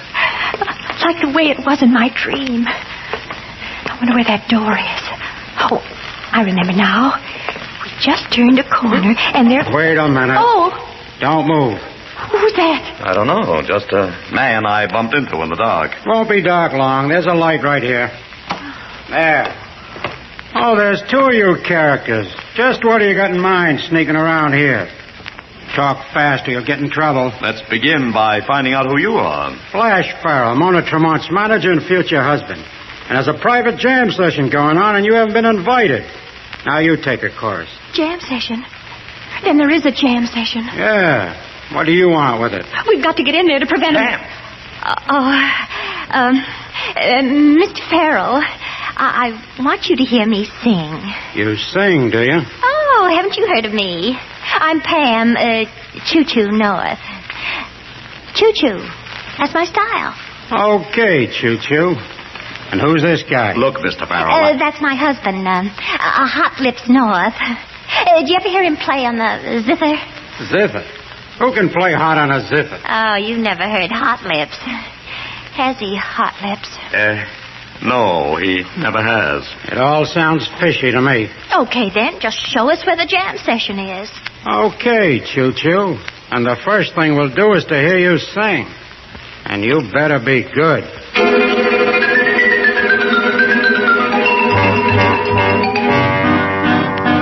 Bongo, bongo, bongo, I don't want to leave the Congo, so I think I'll stay where I am. Choo-choo, civilization, I'll stay right here. Choo-choo. Okay, Choo-Choo, you're not so bad. She's okay, isn't she, boys? Not bad. Oh, I'm so glad you liked it, Mr. Carroll. Jerry, the way it was before, Loopy had a knife. See if he has one now. All right, I'll be right back. Hey, North. Yeah? Who let you out, Farrell? No. We let ourselves out and met him in the corridor. Now, look, North. Anybody that crosses me up gets it. Including Flash Farrell. I'll kill anybody that gets between me and Mona. Farrell's in love with her, too, isn't he? Look at her, boy. Wouldn't you be? I've got a very charming wife, thank you. Say, Hot Lips. Hot Lips. Oh, yes, Farrell? Sorry, we haven't got a zither for you. Oh, that's all right, Farrell. Oh, how did you think I was, Hot Lips? Just great. Choo-choo? Eddie, how about giving us the number? Oh, sure, Loopy, but I'll have to make it the last for tonight. Okay, Eddie, but come on, Flash. Yeah, sure. I'll see you later, Choo-Choo. Jerry, it's more and more like my dream. You've got to stop Eddie from playing. Okay, I'll try. Hiya, folks. Say, I didn't know you two were hip. Hip? To what? To the rhythm. I didn't know you had the power. Look, Mona, I've got to get over to the bandstand. No, you don't. There's a gun in this handbag of mine. Make like you're just chatting so nobody gets leery. What's the matter? I saw Eddie talking to you. What'd he tell you? He said he'd kill anybody that came between you and him. That means Loopy, because he knows about Eddie. Does Farrell know about Eddie, too? No, he doesn't. What are you two going to do?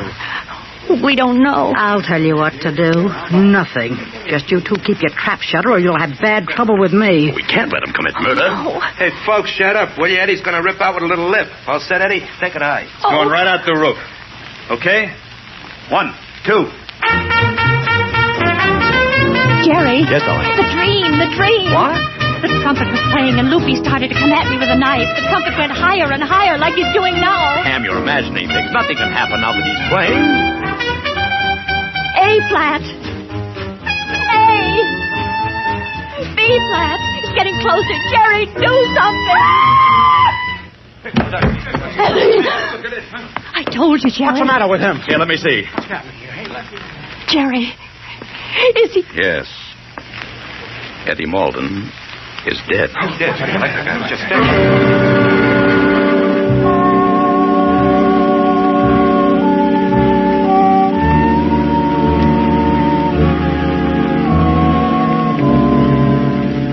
It's a bad spot for Pam and Jerry, for they know the murderer is right in that cellar room with them.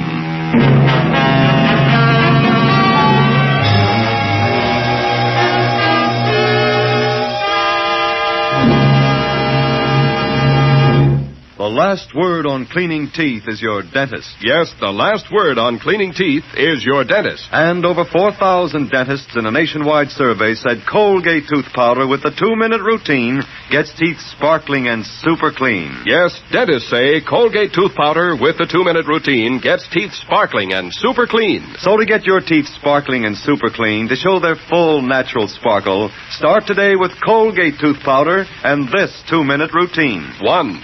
Brush your teeth night and morning for 2 minutes with Colgate tooth powder. 2. Be sure to brush all 3 surfaces of your teeth, the biting edge, the inside, and the outside. 3. And always stroke your brush away from the gums. Remember, dentists nationwide approve Colgate tooth powder with the 2-minute routine. Remember, too, Colgate tooth powder also freshens and sweetens your breath. The last word on cleaning teeth is your dentist. And dentists say Colgate tooth powder with the 2-minute routine gets teeth sparkling and super clean.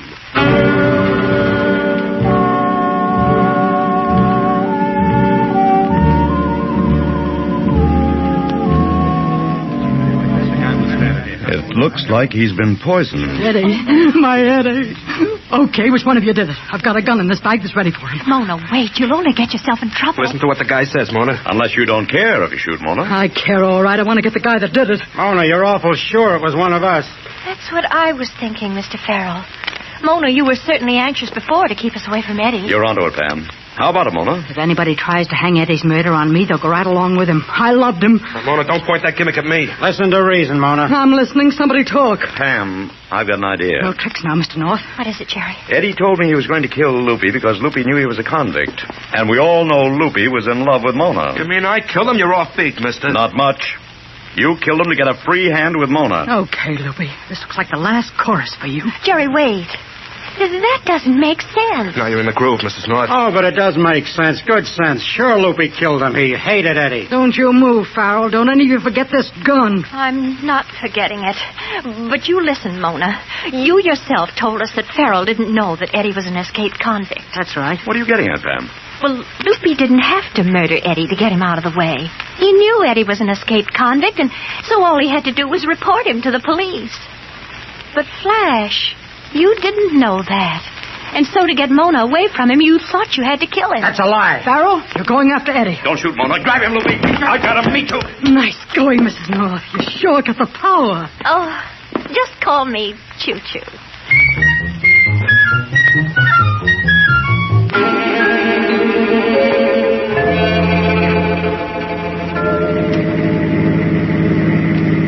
Oh, Jerry, what a night. Now it's almost dawn. We'll be home in a moment, darling. And then some sleep. I could go to sleep right now.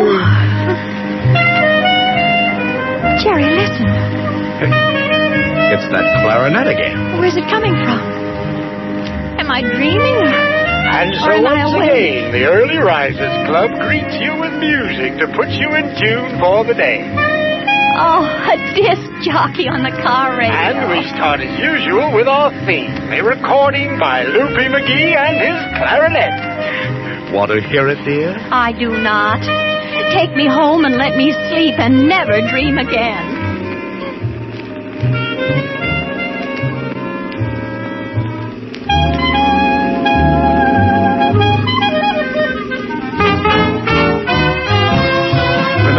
Tuesday night at the same time, the Colgate-Palmolive Peet Company, makers of Halo shampoo and Colgate tooth powder, brings you Mr. and Mrs. North, starring Alice Frost and Joseph Curtin. The characters are based on those originally created by Francis and Richard Lockridge. Original music is composed and conducted by Charles Paul. The program is produced and directed by John Loveton. There's a fragrance that men love, so delightful and gay, caressing the skin you bathe with cashmere bouquet. You're enchanting and entrancing with a subtle perfume that whispers of romance in a candlelit room. And it's thrilling to bathe each day with cashmere bouquet. No other soap gives your skin this exciting bouquet.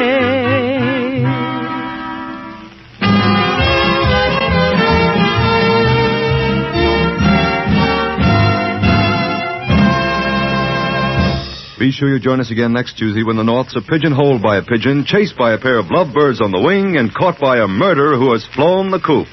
This is Charles Stark speaking. This is CBS, the Columbia Broadcasting System.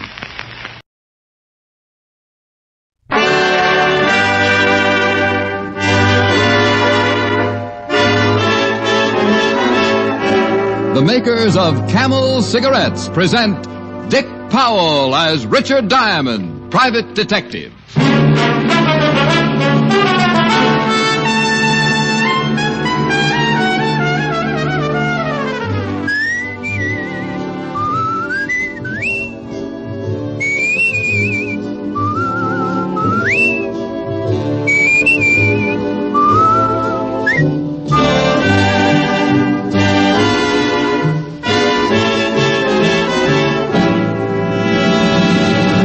How mild can a cigarette be? Martha Tilton knows. Ezio Pinza knows. Vaughn Monroe knows. Yes, so many stars whose voices are their fortunes know it's Camels for mildness. They choose Camels because they know that camels get along with their throats. Make the 30-day Camel mildness test and see how mild, how flavorful, how thoroughly enjoyable a cigarette can be.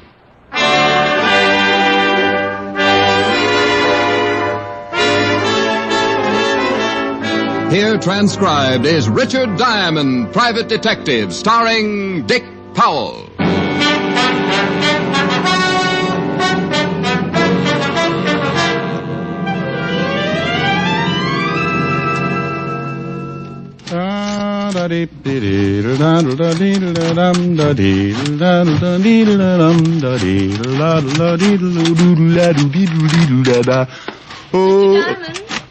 Back here behind the socks. Care for the clothesline. I thought you were a detective. Oh, it's been a rumor for some time. Do you always do laundry in the office? Only on Fridays, honey. Have a seat, Miss... Caspery. Well, I'll be right with you, Miss Caspery, as soon as I ring out these, as soon as I ring them out. Go right ahead. There. Mm-hmm. All right, Miss Caspery, what can I do for you? It's Mrs. Well, now, what's it all about? My husband's going to kill me. Just frisky, or has he got a reason? I found out he's been stealing from his partner, and when I faced him with it, he threatened me. Has he done anything more than threaten? Last night he went out and said he'd be gone for most of the evening. I went to bed, and about an hour later, I thought I heard somebody start upstairs. I got frightened and put pillows in my bed to make it look like I was sleeping. Was it your husband? I hid in my dressing room and watched, and then the door opened. It was too dark to tell, but I'm sure it was Phil. He came in and had a knife, and he jabbed the pillow several times before he realized it wasn't a real body. Couldn't he see? What do you mean? Well, there's some things a guy remembers. Even if you slept in a diving suit, you'd have a hard time hiding them. I like lots of covers. Yeah. You said Phil. Is your husband Phil Caspery, the gambler? Yes, he and Max Bruno are in business together. Yeah, I know. The Rooftop Club. An iron claw with a cover charge. This morning, Phil said he was going away on a business trip, but I don't believe him. I'm afraid he's going to try killing me again. I want you to come around about 8 and protect me. Here's $100. That should cover it. Well, thanks. We might be up late. Maybe I should bring a good book. Oh, you'll strain your eyes. I like dark rooms.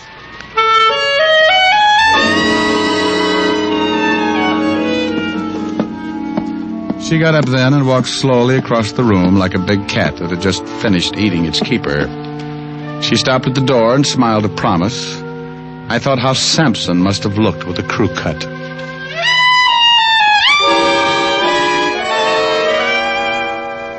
Around 1, I stopped in at the corner of 51st and Broadway for a bite of lunch. I killed part of the afternoon at the newspaper morgue, looking up the past files of one Phil Caspery. No convictions, but a bundle of arrests. The partnership with Max Bruno had earned some big type from time to time, and it seemed that Mr. Caspery's partner, Max, was quite a favorite with the local authorities. They'd nailed him twice. The first time, Uncle Sam sent him away for missing too many March 15ths. The second was when I remembered. A rookie cop caught him with a gun. The parole board said shame and sent him up for the rest of the stretch. I went back to the apartment, dressed, and by 8 o'clock I was ringing Mrs. Caspery's doorbell.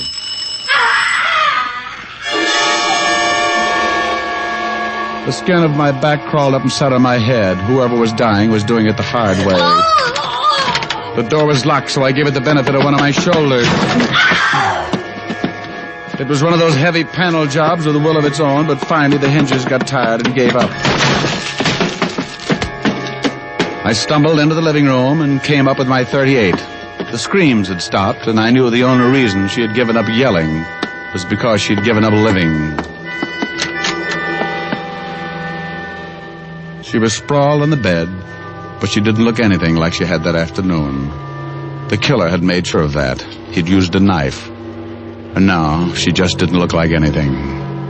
I took a quick look around, found no one, so headed for the phone on the nightstand to call homicide. He must have been standing behind the door. When I turned, he gave it to me. Oh! He used something heavy enough to split a block of cement. It caught me across the nose, and I went down like an express elevator. While I was thinking the floor looked silly trying to be a funnel, he nailed me again.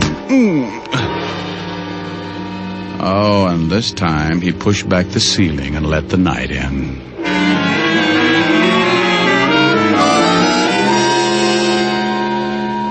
It's easy to relax after a good beating. You just bleed a little and grow weak. When someone tries to shake you out of it, it's like trying to sober a drunk that got mulled on cleaning fluid. Come on, Rick. Let's go. Snap out of it. Oh. Come on, kid. You're a mess. Oh, I'm stuck in the confetti. Yeah. We have a party or something? Yeah, it looks that way. Wake up, you're still running around with the squirrels. Oh, my. Take a look at that bed, Walt. If I appear untidy, it makes up for things. We cleaned it off. Now try and sit up. The ambulance will be here in a minute. Oh, get me a bat, will you? If I can find the guy who crowned me, I'll give you another customer. We got him outside, but I can't say I blame him. Who you got? Caspery. He says you knocked off his wife. What? He called us. Said he came home, found the body, and found you tiptoeing through the corpses. Yeah?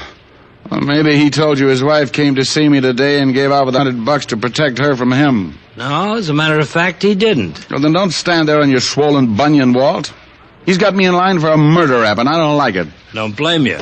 Otis, bring in Mr. Caspery. Yeah, Lieutenant. Get in there, Caspery. Okay, Sergeant. Okay, take it easy. Here he is, Lieutenant. Caspery, Diamond here says he'll trade you a seat in the electric chair for his pushed-in face.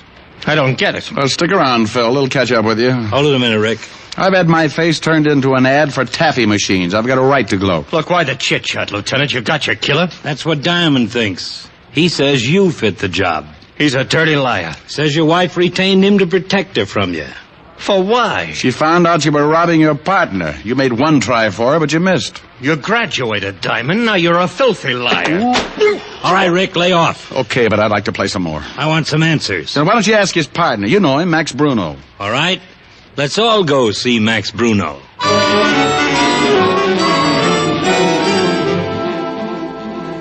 A prowl car on Park Avenue is as conspicuous as an outside shower at a girls' camp. A crowd of people watch Sergeant Otis herd us into the back seat. Even if you aren't guilty, you feel like you've got the Chrysler building tucked away under your coat. I waved goodbye to a good-looking blonde with a poodle, and we took off for Bruno's office. It was an old building on 6th Avenue, and a gunner named Tony Garcia with a big bulge under his arm met us at the door. What is this, a convention? Hello, Tony. Tell Bruno I want to see him. The whole party or just you, Lieutenant? I'm enough. Sure. What's the matter, Casper? You look sick. You get tagged for speeding? You can tell, Max, it looks like he built the frame just the right size. I don't think you know what you're talking about. Oh, stop playing Alice in Wonderland. We want to see Bruno. I'll find out if he's in. We know how to turn a doorknob. Look out. Okay. Oh, what is this? They wouldn't wait for an introduction. Hello, Max. What do you want, Levinson? Couple of questions? You in some kind of trouble, Casper? What do you think?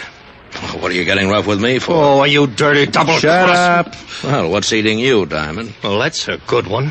Now, look. You look, Max. You keep your mouth shut, Caspery. Not when I'm being framed. I'm going to yell my head off. Framed?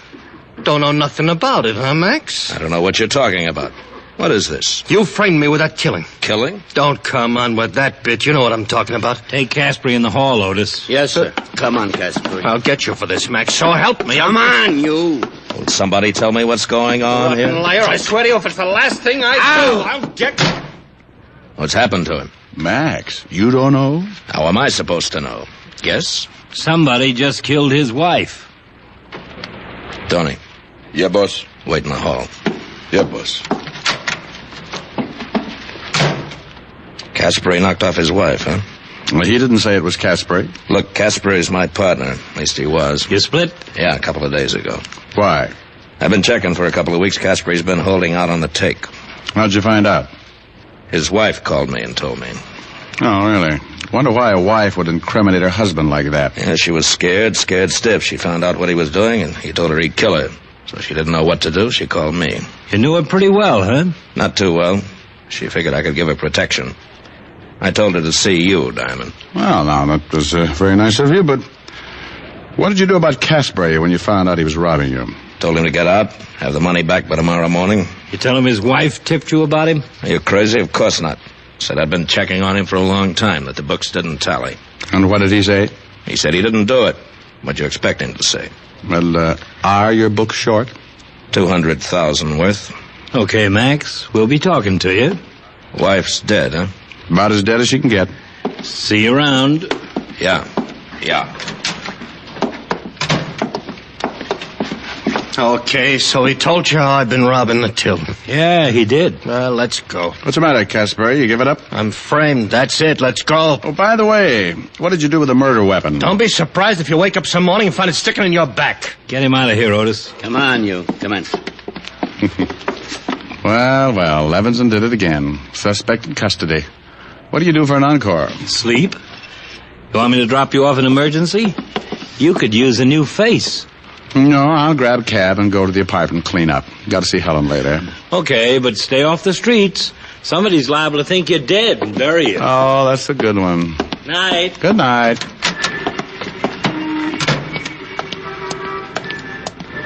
Hey, cabby. Yeah? Where to, Mac? Holy yike. What's the matter? Oh, don't scare me like that. I got a nervous stomach. Well, they could sell your face for 60 cents a pound. Okay, so good housekeeping shuns me. 553 East 51st and step on it. What are you rolling the window down for? I want to see if it's still bleeding out.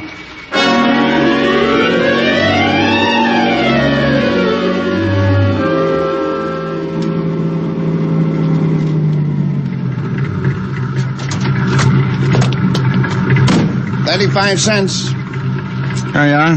Thanks.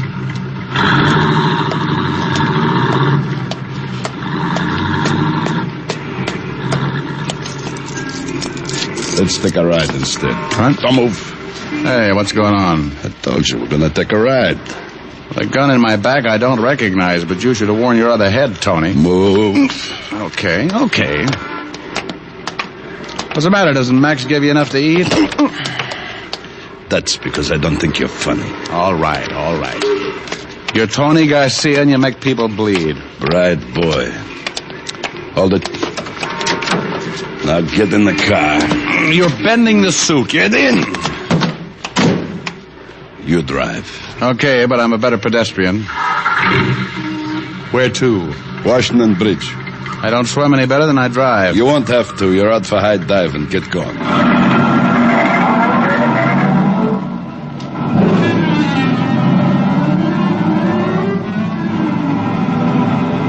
Come on, hurry it up. I thought we were going to a funeral. That's a good one. What's it all about, Tony? Don't get nosy. Enjoy the ride. It's a new car.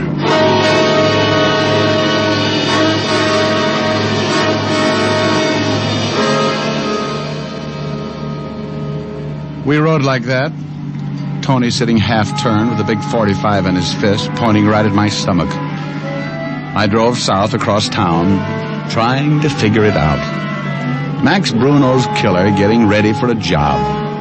Why? Why me? What did I know that could get Max Bruno in trouble? Turn here. I turned, and the Washington Bridge wasn't far away. I could see it, stretched out across the river like a long coffin lined with bright candles. I eased down on the accelerator, and by the time we reached the bridge, I was doing a good 60. Slow down. We were near the toll gate. I took my foot off the accelerator and then jammed down on the brakes as hard as I could.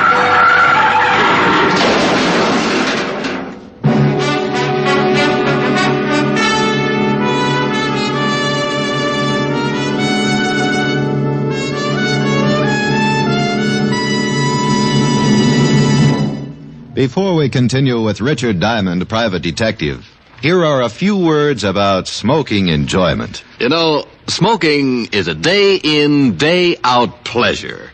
We like each cigarette to taste as good as the one before. And we like the cigarette we smoke to be mild, to get along with our throats for a good long time. So it's good sense to test a cigarette over a period of time. Not just a puff of this cigarette or a sniff of that. Yes, make the sensible cigarette test, the thorough test. Smoke only Camels for 30 days as you normally smoke, and you'll see how rich and flavorful Camels are, pack after pack. You'll see how mild Camels are, week after week. In a coast-to-coast test of hundreds of people who smoked only Camels for 30 days, noted throat specialists reported not one single case of throat irritation due to smoking Camels. That's real proof of cigarette mildness. Make your own Camel 30-day test, the sensible test, and see for yourself why more people smoke Camels than any other cigarette. How mild, how mild, how mild, how mild can a cigarette be? Make the Camel 30-day test and you'll see. Smoke Camels and see. And now back to Richard Diamond, Private Detective, starring Dick Powell.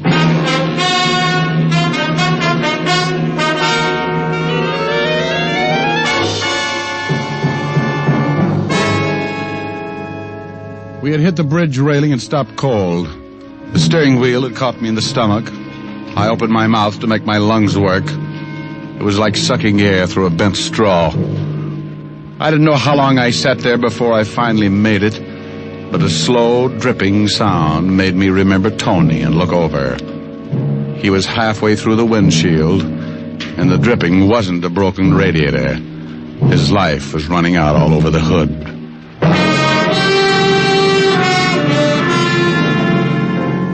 I got out of the car before the guards got to it. I had to have time to figure the whole thing out, and I didn't want to hang around for a lot of long explanations. I walked until I lost the crowd that was collecting. I took in long breaths of fresh air until my head cleared, then spotted an empty cab heading back to town, flagged it, gave the cabbie the address of the rooftop club.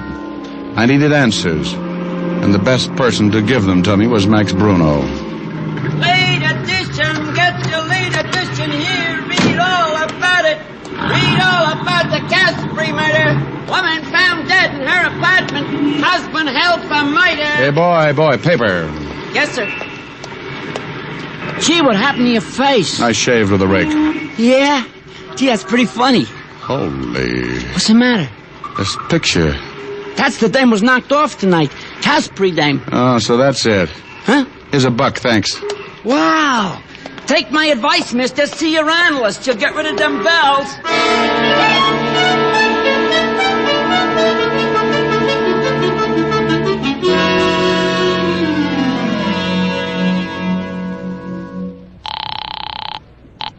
Homicide, Lieutenant Levinson. Walt, did you get to 415 at the George Washington Bridge? Yeah, about 10 minutes ago. Tony Garcia ran into the bridge railing. Some other guy with him. How'd you hear about it, Rick? Well, I was the other guy. What? Yeah, Tony was going to show me the bottom of the river. Are you nuts? Not at all, no. And have you seen the evening papers? No. Well, there's a picture of Mrs. Casper on the front page. So what? Well, so this. The girl in the picture isn't the same girl who came into my office this afternoon. Well, who was she? I don't know. Now, wait a minute, Rick. Well, no. Don't you get it? That's why Tony was supposed to gun me tonight. No, I don't get it. Oh, Walt, somebody wanted to frame Phil Caspary. They sent a girl to my office posing as Mrs. Caspary, so I'd swear she suspected that Phil was going to kill her. When I found the wife dead, she was cut up so bad I couldn't tell the difference. Well, then why kill you? To prevent what's just happened. Get me out of the way before I saw the evening papers. Then Max Bruno was lying about Casper taking the money. Sure. There had to be a motive, so he cooked up the story about Mrs. Casper calling him and telling him about Phil and the money. Then Bruno's our man. Oh, Walt, you're such a good boy. I knew you'd get it.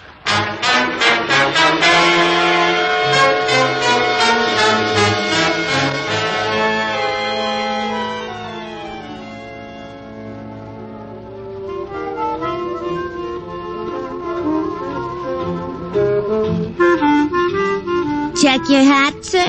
Maybe I'd better throw it in the door first. Give me a pack of Camels. Yes, sir. Who's running the place for Mr. Bruno? Mr. Casper, but he isn't in yet.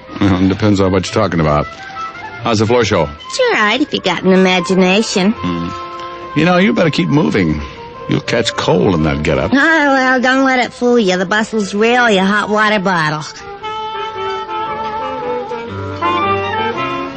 I went in and sat at the bar. The dance floor was in the other room, but you could see it through the long glass windows.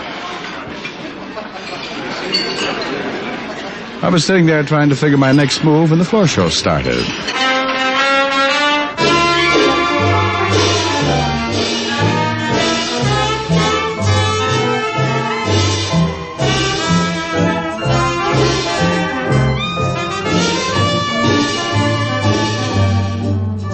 The usual line of cuties came out. The hat check girl was wrong. You didn't need an imagination. They were wearing just enough to make a bathing suit look like a sleeping bag. They tripped over each other getting off, and the lights went dim, and a white spot circled the piano. She came out in a green satin evening gown. I've seen grapes with looser skins. I didn't know what time it was. She knew what time it was. She was pretty good, too. But she was better this afternoon in my office when she told me she was Mrs. Caspary. I got up and went back to the hat check girl with a warm bustle. Maybe you need a shot. Even the old ones stick around for the last show. Honey, where can I find that singer's dressing room? I thought you looked healthy. Mr. Bruno wouldn't like it. Well, maybe we don't let Mr. Bruno in on it. Oh, $10. You'll have to shove bamboo under my nails before I talk. She told me how to find the singer's dressing room. I thanked her and gave her a pat on the... You know, it was a hot water bottle. I walked by the bar again and listened while she poured it on.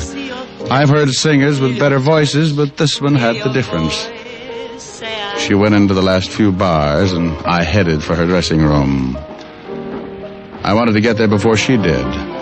And unless that green satin gown was a breakaway, she didn't figure for an encore. I got in, sat down to wait. It was a quick minute before she showed up. Oh, shut up, you're flat. Oh, you get out of here. Go on, get out. Now relax, baby, I got something to say. You want to listen or do you want to get shoved around? You just try it. I'll get some of Max's boys to let the air out of your muscles. Open your mouth and you'll be tripping on your teeth. Get away from that door and sit down. Not until you get your eyes full of fingernails. You little... Now get this. I don't like marking up dames' complexions, but you're making it easy. Who sent you up to my office? Was it Max? Why don't you ask him? He's good at answers. Well, so was his boy Tony. He got dead trying to figure it out. Maybe you'd like to guess. Wait a minute, Diamond. One scream from me and everybody in the joint will be in here on your back. Honey, if you open your mouth, I'll shove your foot in it. If I tell you, do I get squared with the law? You're an accessory before the fact. I can only give you a head start. Just give me long enough to find a healthy climate. Now, you're killing time. Come on. I want to know who built you up to fit Mrs. Caspary. Was it Max Bruno? All right. It was Max. Phil found out he was holding out in the gambling take. So he dissolves the partnership by killing Mrs. Caspary, making Phil the patsy. Neat, huh? Yeah, like a sack full of brains. Go on, answer it. Who is it? Open up, baby. It's me. Max, look out! Diamond's in here! Sorry, baby, but twice makes you a punching bag. I didn't want to hit her, but it was the only way to keep her tongue in. She dropped like a wet wash in an earthquake, and I jumped for the door. Max was halfway down the hall. He had a gun in his hand, and he used it. The slug tore up the wall by my ear, and before I could try my luck, he was around the corner. I thought about the hole his Luger had made, and I wondered why I was still chasing him. I turned the corner and found myself in the bandstand. Max turned fast and tried again.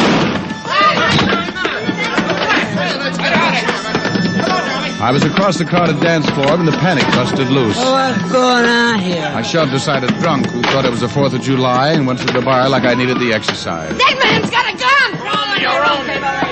Max was nearly to the front door when he turned around for another shot at me. He didn't see the little hat check girl standing behind me with her arms full of coats. He backed right into her, and they both went down together. Max stumbled up, tangled, and on a sorted wardrobe. He squeezed first, but he was wearing too many coats. Then he missed again. I didn't miss.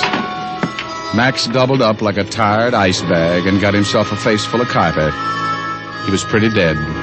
The hat-check girl looked at me for a minute, then leaned over to Max. She said something that endeared her to me forever. Check your gun, Mr. Bruno.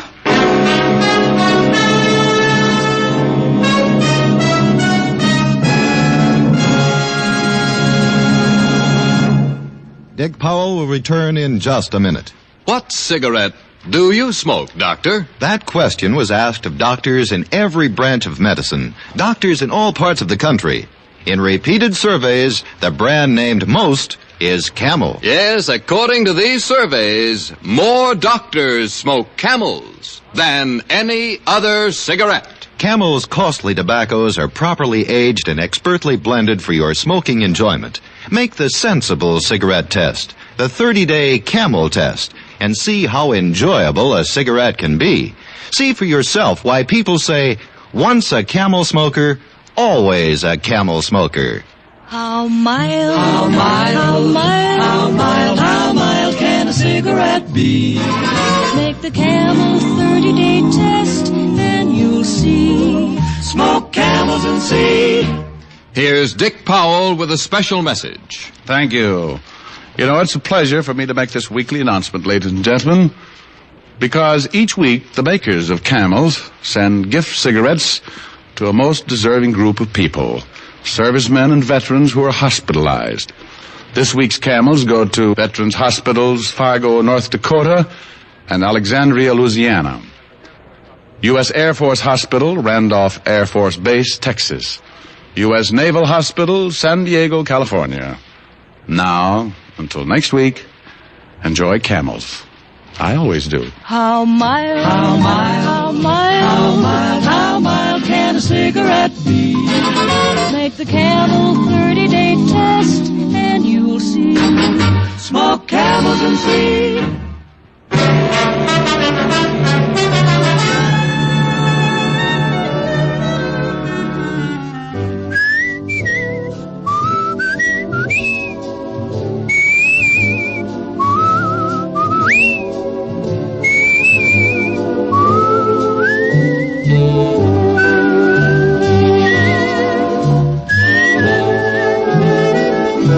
Tonight's adventure of Richard Diamond, starring Dick Powell, was written by Blake Edwards with music by Frank Worth.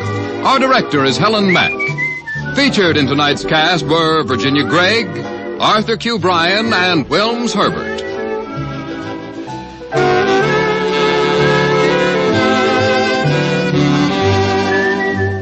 Men, whether you buy the handy pocket tin or the big 1-pound tin of Prince Albert, you're in for real smoking joy. PA's Choice Tobacco has a rich taste and delightful natural aroma. It's specially treated to ensure against tongue bite, and it's crimp cut for smooth, even, cool smoking. Get Prince Albert, the National Joy Smoke, America's largest selling smoking tobacco.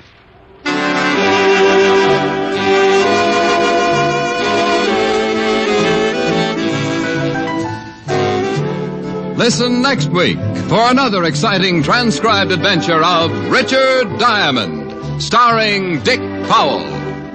This is Your FBI. The official broadcast from the files of the FBI follows immediately. Stay tuned.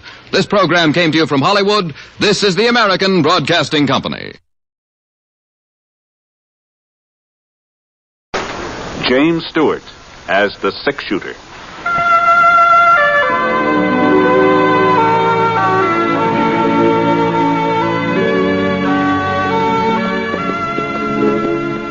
The man in the saddle is angular and long-legged. His skin is sun-dyed brown. The gun in his holster is gray steel and rainbow mother of pearl, its handle unmarked. People call them both the six-shooter. The NBC Radio Network presents James Stewart as the six-shooter, a transcribed series of radio dramas based on the life of Britt Ponsett, the Texas plainsman who wandered through the western territories, leaving behind a trail of still remembered legends.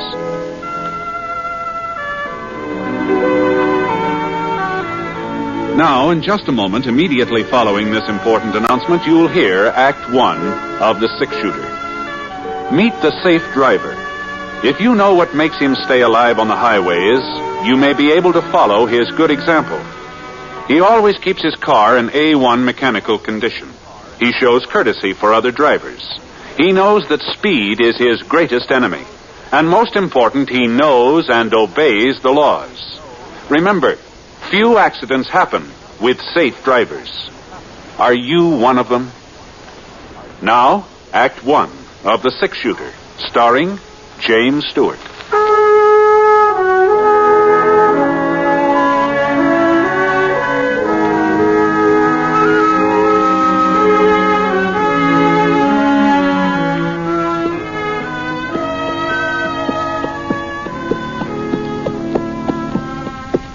I sure couldn't figure it. I'd ridden down the whole main street all the way from Seth Tooley's bank to Ma Benson's rooming house, and I hadn't seen a single solitary person. The stores were closed, shut tight.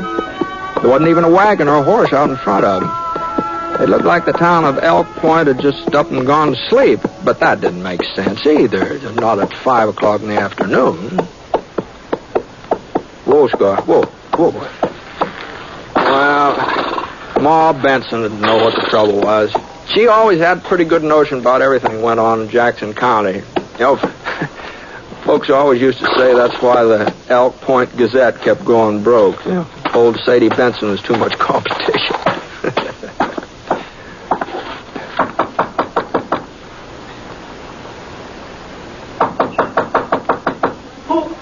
Who is it? Brett Ponsett. Brett?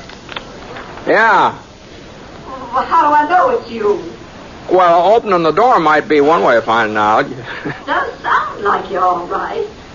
But if it ain't, I'm just a poor widow woman without a cent to my name. I don't think you're going to Oh, get... come on now. Come on, Ma. Open up the door. Oh, Britt, thank goodness. Thank goodness. Well, don't just stand there. Get inside, quick, so I can lock up again. Oh, sure. All right. You can't imagine what a fright you gave me when I heard you knocking out there. Oh, but I must say there ain't anybody I'd rather see today. Well, now that's a very flattering greeting, Ma, but what's behind that? Oh, now stop joshing me, Britt. At a time like this when we all might be murdered any minute. Murdered? Stacy Galt is headed this way. Don't tell me you didn't know. Galt? That's what I said. Stacy Galt. Stacy Galt? Oh, I hadn't heard he was in these parts. You hadn't heard? No. Then what on earth brought you to Elk Point? Oh, I was just passing through on my way to White River. I thought I might stop off long enough to have one of those fine home-cooked meals of yours. Isn't that reason enough? Well, you're heaven sent, Britt Ponsett. That's what you are. Heaven sent. Come on out in the kitchen with me while I give you the news. Sure. I was fixing a batch of cornbread. I had to do something to keep myself from thinking about what might happen. Oh, you can draw up that stool there if you like. Oh, thanks. Before you sit down, hand me them eggs, will you? Eggs? Oh, sure. Here they are. Here you are. Well, now, the first sign of trouble was when Galt held up the Fargo station over at Fort Shafter. That was 10 days, maybe 2 weeks ago. Well, Shafter's 200 miles from Elk Point. Well, that's why folks didn't get too excited. Not then, anyhow. We never figured he'd come this far west. He never had before. Yeah, I guess that's so. But last Monday, he was in White River. Oh? Robbed the White River First National. Got away with over $50,000. $50,000. Marshal Andrews, he's the district marshal over to White River. He trailed Galt 5 or 6 miles out of town, and then he lost him. But there wasn't no doubt which way Galt was fixing to go. Oh, now where to put that pen? Oh, yes, here it is. Well, anyhow, just this morning, Ed Scott came barreling into town. He's got the old McBride Ranch out in Easter Canyon, you know. Yeah, I remember that. Yeah. Well, Ed seen him last night riding through the canyon. He's Galt, huh? Couldn't have been nobody else. Ed recognized him right off, he did. He did. I thought you said Galt had never been around Elk Point before. Well, there's pictures of him, ain't there? On them wanted posters? Yeah. Oh, yeah. Now, I know I've left something out of this batter. If I could only think what... Oh, my stars, bacon powder. Oh, you know, when you use sweet milk, you got to put in baking powder, or the bread just don't raise up at all. Is that fine? That cupboard right behind you, Britt, please. Back here? Yeah, that door there. Right there. There. Yeah, it's on the second shelf. Little red can. Red can. That's the one. Well, now, like I say, Ed brung the news to town this morning. Mm-hmm. And that's when everybody took cover, huh? Well, what else was we to do without a single able-bodied man to defend us? Oh. Eddie Scott rounded them all up, formed a posse, and went out hunting gold. Oh, now, what about Sheriff Henry? It sounds like that'd be his job, wouldn't it? Sheriff Henry ain't here. Oh, I see. Just when we need him most, he's delivering a prisoner over to county jail at Jackson. I see. And, of course, that gave Ed Scott his chance to take charge. He's always been the pushing type, wanting to run everything. I guess he figures if he can capture Galt, it'll be a real feather in his cap. Not to mention the $10,000 reward the White River First National is offering. Yeah, that's a lot of money. It sure is. $10,000. Oh, can you open the oven for me? Oh, yeah, sure. No, be careful, Britt. Now, don't you burn yourself. You better use that dish towel there on the rack. All right. I don't know why I bothered making cornbread. Won't be anybody here to eat it. Except maybe you, Britt. You'll stay for supper anyway, won't you, in spite of this Galt business? Well, it would take more than Stacy Galt to do me out of some of your cornbread. Gee whiz, I'd ride 20 miles just to get a whiff of it. Oh, I now, would, yes. Britt. Well, my cooking's all right, but it ain't nothing exceptional. No, Oh, you always was one to hand out the blarney. Oh, my, if you don't stop it, you'll have me so flustered. I won't know whether I'm coming or going. Yeah, well, I think I'll go out and put Scar in the barn. Well, you're welcome to feed him. There's plenty of hay. Thanks. Ma. Yeah? Now, you weren't serious about there only being two of us for supper, weren't you? Well, I sure was. Well, but they used to have plenty of boarders, more than you could take care of. Oh, I've still got my boarders, Britt. But they're all out with Ed Scott's posse. Oh, I see. I told you, there ain't a male between the ages of 10 and 60 left in town. Besides you, of course. Why, even old man Fletcher went along with that posse. No. I had to help him onto his horse, but he went. Well, you better hurry now, Britt. I'll have supper on the table by the time you get back from the barn.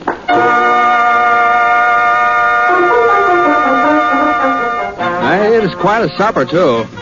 Baked ham with brown sugar dripping down the sides, and mashed potatoes swimming in gravy, enough green lima beans to feed the whole population of Elk Point. And that cornbread, gee whiz, it just light yellow and fluffy with homemade maple syrup to pour over it. I tell you, when I started eating it, I figured I'd have a hard time making a dent in the plate Ma put before me, but the next thing I knew, I was asking for seconds. No, just a thin slice, Ma. No, that's too much. That's too much. Now, I'll only have to throw it away. Just go easy on it. No, I don't know, though. There. A few more potatoes? No, I don't want any more potatoes. All right, Britt, just a few. No, beans? No, I don't want any more beans. Now, you can't eat ham with nothing to go with it. No, I don't want any. Oh, goodness. Here you are. Well, gee, well, how about you, Ma? You've hardly touched any of your food. Oh, what you cook yourself don't taste as good somehow. Mm-hmm. Oh, you're not still worrying about Stacy Galt? Oh, certainly am not. Not since you showed up. If he come into town now, you'd take care of him. No, I don't imagine he'll get past Ed Scott's posse. And you don't know Ed Scott very good. Why, he'll have that posse running around in circles. I'll bet you could drive a herd of cattle right through the middle of them men, and they wouldn't even notice.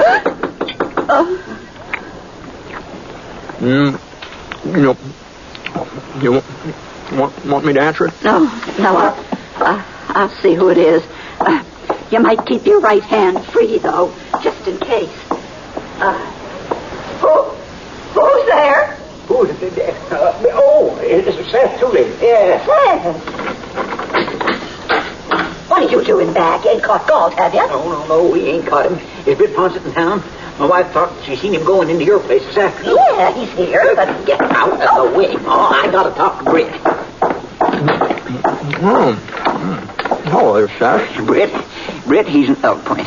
Stacy Galt is in Elk Point. No. Yes, he is. I saw him not 5 minutes ago riding over the South Creek Bridge. He means to rob my bank. I know he does. That's the only thing he could have come for. Well, you've got more than enough men to take care of him, haven't you, Sam? The posse's still out combing the hills, way out in the hills, yeah. What? Sad. Well, my rheumatism started acting up. It was paining me something terrible. I had to drop out and come back alone. That rheumatism of yours is sure a convenient sickness sometimes, Seth. Well, you can be mighty thankful for it tonight. Otherwise, Galt might have got by unnoticed. Oh, we got to move fast, Britt, before he reaches the bank. I brought him 44. I figured the two of us together could... Now, just hold on, Seth. Now, what makes you so sure the man you saw was Galt? Oh, it's got to be him. Fits his description to a T, to a T. Pretty dark out there, you know. He was on the trail from White River. There's nowhere else could have come from. Britt, we all know Galt was headed this way. What did I tell you? He got through Ed Scott's posse just like I said he would. Yeah, he might have at that. There was a couple of times when we sort of lost our whereabouts. Well, come on, Britt. You ain't going to leave me to take care of Galt all alone, are you? Not that I'd be afraid to try it, of course. All right, Seth. I'm coming. I wasn't quite finished my supper, but Well, now who on earth? Now, wait a minute. Wait. Don't answer it, Ma. Why, that might be Stacy Galt. Oh, now, why would Galt be coming here to Ma's place? Now, I'll see who it is. Well, I'll cover you, Britt. While you open the door, you ain't got a thing to worry about. I'll cover you. Howdy. Sign out front says rooms. I'm looking for a place to stay. It's him, Ma. It's him. Well, come on in. Here, this is Ma Benson. This is her rooming house. Evening, ma'am. I'm sorry. I'm full up. Oh? Well, that's too bad. I was only going to be here one night. Any place else I might stop over? No, that is not that I know of. Well? Before you go, mister. Yeah? We don't mean to be nosy or anything like that, but would you mind telling us what you're doing here in Elk Point? I got some business at the bank tomorrow. The bank? Oh. That's right. What are you doing with that gun, mister? What? Here, let me pick it up for you. No. Hey, never mind. Just leave it there. Just leave it. Laying on the floor? Well, it ain't loaded anyway. A man's a fool to carry an unloaded gun. Say, what time's the bank open up in the morning? It ain't open tomorrow. Tomorrow's a holiday. That's so? Funny, I didn't know. Well, it's kind of a special holiday just here in Elk Point. Oh. You came from White River, didn't you, mister? That's right. How did you... Oh, you heard about me. I was on my way here, huh? News sure travels fast, don't it? Yes, it sure does. Well, if you haven't got a vacant room, You sure you can't squeeze them in somewhere? Yes. You know, since some of your regulars won't be back tonight anyway, you could... How about it, Ma? Well, I guess I could find a place for him if you really think... I'd appreciate it, man. Well, just follow me upstairs and I'll see what I can do. Thanks, mister. No trouble. Well, what's the matter with you, Britt? Get Ma to let him stay here. Well, if he's Galt, well, this way we'll be able to keep an eye on him, don't you think? Earpiece. You seen that satchel he was carrying, didn't you? Yeah. Well, don't you see? That's where he's got the stolen money. You can bet your bottom dollar on it. Mm-hmm. No. And, Britt, you heard what he said about my bank.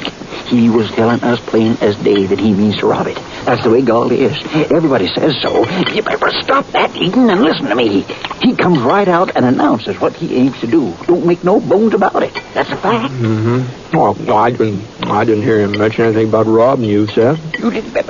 How much plainer could he make it? Yeah, well...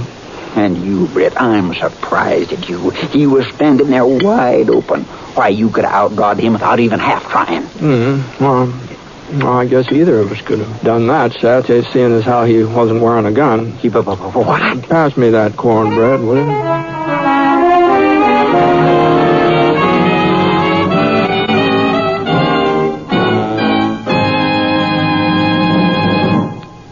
We'll return to James Stewart as the six-shooter in just a moment.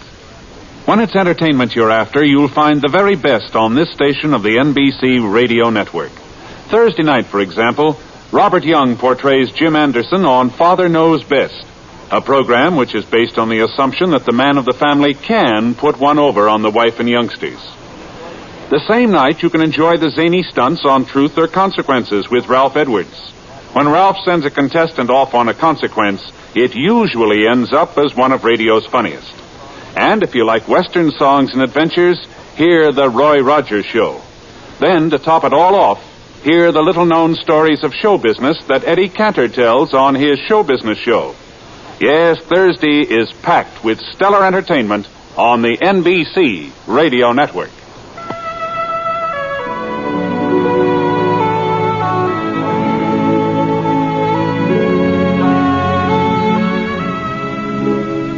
Now, Act 2 of The Six Shooter, starring James Stewart as Britt Ponsett.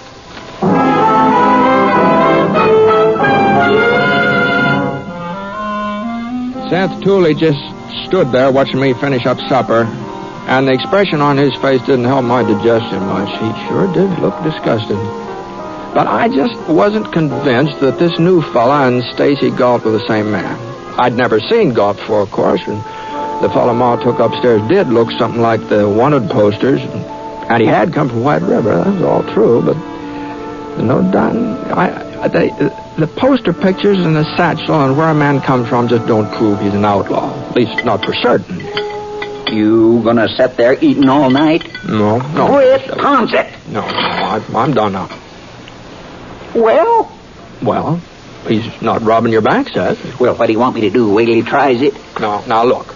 Now, we're not sheriffs or deputies, and we can't arrest somebody just on suspicion. And besides, I don't think he's Galt. Oh, you don't? Now, they just don't stand to reason. Now, why would Galt come riding into town here? He knows everybody's on the lookout for him. Well, with that posse out in the hills, he's a lot safer here in town than he would be anywhere else. And don't think he don't know that, too. Well, it's about time to turn in, I think. Britt!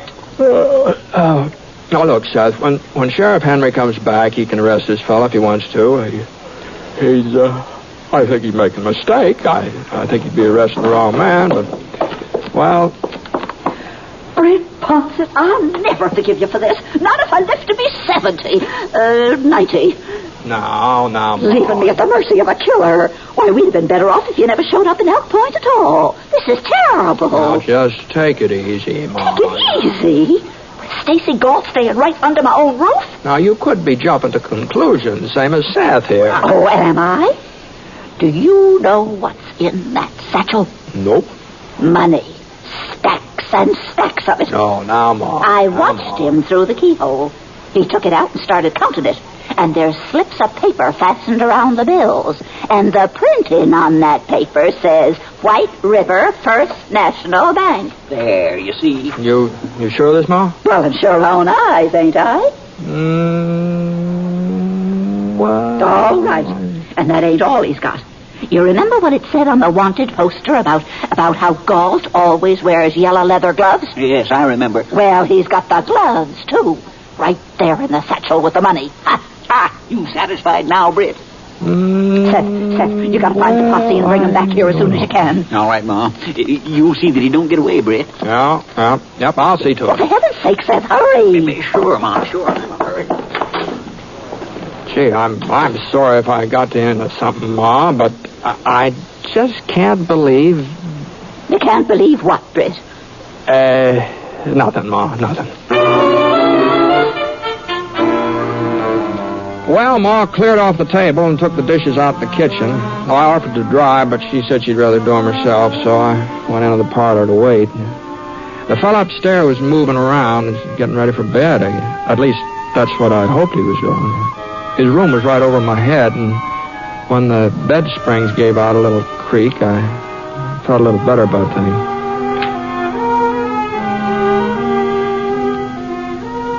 About 20 minutes later, Ma came out and sat down in her rocker beside the fireplace. She was crocheting one of those doodads you put in the arm of a chair, you know. We didn't do much talking. Not for the next couple hours, we didn't. And then about 11 o'clock, the posse came riding up. Well, Must be them, Ma. Oh, it's about time. Well? Maybe you'd better wait in the kitchen in case there's any trouble, huh? There won't be no trouble now, thanks to Seth Tooley. Yeah. Well, anyway. Oh, all right, Britt, all right.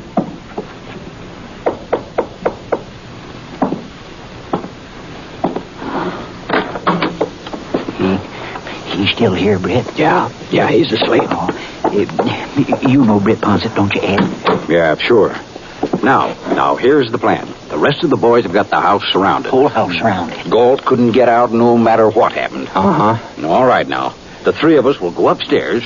Come on. Now, as soon as we get to his room, I'll kick the door open. Then we all blaze away at the bed. No. Just hold on here a minute. Just hold on. Yeah? Well, what's the matter, Now, what you're talking about is cold-blooded murder. Oh, just giving him a dose of his own medicine, that's all. That's all? Yeah. Now, Ed... Now, don't tell me you still ain't satisfied that he's Galt. Maybe he is. That doesn't matter. He's entitled to a trial just like everybody else. Oh, use your head, Britt. If we try taking him alive, he's bound to get one or two of us first. Uh-huh. Well, that's the way we're going to take him, anyway. Now, Britt. Now, you wait here, both of you. I'll bring him down to you. And I want your word that he goes to jail in one piece, huh? I can't promise nothing like that. The boys outside are pretty mad about it. Maybe the boys would like to shoot it out with both Galt and me. Britt, you don't... What do you say, Scott? Well, all right, Britt. He goes to jail. But so help me. Seth, how about it? Sure, Britt, sure. But if anything happens to you, you got nobody but yourself to blame. Only yourself. Upstairs hall was pitch dark. I moved along quiet as I could. I tried to remember where the doors were. It's been a couple of years since I'd stayed at Benson's. I wasn't just sure which room. I pressed my ear against the door and listened. I couldn't hear anybody breathing inside, so I headed for the next door. Right there now. I had my hand on the knob when I hooked my leg on the hall table and I reached out to touch him. Oh, he'd be awake now, so I had to move fast. I swung the door open and brought up my gun. Who's there? What do you want? Stay where you are, and don't reach for anything. What? Huh? What are you talking The lamp right beside his bed gave off enough light so I could see him. I leaned over and turned it up. He hadn't moved. He just sat there, eyes wide open, blinking. What's going on here, mister? I think you better put your clothes on. Oh, sure. Whatever you say. But why? What's all this about? Well, there's some boys downstairs want to talk to you. Me? That's right. I don't know anybody in these parts. Well, they know you. At least they think they do. Oh? Yeah, they claim you're Stacy Galt. Galt? That's right. Why, they're crazy, plumb crazy. They are? Ain't they heard? How could I be Galt? What do you mean? Galt's in jail, White River. He was captured, locked up the day before yesterday. You sure that? I ought to be. I captured him. The proof's right there in my satchel. Reward money. White River First National paid it to me yesterday. No. And Marshal Andrews gave me Galt's yellow gloves as a sort of memento of the occasion, along with a letter of congratulations. Yeah. You see him? You captured Stacy Galt? Well, it was kind of accidental. You see, I'm a drummer. Travel around selling gadgets and things. I didn't know the cabin was Galt's hideout. Looked like any other cabin to me. Thought there might be some kids living there. So I was getting up my samples when the door opened. Guess he thought the six-shooter I was holding was a real thing. Of course, it did look mighty genuine for an imitation. You sure make realistic-looking toys these days. And he didn't try to shoot it out with you? No. All he said was, okay, you got the drop on me. I didn't know what he was talking about, but I was too surprised to say so. Yeah. Next thing, he handed me his gun, and, well, it was about then Marshal Andrews come riding up. Marshal was real nice about giving me all the credit. Want to see the letter he wrote? No. But you bring that down along with you, will you? What I want to see is Ed Scott's face when you show him that letter. That's what I want to see.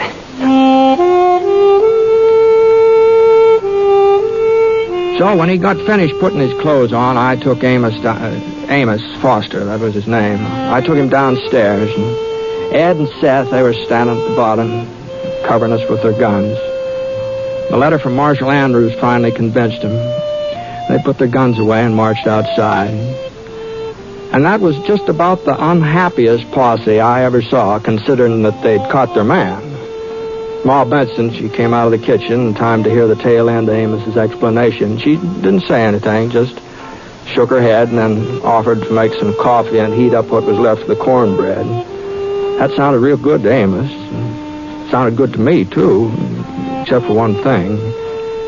I knew there wasn't any cornbread left to heat up. I sort of finished it off at supper.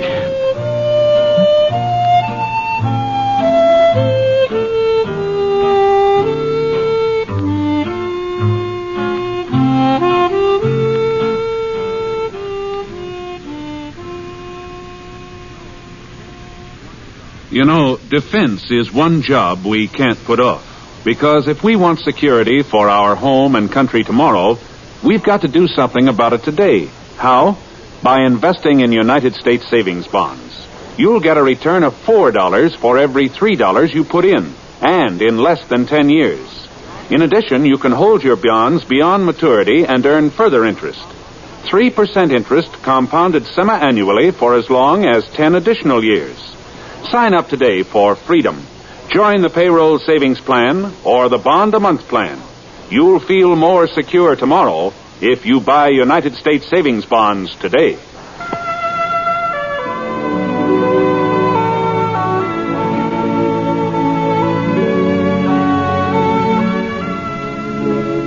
The Six Shooter is an NBC Radio Network production in association with Review Productions. It is based on a character created by Frank Burt, and the transcribed story is written by him. Mr. Stewart may currently be seen in the Universal International picture Thunder Bay. Others in the cast were Eleanor Audley, Barney Phillips, Forrest Lewis, and Seth Tooley was played by Parley Bear. Special music for this program was by Basil Adlam, and the entire production is under the direction of Jack Johnstone. All characters and incidents were fictitious, and any resemblance to actual characters or incidents is purely coincidental. Hal Gibney speaking. Hear Exciting Stroke of Fate tonight on the NBC Radio Network. Good morning, ladies and gentlemen. From the NBC studios in Chicago, Skelly Oil Company presents the first network news commentary of the day. This is Louis Rowan speaking in the absence of Alex Dreyer. On the Russian front, the Red Army has opened a new major offensive. Adhering to their familiar flexible strategy, the Soviets, while maintaining their heavy pressure on the Germans in the southern sector of the long battle line, have launched a powerful drive in the center of the front. The scene of this latest action is in the Pripet marshes, stretching from the northern Ukraine into pre-war Poland. Overcoming strong German defenses, the Russians broke through on a 20-mile wide front, scoring advances up to 10 miles in depth and capturing 30 towns and villages. The new offensive is apparently designed to prevent the Germans from building up the difficult terrain of the Pripet marshes as a protective bastion for their flanks to the north and to the south. Just below the Pripet marshes, the Red Army has broadened its lines in pre-war Poland with the seizure of the important railroad junction of Sarny and several neighboring settlements. The loss of Sarny was an especially heavy blow to the enemy's communication system. It deprived the Germans of the last north-south railroad in eastern Poland, and it might force them back as far as 85 miles to the west, where the next rail link is available to them for the movements of men and material. Farther to the south, the Russians have tightened their ring around the Nazis in the Dnieper Loop with new advances on various sectors. As was to be expected, the Germans are making desperate efforts to hold on to their positions in that area. Fresh enemy reinforcements have been thrown into the battle, and a series of heavy counterattacks has been made by the Germans against the most dangerous Soviet spearhead near the upper reaches of the Bug River. But all attacks collapsed before the withering fire from massed Russian artillery. The gains made by the Red Army during the last several days have disrupted the German defense positions in the Dnieper Loop to such an extent that the outcome in the great battle may be decided by the end of the week. In the aerial war against Germany, Allied military leaders are still weighing the effects of the record raid carried out by the American 8th Air Force yesterday. Objectives of the great operation were 3 fighter assembly plants in central Germany, and the avowed purpose of the attack was to weaken decisively the German defense against the forthcoming invasion of Europe. It has been generally accepted for some time that the fighter plane will constitute Germany's main defensive weapon, and consequently, the enemy's fighter-producing plants have been put high on the list of targets for American and British bombers. According to all accounts available this morning, it appears that the factories attacked have been either completely destroyed or so extensively damaged that production will be handicapped for many months to come. And Allied air experts in both London and Washington are inclined to believe that the raid was the most crippling blow of the war against the Nazi air arm. The operation cost the attacking force a total of 64 planes out of about 1,500 participating in the flight. This is the highest loss ever suffered by the 8th Air Force in a single day's operation. But in spite of this loss, it can be expected that such attacks will be repeated until overwhelming Allied supremacy in the air is assured. This has been forecast by General Arnold, Chief of the U.S. Army Air Forces. General Arnold stated last night that were it not for continuing attacks against the production capacities of German aircraft factories, the Nazis might well have succeeded in doubling their fighter strength and thus increasing the difficulties which must be overcome by Allied amphibious landing forces. The furious resistance put up by the enemy's air force against yesterday's attack proves that the Nazis are well aware of the aim of the Allied strategy and of the perilous position in which Germany will find herself in the event that this strategy succeeds. The number of German planes which participated in the 3-hour battle in Germany's skies has been estimated at about 1,000. The unusual strength of the defending force is but another confirmation of the fact that the enemy is now conserving the bulk of his fighter craft for the defense of Germany proper. The decline of German strength in the air over other parts of Europe does not necessarily mean that the Luftwaffe on the whole already has been materially weakened. Turning our attention from the European aerial front to thoughts of American farms is quite a mental gymnastic, but the two are closely related. We know how important a role the American farmer is playing in this war, but I don't think we can actually realize how big his job is until we look at facts and figures. Did you know that every day America's 8 million fighting men consume almost $5 million worth of food? And that's in addition to the food which goes to our fighting allies. Then there are the people on the home front, 35 million American families who work hard and eat 3 big meals a day. In most instances, those of you on farms are producing food with a shortage of help, and often with a shortage of equipment. So you know the importance of machinery protection. This protection begins with your tractor, placing it in a good shelter out of the reach of damp, rust-developing moisture. It's a good idea, too, that minor repairs be made in time to save machinery from major breakdowns. So inspect your equipment and put your order in early for any new parts you may need. And if you have any idle equipment, lend it to a neighbor. Remember that the lifeblood of your farm machinery is perfect lubrication. And that's why you should use Skelly Fortified Tagolene motor oil. You see, Fortified Tagolene is made from top-quality base stock to which something extra has been added. This extra ingredient helps to prevent the formation of sludge and carbon-like deposits inside the engine, and it protects alloy bearings against corrosion. Your Skelly tank station salesman or Skelly jobber will deliver any Skelly product you need right to your door. See him soon.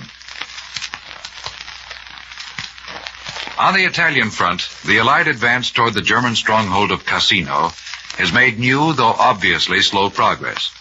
French units attached to the Fifth Army have captured several peaks guarding the approaches to Cassino. And the Allied communique this morning confirms an earlier German report that the fortified mountain village of Cervacco, or that is Cervaro, an important outpost of Cassino, has been evacuated by the enemy. Near the Adriatic coast, operations by the British 8th Army are again restricted by bad weather. The Nazis, however, are watching the movements of the 8th Army very closely, claiming that the British are making ready for a major offensive in the immediate future. The German fear is probably well-founded, as may be concluded from the fact that British naval forces in the Adriatic continue to shell enemy communications behind the lines. Across the Adriatic Sea in Yugoslavia, the latest German offensive against the partisans has scored gains. The Yugoslavs admit that massed German tanks have broken through to the seat of Marshal Tito's headquarters and that the position of the guerrilla forces has become difficult. The Nazis, who incidentally formally recognized the partisans as full-fledged belligerents a few days ago, appear to be determined to break the back of Yugoslav resistance before an Allied invasion of the Balkans can take place. The recent Allied aerial operations against enemy-held points in the Balkans have led to a mass flight of civilians from Sofia, the much-bombed capital of Bulgaria. Indicative of the damage inflicted on Sofia is a Hungarian report according to which the Bulgarian Parliament and the British and Russian legations are among the buildings destroyed. In the Pacific, Japanese troops on New Guinea are making desperate attempts to escape the American-Australian trap below the main enemy base of Madang. The enemy command is speeding up the evacuation of the imperiled forces by sea, but the attempts at evacuation are being effectively countered by the fast PT boats of Admiral Halsey's fleet. Darting at night among barges crowded with Japanese soldiers, the PT boats have sunk 9 of the enemy's vessels and damaged 11 others off the New Guinea coast. In the fighting on the ground on New Guinea, Australian troops have scored new gains in their advance toward Madang. An additional 43 supply-carrying barges of the enemy have been sunk by Allied naval and aerial action in other parts of the South Pacific theater. 2 of the craft destroyed were loaded with reinforcements from New Britain, where the Japanese are trying to stem the American advance in the Cape Gloucester area. A Tokyo broadcast yesterday asserted that Japanese troops had recaptured Arawe on the southern coast of New Britain, where American Marines made their first landing last December. But a spokesman of General MacArthur's headquarters termed the enemy claim a complete exaggeration, although some enemy gains in that region had been conceded by the Allies several days ago. Here in this country, congressional deliberations of the National Service Act, demanded by the President in his message on the State of the Union, have gotten off to a hesitating start. And all indications are that final action on the bill is still far off. But the first reaction in both the Senate and the House gives the impression that many, if not most members, still are far from certain how they will ultimately vote on the issue, if and when it comes to a vote. Although many critical remarks on Mr. Roosevelt's program, and some of the criticism was strongly worded, have come forth from the ranks of the legislators, it is not yet clear whether all critics are actually opposed to the bill. This holds true in particular of many Republicans who generally interpreted the President's move as a bid for a 4th term. However, it must be remembered that the authors of the original, now 1-year-old National Service Bill, Senator Austin of Vermont and Representative Wadsworth of New York, both are Republicans. And it is not altogether improbable that the 8 Republican committees now preparing the party's platform for this year's elections may adopt a program similar to that of the President. The forthcoming elections already have a marked influence on the attitude of Congress. The legislators will carefully weigh public opinion before they commit themselves to a definite stand. This has been clearly reflected in a statement made by Senator Austin yesterday when he reintroduced his labor draft bill in the Senate Military Affairs Committee. He said that he would make no effort to push the legislation unless he's convinced that the people want it.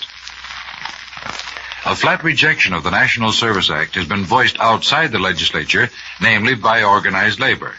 The AFL and the CIO have joined in denouncing compulsory labor service as undermining the basic concepts of American democracy. This attitude is obviously dictated by the fear that the enactment of the service bill may weaken the position of free labor in possible future wage disputes with employers. The President had anticipated such an objection on the part of the unions. In his message, he demanded that Congress, as a preliminary to compulsory labor service, should adopt stiffer taxation and measures for the stabilization of the cost of living. But the Senate yesterday adopted the greater part of the tax bill passed by the House several weeks ago, thus rejecting the tax program of the administration. And it is very doubtful whether the President will have more success with his proposals for the establishment of higher ceilings. For all these reasons, the National Service Bill seems to have little chance of reaching the floor in both houses of Congress. The recommendation of compulsory labor service by the President has brought forth lengthy comments from Germany and Japan. Berlin claims that compulsory labor service was an invention of the totalitarian states and derides what it calls Roosevelt's attempts to copy it for the salvation of democracy. Tokyo is trying to draw comfort from the president's program, observing that such a drastic legislation would not have been proposed if the war situation were really favorable to this country and Britain. But behind these statements is the ill-concealed fear of the Axis powers that our resources might be marshaled for the war more completely than heretofore. And the enemy has come to have respect for our war production as it is. Your Scal gas dealer knows what saving natural gas means in these wartime days, and so he brings you these timely hints. By saving natural gas, you save coal and oil, which are used as alternate fuels. When you're preparing a meal, be sure to cook your food no longer than necessary. Don't use 2 ovens when one will do the job, and fill that one oven to capacity. Now, here's an idea for those of you who have large ovens. Plan your baking so as not to require full heat more than once or twice a day. Conservation of gas is an all-year-round home front job that we'll be able to face with a smile if we bear in mind that the less gas we use for cooking, the more we'll have to cook Hitler's goose. Scal gas is a modern home fuel. If you're cooking with old-fashioned methods, you can look forward to a Scal gas kitchen when the war is over. It'll give you something modern and pleasant to plan for. And remember that the war bonds you buy today will play a big part in that plan, too. See your Scal gas dealer. The State Department has disclosed that the first repatriates to be brought home from Japanese internment camps in the Philippines are on each prisoner exchange are selected from these categories. 1, those under close arrest. 2, interned women and children. 3, the seriously ill. And 4, interned men with preference given to married men long separated from their families in the United States. This procedure, the department says, was followed by Swiss diplomats in charge of American interests in the Far East when the exchange ship Gripsholm made its most recent trip. It was also disclosed that the Japanese government so far has refused to discuss a third exchange of prisoners until it receives a report of treatment of interned Japanese in this country. Spanish representatives in charge of Japanese interests have been requested to supply the information for Japan. And that's the news to now. Listen again tomorrow morning as Skelly Oil Company brings you the first network news analysis of the day, presented Monday through Saturday, same time, same station. Louis Rowan speaking. Have a good day. This is the National Broadcasting Company.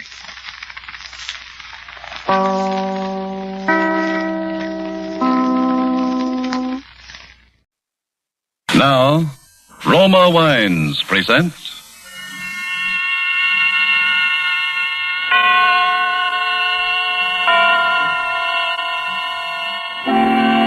Suspense.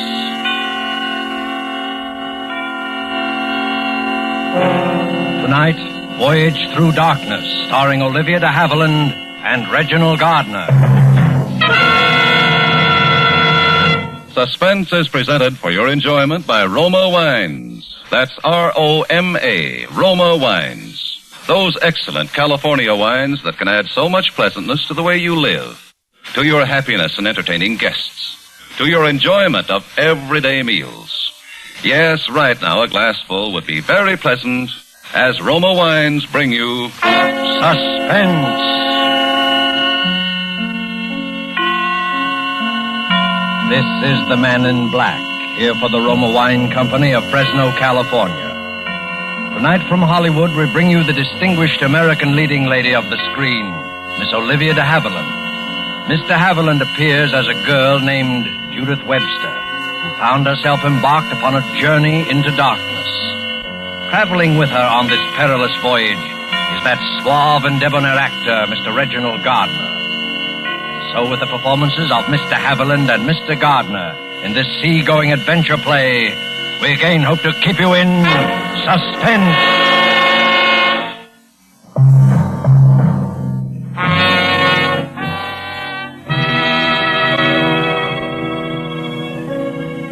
It happened in 1939, shortly before England and Germany were at war. I was in London, serving as traveling companion to Mrs. Edna Prescott, a wealthy, quite elderly American woman. She she wasn't a pleasant person, and the city's practiced blackouts were a particular source of annoyance to her. I remember thinking how ironic it was that she should die during one of them. I even thought it the cause, until the doctors assured me her death was due to a common heart ailment. I was very busy for the next few days, arranging passage to America, getting my train ticket down to Southampton, and carrying out the promise I had made so many times to Mrs. Prescott. I didn't relish any part of that. Miss Webster, oh, yes. The young woman who's escorting the casket. Oh, here's your ticket. Gate 5, please. Boat train for Southampton! This way, please! The young woman who's escorting the casket. He said it so matter-of-factly, as if such things occurred every day. I suppose they do. And yet, every minute on that train I felt uncomfortable, on edge. It seemed as if the trip to Southampton and the steamer docks would never end.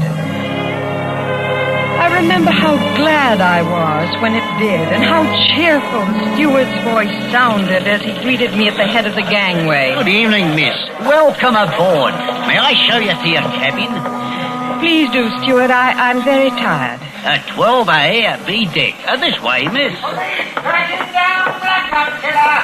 Police hot on train with blackout killer! I hope they get him all right, miss. Get who? Police have new clue on blackout killer! Boy, that blackout killer. The police have a new clue on him, he says. Oh, yes. An awful thing. Ah, here we are, miss. 12A. You have it all to yourself. Thank you, steward. Oh, I'm sorry. Here you are. Oh, that's quite all right, miss. Thanks, and good night. Call me if you need me now. Good night. In my stateroom, perfectly safe, I realized how jittery I'd been, how upset.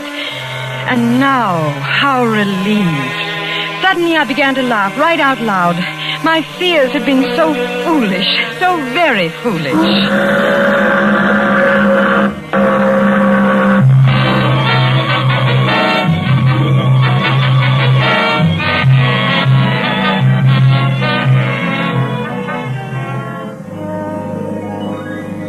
An hour later, I went out on deck. I no longer felt tired, and I wanted to watch the lights of the coastline fading away from us. I was standing near the aft rail, quietly looking out across the water, when he first spoke. Beautiful, isn't it? Oh. I'm sorry. Did I frighten you? Oh, yes. Yes, you did. I didn't realize there was anyone near that lifeboat. Well, I'm sorry. I was sure you saw me. I never would have... Well, it's all right, really. I've been nervous tonight anyway. I'm not always so jumpy. What you need is an ocean voyage. Maybe that's it. Were you watching the shore lights? Yes, and I never did answer your question. They are beautiful. Very. And the sea alone is beautiful. She has moods, you know, just like a woman. Gentle sometimes and soothing, then suddenly flying into a rage and dashing things to pieces. And then quieting right down again. That's right. I see we feel the same about her. Does she frighten you sometimes? The same way women frighten me. Oh? I mean, when I don't understand them. Well, I thought it was the general male consensus that we weren't supposed to be understood. Only loved. Isn't that the rest of it? Something like that. Anyway, it's a philosophy I disagree with. That's refreshing. Ah, the lady is amused. Oh, not at all. It's just that the lady detects a bachelor. Because I have a mind of my own? Well, that's one good clue. Well, listen to me. I'm lecturing to you as if I believe that bit of triteness ends up as if I'd known you all my life. Oh, wait a minute. There's another which makes it perfectly all right. It's that shipboard friendships last forever business. However, my name is Alan Bruce. Yours? Judith Webster. Miss or... Miss. Good. Well, we got through that. Quite nicely. You suppose we could get through a dance? There's music in the salon. Well, there's no longer any view of the shore lights. However, you did say the sea alone was beautiful. I was so wrong. There's nothing as monotonous as all that water. It is kind of flat. Yes, well, let's trade it for champagne, shall we? Be with you in a minute. Where are you going? Well, just over here. Wanted to do the skipper a little favor. What is it? Oh, the lifeboat cover.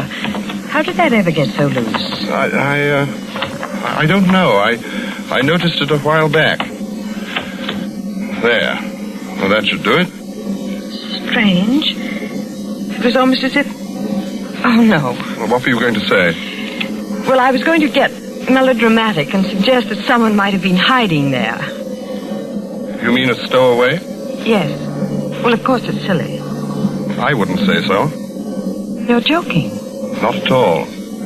It's quite possible someone could have slipped on board and hid in that boat. That's why I think we shouldn't mention this to anyone. What? It would only cause an alarm. But I don't understand. If you really think there might have been someone...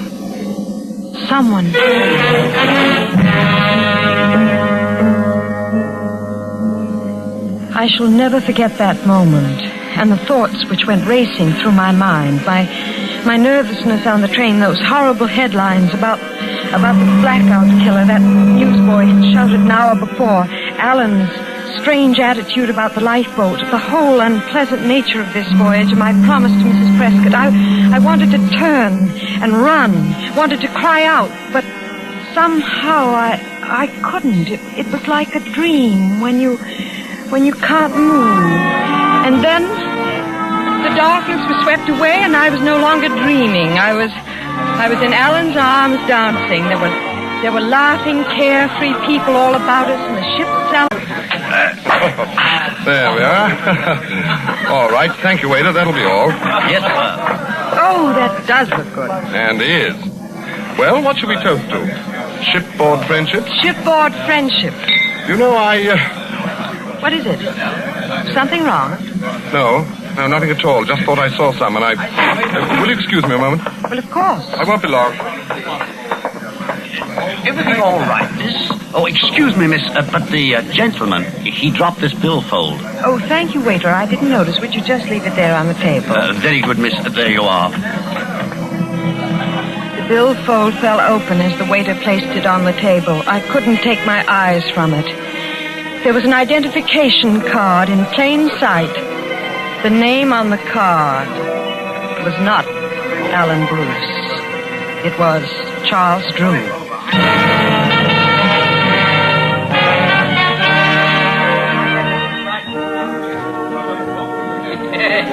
Sorry to have run off that way. I never should have. Didn't know the fellow at all. Say, you haven't touched your champagne. You'll let all the kick go out of it. I'm afraid all the kick has gone out of it. Well, we'll soon take care of it. Oh, my billfold. Where did you find it? It was on the floor. The waiter picked it up. The waiter, did he look at it? No. Well, we found an honest man, eh? Have to remember him. Hadn't you better look to see if you found an honest woman? I'll take a chance. On my honesty, yes. But what about a woman's curiosity? Oh, I see. Well, now you know. Well, I must be more careful of my things in future. But you know, I'm sure you wouldn't tell anyone anything. No? No. I knew from the very first that I could trust you. Implicitly. Stop your music. Stop your music. Stop. Say, what's happened? Well, what's up, Stuart? Why does the music stop? What's the matter here? Attention, everybody. The first officer has something to say to us. Ladies and gentlemen, I'm sorry to break in on your dancing this way, but I assure you this won't take long.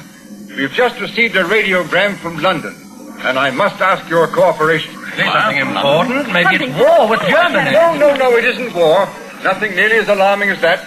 However, the London police suspect that we're carrying a stowaway, and they've asked us to make a thorough search of the ship and report back to them. Really? Must be a criminal. A criminal? Oh, no, I don't... Francis, the blackout killer. Killer? No more shit? Now, wait a moment, please, ladies and gentlemen. It won't help to get excited. The ship is being searched. He'll never get off. All we ask is that you keep your cabins locked. I was afraid this might happen. How long did you expect to keep it from them? Well, naturally, I was hoping they'd never... Judith, what's wrong? Where are you going? Hey, look at him. Oh, what the devil? Hey, what's the matter, handsome? She run out on you? Well, please let me through, will you? Okay, sure. Go to it, mister. Don't let her get away. You know, maybe she thinks that you're the blackout killer.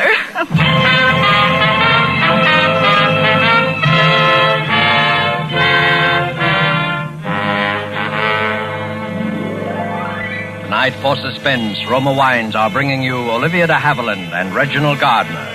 You have heard them in the first act of Voyage Through Darkness by Joel Malone.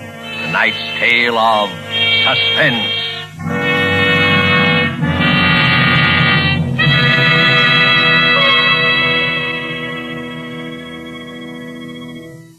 It is a fact that connoisseurs of many foreign lands have discovered the excellence of Roma wines, the greatness of California's wine country from which Roma comes. But millions of Americans also know these things and have made Roma by far the most popular, the largest selling of all America's wines. Here at home, Roma wines are truly inexpensive.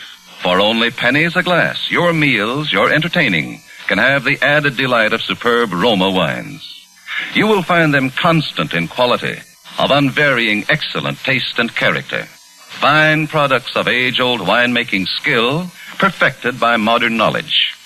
To start enjoying this really fine wine yourself, simply place on the table with dinner tomorrow a well-chilled bottle of hearty, ruby red Roma California Burgundy. Don't worry about what the meal is or what glasses you have handy. You'll be delightfully surprised at how much extra enjoyment you get from your meal. How Roma wine makes even the simplest meal a feast. Enjoy Roma wines anytime with meals when entertaining. It's the easy, inexpensive way to make a big hit with guests and with the family.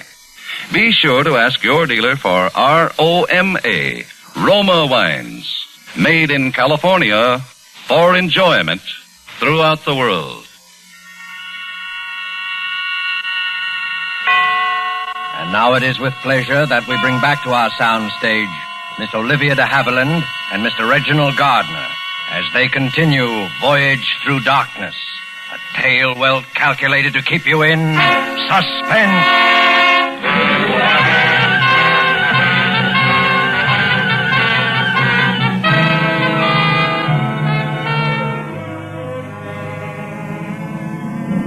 I'll never know why I left the dining salon without telling them. Certainly there could no longer be any doubt. It was all too clear. That loose canvas covering on the lifeboat, the way he'd been standing there, even the name he had given me, Alan Bruce. I saw it later on the regular passenger list. He must have killed Bruce and thrown him overboard, taking not only his name, but his stateroom and clothes. It was all so fantastic. Worse than anything else. I had almost fallen in love with him. He knew that, I'm certain. It was why he was so confident that I wouldn't tell anyone. And I didn't. Not even when I spoke to the first officer about my promise to Mrs. Prescott. I wanted to tell him, but somehow Miss Webster, I'll arrange it for early tomorrow morning. Most of the passengers will be asleep. Thank you.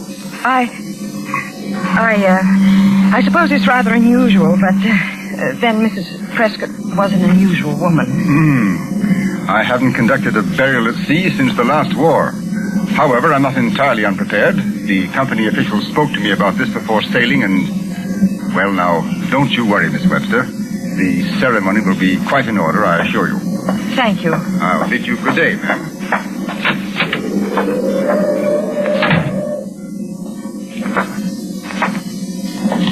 I wish you hadn't done that. Oh, I'm sorry. I seem to have a habit of startling you. What do you want? How long have you been standing there? Long enough to overhear that conversation. You had no right. What are you doing in my cabin? Please, I know what you're going to say. I had no right to be here or to listen. However, it's fortunate that I did. What do you mean? I didn't know that it was Mrs. Prescott's desire to be buried at sea. No one knew it. But it was her last wish. I promised her would be carried out. And tomorrow morning you're keeping that promise? Yes. And now, if you'll excuse me, I don't feel very well. I'd like to... Wait, please, Judith. You've been avoiding me, haven't you? Yes, I have. I hope it's only because you've been upset. About Mrs. Prescott, I mean. That's one reason. Oh, I'm sorry. I almost thought we were beginning to become very good friends. You know, you're the only person on board whom I can trust. You're very sure about that, aren't you? Of course. You know who I am and what I'm doing on this ship, and yet you've told no one. I've wanted to. I know. Women were never meant to keep secrets. However, I'm going to ask you to keep one more. I'd rather not. Sorry. I must include you this time. You see, it requires a change in your plans so they'll fit in with mine. I'm afraid I don't understand. It's very simple. Judith, this may upset you, but I must ask that you tell them that you've changed your mind, that you don't want Mrs. Prescott buried at sea. What? You remember what they said? Even if they couldn't find the stowaway, he'd never get off the ship. Well, he could get off very easily if you'd allow him to take Mrs. Prescott's place in that casket. What, in that casket? Yes. Clever, eh? Clever? Well, not every man would think of it. Simple as it may seem, everyone's searching the ship, questioning each passenger, and all the while the man they were seeking would be safe inside the casket. He would only have to wait, patiently, and then be hoisted from the ship's hold, lowered onto the pier, and whisked safely away in a funeral car. And when he was discovered by the funeral attendants? Oh, I'm sure they'd be so shocked at the dead coming to life, he'd have little trouble in... Stop it! Stop it, do you hear? If you haven't any respect for the dead, I'm afraid I have. Oh, Mrs. Prescott, you mean? I should have told you that part of it. Her last wish has already been carried out. You see, her body was removed from the casket the night we sailed. Mrs. Prescott is already buried at sea. You've thought of everything, haven't you? Yes. In my position, one must.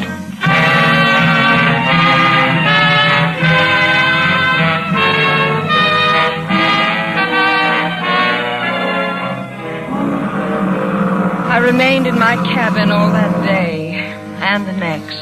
I was afraid to see him again. I can't explain the strange fascination he held over me. I remember how surprised the first officer looked when I told him I had changed my mind about the burial. It was as if he sensed the truth, as if he knew Mrs. Prescott's body wasn't in the casket, that it was empty. But of course it was only my imagination and my sense of guilt for this terrible wrong I was doing.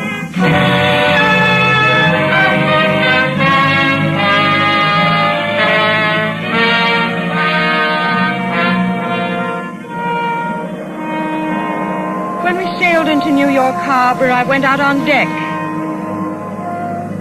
He was standing there near the port rail. I went up to him. He turned and smiled as if he'd been expecting me. Oh, there you are. I've missed you. Haven't been under the weather? No, I've been perfectly well. You had me worried, not showing up at dinner. You know, I've come to depend on you. Yes, I know. I've decided not to let you get away from me. After this is all over, we must, You haven't much time. Oh, that's right. This may not be easy. Wish me luck? Haven't I done more than that already? Yes, of course. Only, like this, Judith.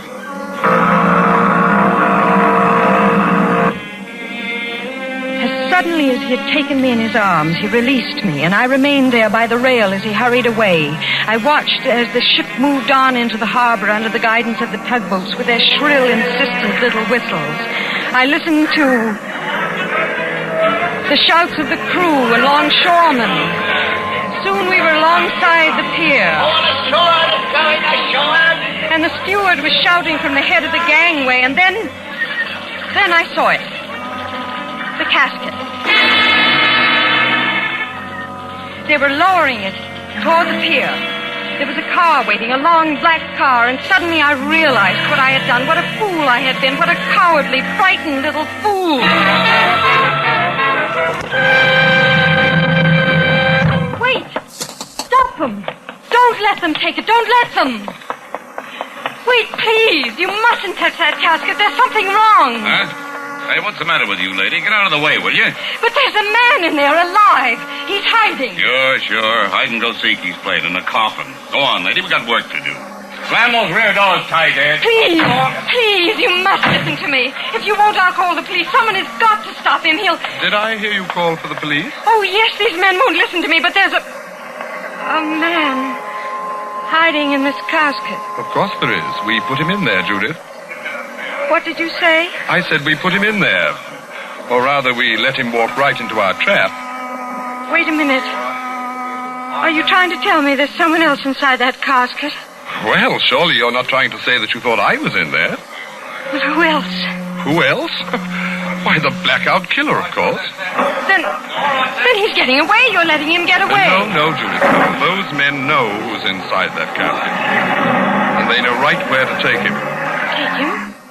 You know, Judith, for someone who helped plan this entire thing, you're acting very strangely. I'm acting strangely. It's almost as if you didn't know who I am at all. I don't. What? I said I don't know you. I still don't. But the night I dropped my billfold, I thought surely you... All I learned that night was your real name, Charles Drew. You mean you didn't look at the rest of my papers? Certainly not. But that's amazing. Say, you are different. Yes, and I suppose you're the everyday run-of-the-mill type. Look, what is this? Oh, it's all very simple, Judith. I thought you'd learned of my affiliation with Scotland Yard when you had my billfold. You mean you're a detective? I've even been called a bloodhound. Then all this time, you've been trailing the killer. That's right. We had a tip-off he might be on this ship, and when I discovered the loose lifeboat covering, I was certain of it. Then Alan Bruce, he wasn't murdered at all. He never existed.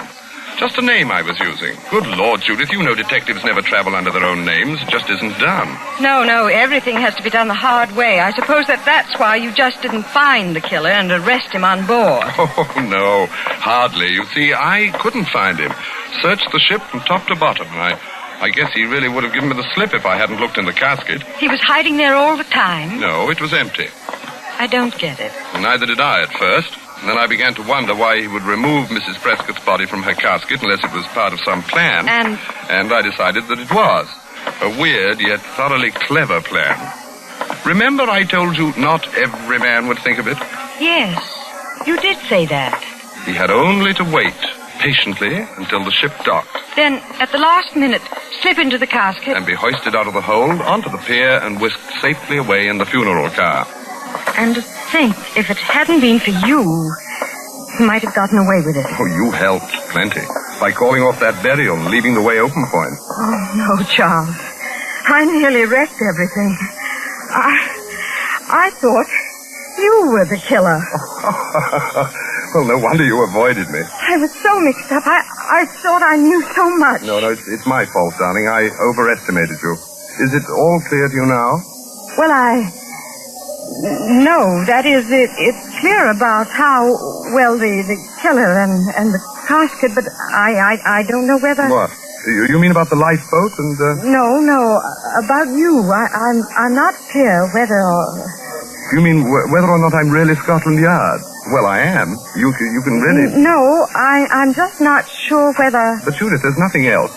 Oh, except, of course, that I love you and... What was that again? I said I love you. How can I be sure? Judith, darling. Oh, Charles. That makes it very clear.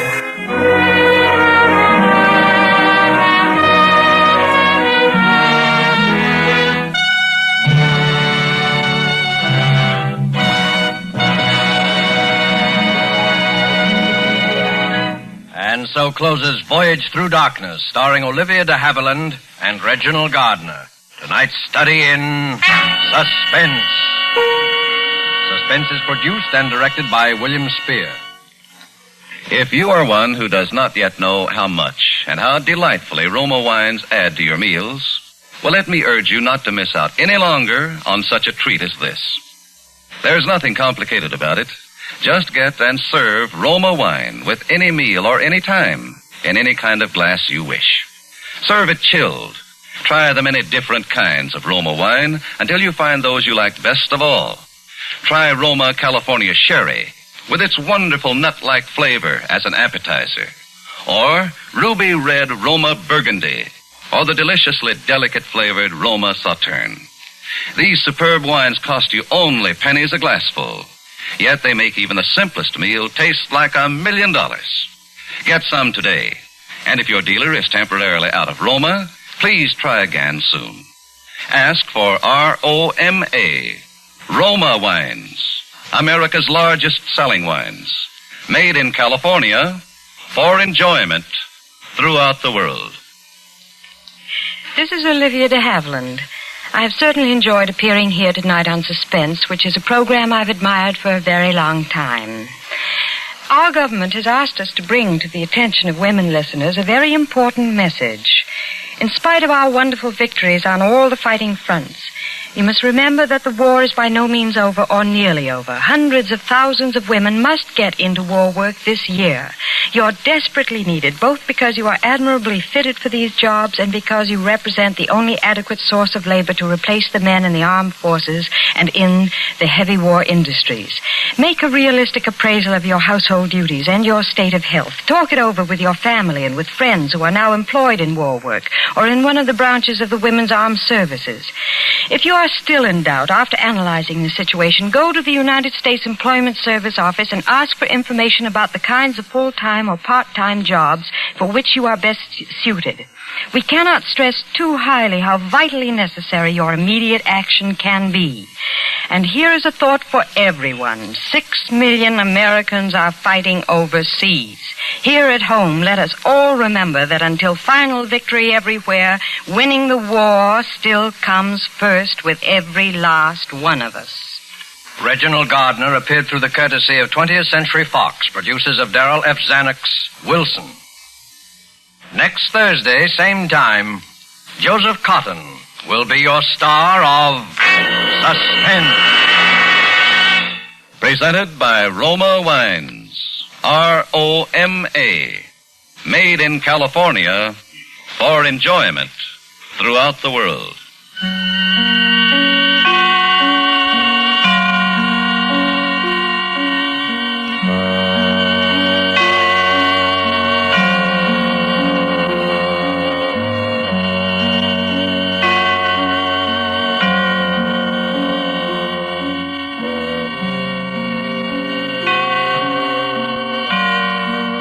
This is CBS, the Columbia Broadcasting System. Here's your pass to the Globe Theater.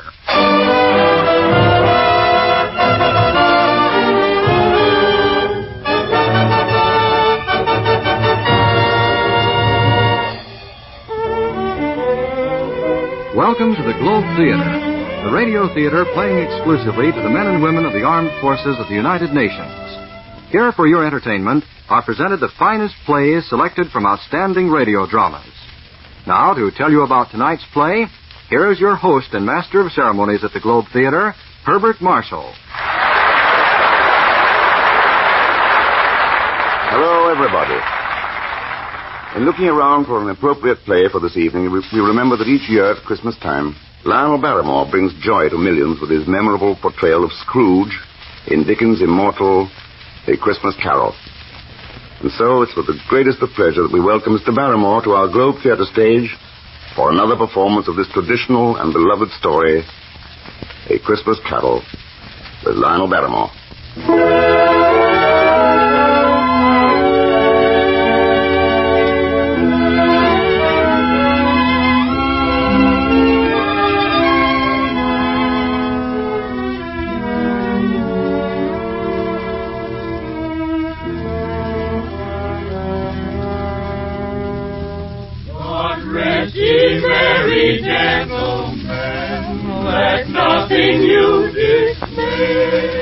Once upon a Christmas Eve, on a mean and shabby street in London, stood the warehouse of Scrooge and Marley.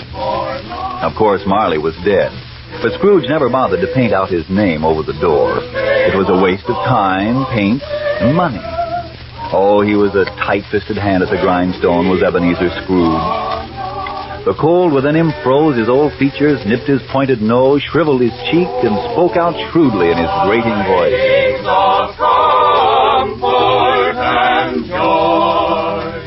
Get away from that door, do you hear me? Stop that that infernal caterwauling, or they'll stick to your backs. Blasted little sweeps.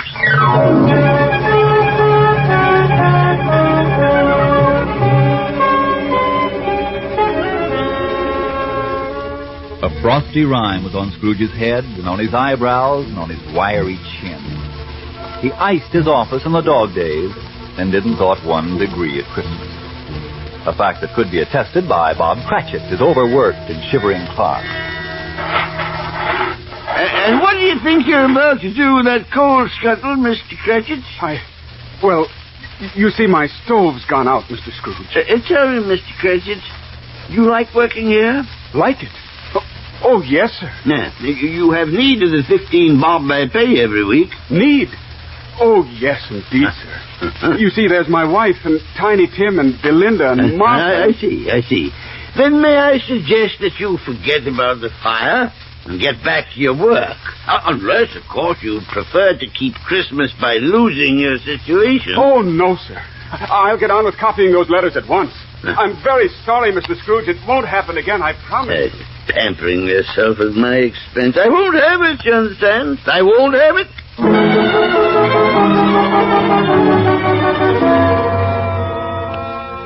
Yes, and what did Scrooge think of Christmas? Well, on this particular Christmas Eve, his only nephew, Fred, stopped by the warehouse to see him. A Merry Christmas, Uncle. God save you. Humbug. Christmas, a humbug? Oh, come now, you don't mean that. I do. Merry Christmas. What right have you to be merry? You're poor enough. Very well, then. What right have you to be dismal? You're rich enough. Humbug. Oh, don't be cross, Uncle. What else can I be when I live in such a world of fools as this? Merry Christmas. Out upon Merry Christmas. What's Christmas time to you but a time for paying bills without money? A time for finding yourself a year older and not an hour richer. A time for balancing your books and having every item in them through a brown dozen a month presented dead against you. Uncle. Yeah. If I had my way, every idiot who goes about with Merry Christmas on his lips would be boiled with his own pudding and buried with a stake of holly through his heart. Uncle. Nephew, you keep Christmas in your own way, let me keep it mine. But you don't keep it. Well, let me leave it alone, then. Much good may it do you. Much good it ever has done you. I've always thought of Christmas time as the only time in the long calendar of the year when people open their shut-up hearts and think of their fellow men. Humbug. And therefore, although it has never put a scrap of gold or silver in my pocket, I believe that it has done me good and will do me good. And I say God bless it. You're a very powerful speaker, sir. I wonder you don't go into Parliament. Oh, don't be angry, Uncle. Come and dine with us tomorrow. Good afternoon, nephew. But why won't you? Good afternoon. Well, I'm sorry to find you so resolute. But a Merry Christmas, Uncle. Good afternoon. And a Happy New Year. Good afternoon!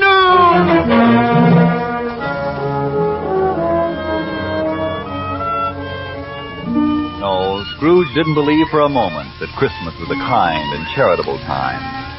He proved it when 2 gentlemen stopped at his warehouse to collect his Christmas donation to the poor. At this festive season of the year, Mr. Scrooge, it is more than usually desirable that we should make some slight provision for the poor and the destitute. Indeed. Tell me, are there no prisons? Oh, plenty of prisons. And the workhouses? Are they still in operation? They are. Oh, very well. What do you want of me? Well, a few of us are endeavoring to raise a fund to buy the poor some meat and drink and means of warmth. No. Now, what shall we put you down for? Nothing. Oh, you wish to be anonymous. I wish to be left alone. Mr. Scrooge. I don't make myself merry at Christmas time. I can't afford to make idle people merry. I help support the prisons and the workhouses. They cost enough, heaven knows. And those who are badly off can go there. But many can't go there, and many would rather die than go there. They'd rather die, they'd better go and do it. Decrease the surplus population. Besides, I find it quite enough for a man to mind his own business and not interfere with other people's. Mine occupies me constantly. Good afternoon, gentlemen. Good afternoon.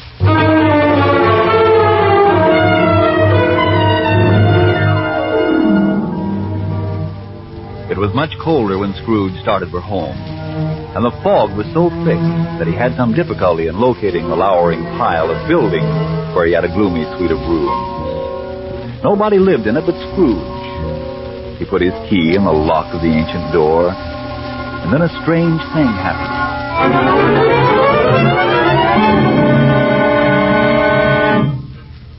A door knocker. I could swear it was Marley's face. Ah, humbug.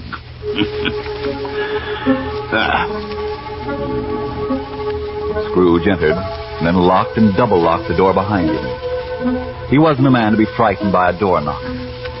He lit his candle and started up the stairs, his footsteps echoing through the quiet house.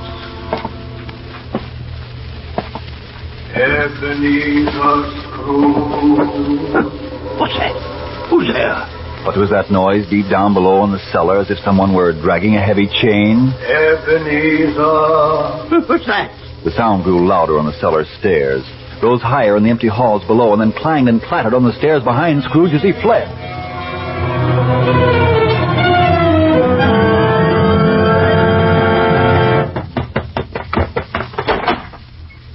Scrooge closed the door of his room and locked it. Humbug still. I won't believe it.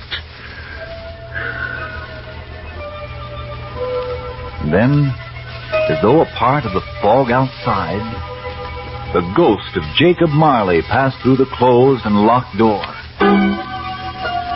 Jacob Marley. Around his waist was the chain Scrooge had heard on the stairs. Cash boxes, keys, padlocks, ledgers, deeds, and heavy purses. But still, Ebenezer Scrooge did not believe. Oh, no. What do you want? Much, oh much, Ebenezer. Who are you? In life, I was your partner, Jacob Marley. You don't believe in me. I do not. Why do you doubt your senses? Oh, because the little thing affects him. A very slight disorder of the stomach makes him cheat. You may be an undigested bit of beef, a blot of mustard, a crumb of cheese, a fragment of an underdone potato. There's more gravy than grave about you. Oh, please don't do that, I beg of you. Oh, man of worldly mind, do you believe or not? I do. If it'll make you any happier. But why do spirits walk the earth? And why do you come to me? It is required of every man that the spirit within him should walk abroad among his fellow men. And if that spirit goes not forth in life, it is condemned to do so after death. So why do you wear that chain? It is the one I forged in life. I made it link by link and yard by yard. The one you have made was full as heavy and as long as this 7 Christmas Eves ago. Yours is a ponderous chain, Ebenezer Scrooge. Don't say that, Jacob. Don't say that. You were always my friend. Speak comfort to me. I have none to give. But why should you be so accursed? You were always a good man of business, Jacob. Business? Mankind was my business. The common welfare was my business. Charity, mercy, forbearance, and benevolence were all my business. Yes, but Jacob... Hear me, my time is nearly gone. I will, but don't be hard on me. And don't be flowery, Jacob, please. I am here tonight to warn you that you have yet a chance and hope of escaping my fate. Well, you were always a good friend to me, Jacob. Thank you. You will be haunted by 3 spirits. 3, Jacob? Expect the first tonight when the bell tolls 1. But, Jacob... Expect the second on the next night at the same hour. If it's all the same to you, Jacob... And the third will appear on the next night when the last stroke of 12 has ceased to vibrate. Jacob... Look to see me no more, Ebenezer. Jacob, wait. For your own sake, you remember what has passed between us. Jacob, wait now. Jacob!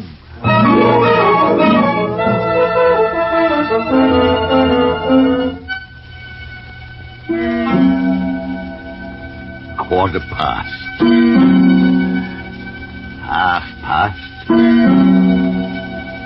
1:45. Yeah, the hour itself. Ebenezer Scrooge. Who and what are you? I am the ghost of Christmas past. Rise and walk with me. Oh, walk? In slippers? My dressing gown and my nightcap?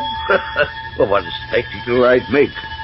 However, if you'll give me time to dress... Come, there is no time to lose. Very well. But I warn you, I'll catch my death. Wait, not that way. We will leave by the window. The window? Are you mad? I'm a mortal and liable to fall. Bear but a touch of my hand thus on your heart, and you shall be upheld in more than this. Come, Ebenezer Scrooge, come.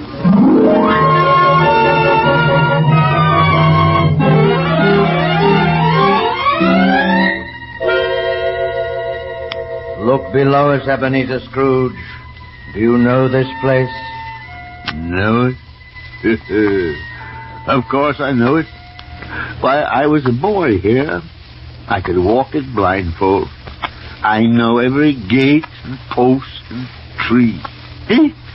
There's my old school with the cupola and the bell hanging in it. An ugly, lifeless place. It was Christmas Day. All the boys had gone home for the holiday. Oh? Who is that lonely child left behind and chided for his tears by the schoolmaster? I was that child spirit.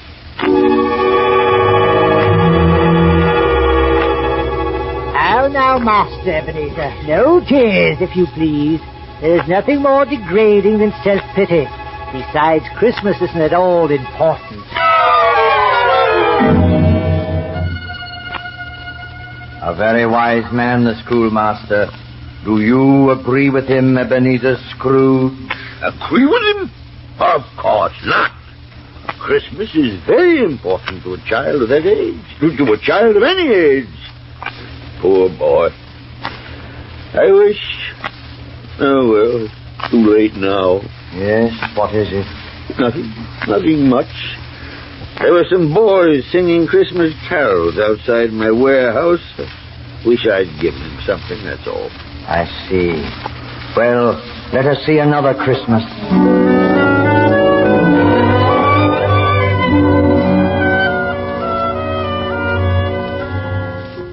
You know this warehouse, Ebenezer Scrooge? Know it? Of course I know it. I was apprenticed here. Tell me, were you happy here? Oh, yes, I was very happy, Spirit. My master was a kind man, and... Why, bless his heart! There he is! It's old Fezziwig! Fezziwig, alive again! Yo-ho, me boys! No more work tonight, no more work. Christmas Eve Day. Yeah. Christmas, Ebenezer. We're having a party tonight. A party, sir? Yeah. Who's invited, Mr. Fezziwig? The butcher, the baker, the milkman, and the cook. Yeah. Here's the fiddler already. Yeah. Ho, ho, ho! Clear away, lads, clear away. Oh, yes, sir. Yes, Mr. Fezziwig. Come, Master Fiddler, unlimber your fingers. Give us something for dancing with plenty of life in it. Christmas Eve, you know, Christmas Eve. The best time of the year. God bless it.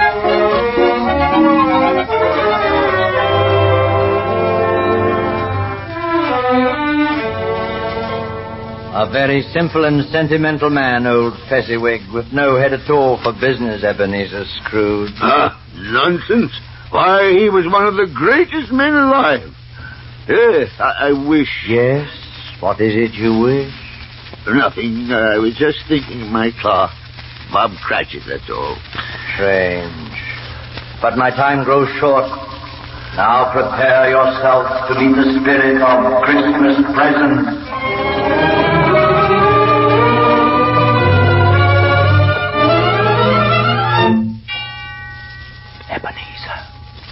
Ebenezer Scrooge.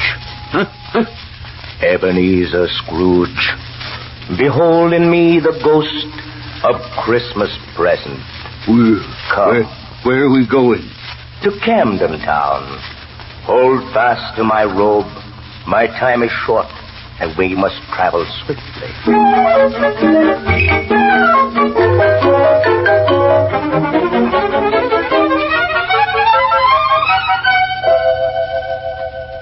Camden Town? Why, that's where my clerk, Bob Cratchit, lives. Yes, it is he we visit. See, there below is the street and house we seek. Not a pretty setting, is it? Well, no.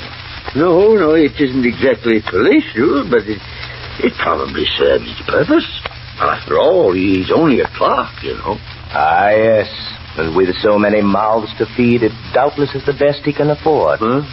Come, we will go in.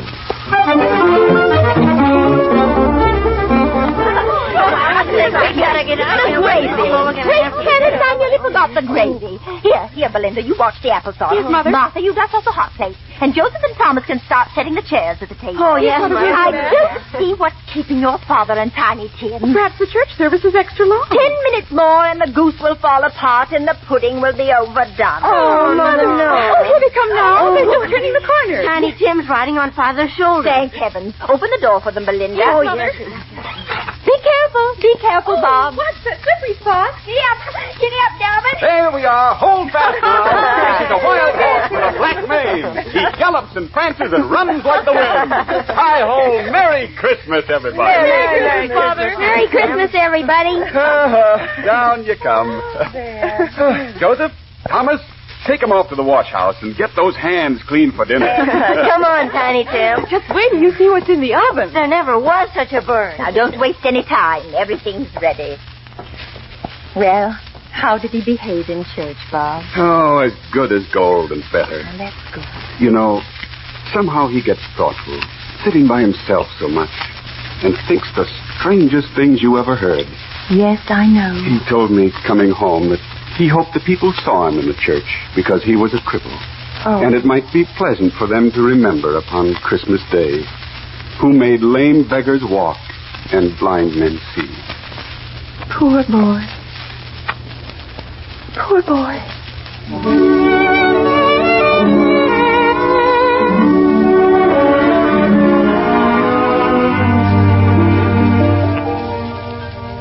Why are there tears in your eyes, Ebenezer Scrooge? Well, Cratchit never told me the boy was lame. He has worn that iron brace, carried that little crutch ever since he can remember. Quiet. They gather at the table. Wait, A toast to the founder of the feast. I give you Mr. Scrooge. The founder of the feast, indeed. I wish I had him here. I'd give him a piece of my mind to feast upon. My dear, Christmas Day. And I'll drink his health for your sake and the day's, not for his. And a Merry Christmas to us all, my dears. God bless us. God bless us. And what do you say, Tiny Tim? God bless us, everyone.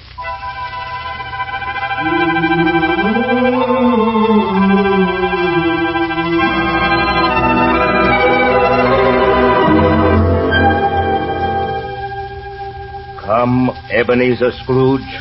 My time is up. You must go to meet the third and last spirit. Wait. Tell me this before you leave me. Yes? Tell me, will Tiny Tim live? I see a vacant seat and a crutch without the owner. No, don't say that. If these shadows remain unaltered by the future, the child must die. No. Will it not be better if he does? As you once said, it will decrease the surplus population. Spirit. Farewell, Ebenezer Scrooge. The ghost of Christmas yet to come awaits you.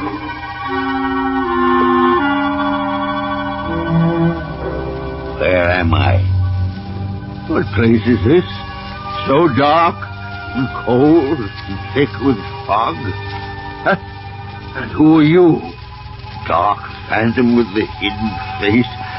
I fear you more than any of the others. Are you the ghost of Christmas yet to come? Why, this is a burial ground. Neglected and overgrown with grass and weeds. The resting place of those forgotten and unloved. Why do you point to that stone? What name's written there that I must read? Well, the letters are too dim and the fog's too heavy. Tell me, Spirit, who rests in this lonely, untended earth? You are that man, Ebenezer Scrooge. No, Spirit, no. You are that man. Spirit, hear me. I'm not the man I was. I will not be the man I must have been but for this night. I'll honor Christmas in my heart and try to keep it all the year. Hear me, Spirit, and tell me I may sponge away the writing on that terrible stone.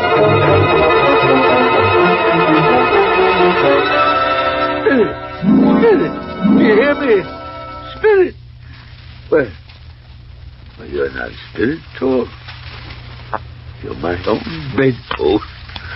This isn't a graveyard. It's my own room. Yes, sir. There's the door that old Jacob Marley entered.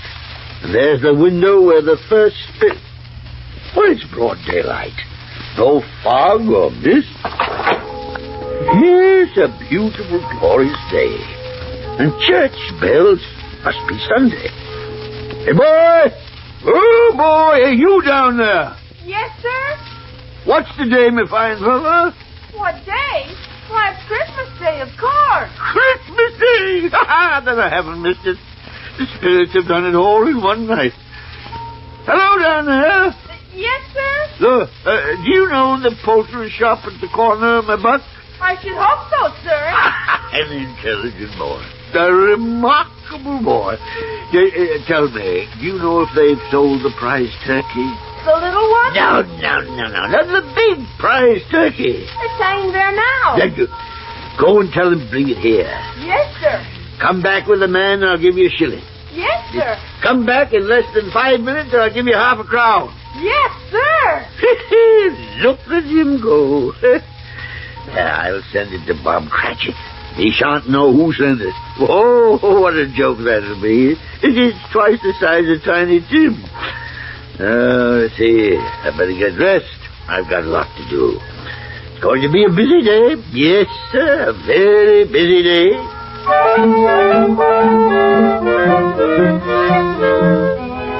Yes, and it was a very busy day. Scrooge dressed himself all in his best, and when he got out on the streets, people were pouring out of the churches. He regarded them with such a delighted smile that some of them said, Merry Christmas! Merry Christmas!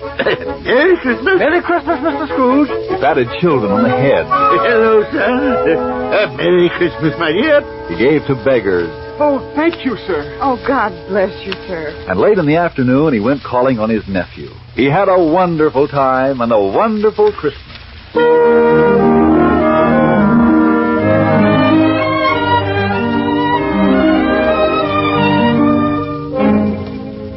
The morning after Christmas, he was early at the office. Scrooge wanted to be there first, and he wanted to catch Bob Cratchit coming in late. Well, Mr. Cratchit, so you finally got here, did you? Look at that clock. What do you mean by coming here this time of day?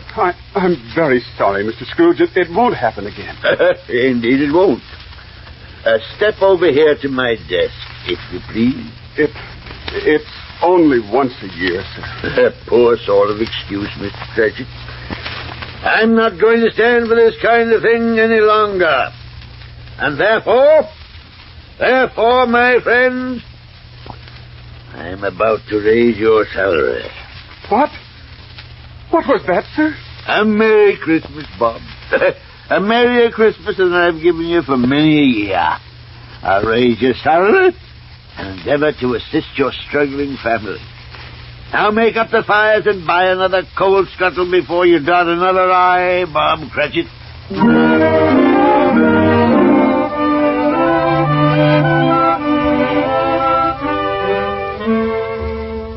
And Scrooge was even better than his word. He did it all and infinitely more. And to Tiny Tim, who did not die, he was a second father. He became as good a friend, as good a master, as good a man as the good old city knew, or any other good old city, town, or borough in the good old world. Yes, and it was always said of him that he knew how to keep Christmas well if any man alive possessed the knowledge. May that be truly said of us and all of us.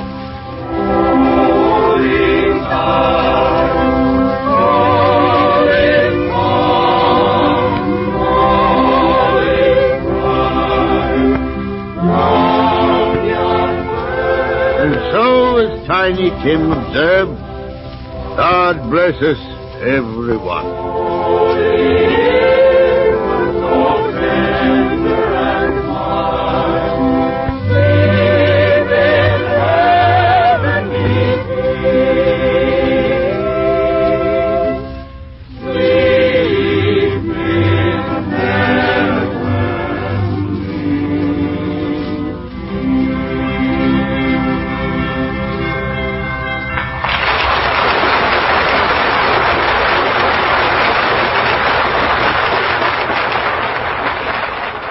Our warmest thanks to you, Lionel Barrymore, and to all the members of the cast for another splendid performance. Tonight's production of A Christmas Carol was selected from the radio series Mayor of the Town. The musical score was composed and directed by Bernard Katz. The Christmas carols were sung by the Paul Taylor Chorus, and the narration was by Frank Martin. Now, this is your host of the Globe, Herbert Marshall, wishing each and every one of you a very Merry Christmas.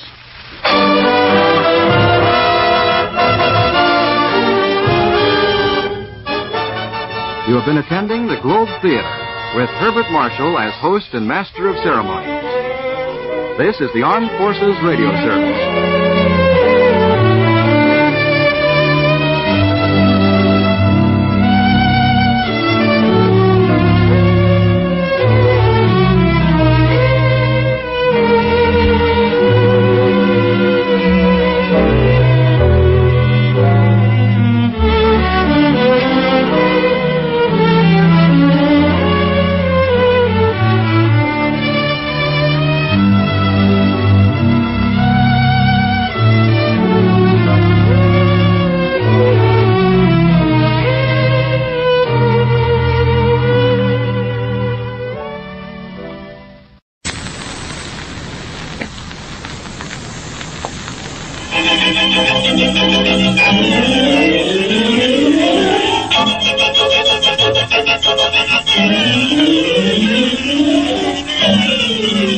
We bring you The Witch's Tale, written and produced by Alonzo Dean Cole.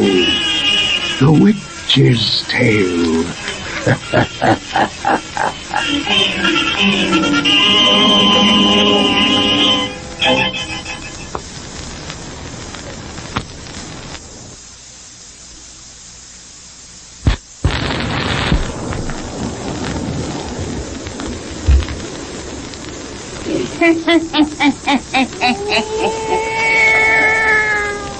Hunna and 11-year-old I be today. Yes, sir, Hunna and 11-year-old. Well, Satan, this be a nice dark night to tell folks one of our pretty little yarns.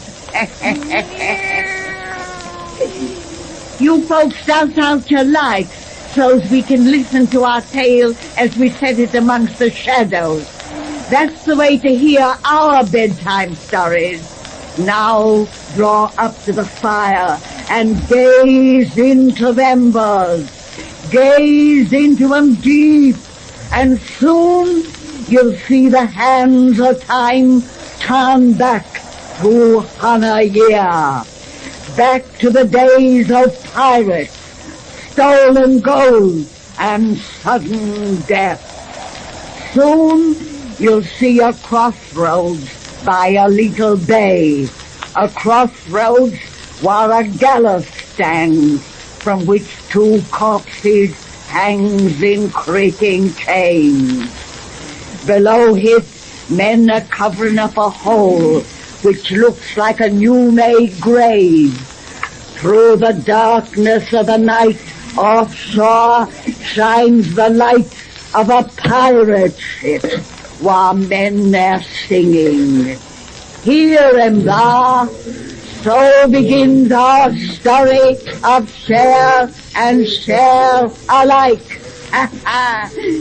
Share and share alike.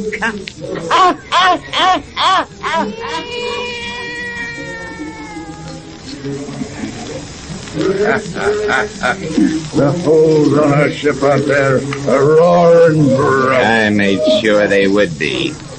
For the cask of rum I gave them leave to open ere we left, they're not apt to be curious about their captain's whereabouts. You're the slick one, Dandy. Soon we must return to them.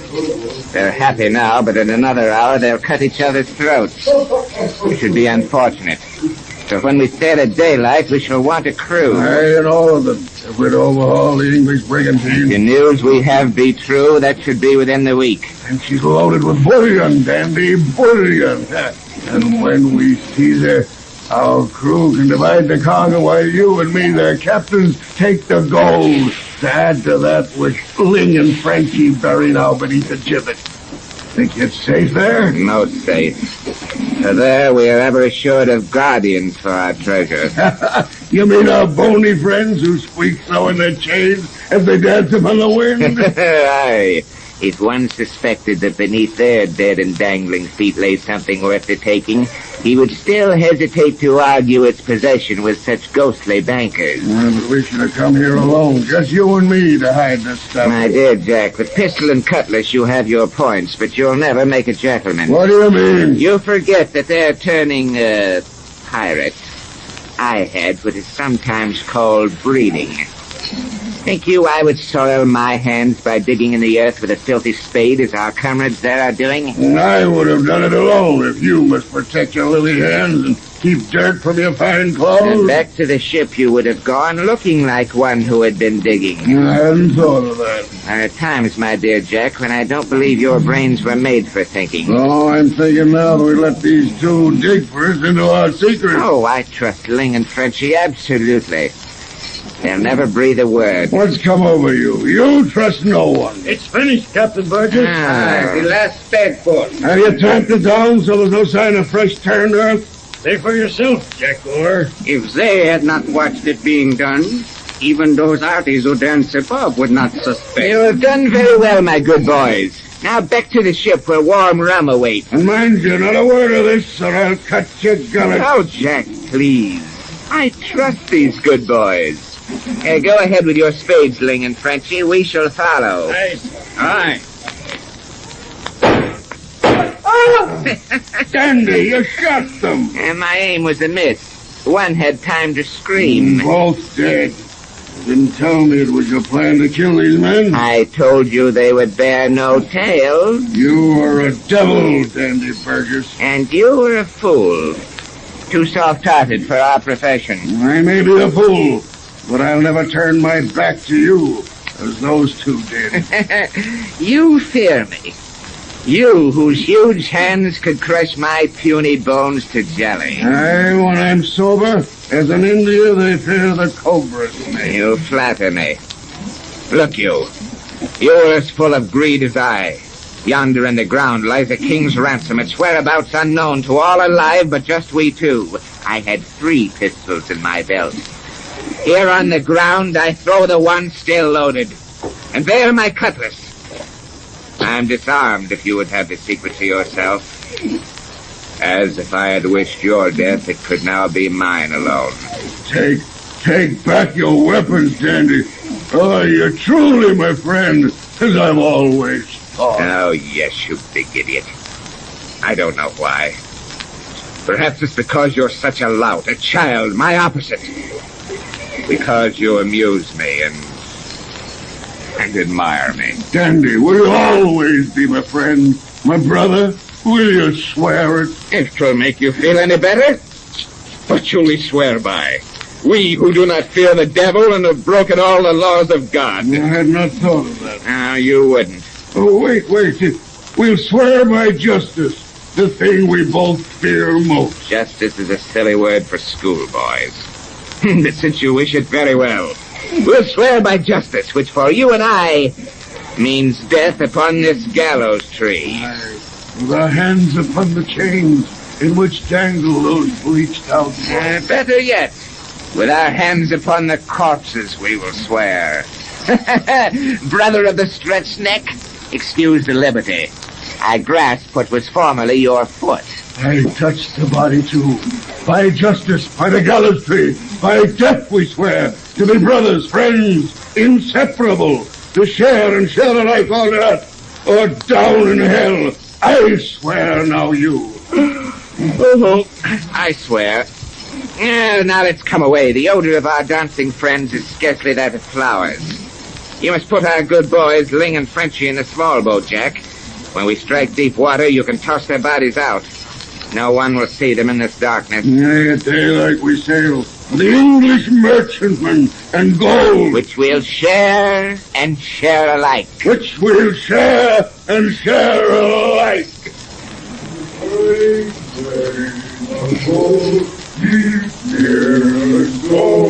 Let the world wherever it will.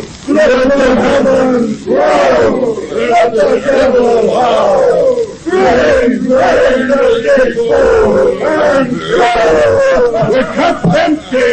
Fill it up. Careful, Jack. You're getting drunk. Sure, I'm drunk. What happened? Nothing except that rum is apt to cloud your usually excellent judgment. Another drink, everybody. Another song. Give them the Amsterdam maid. Jack Gore. Captain Gore, you blasted swine. I dare you call me Simple Jack.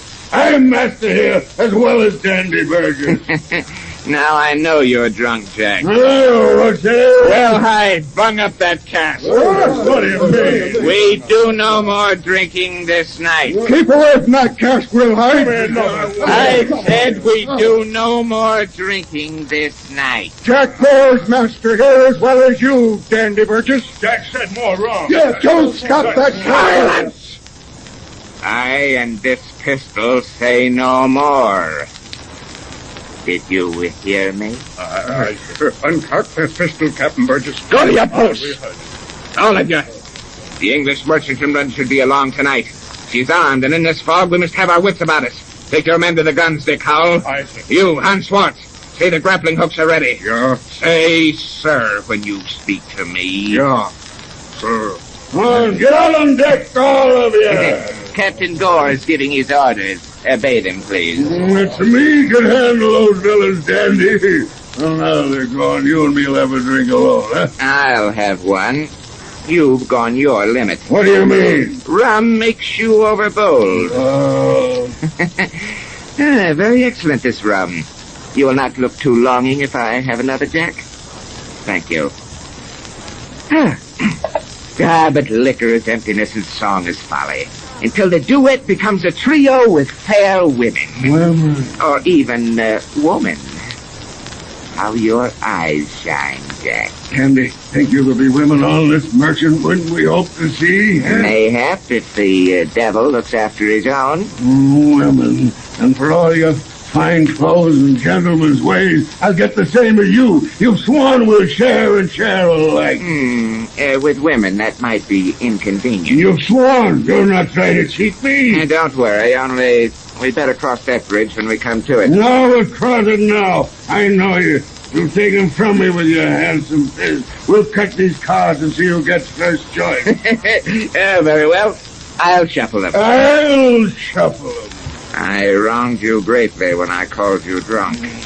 One cut, high card. The one who gets first choice to the women on that break. Very well. Cut. I've drawn a 10. I've drawn a knave. I win. You shuffle. The choice is mine, the women on that break. If any, and we sight it. Captain Burgess, the English merchantman. Good. The fog's just lifted. She's lying hard aport. Then she sighted us. It's all right, you fool. Our master's flying the flag of Holland. Tell Dick Howell not to break out the guns. If she remains unsuspicious, we can drift close enough to grapple with the hook. I sir. Then we'll bother with the cutlass hand to hand. That's what I love. To fight, to kill. And when we have prisoners to torment, the sport begins for me. Come on deck. Hey, the here. Cut cord. She's breaking out a gun. She suspects us, huh? She's open up fire. Give her back a broadside. Take down that flag of Holland and hoist the Jolly Roger. Cutlass. Kill. Stay prisoners for me. The on the yardarm of the unbrig, I'll keep them the dance upon the wind. They prisoners for me to torture. The torture.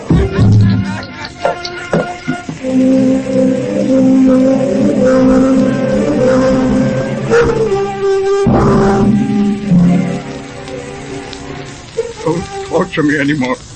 I've told you no women are aboard the ship. I'm afraid you have forgotten, Captain. To improve your memory, once more we'll try this red-hot poker on your naked foot. Not again! For God's sake, no! It's too bad. He's fainted again. Stop it, Dandy. He couldn't tell his lies on a pain like that. Sit down and drink your rum. When we captured this brig, you had your fun of killing. Now I have my sport by making the survivors pray for them. Yeah, but can't you kill this man now and have it over with? We've got the gold. He showed us where it was when you strung his mates up in the yard. But the minuet they danced. Yes, he's given us the gold, but he's yet to show us where the women hide. I don't believe there are any women. Ah, yes, there are. I found a woman's glove upon the deck. A woman's glove? The woman must be on this ship. How astute you are. And I thought that liquor clogged your brain. Our friend is coming to again. Women, they're all women. Well, Captain, the poker has had time to heat once more. Is your memory better now? Don't use it again. Don't. I'll tell you what you want to know. There are two women hid back of my cabin.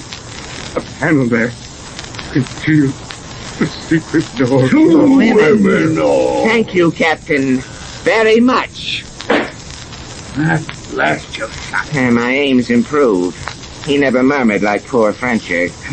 Two women find the man in his cabin, and I have my choice. I come, but leave your bottle here, friend Jack. The ladies might not like a drinking man.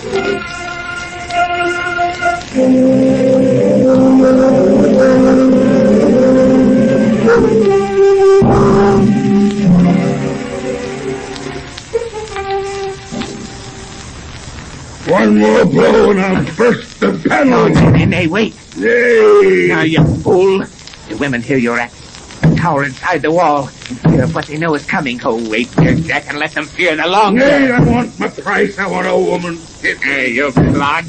If you know the light in that deadly terror. I have the light of a woman in my arms. And die of her tears. And back. One screams.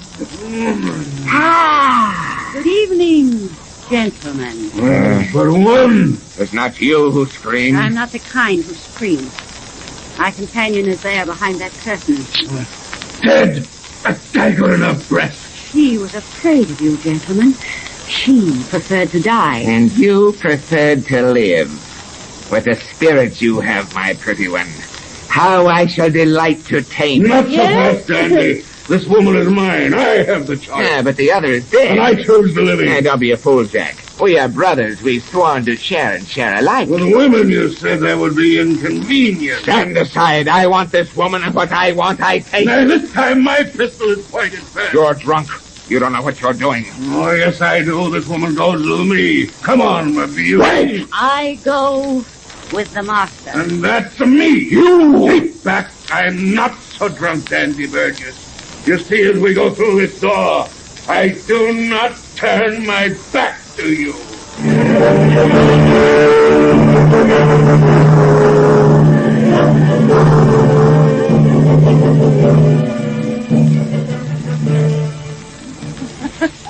Really, little man, you're too amusing. Be careful. You think to frighten me?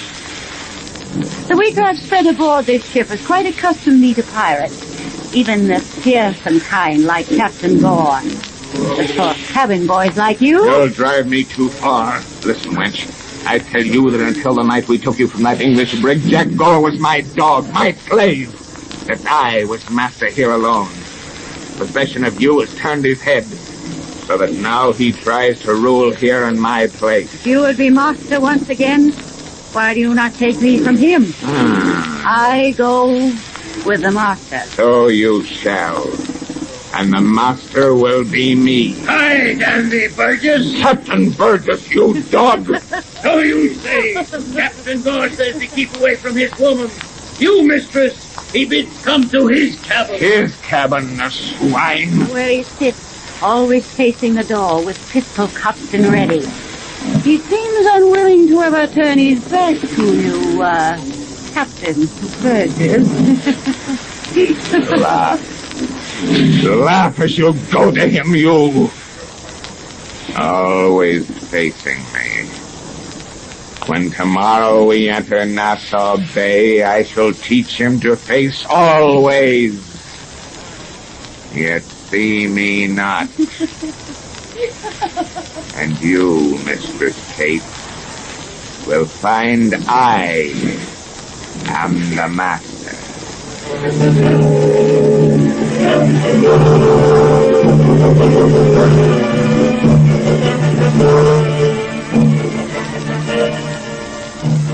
So you, Captain Burgess, will deliver to me with evidence of their piracy from the high seas your former comrade? Yes, Governor Rogers.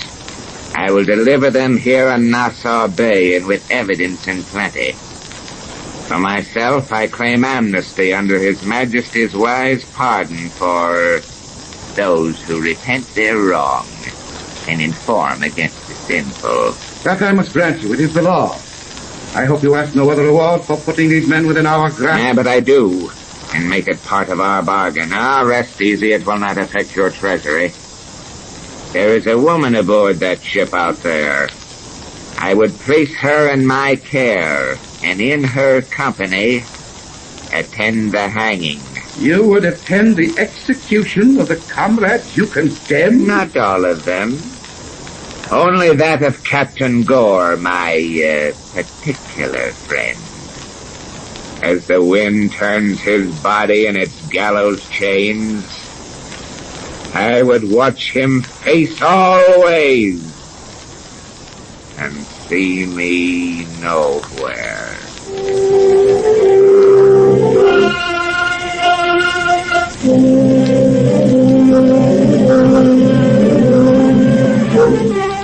And the court doth accordingly pass sentence that you, the said Jack Gore, be carried to prison, from whence you came, and from thence to the place of execution, where you are to be hanged by the neck, till you shall be dead.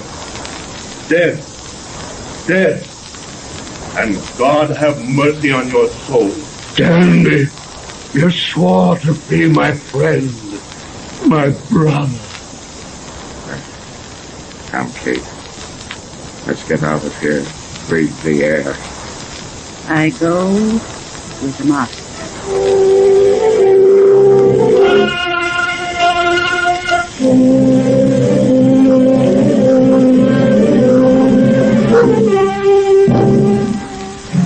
We're nearly at the crossroads where you say your buried treasure lies. I see the gibbet there. Aye. How stark and alone it stands by night. Our friend Jack, who was hanged upon it yesterday, will be grateful for our company.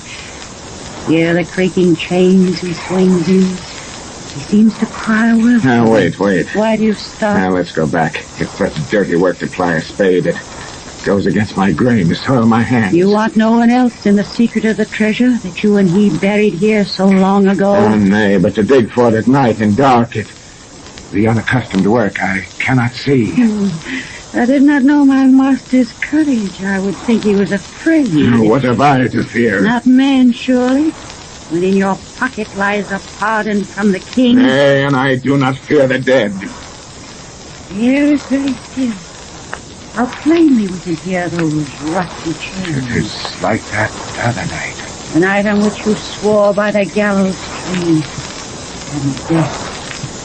And justice. To be brothers.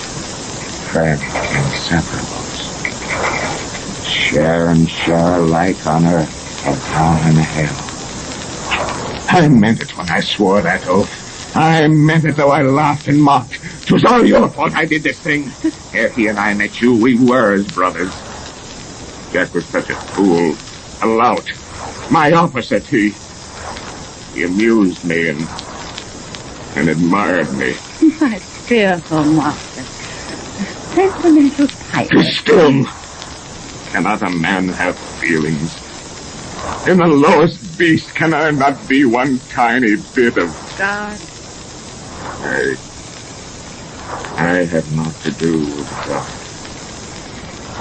Who are you who have sapped my strength and made me weak? My name is Kate. As I told you long ago. If that's all you've told me, whence came you, woman? From the cabin of an English brig, some wicked pirate took us prize. You insolent wench! Turn not your back on me and walk away. Did I turn my back? I forgot who I was with. You! How loud those chains grow now as the weight they bear swims in the wind. We are underneath his corpse. I did not realize we walked so fast. It seems to sense your presence. See its body begin to turn. So fearful to leave its back. No, don't say such things. Jack Gore, stop moving like that. Done your bidding. He is your slave again. Your dog. Kate, those eyeless sockets plucked by crows. I see a light. There can be no light in dead men's eyes. No, I know, but... Kate, there's a movement of that drooping jaw, as though it prepared itself for speech. There can be no speech from dead men's lips. I know that too, but... Kate! Whence comes that singing? Things I do hear sing. The favorite song of the comrade ye betrayed. Nay, that cannot be. Kate! The chains that hold this corpse are stretching. Jack's dead feet are on the ground. He's coming for me with dead arms outstretched. Jack Gore, for God's sake, keep away! Ah! Don't touch me with your cold, dead hands. Kate, help! He binds his chains about my neck. Don't let him lift me to that gallows. Don't let him lift me to that gallows. Ah! Share and share alike.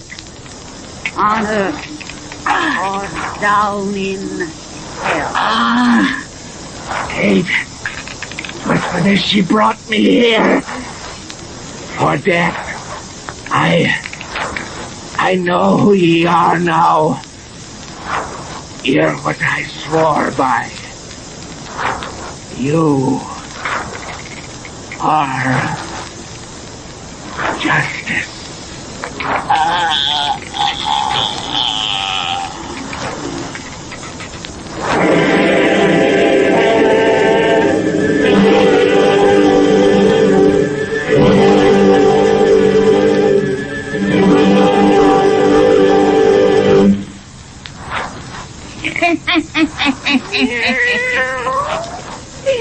You know, them old Greek people had a notion that ideals sometimes walk the earth in human form.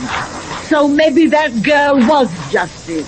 And now, Satan, if these folks would just sit still, we'll be back in a minute and tell them about the pretty yarn we're saving for them next week.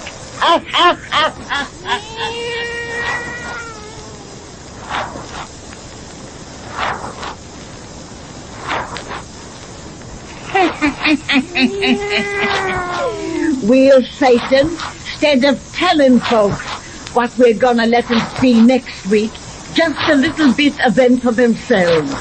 Gaze into the embers of our fire.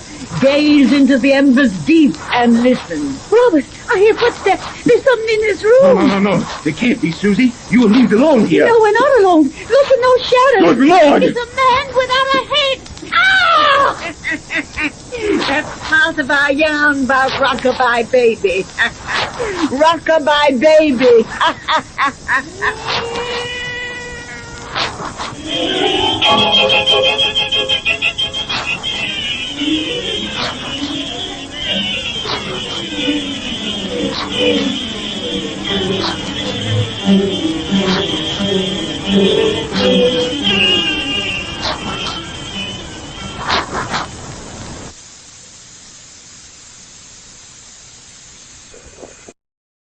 C-O-L-G-A-T-E, Colgate presents Phil Stern with the Colgate Sports Newsreel. Phil Stern, the Colgate Shaver Man, is on the air. Phil Stern, the Colgate Shaver Man, with stories rare. Take his advice and you'll look keen. You'll get a shave that's smooth and clean. You'll be a Colgate brushless fan. Good evening, ladies and gentlemen. This is Phil Stern with a 252nd edition of the Colgate Sports Newsreel. Our guest tonight is the most famous detective in the world, Ellery Queen. But first, Reel 1, Profile of a Guy Named Joe.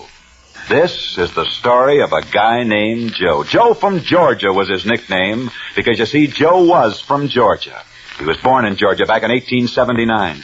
Joe was a healthy, husky youngster who, by the time he was 12 years old, had won the junior wrestling championship of his little Georgia town. By the time Joe was 16, he'd won the wrestling championship of all Georgia. But Joe was growing up now. And since his mother wanted him to become a priest, he finally left his Georgia home to go to a larger city to study for the priesthood. For 5 years, Joe studied to be a priest. But in his 5th year, Joe became the victim of a dreaded disease. For 7 long months, he lay between life and death. At last, however, he was well enough to leave his bed. But the disease had left its mark on him, for Joe's left arm was paralyzed. After his illness, Joe returned to school, but somehow it just wasn't the same. Where before he'd loved sports, now because of his health, he had to stay on the sidelines, and it hurt him, for he'd always prided himself on his athletic ability. He tried to overcome this by making new friends, but apparently he picked the wrong kind of friends. At least so the school thought. For it wasn't long before Joe was paying more attention to his new friends than he was to his studies. And so, one day, Joe was dismissed from school. And sadly, he returned to his home in Georgia, knowing that now he could never become a priest.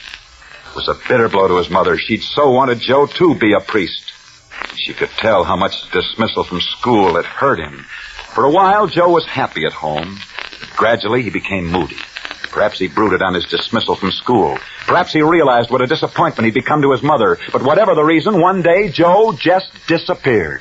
Nobody could understand it. His leaving became the big topic of conversation in the little Georgia town. At first, people thought Joe'd come back. But as the days turned into weeks and the weeks into months and finally the months into years, people forgot about Joe. Then rumors began to come back to that little Georgia town. Rumors of where Joe was. Some said he'd become a wrestler. Others said he was now a failure. Still others insisted he was in jail. But nobody knew for sure, not even his mother. When people'd ask her, she'd sadly shake her head and say, "I don't know where Joe is, but I do know that someday he'll come back to Georgia." As the years passed and no definite word was heard from Joe, people even forgot that he'd once been Georgia's wrestling champion, for new champions had come along to take his place. 15 years went by. And then, one day, just as mysteriously as Joe had disappeared from his home in Georgia, he suddenly came back. But now Joe was no longer an unknown boy. Now he was famous. People followed him wherever he went. And when Joe came back, everyone in Georgia knew why he'd been away and what he'd been doing during the 15 years he'd been gone. And now they understood why no one had heard from him. Now, Joe hadn't been a wrestler, and he certainly hadn't been a failure. Joe had been quietly organizing a revolution. A revolution that would have cost Joe his life if the Georgia police had caught him. And Joe had started a revolution. A revolution that was to free his country. You see, the Georgia we've been talking about is not the state of Georgia in the southern part of the United States. The Georgia we've been talking about is a state in the southern part of Russia. And that's the story. The story of a youngster who was once the wrestling champion of the Russian state of Georgia, but who's far better known today as the most powerful man in Russia, Joseph Stalin. Profile of a guy named Joe. Reel 2. On the beach at Waikiki. That's where Buster Crabbe learned to swim, and that's where the sensational Olympic champion first practiced his smooth cutting speed in the water. In shaving, too, Buster Crabbe aims for smooth cutting speed. And he gets it, too, with Colgate Brushless Shave Cream. Here's what he writes. Dear Bill, thanks to you and your Colgate Brushless Shave Cream, I've now perfected my shaving style, and I'm sure I set an unofficial shaving record every morning. Why, I just spread on that Colgate Brushless straight from the jar, then over lightly with my razor, and I'm on the last lap. I always thought my beard had plenty of stamina, but it wilts when it meets up with Colgate Brushless. Thanks a million, Bill, for putting me in the swim with Colgate Brushless. Signed, Buster Crab. Most men can't equal Buster Crab's swimming records, but any man can equal Buster Crab's shaving records, you bet. Colgate Brushless Shave Cream takes you through a fast, smooth, comfortable shave every time. Just spread that cool, rich cream on your face and commence shaving. Colgate Brushless tames tough whiskers. It stays moist and active clear through your shave, and at the finish, you douse it off your face and razor. No goo or grease to gum up the works. Men, if you want a shave cream that's made especially for wiry whiskers and naturally dry, sensitive skin, then it's Colgate Brushless, the shave cream of champions for you. Try it. And if one trial doesn't make you say, this is it, just send the top of the carton to me, Bill Stern, care of Colgate, Jersey City, Zone 2, New Jersey, and I'll see that you get double your money back. Reel 3. Colgate's camera close-up of Ellery Queen. You've all read Ellery Queen's great mystery novels, and you've all heard Ellery Queen's radio programs over this same network. Now meet him in person. One of the most famous detectives in the world, Ellery Queen. Good evening, Bill. Good evening, Ellery. Have you ever solved any sports mysteries? Yes, several. In fact, I once solved a murder that involved 5 famous sports personalities. Were all 5 sports personalities suspected of the murder? They were, Bill. One was a girls' swimming champion, another was a big league baseball pitcher, still another was a racing jockey, and the 4th was a prize fighter. But that's only 4, Ellery. You said there were 5 people suspected of that murder. Who was the 5th? Well, Bill, if you must know, it was a sports commentator like yourself. Oh, fine. I suppose it was the sports commentator who was the murderer. No, it wasn't, but he almost got murdered himself. Serves him right for being a sports commentator. Tell me, Ellery, since I'm going to be a guest on your show tomorrow night to try and solve tomorrow night's mystery, you ever had any other sports figures as guests on your show? Yes, we have, Bill. We had Lieutenant Commander Jack Dempsey. Jack Dempsey, eh? How'd he do? He was KO'd by a clue. But I'll tell you who did do well on solving one of my mysteries. Who was that? Gypsy Rose Lee. She just stripped the plot down to its bare facts. She would. But there's one mystery, you know, Ellery, that even I can solve. What's that, Bill? I can tell you why Colgate Shave Cream is the best. Just try it and see for yourself.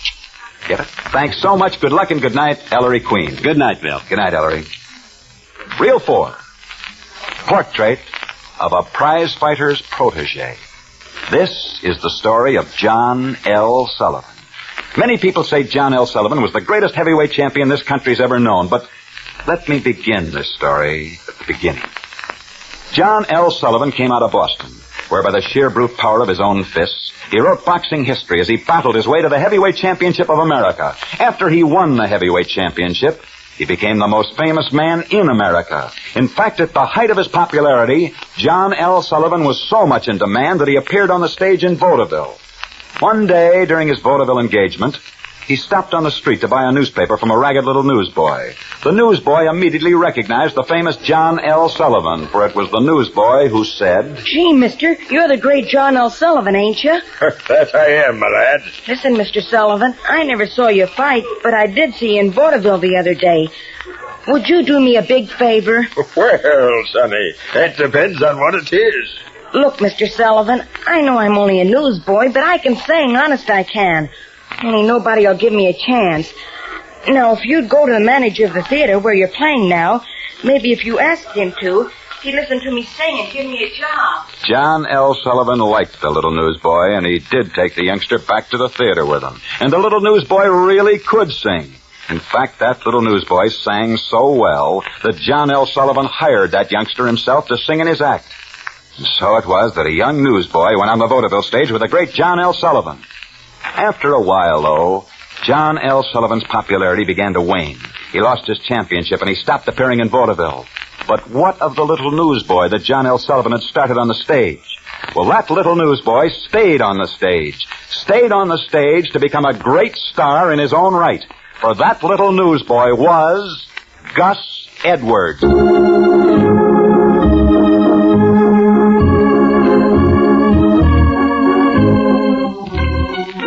Gus Edwards did become a really great star. The greatest star in vaudeville of some 30 long years ago.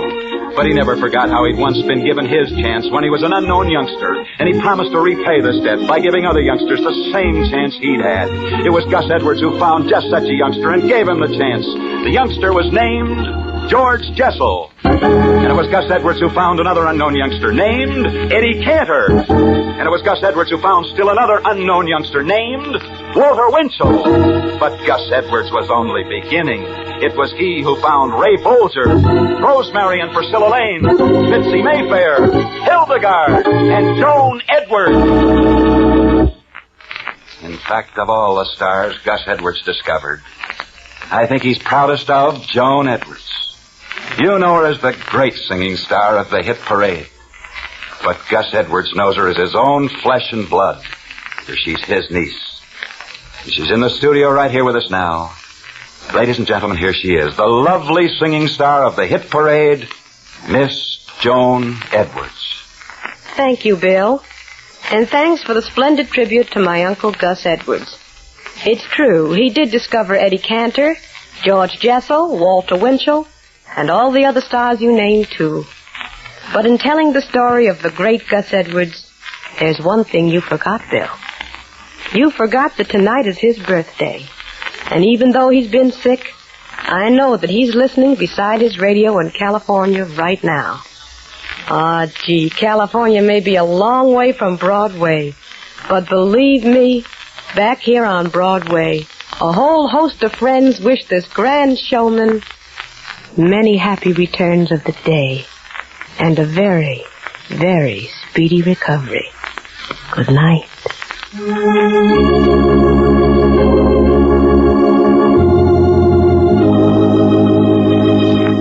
Thank you, Joan Edwards.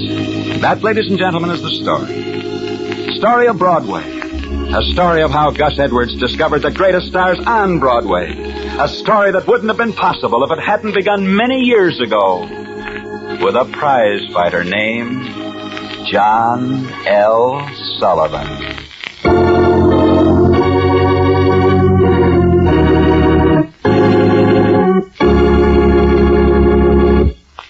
Portrait of a prize fighter's protege. Reel 5, Charles McCarthy.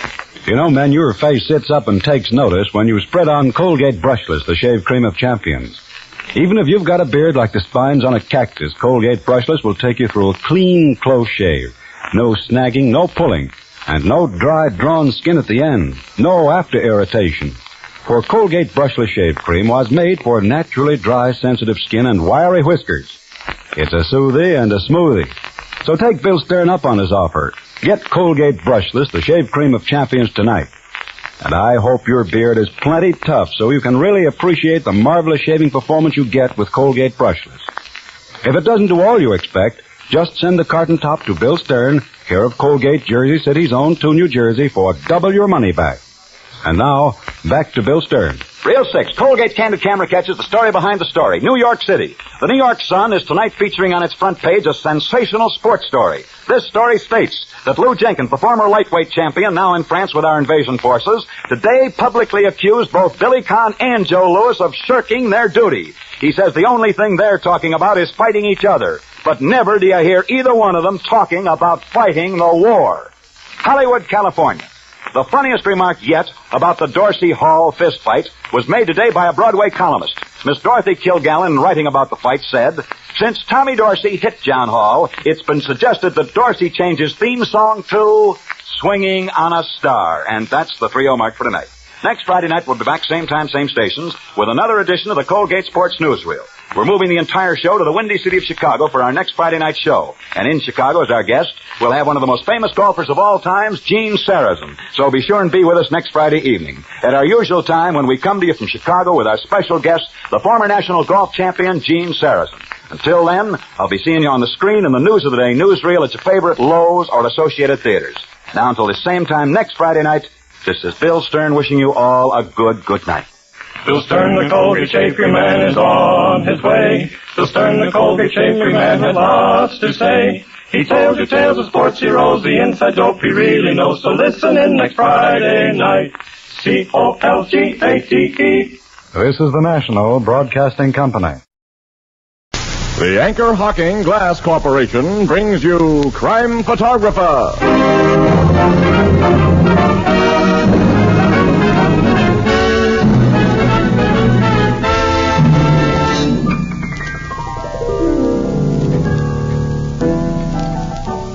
Ethelbert. Oh, hello, Casey. What's Tony Marvin worrying about over there? Why, he's writing a holiday poem. And he's stuck for something to rhyme with Christmas stocking. But, Ethelbert, are you kidding? Certainly not. Oh, you mean Anchor Hocking. Oh, gee, fellas, that's wonderful. Anchor Hocking. A great name in glass.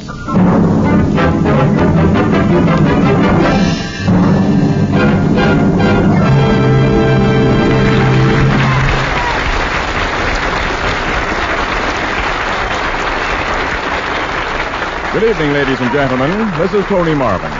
Every week at this time, the Anchor Hocking Glass Corporation of Lancaster, Ohio, and its more than 10,000 employees bring you another adventure of Casey, crime photographer, ace cameraman who covers the crime news of a great city. Written by Alonzo Dean Cole. Our adventure for tonight, Christmas shopping.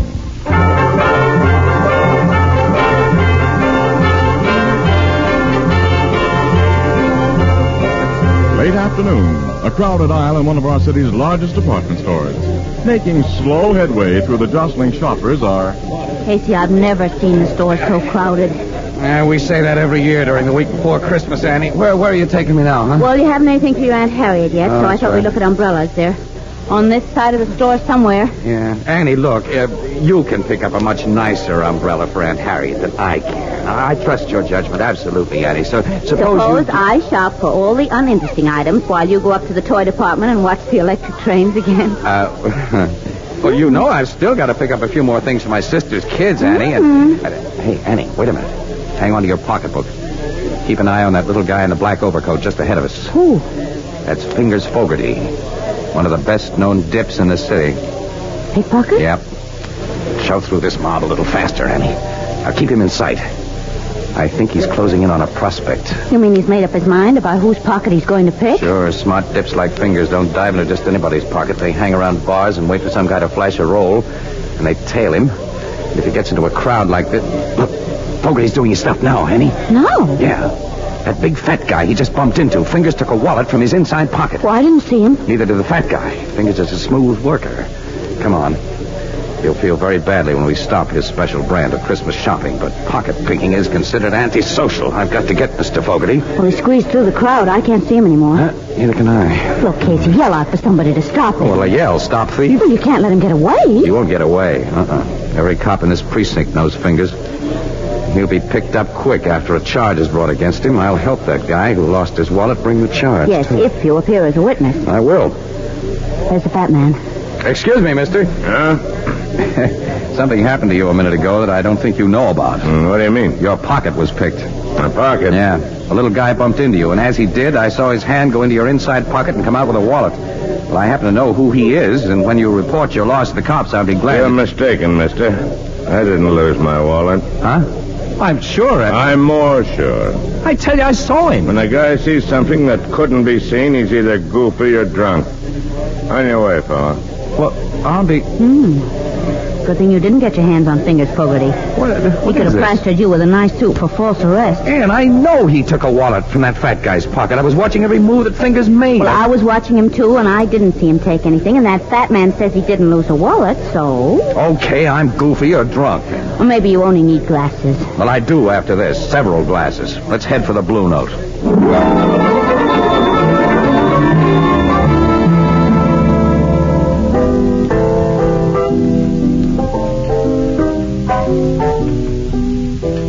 You and Casey get your Christmas shopping done this afternoon, Miss Williams? Well, I accomplished quite a lot, Ethelbert, but not Casey.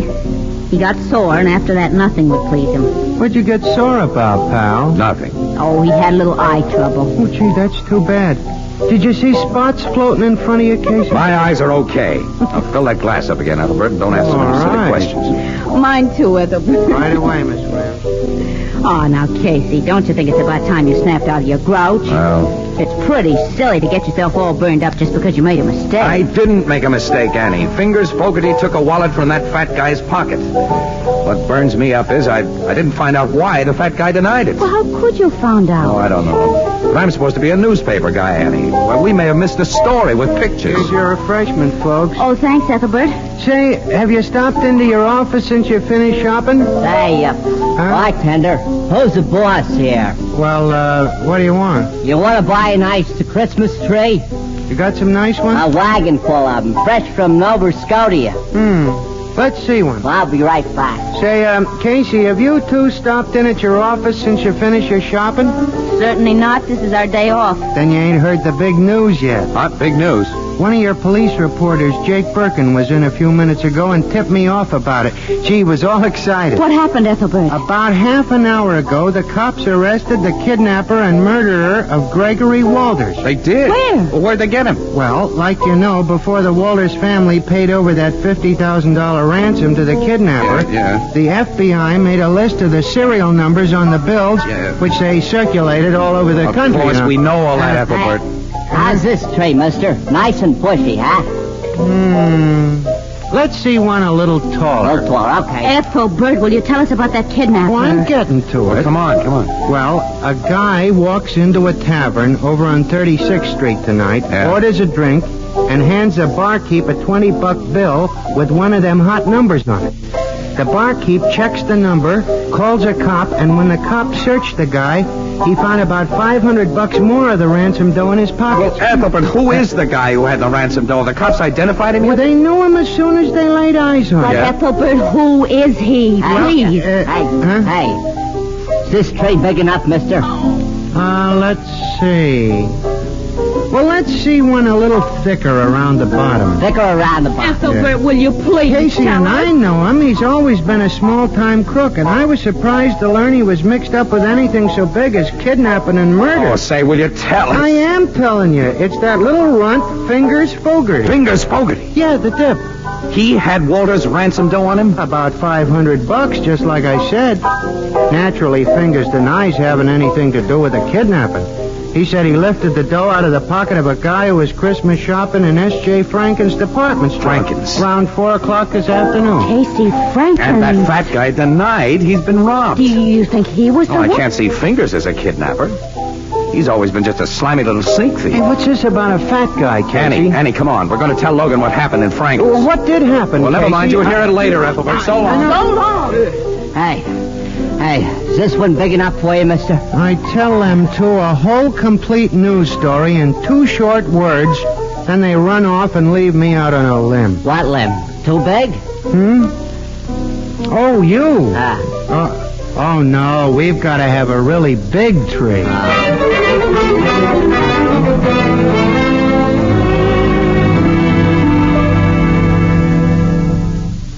You think Fingers Fogarty may be just the victim of circumstances, Casey. Circumstances peculiar to his profession. Miss Williams and I have told you what happened, Logan. You can add it up. Captain, have you got anything on Fogarty outside of the $500 found in his pocket? Not yet, Miss Williams. The joint he lives in is being searched, but we don't think he was chump enough to hide the rest of his ransom money there. Now, if he lifted the 5 C's from that fat guy, he has no rest of the dough to hide. Now, look, Casey. Fingers Fogarty knows you pretty well, doesn't he? Yeah, sure, he knows me, certainly. Now, hasn't it occurred to you that he may have put on an act for your benefit? I don't get you. Now, let's assume that Fingers is the real kidnapper. It's been over a year since the ransom money was paid. Fingers has been careful. He hasn't tried to pass any of the 50 grand because he knows it's red hot. But now he figures the heat has died down, so he sends up a trial balloon. How do you mean trial balloon? Well, he's got a record as a tip, Miss Williams. He figures if he gets caught passing that dough, we'll believe that he lifted the money from a guy's pocket. And to cinch it, he acts like he's lifting it from a guy's pocket while Casey is watching him. He picked you for his star witness, pal. Logan, hasn't it occurred to you that the fat guy might have been sending up that trial balloon? Huh? What do you mean? Assume the fat guy is the real kidnapper. And he wants to know how safe it is to pass those ransom bills. He knows that Fingers is a pickpocket. Well, he goes to one of the little runt's hangouts and flashes a roll in front of him. And then he leaves the joint, saunters into a crowded store where it'll be easy for Fingers to work, and Fingers does exactly what's expected of him. That's a reasonable theory, Captain. Sure. If Fingers gets caught passing that dough, the kidnapper learns about it from the papers and continues to let the money cool off. Also, Fingers has a long record. You cops won't believe anything he tells you. You'll tag him as the Walters kidnapper. which will leave the real one sitting pretty. The only thing the real kidnapper didn't figure was that someone might see Fingers take his wallet. Well, maybe you got something there, Casey. You and Miss Williams have never seen that fat guy before? Mm-hmm. No, but we'll know him if we see him again, though. Definitely. Your description might fit 1,000 guys in this town. I want you two to go up to the record room and look at some pictures we've got in the files. Oh, great. That'll only take us about 4 or 5 hours. Logan. Oh, Casey. And this was to have been our night off.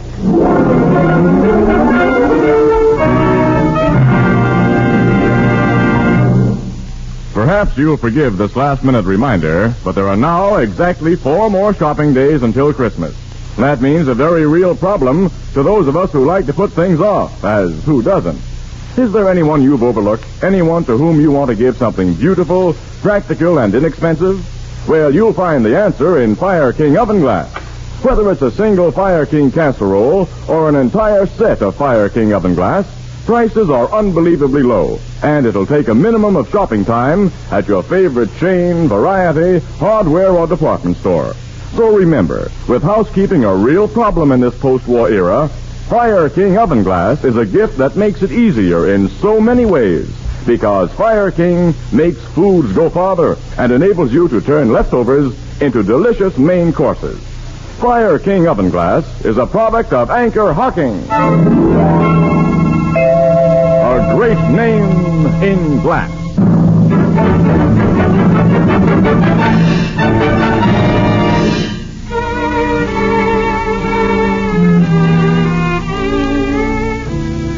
Oh, I don't recognize any picture here, Logan. Oh, me either. Oh, golly. Captain, why don't you have some good-looking crooks in your files? I'm going to have nightmares looking at pictures of so many ugly men. Oh, you should see the women. Logan, you know, there's one picture here that bothers me. It resembles the guy a lot, but well, look at the description that goes with it. Nick Pensa, Woolstock Prison, discharged 1944, armed robbery. Age 30, height 5 feet. Well, you said your fat guy was a 6-footer and at least 45 years old. Yeah. He weighed a good 250 plus, too. This Nick Pence's weight is given as only 135. Well, they can't be the same man, then. No, not a chance. Funny, though, there is a resemblance. Well, we need more than that. Let's all go home and get some sleep. Me for that. Me, too. I'm so tired I can't think. I'm falling over. I'll murder anybody who wakes me up before noon tomorrow.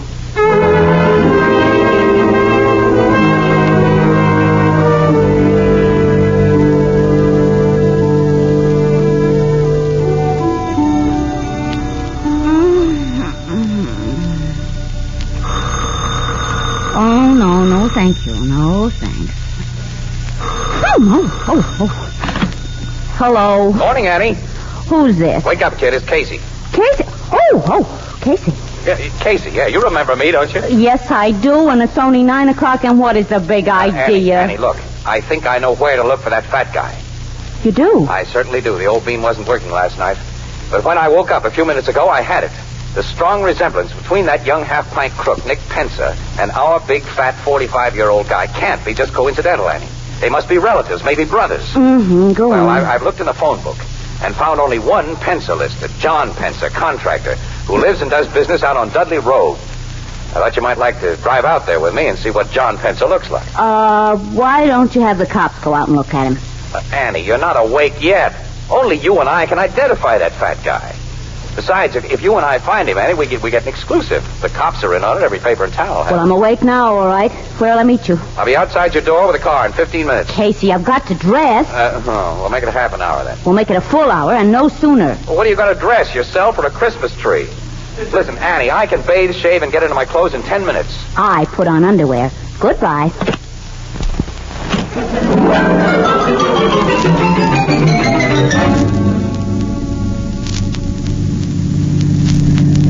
We're getting close to that address, Annie. Yeah. This isn't a very attractive neighborhood. No. John Pensa, contractor, can't be much of a concern. And John Pensa, contractor, may be no relation whatever to the Nick Pensa in the police files. The name's very unusual, Anne. I have a hunch. Uh-oh. There's the place. Yeah. I'll stop here so we can look the joint over. Well, there's a concrete garage attached to the house with a good-sized truck inside and room for another. Concrete mixer in the workyard. Oh, Casey, established businessmen don't go in for kidnapping. I think we're on a wild goose chase. Annie, that guy coming out of the garage. What about him? He's just a skinny little... Annie, you need glasses and more photographic memory. He's the man of that police picture. Of course, Nick Pencer. Now I know my hunch was right. He's looking over here. Well, he's never seen us before, but I'll get rolling anyway. Now, how can we find out if he has a fat brother? Well, drop into one of these neighborhood stores and make a few inquiries. Then what? Well, how can I tell until I find out what I hope to find out? Annie, you're the darndest girl for asking questions. You really are. Now, let's stop there. Now, we'll stop here. We'll go into this little drugstore right here. The druggist usually knows everybody in the neighborhood. Come on. Okay, but I think it would be simpler and more sensible to make inquiries at the precinct police station. I don't want the cops in on this until we know where we stand. Here, let me do the talking. It's your party, wise guy. You handle everything. What can I do for you young people? Hello, Pop. We're going to have, what kind of ice cream soda do you want, Annie? If I must have an ice cream soda, chocolate. Chocolate. Same for me. 2 chocolate sodas. That's right. Oh, by the way, I'm looking for a party in this neighborhood by the name of Pencer. I imagine you know the family well. Pencer? Yeah. Never heard the name before. You never heard of it? Change my order to raspberry. Yes, miss. 1 raspberry. I'm just a stranger here. Come down from upstate to handle this place while my son's away hunting. Maybe my granddaughter can tell you what you want to know. Say, Katie. Yes, Grandpa? Come here. Fella's looking for a party by the name of Penner. Penner? No, not Penner. Pencer. Oh, I know the Pencers. All of them. You do? That's swell. Eh? Mr. Pencil lives down the street. Over his office. He's a contractor. What's he look like? Is he, Is Mr. Pencil short and skinny, and his first name is Nick. well, Nick Pencer's not the contractor. Yes, he is. Ever since he got out of prison a couple of years ago. You say somebody's gone to prison, Katie? No, Grandpa. They've come out. That serves him right, then. The man's reformed now. Oh, that's bad, very bad. Well, Grandpa's a little deaf. Yeah, I can see that. Sister, I understand that my friend, Nick, has a brother or a cousin. No. Maybe an uncle? No. Here's the sodas. Who gets your raspberry? He does. Here you are, mister. Thanks. And Mr. Casey, you have earned it. Sister, you mean Mr. Nick Pencer has no relatives at all? He's got a sister and a nephew. Oh, that's a great help. How old's the nephew? About 10? No, ma'am. It's the funniest thing. Mr. Gus Pencer's a lot older than his uncle. Huh? Mr. Gus is Mr. Nick's partner, I think. And he comes in here all the time. What does Mr. Gus Pencer look like? Well, he's tall and fat, and in the face he looks like Mr. Nick. Annie, give me that chocolate. You take the raspberry. Here's Mr. Gus now. Oh, Casey. He's our fat guy. Mr. Gus, these people were just asking about you. They're friends of Mr. Nick. Oh, that's bad. Is that so? He recognizes us, Casey. Yeah. Wasn't it lucky I dropped in here when I did to find friends of Nick's? Grandpop, go back to your back room and put me up 2 bits worth of turpentine. 2 bits worth of turpentine? Go along and help him, Sissy. He can never find anything. I'll show him, Mr. Gus. So you two were asking about me. You've been told that we were. I noticed a car outside with a press sign on it. Yours? Yeah. And you were looking for me because of what you happened to see in Franken's yesterday. If I said no, you wouldn't believe me. Right. This hand in my pocket has a gun in it, mister. So do exactly as I tell you. Okay. Remember, and don't pull anything. Here's a bottle of Terps. Thanks, Grandpop. Here's your 2 bits. Come on with me, folks. You said you wanted to pay Nick a visit. Casey. We got no choice, Annie. Right. So long, Grandpop. Hey, ain't you folks going to finish your sodas? No, we lost our appetites. You didn't take even a sip of your raspberry, mister. That's what you think, sister. Get into your car. Hold in the front seat. You drive, fella. I'll sit in back with this gat. Well, I drive too. Just down the street to Nick's place. Mine. He and I are partners in everything. And he'll be tickled to see your old friend.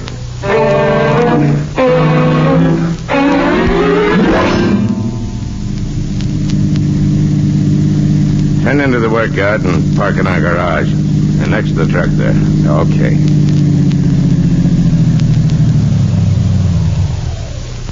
That's fine. Now what do we do? You and your boyfriend don't do anything, lady. And to make sure you don't... You hit Casey with your gun. And you get the shape. That'll keep the two of you quiet for a while. Nick! Yeah? What do you want, Gus? Come into the garage, quick. Okay. Whose car you got in there? You'll see. Come inside and help me close these doors. Okay. There. What's the idea? Take a look inside this car. Who's the guy and the dame? They're the two I told you about last night. Saw that dip take the hot dough from my pocket. They got wise to the layout and located us. Hey, police? No. These two are newspaper mugs. I figure they were making this play on their own, so we got to take care of them. We can't bump them off here. We can. We do it nice, clean, and quiet. Get those big spools of adhesive tape from the house. What are you going to do? You'll see. Get that tape.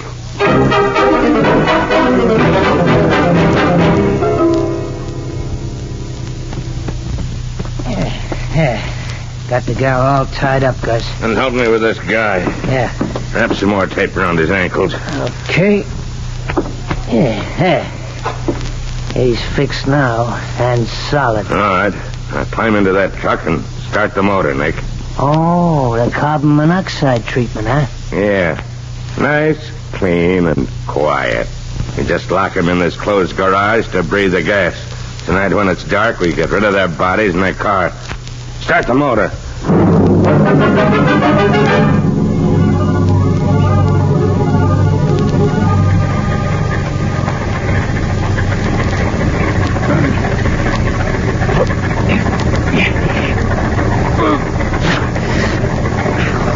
Ann, I worked the tape off my mouth against that fender. Nod your head if you're okay, kid. Good.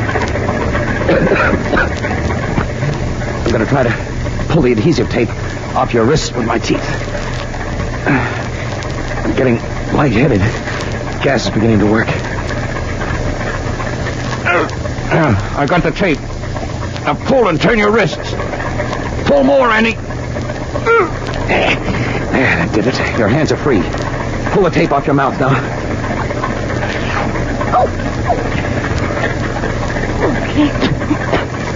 Casey, the gas. Keep your head down low, kid. Try to hold on. I will. Pull this tape off my hands. You better let me free my ankles first so I can get to that truck and shut off the motor. No. Free my hands. Those two guys may be just outside where they can hear. Yeah, but if it keeps on running, we'll... If it doesn't keep on running, we'll have no second chance like this. Free my hands. All right. I've got the end loose. Pull now. There, does it. Now, unwind your ankles while I get this stuff off of mine.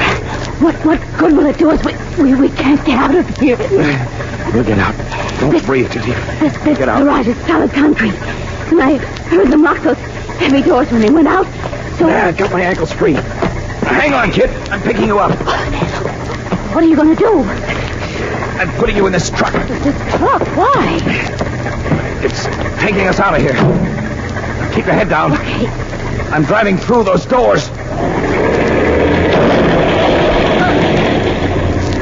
Okay, we're through. Pure air. Wait a minute, look. Also, those two Pensa guys, they heard us. Listen, they have guns, too. Step on the gas, Casey. Drive past them. Let's get away. I can't. You can't. What's the matter? Stall the motor. Duck this shit. Well, why are they running away? They're getting into that car. They're going to try to get away. If I can only get this motor started again. Can't get it. Now, come on. Casey, don't drive toward their car. They'll start driving into their car.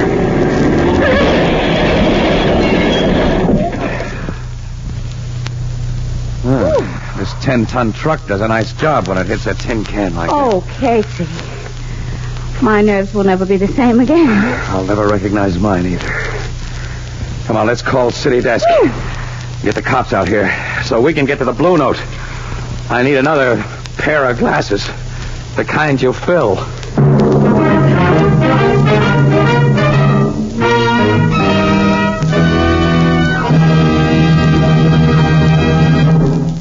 Recently, in a big eastern city, a group of trained men and women called on thousands of housewives and asked this simple question.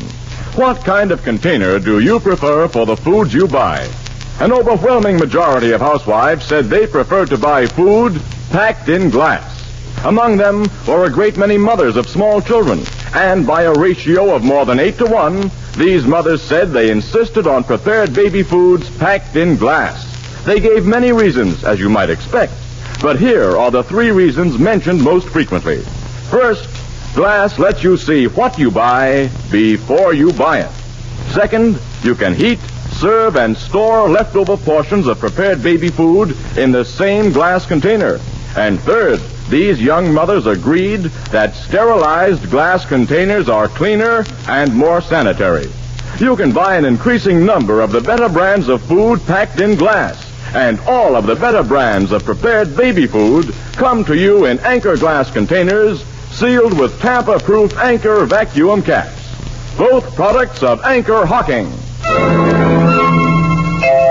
A great name in glass.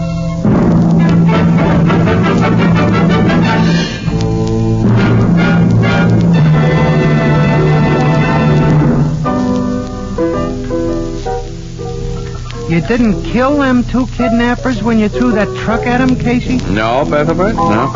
The cops pulled him out of the wreckage in fairly good shape, considering. They'll be able to walk to the chair. How about the ransom money? Did the cops find it? Yeah.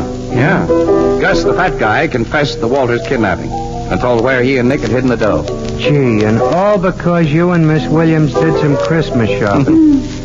Say, what happened to the little dip, Fingers Fogarty?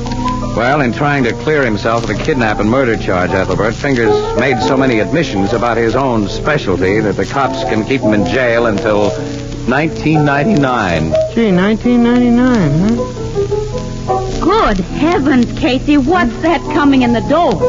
What on earth? What do you say, mister? That's the biggest tree I got on the wagon, okay? Yeah, uh-huh. Yeah, now that's what I call a real Christmas tree. Ethelbert, what are you going to do with such a big tree? Well, you couldn't get a little tree in that big room.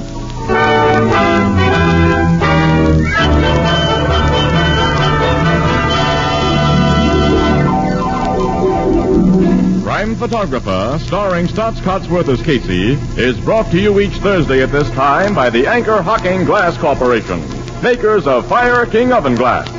Anchor glass containers, Anchor caps and closures. All products of the Anchor Hocking Glass Corporation. A great name in glass.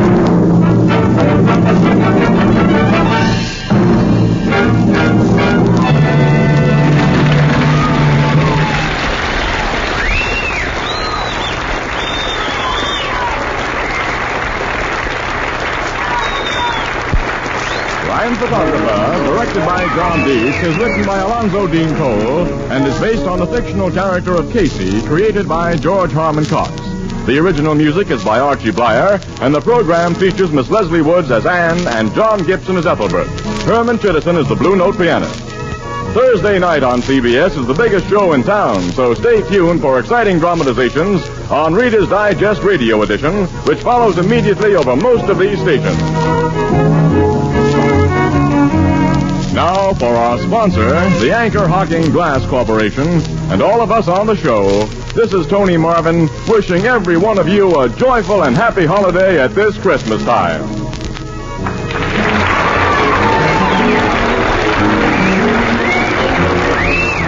This is CBS, the Columbia Broadcasting System.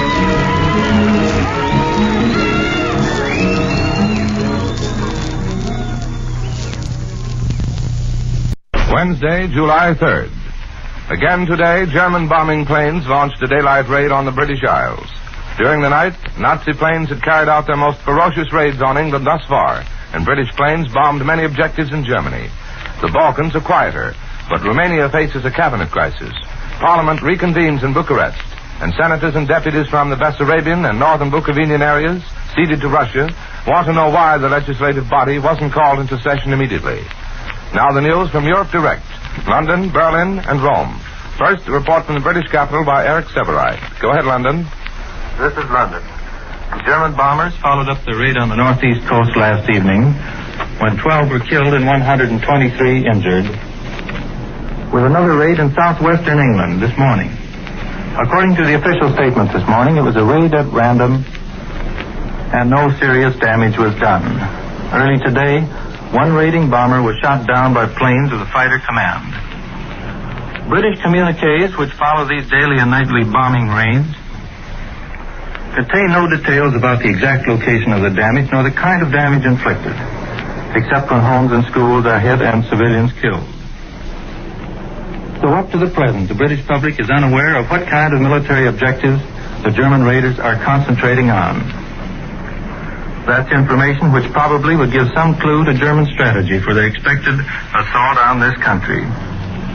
Another offensive against what are commonly known in England as the Men of Munich was set underway last night by leaders of 400,000 railway workers.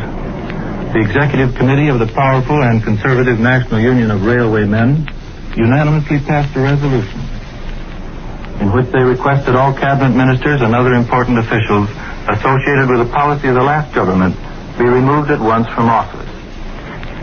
Britain has gained at least one advantage from the collapse of one continental state after the other, a moral advantage.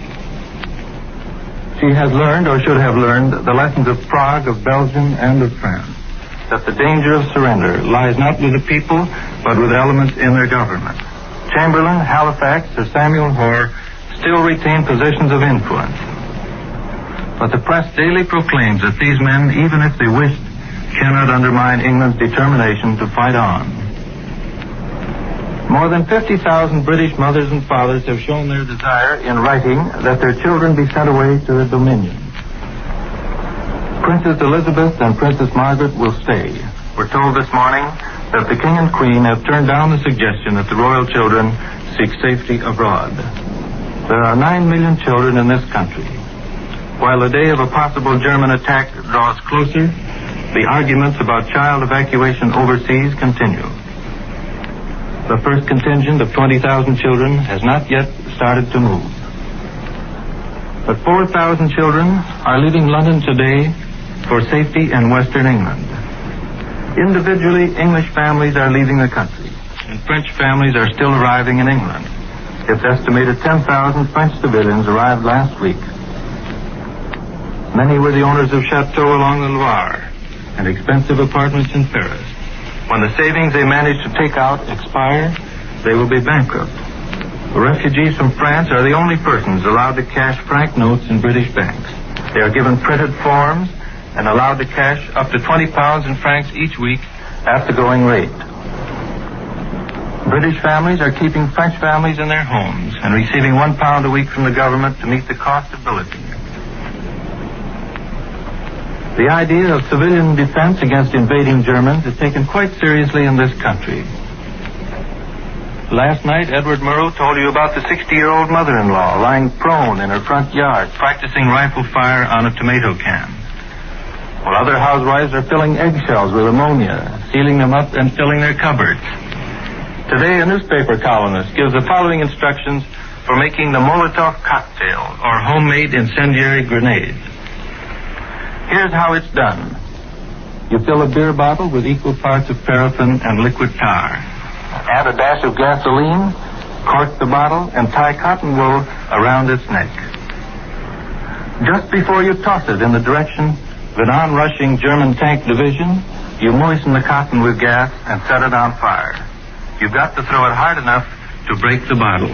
This is CBS in London, returning you to Columbia in New York. That was Eric Severide reporting from London. This is New York, and here's the latest news from the Far East. In Tokyo, Japanese army leaders have presented to the cabinet a formal statement disagreeing with Foreign Minister Arita's statement of last Saturday on Japan's new foreign policy.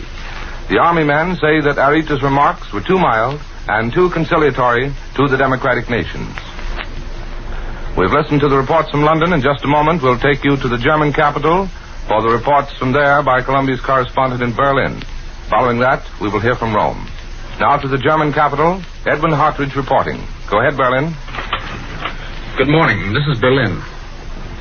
The police president of Amsterdam has ordered that all non-Aryans who left Germany between the period from January 1st, 1933 to March 1938 to report to the police headquarters within 8 days. This will mean that all German Jewish refugees who've been waiting in Amsterdam for entry visas to other countries are once again under the direct surveillance of German police authorities. At the time of the Blitzkrieg, which began on May 10th, there were many thousands of these people caught in the Low Countries. Folks Bierbacher this morning has an interesting comment on the expulsion order issued yesterday against Dr. Karach, the correspondent for the Swiss paper Neue Zürcher Zeitung. Berlin paper states, quote, Dr. Karach was ordered to leave Germany within 24 hours because he attempted to poison the relations between Germany and Russia by spreading lies. Expulsion takes place in the interest of Switzerland herself. The press of that country would endanger the existence of its own country if such a campaign of lies would be tolerated in the future. End of quote. In the editorial columns of the same paper this morning, there is an article on German-Latin American relations. It discusses the Latin American press, which is hostile to the German Reich. The paper states that Jewish immigrants, plus the interventionist propaganda in the United States, are mainly responsible for this critical attitude. The paper states, quote, up until now we were silent about this development, which is very dangerous for its participants. First, because it is not our business to interfere with the interior situation of countries whose governments are stressing the need of friendly relations with National Socialistic Germany. And continuing, the Berlin paper writes, quote, we have an understanding of the heavy economic damage caused by this war, started by France and England, that is inflicted on the Latin American states. And this gives rise to some irritation, which must be expressed in some fashion. But with the press so strongly, so frequently misused to ventilate this ill humor, it is time to give a warning. In spite of the attempts of the American President Roosevelt to organize something like an American blockade against Europe, reasonable circles in South and Central America will recognize after this victorious ending of the war that the Latin American republics will have to rely on Europe, a new Europe organized by Germany, and not the reverse. End of quote. The paper concludes with a statement that Germany will never forget its friends, nor those who have shown it malice and ill will, regardless where they may be in this world. The general report of the High Command summarizing the military campaign against France is the big news in the papers this morning. The high points of the successive thrusts, first to the Channel coast, then southward, which resulted in the capture of Paris and the smashing of the Maginot Line, are emphasized.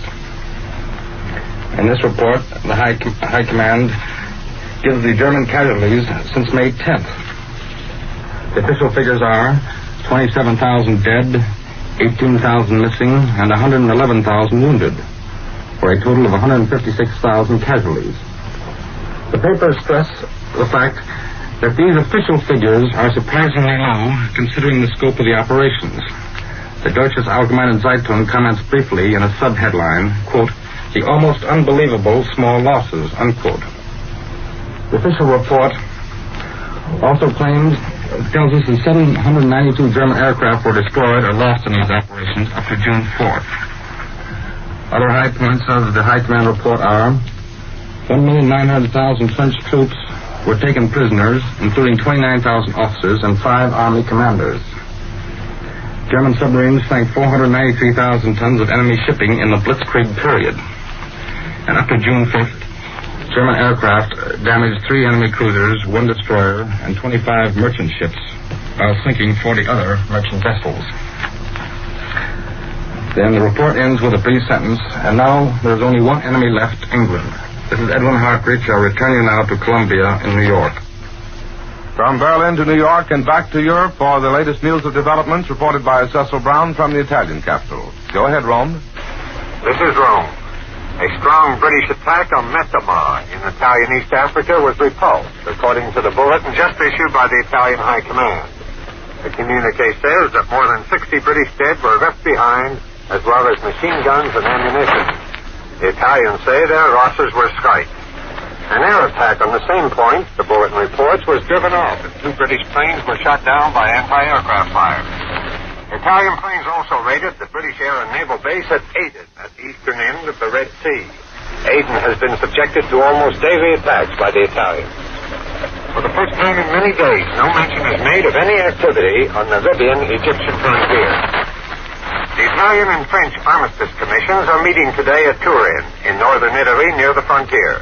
They are discussing the methods by which France will fulfill the terms of the armistice, and also dismantle the naval bases in the French possession. The Italian commission is headed by General Pinto, and includes an admiral, a general of the Air Force, and Count Vipetti of the Italian Foreign Office. No details of the progress of the discussions have been released. Mussolini sent a letter to the Prince of Piedmont, heir to the Italian throne, which claims great victories for the Italian troops on the Alpine front. The Duce says the fascists broke through the Alpine Maginot Line, and in the face of a heavy snowstorm penetrated from 5 to 20 miles into French territory. Mussolini praised the Italian troops in the highest possible terms and description. He said they had to fight for several hours, even after the armistice, because the French kept resisting. So it's presumed that part of the Italian advance was made after the official time for laying down arms. Mussolini reports that the fight was hard and caused many casualties. He says thousands of men were put out of action, and announced that the list of dead and wounded would be published. The injured are in hospitals throughout the country. I understand that many of them have frozen feet. Italy's great hero, Marshal Italo Balbo, was buried today in Tripoli, the capital of Libya, which he did so much to develop.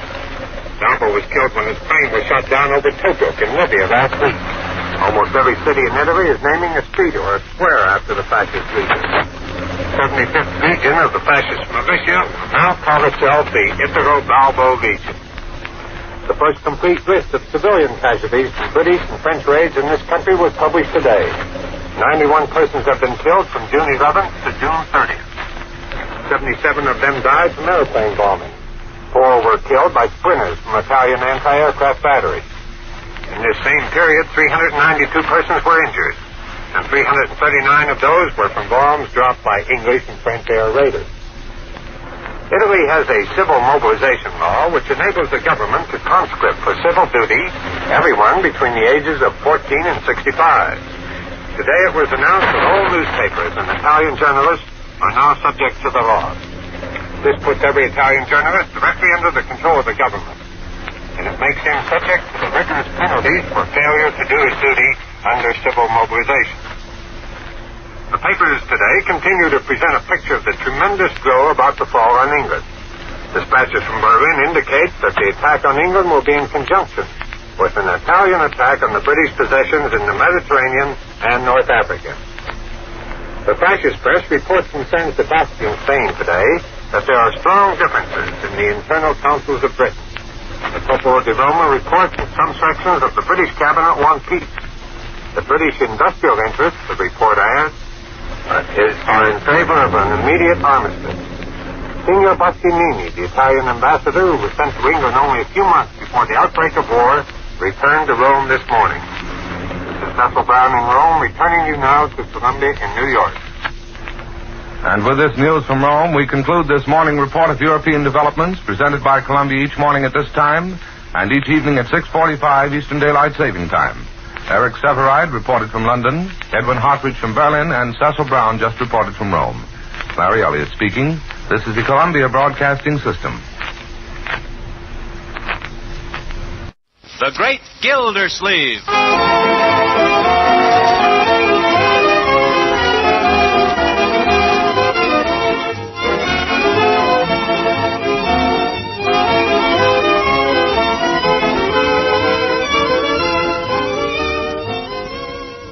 A special rebroadcast for all you soldiers, sailors, and Marines of the United Nations. Listen to another amazing episode in the life of the Great Gildersleeve.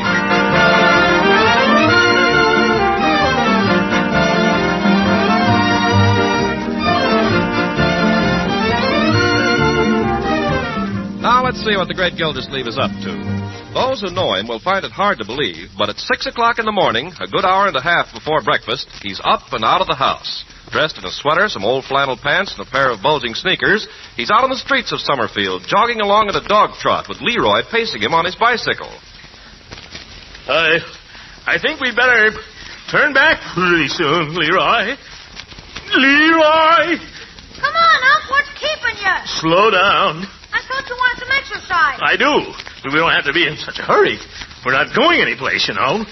Just for the exercise. Ah, come on. You'll never take any weight off that way. Let's go. All right. How did I ever get into this? How did he get into it? Well, for the answer to that, we'll have to go back to the evening before, when Gildersleeve found an excuse to call on a certain friend and well-wisher, Miss Eve Goodwin. In dreams I kiss your hand, madame, your dainty fingertips. Good candy. And while in slumberland, madame, I'm begging for your lips. I wonder whose picture that is. I have a chocolate, Eve? No, thanks. No more for me. You know, I've been meaning to ask you, Eve, whose photograph is that? Photograph? On the piano here. The funny-looking goof. Who's that? The funny-looking goof is my brother, Fred. Probably doesn't do him justice. It's a very good likeness. That's why I like to have it around. Well, he's intelligent. You can see that. I'm very fond of Fred, so I love the way he looks, even if he's not handsome. Eve, you never asked me, so how would you like to have a picture of me? I have a picture of you, Throckmorton, the one that was taken that day at the picnic. Oh, that snapshot. How'd you like to have a good one? A big one that you could keep on the piano beside the other one? I mean, if Fred didn't mind. I'd love one, Throckmorton. I'll have one taken. And I hope you'll forgive me for what I said about your brother. I didn't mean anything. That's all right. He is funny-looking, but he's nice. Well, it's the pot calling the kettle black. I'm kind of funny-looking myself, I guess. Well, no one can blame a man for the way he looks if it's not his fault. But speaking of the pot calling... Yeah, I know. I've been putting on a little there lately. Yes, and I'm going to do something about it. I think it's important that a man look his best, don't you? The best he can, I mean. Oh, yes, very important. Particularly if you're going to run for public office. Yeah, got to be in the pink. After all, people judge by what they see. I'm going to start reducing right now. That's a promise. Then I think we better close the candy box and put it away. Oh, yeah, that's right. Put it where I can't get at it. Just a minute. Before you do, I'll just take a couple to keep me going. Throckmorton. I'll start my official reducing in the morning. And so it is that we find Gildersleeve puffing and wheezing up South Elm Street. Leroy, you're going too fast. If I go any slower, I can't stay on the bicycle. Well, let's stop. Let's stop here a minute and rest. Are you tired? No. Just sit down here on the curb a minute. Get my breath. Okay. This is fun, hey, Unc? Yeah. A lot of fun. Let's do this every morning. Well, such a thing as too much exercise, Leroy. I think I've had it. I bet I've lost 5 pounds already. Oh, here comes the milkman. Yeah. He's a little late this morning. We're a little early. Well, let's get going, shall we? I suppose so. What's the matter? Legs. They're tired. Let's just rest here a little longer, Leroy. Oh, for corn's sake. Say, I wonder which way he goes from here. Who? The milkman. Why? Oh, nothing. Just wonder. Hi, Mr. Farlow. Hello, folks. Anything wrong? Oh, no, we're just sitting here. Well, you've got a nice day for it. Nice horse, isn't he, Unc? Yes. Intelligent, too. Milk horses have to be, Leroy. He's a thoroughbred. Yeah? How can you tell? Oh, when you've been around horses all your life, you get so you can tell. Hello there, fella. Good old horse. Hello, boy. Go ahead and pat him, Unc. He won't hurt you. Huh? Nice horsey. Nice horsey. Ooh, he likes me. You see, he's wagging his tail. He's shooing flies. Oh. Nice horsey. Hey, cut it out. He won't hurt you, Unc. What's he nudging me for? He thinks you got a lump of sugar in your pocket. Well, tell him to cut it out, Leroy. Go away. Go away, horse. Stop. Hee, tickles. Hey! Oh, he won't hurt you, Unc. Well, you don't have to slobber in my face. I think I'll ask Mr. Farlow if he'll let me drive him. Leroy, get down from that wagon. Okay. And stay away from that horse. What for? I don't like the look he just gave me. He bared his gums at me. Oh, he was just picking his teeth. The oats get stuck between. Oh, well, never mind. Here comes Mr. Farlow. Speaking of horses, I'm hungry enough to eat one. Oh, Mr. Farlow. Yes? You wouldn't be going up Lakeside Avenue way, would you? Oh, I sure am. Can I give you a ride? Unc, I thought you wanted exercise. You're not going to cheat and ride back without me. Well, all right. When you get to my house, Mr. Farlow, I wonder if you'd do something for me. Why, sure thing. Just tell him that you saw me, will you? Come on, Leroy.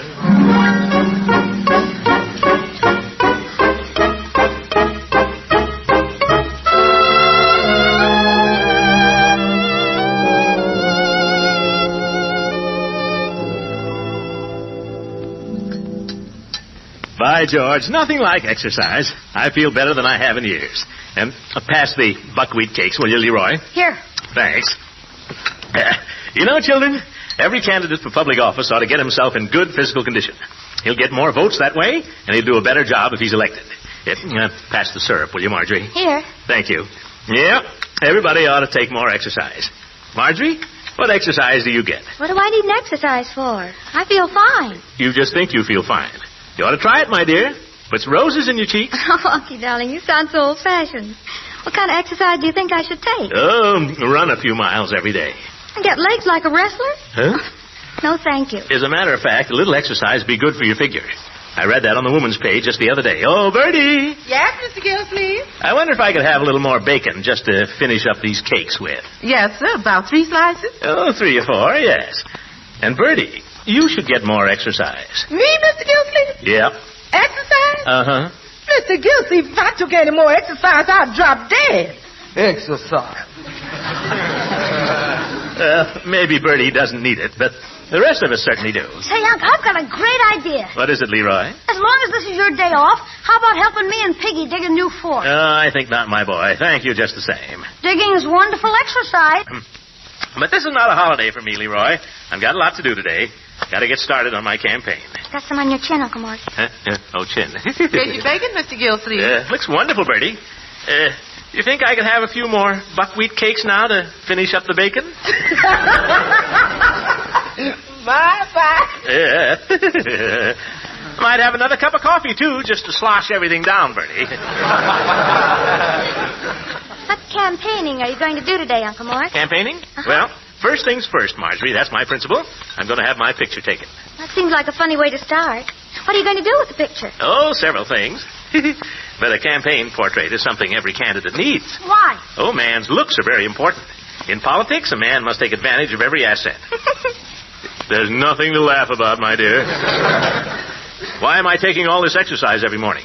So I'll look trim and dynamic on a speaker's platform. Why am I having Mr. Hostetter come here and take my picture? So the voters will get the best possible impression of my face and my personality. Here's your cake, Mr. Gilsleeve. Okay, thank you, Bertie. Say, Mr. Hostetter's coming here, Uncle Mort? Yes. Is he going to take pictures of all of us? No, I'm the candidate, my dear. Oh, I thought maybe you were going to have some pictures of your family, like Mr. Dewey and Mr. Bricker and all those people have in the magazines. Dewey and Bricker don't have to pay Mr. Hostetter. He charges $5 a pose. Oh, Unky, can't I be in just one picture with you? Well, I don't know what I can just see it in the magazine. Mr. Gildersleeve in the library of his home with his attractive niece, Marjorie. Well, it might be a good thing at that. Mr. Gildersleeve in the library of his home beating up his attractive nephew, Leroy.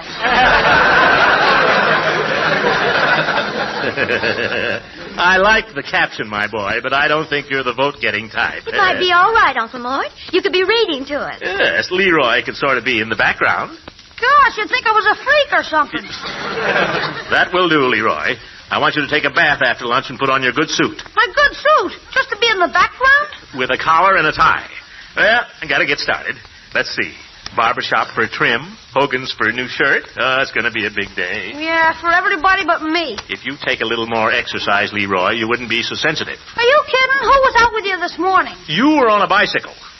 Yes, sir, I feel like $1 million. Before I go downtown, I think I'll just go upstairs and step on the scales and see how many pounds I took off. Aren't you being a little optimistic on the first day? After 3 miles of road work? You try it.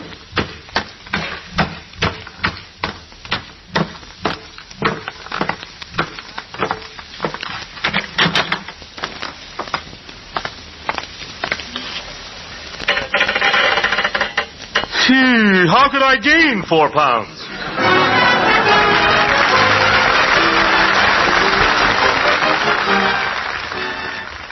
We'll be back with the Great Gildersleeve in just a moment. Right now, it's intermission and time for Kay Kaiser.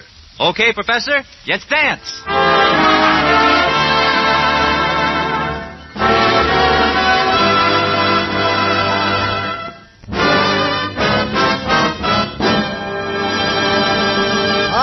So for you and all you children listening, here comes our stop, look at, and listen to gal, gorgeous Georgia Carroll.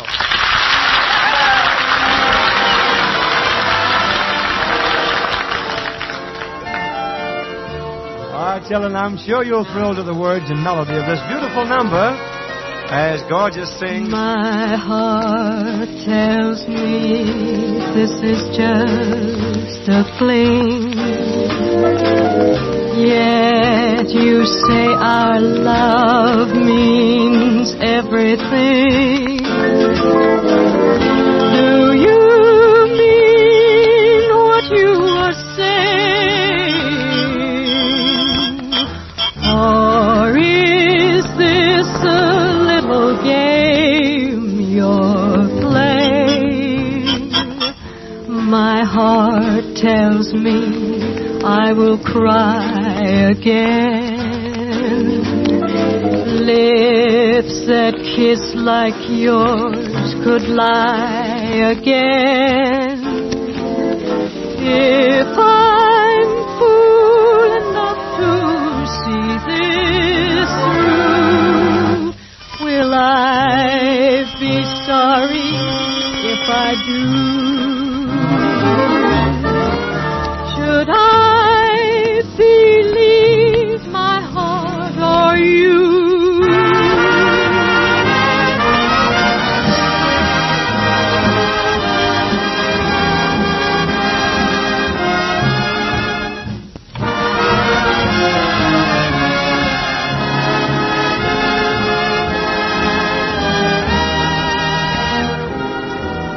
If I'm fool enough to see this through, will I be sorry if I do? Should I believe my heart or you?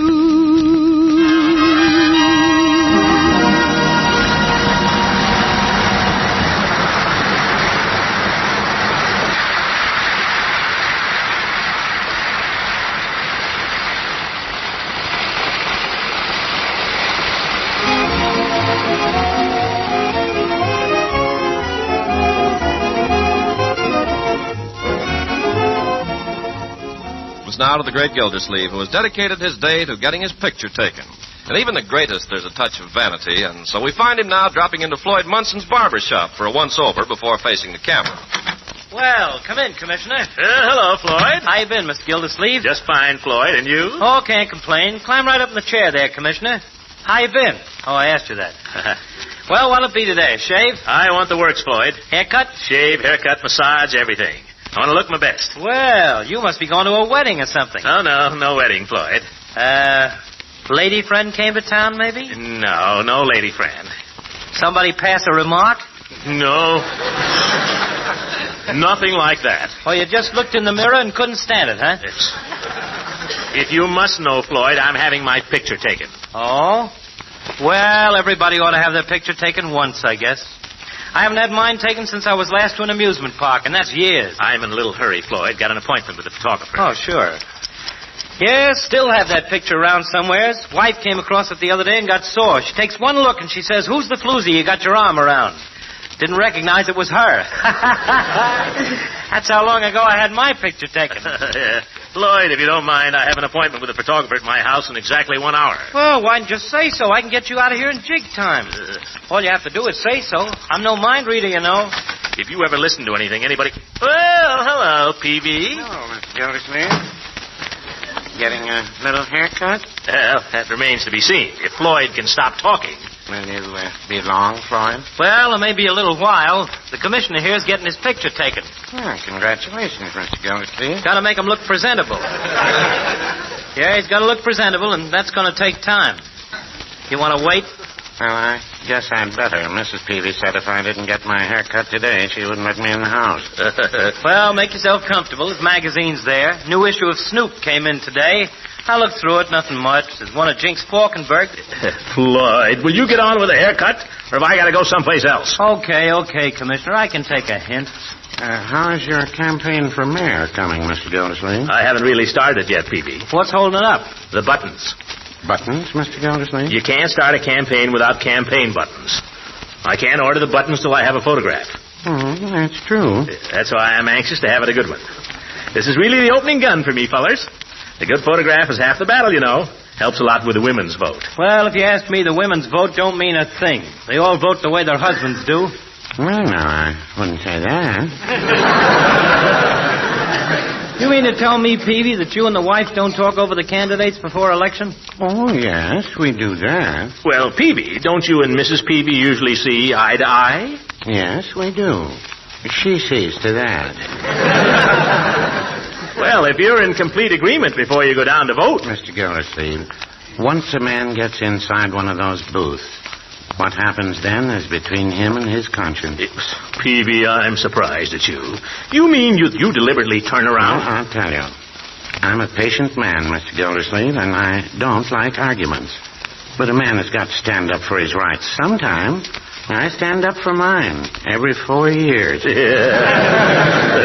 and you're right, Peavy. If you ask me, they never should have given women the vote. Why not? Gives them ideas. They were hard enough to live with before. They don't know what they're voting for anyway. Now, there I have to take exception with you, Floyd. Now, hold still, Commissioner. I'm counting heavily on the women's vote in this campaign. That's what I say. They'll vote for anything. Listen. Are you implying... Oh! Well, I told you to hold still. Now, look what you've done. I'm bleeding. Quick, do something. Now, don't get excited. It's a little cut. Happens all the time. Put some court plaster on it. Yeah. I got it right here. Confound it. Now, hold still. There. That'll stop it. Yeah, and look at me. Look at me. Hacked to pieces. I come in here because I want to get my picture. Now, wait a minute, Commissioner. I'm not through with you yet. Well, I'm through with you, Floyd. You're nothing but a confounded butcher. Now, Commissioner, I think that's going a little far.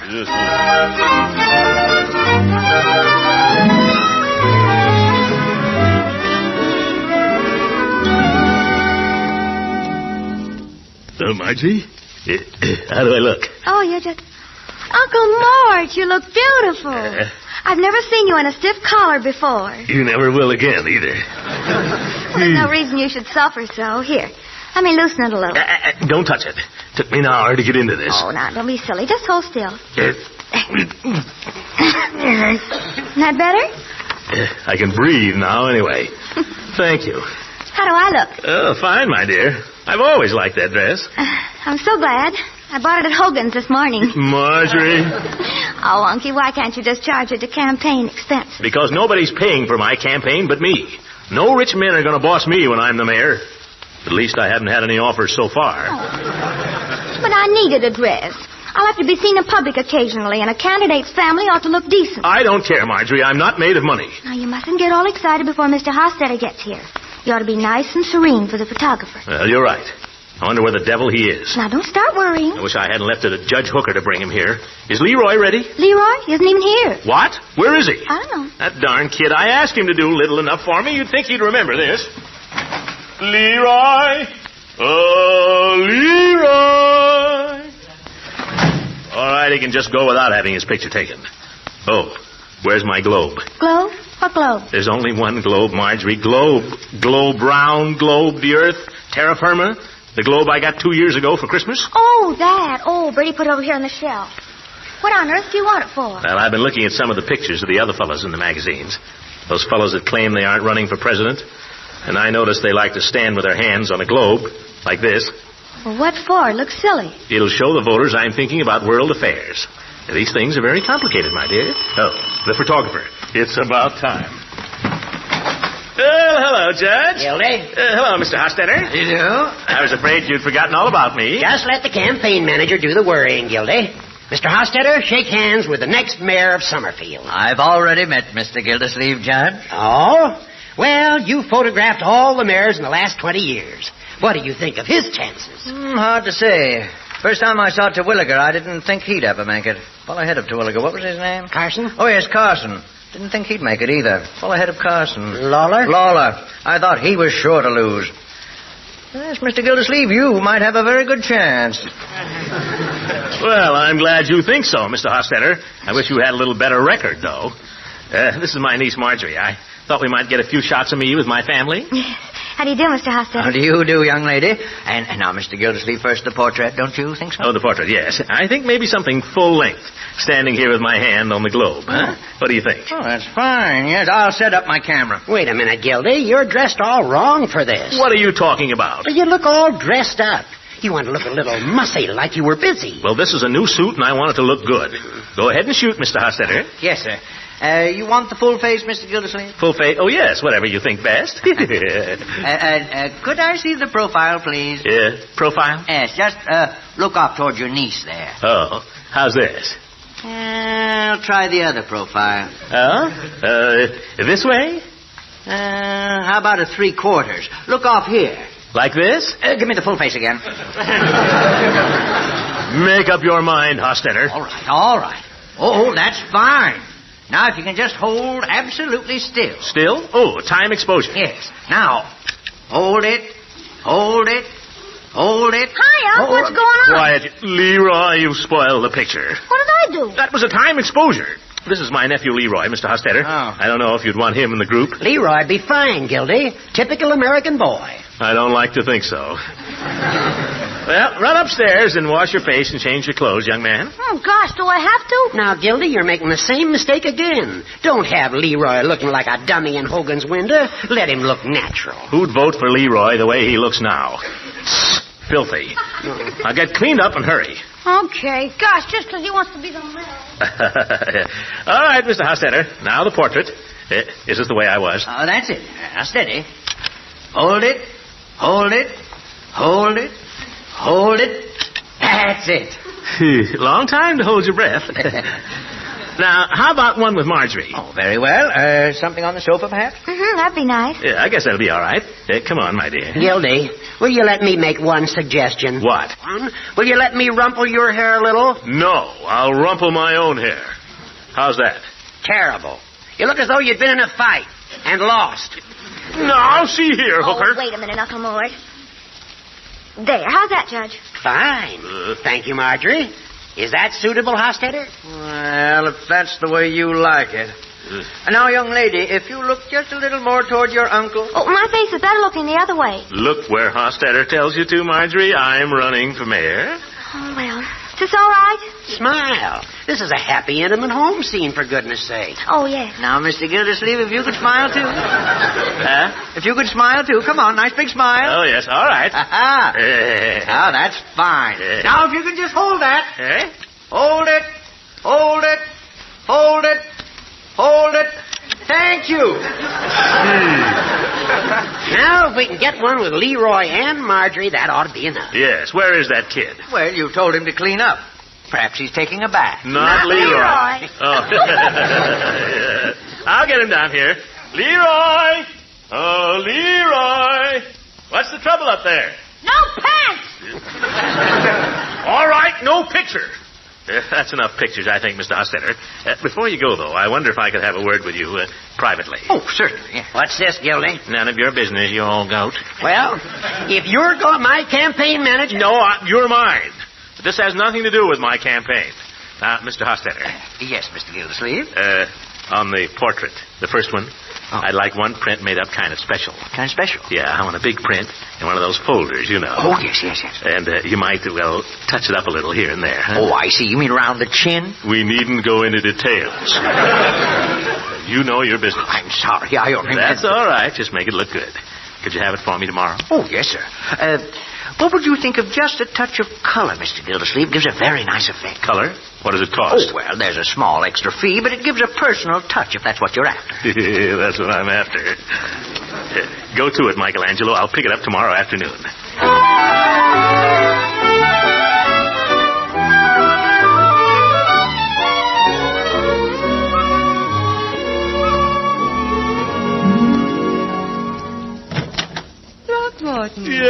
me? I wasn't expecting you this evening. I came for a surprise. Well, you're always a nice surprise. I brought another one besides. Oh, now, Throckmorton, if you've brought more candy. Oh, no, Eve, no more of that.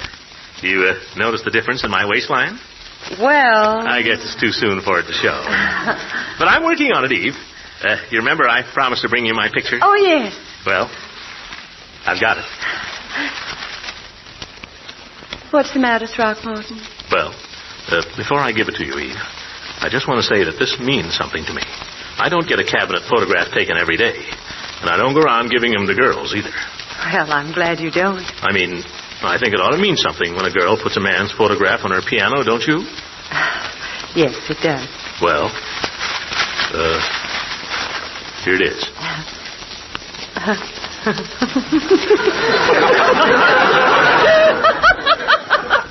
Eve!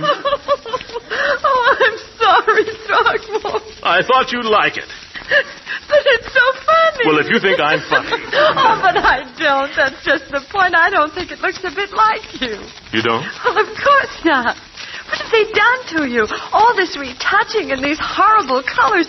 They're not you. I got the best photographer in town, Eve. He charges plenty. I just wanted to get something you'd like. Well, I already have a picture of you that I like. The little snapshot. I had it framed yesterday. You did? Where is it? Right over here. Oh, on the piano. Now, this looks like you. But this other atrocity. Look at those pink cheeks. Yeah. And those retouched eyebrows. Yeah. Silliest thing I ever saw. Here, give me a pencil. I'll show you how to retouch. Throckmorton. There. Whiskers. Yeah.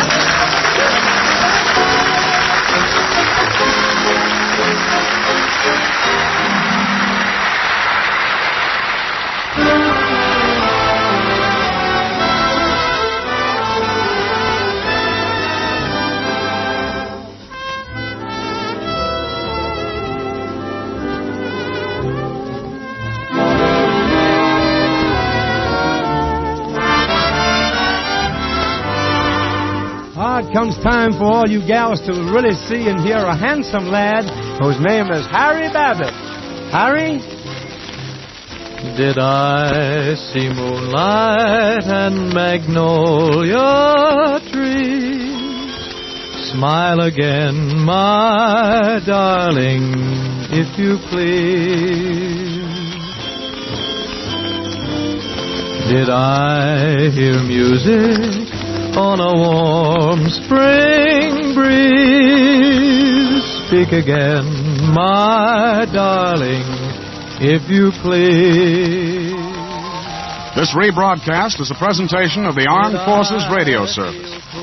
September rain just then, if you please, touch my cheek with your hand again. When you are near me, I can dream with ease, and I'm yours, my darling, if you please. Yes, I'm yours, my darling,